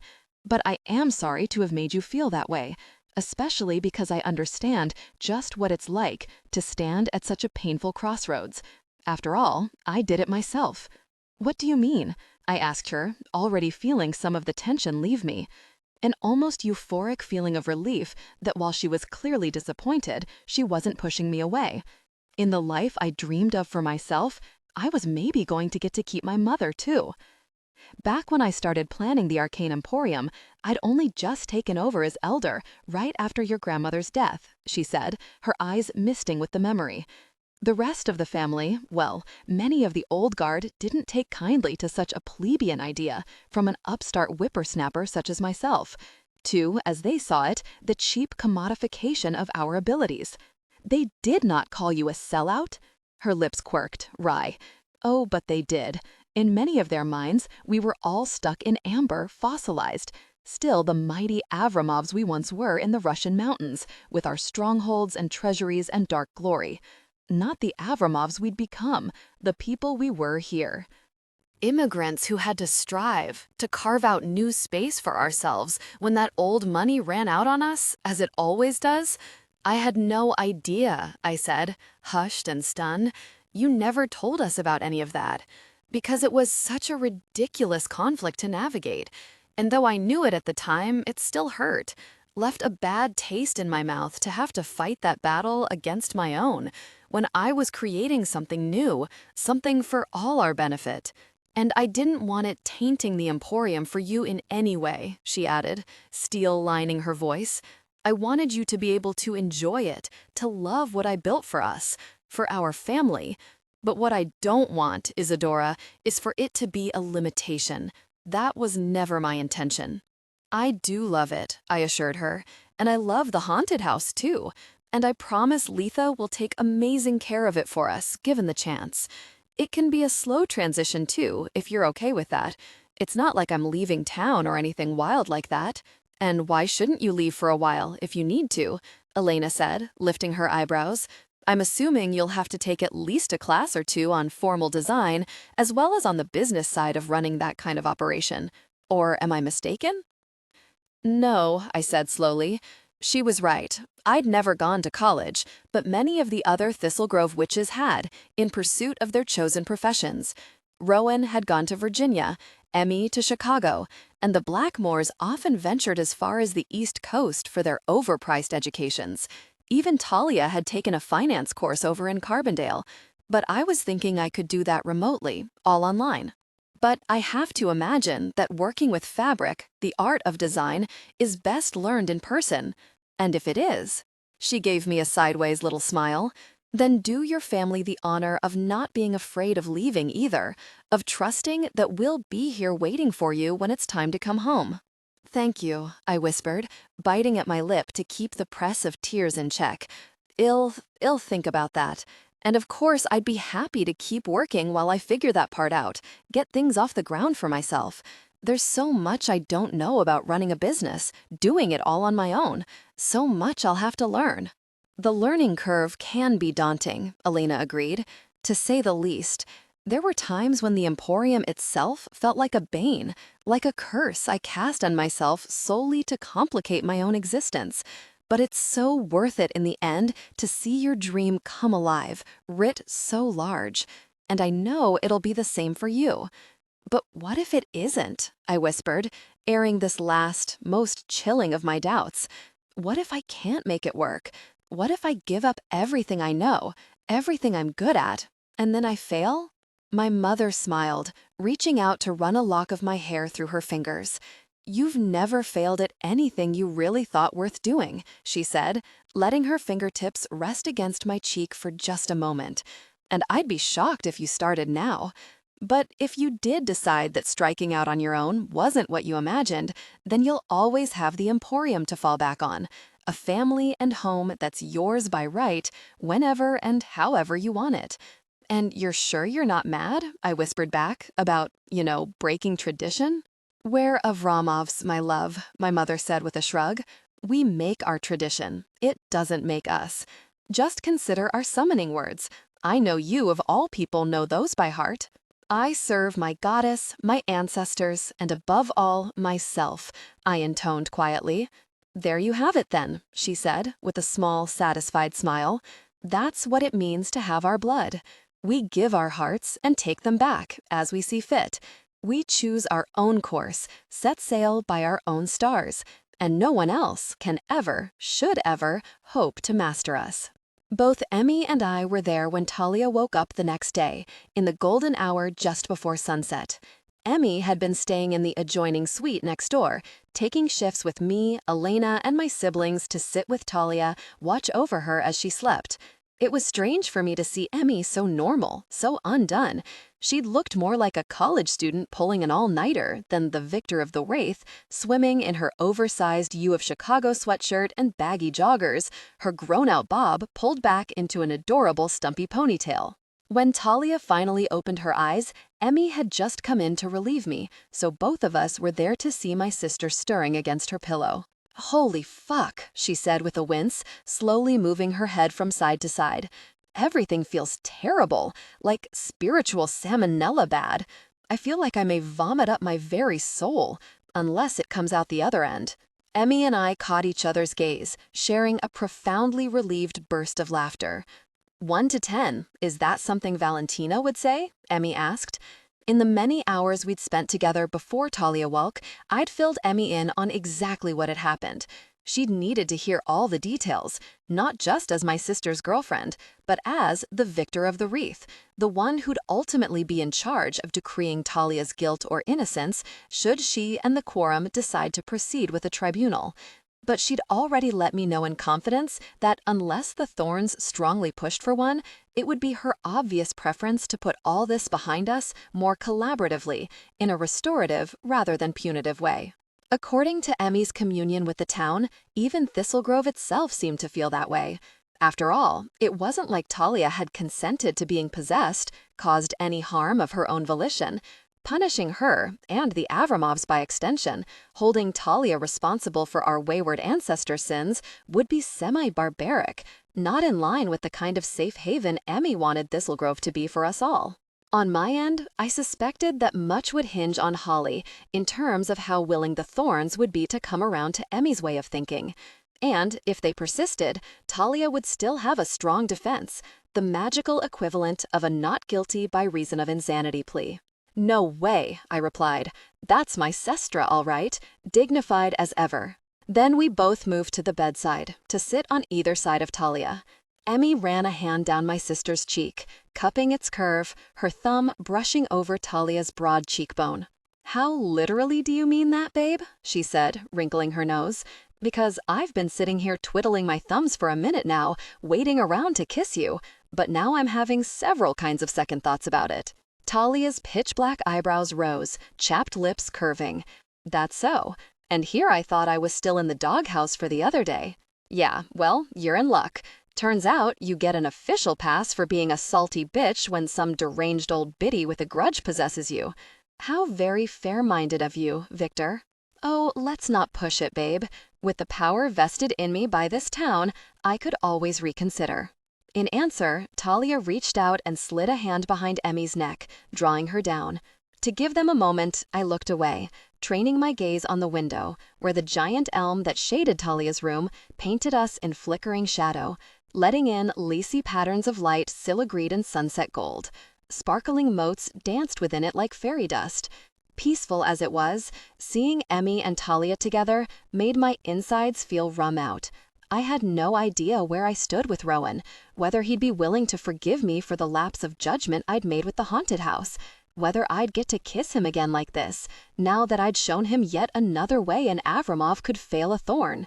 With the kind of inflexible morality he tended to subscribe to, somehow I suspected things wouldn't go in my favor. "Hey," Talia said, flicking me lightly on the arm. "Earth to Is." I looked back at the two of them, blinking rapidly, banishing Rowan from my thoughts. I could pine for him in private later, but right now my sister deserved my full attention. "I'm here," I said with a smile. Just giving you and our esteemed Victor a minute for the obligatory post-possession makeout sesh. Speaking of which, are we 100% in the ding-dong the witch is dead camp this time around? Talia's gray eyes darkened like a storm front, and she suppressed a shiver. Emmy laced her fingers through Talia's, making a small, angry sound low in her throat. "Positive," Talia said grimly. "I no longer feel like I'm coming down with the worst PMS anyone ever had, for one." And toward the end, when she took the wheel, let's just say full-throttle body jacking isn't a ride one soon forgets. She's gone, full stop. There's only me in here, thank the mother and crone. "Let's test it out," I said. "Think something shitty about the thorns. Like, really go for it. Don't hold back." Talia looked puzzled but nodded. Okay, how about Rowan Thorne is a condescending muppet whose lips move when he reads. Wait, I can top that. 3 bags of moldy dicks in a trench coat? Damn, tell us what you really think, Emmy mumbled, scowling. Ugh, it's like a First Due throwback.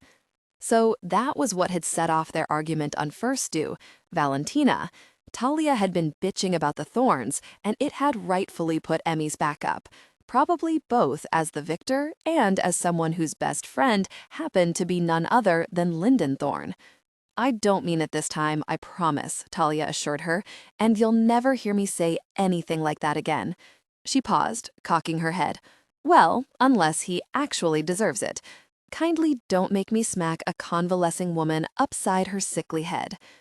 I held my breath, waiting, gaze drifting around the room for any sign of anything untoward. But around us, the bitters held its peace. "What was the point of that little exercise exactly?" Emmy asked, feathers still ruffled.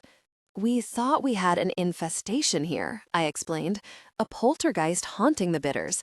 I thought I'd accidentally conjured one up when I whipped all our local shades into a frenzy to drive off Devara, but turns out we had it backward." Talia frowned. "What do you mean? We did have one. The Cthulhu of poltergeists, essentially. Kind of. But it wasn't that we were being haunted," I clarified. "It was that you were being haunted, and the bitters itself, and all the shades that call it home, sensed Valentina and wanted to protect you from her. Our own domain was trying to oust her, to dislodge her hold on you. Remember how the cabinets rattled in the kitchen that morning when I was whining to you about how Rowan Thorne had befallen me? The way the door slammed in the bedroom when you were sitting by me while I was recovering?" Talia's face cleared with understanding. "Ah, so any time I had a, let's say, uncouth thought about the thorns, it'd bring Valentina rushing to the surface, and the bitters would feel her, try to send her packing, do whatever it could to have my back, futile as it was. Right, even the cats didn't want to hang with you, which frankly should have tipped us both off. And it was only when you were away or at peace, like at the revelry or in the morning of First Due, that the house was quiet for any length of time." "Shit," Talia said, massaging her forehead, looking so distressed it made me ache. "It's so obvious in retrospect. I knew I felt off, just not why. How could I have missed that? Just overlooked an entire awful tapeworm of a shade inside me? Do you remember any of it?" Emmy probed gently. "Casting the hexes?" Talia shook her head, gnawing at her lower lip in frustration. "Nothing. I do remember a flash of rage both times, like a precipitating event. And then nothing, like blacking out. One moment of ultimate Hulk smash fury, immediately followed by the hex playing itself out, with nothing in between." "Why didn't you mention that to me?" Emmy said. "Losing time like that?" "I figured it was a migraine thing," Talia replied. "I'd been having them since Samhain. I assumed they were just the aftermath of that gigantic possession. I figured the time loss must be related. A neural lapse like an aura, or maybe just the shock of seeing a curse like that happen at all. And both times, it seemed like only a few seconds had gone by." She shook her head, then let it fall back against the pillow. "But you're right, I should have questioned it more. Fuck's sake, I'm an Avramov. We're supposed to be able to recognize intrusion, to protect ourselves. I should never have slipped up like that, given her so much control. You can't blame yourself, Emmy and I said in unison, then paused to share a smile. Emmy gestured for me to go on, while she nudged Talia to make room for Emmy to curl up next to her on the bed, temple to temple, her arms slung possessively over Talia's chest. You really can't, I continued, stifling another pang at the thought of Rowan. That was how we'd lain together at the Honeycake B&B not so many mornings ago, like two nested apostrophes. Shit, if we're casting blame, why didn't the rest of us sniff out something rotten? A whiff of moldering Valentina? After all, we're the ones who know and love you best, who see the real you every day. Right, Emmy said ruefully, nuzzling Talia's head. For example, you'd think I'd have gotten at least an inkling that something was awry, what with you waking up on the wrong side of the damn bed every day for weeks. To be fair, the real me isn't known far and wide as a morning person. Yeah, but the real you doesn't usually rouse like you want to murder the world either. Valentina said it herself, I said. She was being purposefully subtle, playing the long game, waiting for the right opportunity to go for broke. But when she took it, you were right there, Talia said softly, reaching out to squeeze my hand. Thank you, Is. I wasn't strong enough to force her out myself. You saw that much. And I was terrified. I really thought I was screwed, that the die was cast and she was going to get to keep me as her flesh puppet. But it helped to hear you talking me through it the way you did, like you were holding my hand in there, even when she had me caged up. Least I could do, I said with a shrug, trying not to give away how much it meant to hear this, given that I basically sicked her on you myself. Talia shrugged. Yeah, well, maybe. Nobody's perfect. But you know what they say. I smiled at this unwitting echo of our mother when she told me that wiping the floor with an obstinate man was the best revenge. Adages invented on the fly, served up to suit the moment, were one of the better Avramov traditions. What do they say? I asked, playing along. If you're going to have a little sister in the first place, Talia said, cocking her head and giving me a puckish grin, get you one who can make you feel loved when you're possessed and also feed your ghostly passenger to a custom-ordered demon from the hells. Shit, when you put it that way, I sound halfway like a hero, I said, ducking my head, instead of the colossal disaster who instigated this entire mess. That's the beauty of being an Avramov, sis, Talia said with a wink. Let the haters talk as they will about us, because we know the truth. Oh boy, here we go, Emmy muttered under her breath, but her lips twitched with a stifled smile. Let the self-standing begin. Whatever, you know you love us, Talia retorted, turning to Emmy to steal a quick kiss. Admit it, we're your favorite. The voice of Thistlegrove plays no favorites, Emmy said primly. But I will admit you're obnoxiously hot and charismatic almost to a fault. Sounds like you love us to me. So you've figured the lot of us out? I asked Talia wryly, rolling my eyes at both of them. Go on, lay it on me. It's simple. Disaster and hero, monster and martyr, beauty and beast. She turned away from Emmy to smile at me, eyes bright with a conspiratorial sparkle. And I abruptly didn't feel at all constrained, oppressed by the expectations of our family name. If I shared it with someone like my sister, someone so completely herself, it could never be anything but a beloved legacy. Choose your own dichotomy, Talia finished, because it doesn't matter. We were always built to be both. 29, new magic, and black diamonds. With the help of Gabrielle Thorne and my mother, Holly Thorne, recovered her magic just in time for Beltane. Now, with all of us gathered around her, she stood in front of the central bonfire that blazed at the very heart of Honeycake, a circle of inlaid stones we called the Mayday Hearth, with her arms outstretched, urging it to ever greater heights. It towered into the sky, much taller than any normal fire, a column of crackling orange and scarlet and electric blue, shot through with vivid greens and violets that would never appear inside a natural flame. Its tip stretched so far above us, it seemed to disappear, like a blazing spire reaching for the sun before melting into the atmosphere. Golden sparks danced around it like a school of tamed sprites, whirling around the column in a glittering ribbon. I'd never seen a Beltane bonfire so tall before, so impossibly radiant. But then again, those other times, Holly Thorne hadn't been the queen. Micah stood beside her, looking incongruously gorgeous with his glossy black hair and dark family robes, a set of twisting horns perched on his head, twined with green leaves and dripping moss. I hadn't even known that Holly and my brother knew each other, but a few days ago, she'd chosen him as her green man, the first time an Avramov had partnered a Thorn May Queen. As it turned out, there hadn't been a trial for Talia, or any punishment. Once the Thorns understood they hadn't been targeted by any living Avramov, they'd been eminently gracious about moving forward, just like Emmy and I had hoped they'd be. This choosing of a green man from our family felt even more demonstrative, like another step in the right direction. Maybe, I thought, smiling into my fragrant spring wine, this really did mark a new era for our families. Or it would, if I could only get Rowan Thorne to talk to me. I'd caught sight of him a few times earlier, during the parade of festooned floats that rolled through Thistlegrove, its streets crushed with tourists and crisscrossed with floral bunting, to formally kick off the Flower Moon Festival.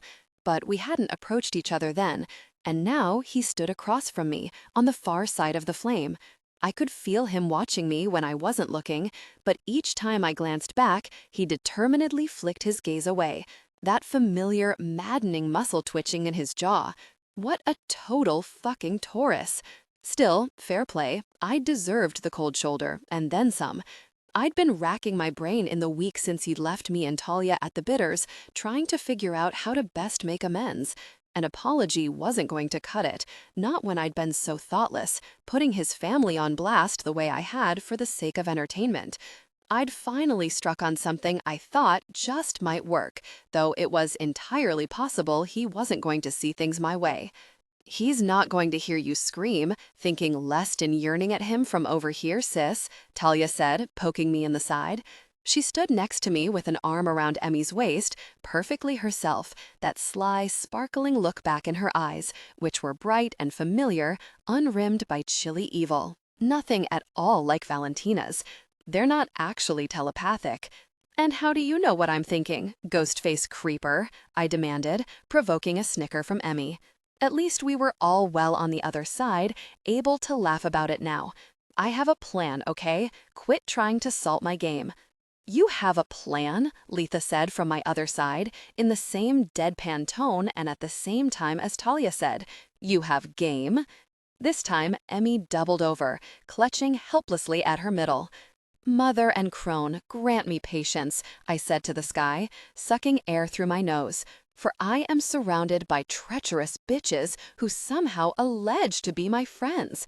"Excuse me, I allege to be your big sister," Talia retorted with a snort. "A totally different privilege." "And I only ever allege to be your faithfully treacherous bitch," Letha clarified. "It's in our pact, just check the fine print." "I'll be your friend," Emmy chimed in cheerfully, "but I also, nicely, think you should go talk to him." "Fine," I groused into my wine, nerves stirring uneasily in my stomach. Apparently, even 3 glasses of spring wine hadn't been enough to tamp down the anxious buzz that flared up every time I imagined myself approaching Rowan and being decisively shut down. "I'll go, but if I die of rejection, you'll have only yourselves to blame when my restless shade starts fucking up all your shit." Talia gave my hair a playful tug, leaning over to whisper into my ear. "Hey, if that happens, you can always come live in me," she suggested. "I owe you one anyway, and I bet you'd be a way less pushy roommate." "Body mate? There's gotta be an accurate term for it." I cackled out loud, shoving her away. That is so vile. And yet, kinda sweet. Thanks for the thought, Sestra. Why don't we both just hope I live through this next part instead? By the time I made my way through the increasingly rowdy May Day crowd to the other side of the bonfire, Rowan was gone. But knowing him as I now did, I had a fair idea of where he might have taken himself off to. So I wandered through the orchards until I found myself back among the apple trees, in the space where the misbegotten curse had detonated, where everything had begun for me and Rowan. He was there, just like I'd predicted, standing on the coat of new grass, fuzzy and delicate as a baby chick's down that the thorns had managed to coax from the blasted soil. But to my surprise, the dead trees were gone, cut down and cleared away. In their place, a series of slim saplings flourished, brown and green and tender, just about chest height. Something about them tugged at me, that naked vulnerability and fragile potential, the feeling lodging just behind my breastbone. It was silly, but they looked a little like I felt, like an entirely new beginning. I stopped by his side, my heart beating so hard it throbbed in my ears. "Happy May Day," I said, keeping my gaze on the grass, sneaking only little looks at him. "You regrew, I see. And, replanted?" He nodded, silent, licking his lips, rolling his eyes just the tiniest bit, like, yes, duh, indeed. "Weak opener, I know," I said, nodding to myself. "Look, I really hate this, not being able to talk to you. Turns out I've gotten kind of used to you wanting to talk to me." He huffed through his nose, rolling his shoulders. "Then maybe you shouldn't have made caricatures out of my family," he retorted, roughly, still not looking at me. "Because we do not deserve that shit. Far from it." "I know," I said quickly, seizing the opening. "I know, I fucked up with the haunted house. In my defense, I came up with the idea when we were still butting heads. It felt more appropriate back then." "And now?" he demanded, wheeling to face me. "How does it feel now, Issa?" "Terrible," I said softly, my eyes shifting between his. "The worst kind of wrong. And you know, admitting that doesn't come easily to me. So I went ahead and fixed it." He cocked his head, eyes narrowed. "Come again?" "The forest of perdition was wrecked anyway," I said with a shrug. "And you're right, it was a garbage idea, not even true to life, clearly. My family did curse yours with an escaped evil, more or less, and you never once retaliated, not even when you had every reason to suspect foul play." "No," he said tightly, "we didn't. Glad we can agree on that much at least." So I redesigned that scene with Letha's help," I said, biting on the inside of my lip, trepidation surging hot inside me. Because this was it, all I had, the last and only ace up my sleeve. It only needed to be tweaked anyway. What happens now is the cemetery dwellers and the forest witches come together to take down the demon. The hero and heroine make a new kind of magic to fight it, actually. It's possible they also kiss at the end. That is... Rowan shook his head, mouth working, then broke into that open, dazzling smile that had come to mean so much to me. "Wow, Issa. So fucking corny. Excuse me?" My jaw fell open. I worked hard on that new direction, and on a very tight schedule, I might add, to have it open today. And you're going to mock me for it? "Only a little," he said, reaching to grab me by the waist and tug me close, wrapping one arm around me. "Come on, Issa. I like corny. Sometimes corny hits exactly the right way. In fact," he reached out toward one of the saplings, an emerald wash of magic surging from his hand and curling around one of its tiny branches. "We're letting them grow naturally," he said, as it sprouted a tiny pearl of a fruit, a perfect apple, rendered in miniature. "It's better that way. Healthier, not to rush them. But when they grow up..." He reached out to pluck the little fruit, offering it to me. It gleamed against the creases of his palm, its stem and leaf achingly small, the skin a glossy, speckled black. I took it carefully, holding it between my thumb and index finger, marveling at it. "They're going to be black diamonds," he said, looking up at me with such a wealth of tenderness that I bit my lip, afraid my own feelings might come spilling out in a gush. "A rare variety of the Huan Yu apple, the Chinese red delicious." "Why?" I whispered. "Why not more pink pearls? You loved those trees." "Well, there's this tower-dwelling sorceress," he said, tilting his forehead until it met mine, his eyes glistening with emotion. "She's really something else, you know. Turns out I'm falling for her pretty hard, and I thought she might like them when she came to visit me here, and I was hoping she would, eventually." I exhaled, a long, shuddering breath, standing up on my tiptoes to press my lips to his. He kissed me back hard, his hand nodding in my hair, his other sliding up my back to rest warmly between my shoulder blades. The air around us seemed to vibrate, buzzing with the high vibe of Beltane energy, the bright tremor of emotion flooding back and forth between us like a wave. The sparkling rush of our own made magic, the kind no spellsmith, good or ill, would ever be able to replicate. I like them so much, I told him, when we paused to take a breath. As long as you're sure this isn't a bad apple joke, 'cause that would maybe sting a bit. He snorted, rolling his eyes. Issa, can you just be romantic with me for a minute here? Oh, absolutely. And see, I was right. They do kiss at the end. He chuckled through a groan, tossing back his head. Damn, okay, that may actually be too corny, even for me. I can't help it, I told him, reaching up to cup his face, smiling up into his eyes. Because the thing is, I'm a Leo, and it's a fact of life and the cosmos that we're naturally dramatic. So you, Rowan Thorne, are going to have to deal. Acknowledgements. Second books in a series are often a little scary to write. The pressure, the expectations, the continued building of a world that now actually exists in some known form.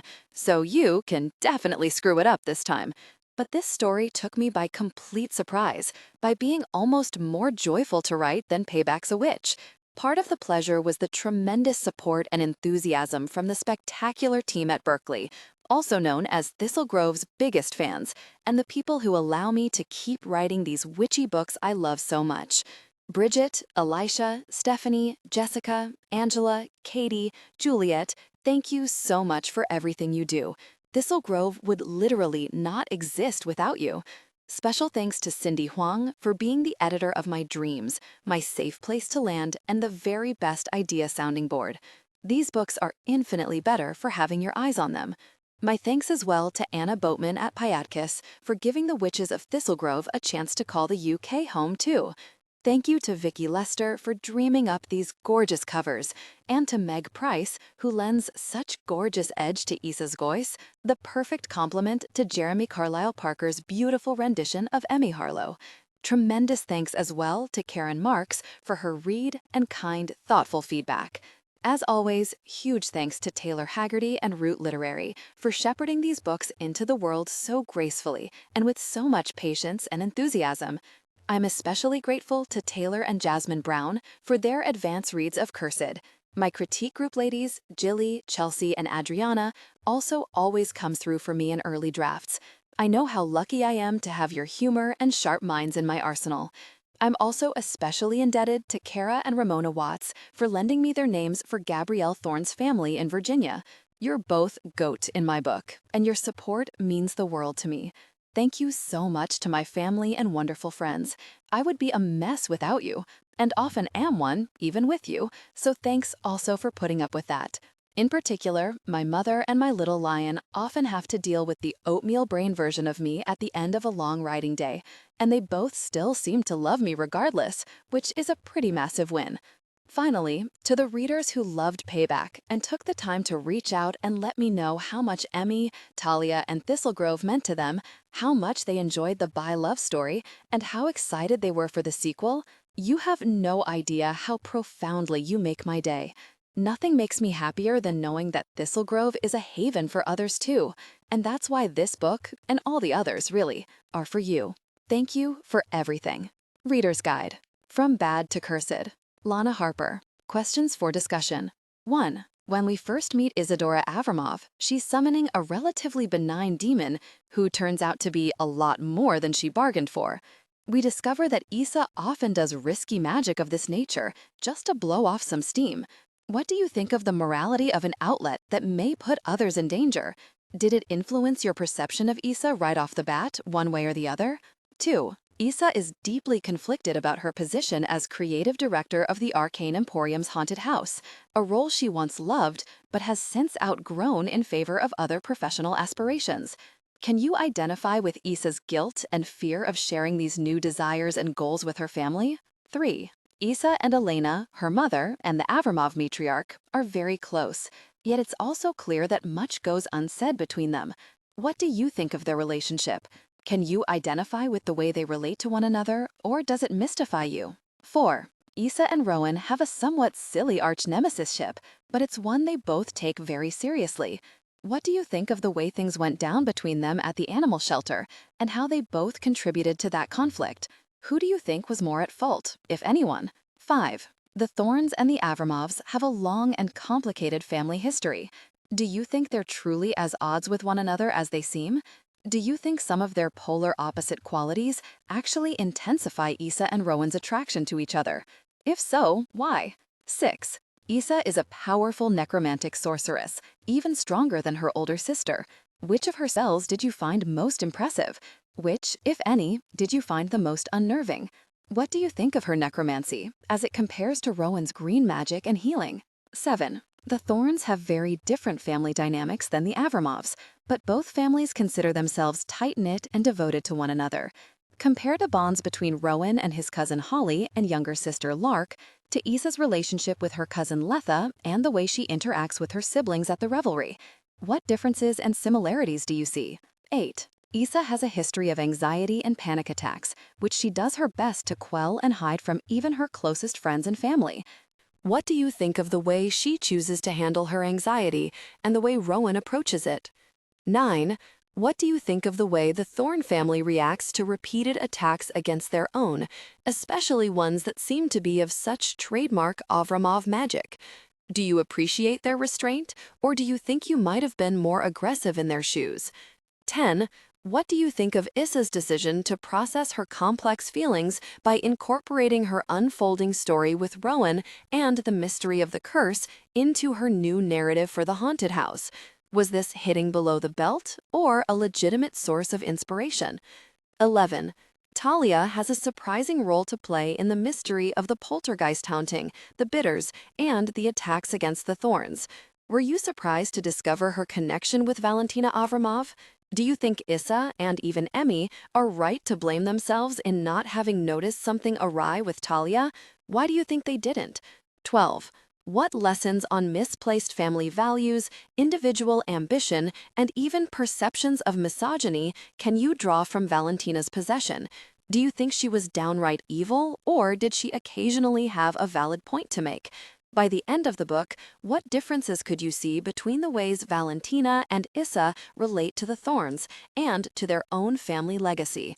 Keep reading for a preview of the next book in the Witches of Thistlegrove series by New York Times bestselling author Lana Harper, Back in a Spell, coming soon from Jove. 1. Let It Snow. I've never been what one might call a winter person.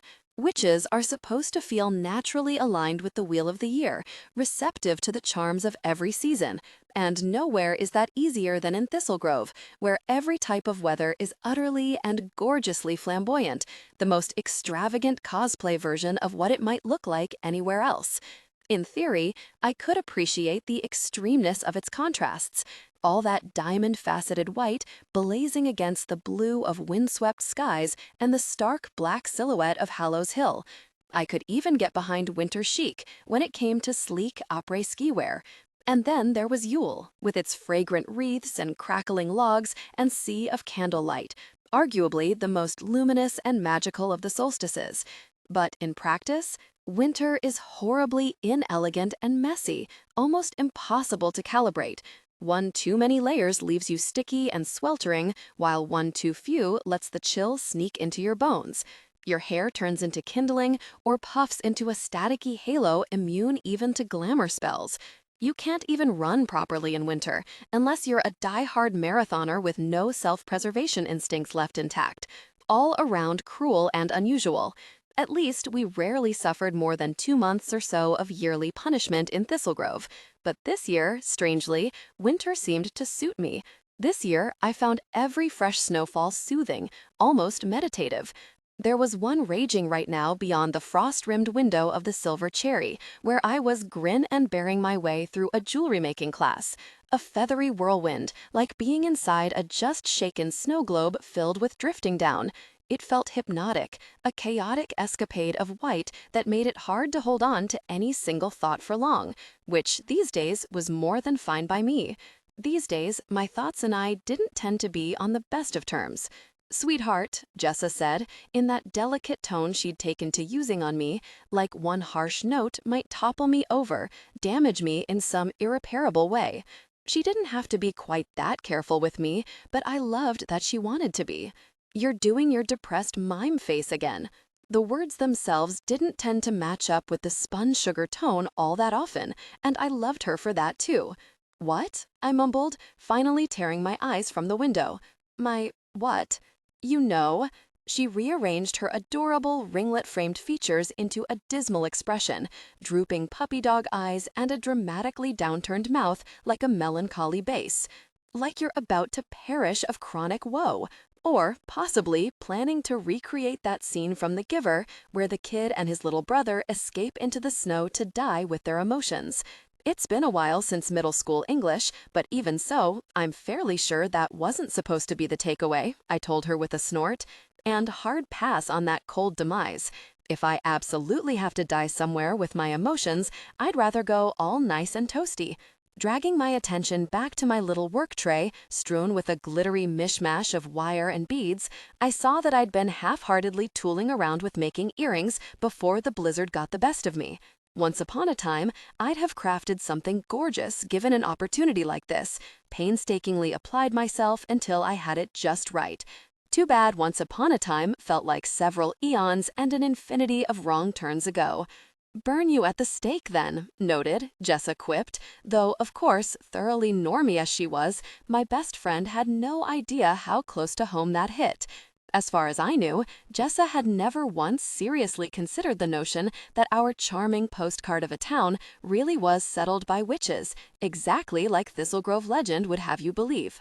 To her, I was just Nina, best friend and partner in crime from our shared law school days, now in-house counsel to my family's extensive business interests. Not Nynaeve Cleodna of House Blackmore, second in line to the most powerful witch dynasty in Thistlegrove. "Don't worry, buddy," I assured her.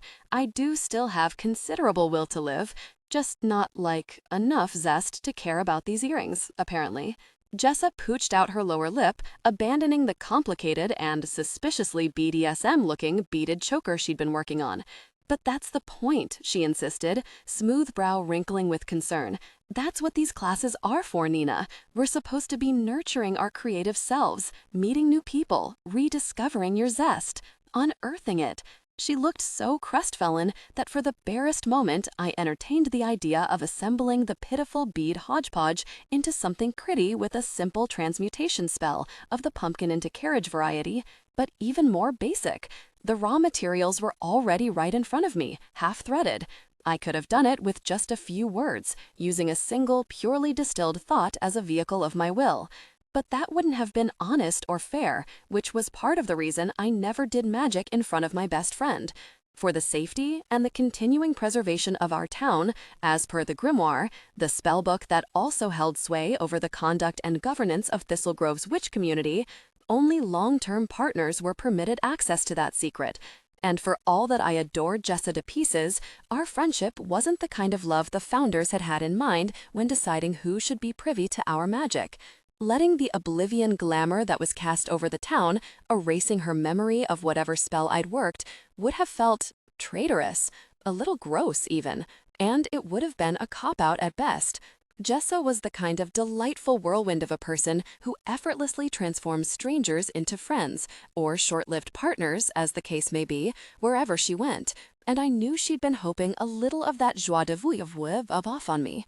Tonight's event was the fourth hopeful outing of its kind, following a disastrous wine and paint night, during which I'd gotten the not artistically conducive kind of wasted, an equally catastrophic pottery class that had reminded me of Sydney's love of ceremonial teacups and sent me spinning into a meltdown, and a flower arranging class that had only managed to unearth memories of the dusky blue and rose gold palette I'd chosen for the flowers at my own wedding. A wedding that was never going to happen, much like the perfect life with Sydney that had been meant to materialize thereafter.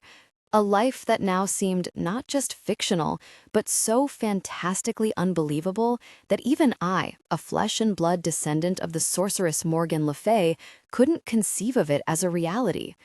"You're talking about me like I'm some archaeological dig, Jess, and we're sifting for ancient potsherds of joy." What if there's no zest to unearth? What if I'm just a barren wasteland?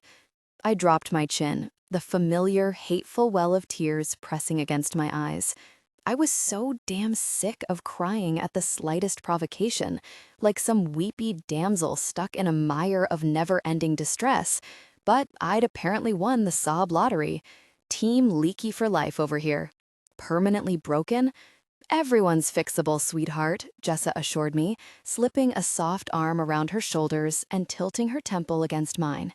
She favored those subtle skin musk perfumes that you couldn't detect on yourself, the kind I'd never go for, because what was the point if you couldn't catch indulgent whiffs of it throughout the day? But that made her smell gorgeous, a vanilla cedar scent that hit somewhere between gourmand and woody. Being hugged by her felt like free aromatherapy. Even that guy you dated with the towering man bun? I asked thickly. You say that like there's only been one. Which, would that were the truth. The one who drank so much bulletproof coffee, it was like he was speaking in fast forward all the time, I clarified. And did bicep curls while taking dumps? Fuck no, not him. She shuddered delicately against me, sticking out her tongue, which was pierced, something no other estate lawyer I knew could ever have gotten away with. Apparently, a deceptively angelic face like Jessa's covered a multitude of sins, even when it came to the most uptight of clients. Everyone but Chasen, then. Of course that was his name. And what about dictators, or sex cult leaders, or serial killers? Now you're just being difficult. Allow me to rephrase, counselor. She shifted sideways against me, just enough to boot me on the nose. You are fixable, sweetheart. Eminently so. Then why can't I get into even this, the most emotionally undemanding of activities? I asked her, that relentless ache lurching in my chest again, a panging disorientation that felt almost like homesickness as my gaze skimmed over the dozen or so other people happily crafting beneath the cherry cutouts dangling from the ceiling, the recessed lighting spilling over them in a mellow glow. Mostly clusters of women around Jessa's and my age, along with a few mothers with their tweens in tow. Even the solitary goth Enby with the pentagram neck tattoo, likely a tourist drawn to the Silver Cherry by its affiliation with Lark Thorne, who was not only teaching this class, but also selling her line of enchanted jewelry here, looked to be having a more exuberant experience with this mortal coil than I was. What kind of mess can't focus on stringing beads together or letting loose on a pottery wheel? I swiped at my eyes, trying in vain to keep from smearing my eyeliner. It's been a whole year, Jess. How long is this emotional fugue state even supposed to last? My voice rose enough that on the other side of the room, Lark abruptly straightened from where she'd been instructing one of the tweens. She turned just enough to flick a concerned glance at me over her shoulder, deep brown skin glowing against the vivid turquoise of her scoop neck sweater, her dark eyes liquid with sympathy. The Thorns were empathically attuned to one another's feelings and acutely sensitive to others' emotional landscapes too, though I doubted she even needed their particular brand of ESP to detect the seismic rumble of my distress. The Nina I used to be was bulletproof, unshakably sure of herself, vacuum-sealed into her composure. But these days, the old me felt like a fossil, a crumbling memory. These days, I was more of a tempest in a teacup, a flailing, distractible tempest that just could not seem to get it together. I twitched my lips into an everything's just peachy over here smile, wincing inwardly as she gave me a lingering look before turning away. I wouldn't have agreed to come here tonight at all had I remembered Lark's connection to the studio. Given how the Blackmore's standing in this town had declined since the debacle of last year's gauntlet of the Grosvenor, not to mention the fact that my little brother, Gawain, had briefly come under suspicion when one of the Avramov's dearly departed ancestors cursed the Thorns this past Beltane, the last thing I needed to be doing was signaling weakness in front of a member of one of the other families. The thought spurred me into taking a breath, stiffening my spine a little and leaning away from Jessa as if she weren't, in fact, my load-bearing support column, trying to act as though I at least remembered who I was supposed to be. I don't think heartbreak's an exact science, sweetie, though I will concur that maybe we've been going about this the wrong way, Jessa concluded thoughtfully, nibbling on her lip. You know what? Why don't we ditch this and grab some drinks instead? Rethink our strategy? But what about your... I gestured vaguely toward the abandoned snarl on her work tray. Fetishware in progress? It has such promise. She chuckled through her nose, not bothering to deny it. I can always take it home. It was going to be for Jordan anyway. Ooh, maybe I can make him finish it for me before he gets to wear it. You know, like a meta-kink moment. Foreplay for the foreplay. I stared at her for a second, equally confounded by the rigorous intellectual component her most recent bedroom exploits apparently called for, and the fact that her flavor of the week had already earned himself an actual name. By Jessa standards, that was unusually rapid progress. Most of her conquests went by evocative nicknames, the likes of Old Man Zane or Emo Clark Kent, until they fell out of the rotation. Maybe she actually liked this guy. I do not claim to understand your ways, Jessamine and Singer, but I respect them, I finally said, just the way I like it. She slid the jewelry into a small plastic bag, grinning to herself. So, where do you want to go? Dive bar? Nice bar? Weird bar? Nice bar, I said automatically, suppressing a sniffle. My spirits rose a little at the idea of delicious craft cocktails and low lighting, the utter relief of not having to funnel any more energy into forcibly enjoying or pretending to enjoy yet another form of alleged entertainment. See, there you are, she said warmly, reaching out to give me another squeeze. Knew my favorite fancy bitch was in there somewhere. 2. Whimsical bitches and trickster gods. 10 minutes later, Jessa and I wedged ourselves into an empty booth at Whistler's fireside, a waft of cold still clinging to us as we shed our layers and stamped our snow-crusted boots under the table, wind-lashed cheeks both numb and glowing.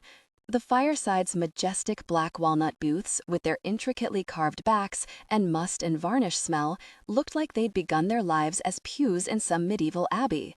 Bare Edison bulbs holding twists of glowing filament swung above each table, and to our right, the bar top gleamed copper from the vintage pennies preserved under its glass slab, fat pillar candles flickering along its length. Even the cool blue cast of early winter dusk drifting through the Victorian windows couldn't chill the aura of warmth. There was no actual hearth to be seen, despite the name, probably the owner's idea of an ironic joke, but the whole ethos of the bar did feel like sitting at a fireside. I loved it here. It reminded me of my favorite New York speakeasies, the ones that had brazenly ridiculous $1,000 concoctions tucked into the drink menus like dirty capitalist secrets, and all but demanded a password and secret handshake to get in, even though everyone and their mother knew where to find them. I couldn't help but enjoy that little thrill, the sense of being part of an exclusive club, especially when it wasn't real elitism, but just for fun, the way it was at Whistler's. "What are you thinking?" Jessa asked, once the server had dropped off menus and a complimentary bowl of honey and harissa popcorn. Truly, this place was the bomb. They have the spiked hot chocolate today and, ooh, a new buttered rum hot toddy. Shit, but does that even sound good in reality? Or are they counting on the butter to gaslight us into believing it must be delicious? As yet unclear. I gave the happy hour specials a cursory skim, even though I already knew what I wanted, wondering whether I should at least try to be more adventurous. As sometimes happened at moments like this, the ghost of Sydney past materialized by my shoulder to whisper in my ear, though not, to be clear, her literal spirit, as Sydney had been alive and aggravatingly well in Chicago last I checked. And in any case, ghost whispering was more the kind of ghastly trick you'd expect to find in the Avramovs' shady repertoire than the magic my family preferred to practice. "Why do you always have to order the exact same thing?" The memory of her voice sniped at me, in that coldly exasperated tone that always used to make my shoulders hunch. Why not just try something new for once, so we can share? But I happen to like the mulled wine here, and furthermore, I liked the tried and true reliability, the comfort of an order that you knew for a fact would make you happy. That was one of Sid's and my most well-worn fights. Her desire for spontaneity set against my craving for structure and routine. The core disparity between us that had seemed like a charming opposites attract deal at first, she the fluttering kite and I the grounded ballast, together a rare alchemical balance that would elevate our relationship beyond the sum of its parts into something golden and enviable. No such elevation had, in fact, transpired. In hindsight, as happy as much of our relationship had made me, Sid and I had been the very definition of fool's gold. I'm sticking with the mold mine, I decided, banishing the ghost of Sydney past with as much firmness as I could muster. Jessa pursed her lips and squinted at the menu for another moment, the bulb's ruddy light picking out wavering highlights in the rings stacked above and below her knuckles. She had a rose gold manicure this week, too. Seriously, what the hell kind of amenable clientele did she even have? Okay, yep. I'm gonna take a gamble on the hot toddy and see if I live to rue the day. I huffed a laugh into my handful of popcorn, shaking my head. As if regret even figures into your vocabulary. Just because I choose to look back fondly on most of my mistakes doesn't mean I don't learn from them. Once our order was in and the menus whisked away, she propped an elbow on the table and rested her chin in the cup of her palm, giving me a frankly assessing stare. "How worried do I really need to be about you, sweetheart?" she said, matter-of-factly, but still in that sweet tone that dissolved anything sharp or accusatory before it could make me shrink into myself. This two-step of meltdowns and existential malaise is starting to seem like more than you should have to handle on your own.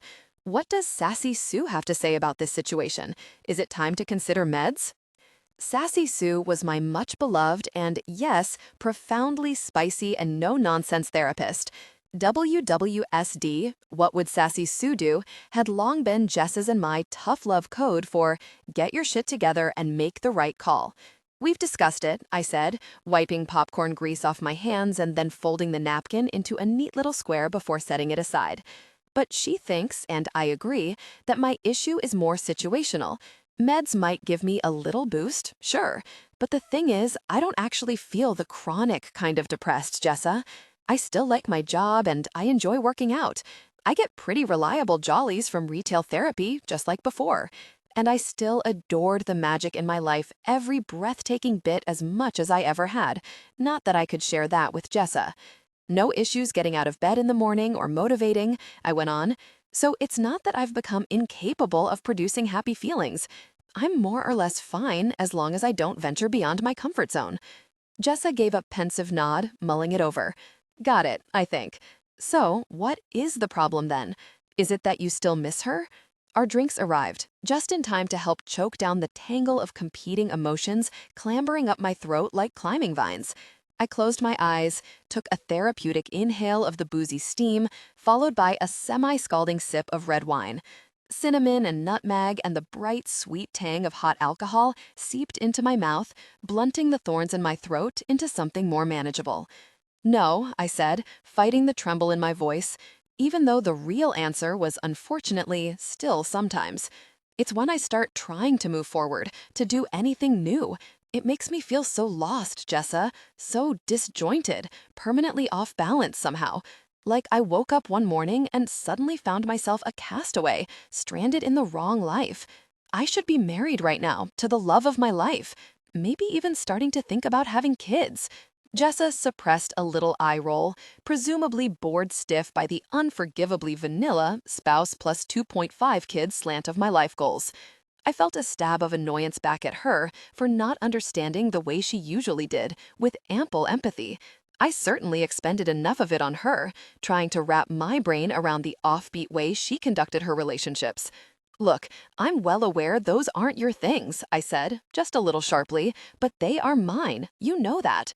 Her round face softened immediately, brief chagrin glinting in her brown eyes. "It's not that, Nina. I'm just not sure I'd call Sydney," Jacqueline pronounced Jacqueline, "the great love of your life, you know? She did call the wedding off a week before you were supposed to get married.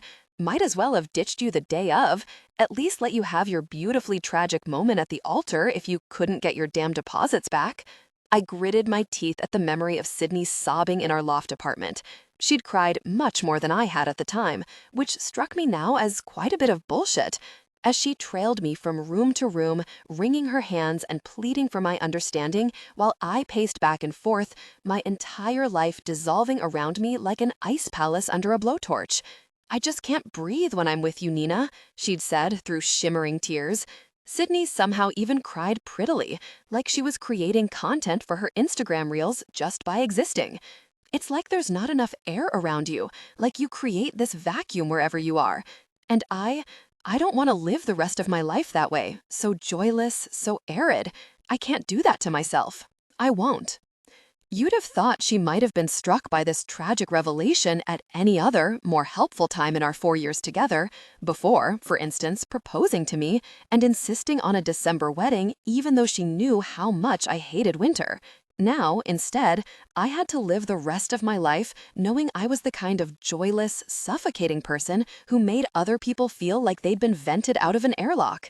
I hadn't told anyone, not even Jessa, the damning details of what Sydney had said to me. The dramatic way things had unfolded. Everyone hated her enough as it was, which was fine by me. But what if I went beyond the broad strokes, and it turned out they agreed with her? This fragile eggshell version of me couldn't roll with a punch like that. I'd shatter into a mess of shards, and not even Sassy Sue would be able to glue me back together again. "I just don't understand how things could have gone so wrong," I said instead, a half-truth that at least skimmed the surface of the awfulness iceberg floating just beneath. And I'm honestly, Jess, I'm a little scared that I'm the problem, that if I try again with someone new, the same exact thing will happen. But I don't think I know how to fix myself, or whether I even really want to. "First off, you are brilliant and generous and considerate, and certainly in no need of some kind of personality overhaul," Jessa said, admirably restraining herself from launching into a full-bore Sydney takedown, though I could see the mutiny brewing in her eyes.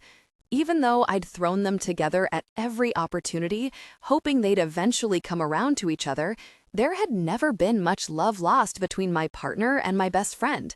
Second, your ex-fiancé was an obnoxious, self-centered, whimsical bitch with tremendously overblown notions of her own worth. So let us never again refer to that shitty, manic pixie gallery girl as the love of your life, okay? And boom, there came the drag. I burst out laughing, shaking my head, marveling at how deftly she'd turned a generally positive word into an insult with such bite to it. Sydney had been almost methodically quirky, but even still, I'd been charmed by her. Her appeal had never struck me as manufactured. "Whoa, buddy, tell me what you really think." And she was a curator, technically. Let it be known that I do not give a solitary, last-of-its-kind fuck about Sydney Jacqueline's former job title, Jessa declared, giving the French pronunciation another prissy twist. The one thoughtful thing she did was clear out in the aftermath and let you have this town to yourself. At least we don't have to look upon her precious wee Emily face ever again. Two small mercies, I agreed, clinking my glass against hers, though, obviously, I'd thought Sydney was beautiful, and still occasionally stalked her social media when I felt low enough to want to inflict on myself the stiletto twist pain of seeing her be happy. Full disclosure, I had no idea you loathed her whole Francophile thing so much. "Meh, didn't seem like a helpful take at the time," Jessa replied with a shrug. "But boy, am I stoked to talk about it now. Feels downright cleansing, like it's clearing out all those years of pent-up shade. Gotta be good for the skin. Makes one of us, then." I bit down on the inside of my cheek to stave off the inevitable tears, because talking about her just makes me feel hopeless. Like I already had my shot at my dream life, everything the way I wanted it, the way it was supposed to be, and I screwed it up just by being myself. "Oh, sweetie," Jessa exhaled, pert face scrunching up with sympathy. "So that's why there haven't been any second dates." I'd been cautiously trying to put myself back out there the past few months, at both Jessa's and Sassy Sue's urging, but even the handful of first dates I'd been on made me queasily anxious, and the prospect of a second date flung me into full-blown panic. I ruthlessly overanalyzed myself at every turn, as if each prospective partner might be scrutinizing my every choice and mannerism with Sydney's witheringly critical gaze. The pressure felt buckling, enormous, as though what drink I chose and whether I agreed to taste the other person's tapas could derail my whole future with them before it even began. So I decided, hey, maybe better to just tap out before I proceeded to lose my entire mind. That's why, I admitted with a sigh, taking another slug of my wine. I can't relax enough to even think about letting someone get to know me. The pressure is just untenable. Jessa rocked her head from side to side, an endearing Machiavellian expression stealing over her face, the one she always slipped into when thinking. What if, she said, lifting her eyebrows, we took the pressure off, picked someone so unlikely, so obviously not a realistic prospect for you, that you could just chill a little, have fun with it, go on a date or two, possibly even enjoy a solid bang, as God knows you need one in the direst of ways. Have a shallow end of the pool experience, Just doggy paddle around a little bit before you go full-on snorkeling. I knit my brow, trying to parse this tortured metaphor. So you want me to pick someone I'm not into? How is that supposed to help? No, duh, of course. They still have to be a smoke show. I'm thinking someone super hot but relatively low investment. She snaked her hand across the table, palm up, and wiggled her fingers at me. Hand over your phone and I'll show you what I mean. I don't know, Jessa, I said slowly, balking. This feels like a very ill-advised experiment. Or worse, a reality dating show with seriously low production value, which, as you know, is the opposite of my bag. Oh, just try it once, Nini, Jessa wheedled. One wee little date. Think of it as a change of scenery. I tilted my head against the booth's slick back, mulling it over. I knew that I was stagnating. One way or another, it was past time to implement a different strategy. And once upon a time, I used to be a very proficient dater. If I was being honest, the idea of a no-pressure date with some hot yet ludicrously unsuitable individual sounded about 1,000,000 times less excruciating than the glow paint and goat yoga Jessa was probably planning on foisting on me next. Sensing my softening, Jessa doubled down, a cunning gleam in her eye. And if it's a total catastrophe, I'll owe you a batch of my gourmet pigs and blankets, and I'll even throw in a Lost Girl marathon. Ugh, you know me far too well, friend, I groaned, dropping my face into my hands. Puff pastries of any kind were my bizarre mortal weakness, the savory version of my kryptonite. I probably had my parents' epic dinner parties to thank for that, and all the stealth scavenging my brothers and I had done at them before we'd been allowed to formally attend. For the right kind of flaky hors d'oeuvres, especially one of Jessa's rare homemade treats, and in conjunction with my favorite TV series, there was really troublingly little I wouldn't do. Lifting my head, I unlocked the phone and plopped it into her palm with a grimace. Deal, I suppose, but to be clear, the terms of our agreement do not extend beyond the one date. With a gleeful crow, Jessa swiped over to the third screen and pulled up my dating apps.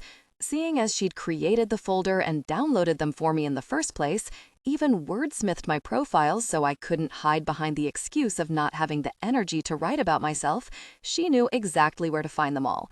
Rolling my empty mug between my palms, I watched her with a mixture of trepidation and the slightest brush of intrigue. It did feel just a little refreshing to cede control over this, instead of swiping through prospective partners in the late nights after work with an eagle eye toward how many of my boxes they checked. Sitting alone in the dark bedroom that sometimes still smelled faintly of Sydney's dainty En Jardin sur le Toit for no good reason given how many scrubbings my loft had gotten since she left, peering into that rectangle of sallow light like it was an exam I badly needed to pass, had felt depressing and lonely and borderline desperate. This, astonishingly, felt like it might even be fun. Too perky, too basic, way too messy, Jessa was muttering under her breath as she swiped through possible candidates with decisive little flicks, nose wrinkled in thought. Too Aritzia catalog model? Excuse me, what? Let me see. I snatched at the phone, but she slapped my hand away. Hands to yourself, missy, she ordered, cradling my phone to her chest. This chick is not the one we're looking for. Trust me on this. She's basically brunette you, which means instant disqualification. And might I remind you, I'm in charge of Operation Doggy Paddle? You just sit back, relax, and let me do this good work. Yes, ma'am. That's what he said. Snorting, I flagged down the server for another mug of mulled wine. While Jessa speed swiped through so many profiles, it was like watching a live-action carpal tunnel PSA. Then she paused, lips parted, fingertip hovering over the screen. Well, hello there, sir. Finally, someone with actual promise. Sir? I echoed, my heart sinking a little. It's a dude? I'd been trying to keep my options open in the apps, seeing no reason to throw up any additional obstacles for myself. But while I'd slept with a handful of guys and briefly dated a trans man back in college, my serious relationships had all been with women. When I could bring myself to imagine the hazy outline of a future partner, my mind always conjured up a woman of its own accord, which maybe meant that not a woman might be perfect for this absurd experiment. Well, maybe not entirely, she corrected, still engrossed in the profile, a tiny reflection of the phone screen glowing blue in her pupils as she flicked through the photos. Pronouns are he, they, and pan orientation, just like you. TBH, I'm more concerned with this face. Here, take a look. She passed me the phone, still warm from her grip. I reared back a little at the profile picture, my eyebrows rising as I saw what she'd meant. Bright blue eyes glittering like gems against the shadows of black liner, a tousled shock of dark brown hair falling into them, stubble roughening what was otherwise a clean-cut face with features so fine they were nearly feminine, closer to pretty than handsome. A lazy, crooked half-smile, the stick with me, I'll show you some things kind, that looked like a gauntlet thrown. Okay, well, maybe. Intrigued despite myself, I swiped through more of his photos, defaulting in my mind to the masculine pronoun since he'd listed it first. In one of the pictures, he wore a dramatic corset and midnight blue lipstick, galactic flares of silver paint and glitter swooping over his cheekbones. A fuchsia feather boa wrapped around his neck and strung across the shoulders of the two grinning, similarly festooned people crowding in on either side to press their cheeks against his. In another, he was shirtless and upside down, suspended in aerial silks, caught in a pose that highlighted the striking definition of his abs and obliques, bright stage lights illuminating waterfalls of technicolor tattoos coursing down his arms. He had the kind of muscle so sleek, it looked carven, somehow feline, something that I tended to like a whole lot in women and men and everyone else. Not all the pictures were quite as flattering. In one, he wore a plaid shirt under suspenders, which, what? And had his mouth massively open as he prepared to chow down on monstrous-looking burger that appeared to include both chili and a smushed donut. In another selfie, he was giving duck face and flashing the devil horns hand sign, having clearly gotten a makeover from a little kid. His lips a mess of bubblegum pink, yellow eyeshadow indiscriminately smeared all over his upper face. But in the final photo, he was in Ladies' Lake, submerged up to the bridge of his nose, dark hair bristling in waterlogged spikes. Only those mischievous blue eyes were visible, narrowed against sunshine and reflecting the sequin shimmer of the waterline just below them, beads glistening on his forehead and clinging to the defined arches of his eyebrows. I felt an unexpected little flutter in the depths of my belly, even as I acknowledged that he looked risky. Impulsive, unpredictable. Sydney had been quirky and flighty, yes, but in the most polished, socially acceptable Zooey Deschanel of ways. More anthropology, a lot less Burning Man.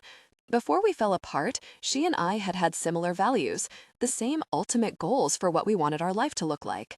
This person looked like the embodiment of a dare, someone I'd never in a million years have picked for myself. So, you want me to go out with the trickster god of circus and burlesque, I said to Jessa, looking up to fix her with a flat stare. Is what you're telling me? Is that the vibe you're getting here?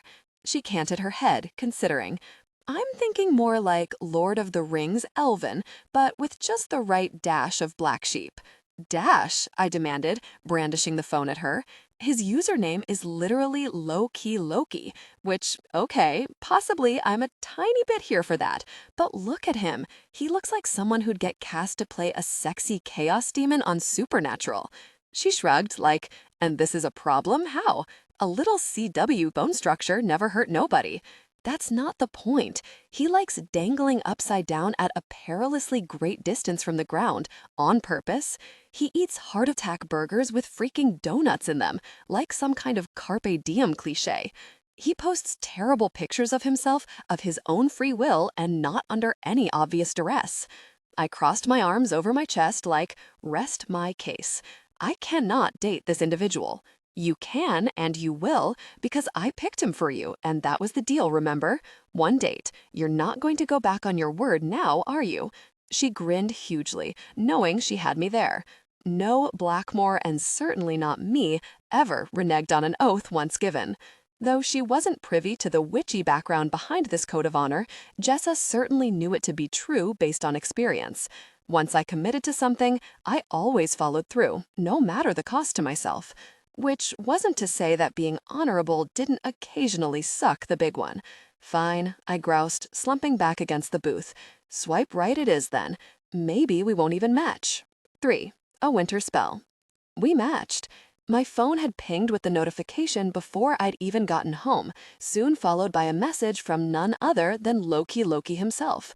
He'd introduced himself as Mort, even his name was somehow uncouth, at such stodgy odds with his whole alternative vibe, told me I was wicked cute, and then promptly cut to the chase, asking me to grab a drink at the Moon and Scythe the following Saturday. At least he had the good sense not to want to waste everyone's time by texting for weeks before we actually met up. But I'd gritted my teeth at the choice of venue. The Moon and Scythe was the closest thing Thistle Grove had to a dive bar, the kind of place one might unironically refer to as a joint, and therefore so far from my scene that it wasn't even in the same zip code. But when I texted Jessa in desperation, wanting to know if the laissez-faire nature of this whole arrangement extended to relaxing my standards even as to venue, she texted back with, yes, yes, bonus points for sticky beer floors, this is perfect. To which I'd responded with a whole scroll of cringe emojis, only to get, just think of the pigs in blankets, in response. Who could argue with that logic? Certainly not me. And I had to admit, the pressure valve psychology of it seemed to work, at least as far as getting ready went. I managed not to triple guess either my outfit, shoes, or choice of perfume, already a minor miracle in itself, and just a single glass of Malbec took the edge off what nerves I had. It felt like a marked enough change of pace from my previous attempts to fill me with a swell of hope as I gave myself a final glance in the mirror, feeling only the faintest, creeping tendril of self-doubt. Maybe this could work. Maybe I could be the real Nina again, sooner rather than later. I'd given myself so much extra time to get ready that I wound up with more than half an hour before I needed to make an appearance at the tavern. Sitting alone with my thoughts would only leave room for the doubt to claw its way back to the surface, wiggle through my cracks. So I did something I hadn't done in almost a month, not since it had gotten properly cold. I wound a scarf around my neck and shrugged into my warmest Montclair parka, then portaled up to Lady's Lake. Portal magic was some of the most demanding spellwork a witch could cast. It required finesse, a vast reservoir of magical strength, and an iron will, the kind of unflagging focus that didn't falter even for a breath. In essence, it allowed you to craft a vessel of magic for your body, a spellbound capsule to whisk you through the fabric of reality itself, without letting all the opposing forces at play shred your flesh and spirit into its most minute component parts. To pull it off, you had to be capable of holding two opposing convictions in your mind, cemented alongside each other, that you were a perfectly cohesive unit, unassailable and self-contained, and that you were made of the same fluid, malleable matter as the rest of the universe, both waveform and particle at once. An absolute mindfuck, one which also happened to be my specialty. Holding coexisting yet contradictory lines of thought as self-evident truths is exactly the type of mental contortion lawyers do all day, and I was very good at it. Only a handful of other living Blackmores could pull off a portal, my grandmother Igraine and my mother among them. My little brother Gawain had always been too chicken shit to even try, and my older brother Gareth could only travel relatively short distances. But to me, it had always felt like second nature. Closing my eyes, I lifted my hands and chanted the words to Lightborn Folly, concentrating intently on both my inviolable individuality and my oneness with the cosmos, as ribbons of light with a pearly rainbow sheen shimmered into being, weaving themselves around me. Magic rushed under my skin, a glittering flood, like liquid lightning crackling through my veins, so exciting it was almost unbearable. My pulse quickened, thudding in my ears as I wrested the swirl of light into the proper shape around me and thought myself toward the lake. For a brief, jarring moment, gravity and direction winked out altogether, and I tumbled through a vast expanse of nothingness. The bottom of my stomach fell out, the lurching feeling of having missed the final step in a staircase, even as I lost any sense of myself as a physical object anchored in space.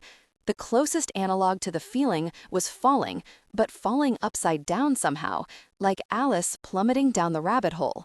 If you let your focus slip while you went hurtling like a wayward comet through this formless sea of in-between, no part of you would emerge on the other end. A very powerful motivator to keep your will and mind firmly in check against a rising tide of instinctual terror. From one heartbeat to the next, the world snapped back into place. A crisp skin of snow crunched under my boots as my feet suddenly found purchase, and a bracing gust of lake wind curled around me like something old and sentient, stealing my breath and combing through my hair. I stood atop Hallows Hill, with Ladies' Lake sparkling in front of me and the lights of Thistlegrove at my back, blinking like fireflies down by the mountain's distant base. This time of year, the lake somehow looked even more elemental. Like some primordial origin story, the place where winter's cold heart had been born back when everything began.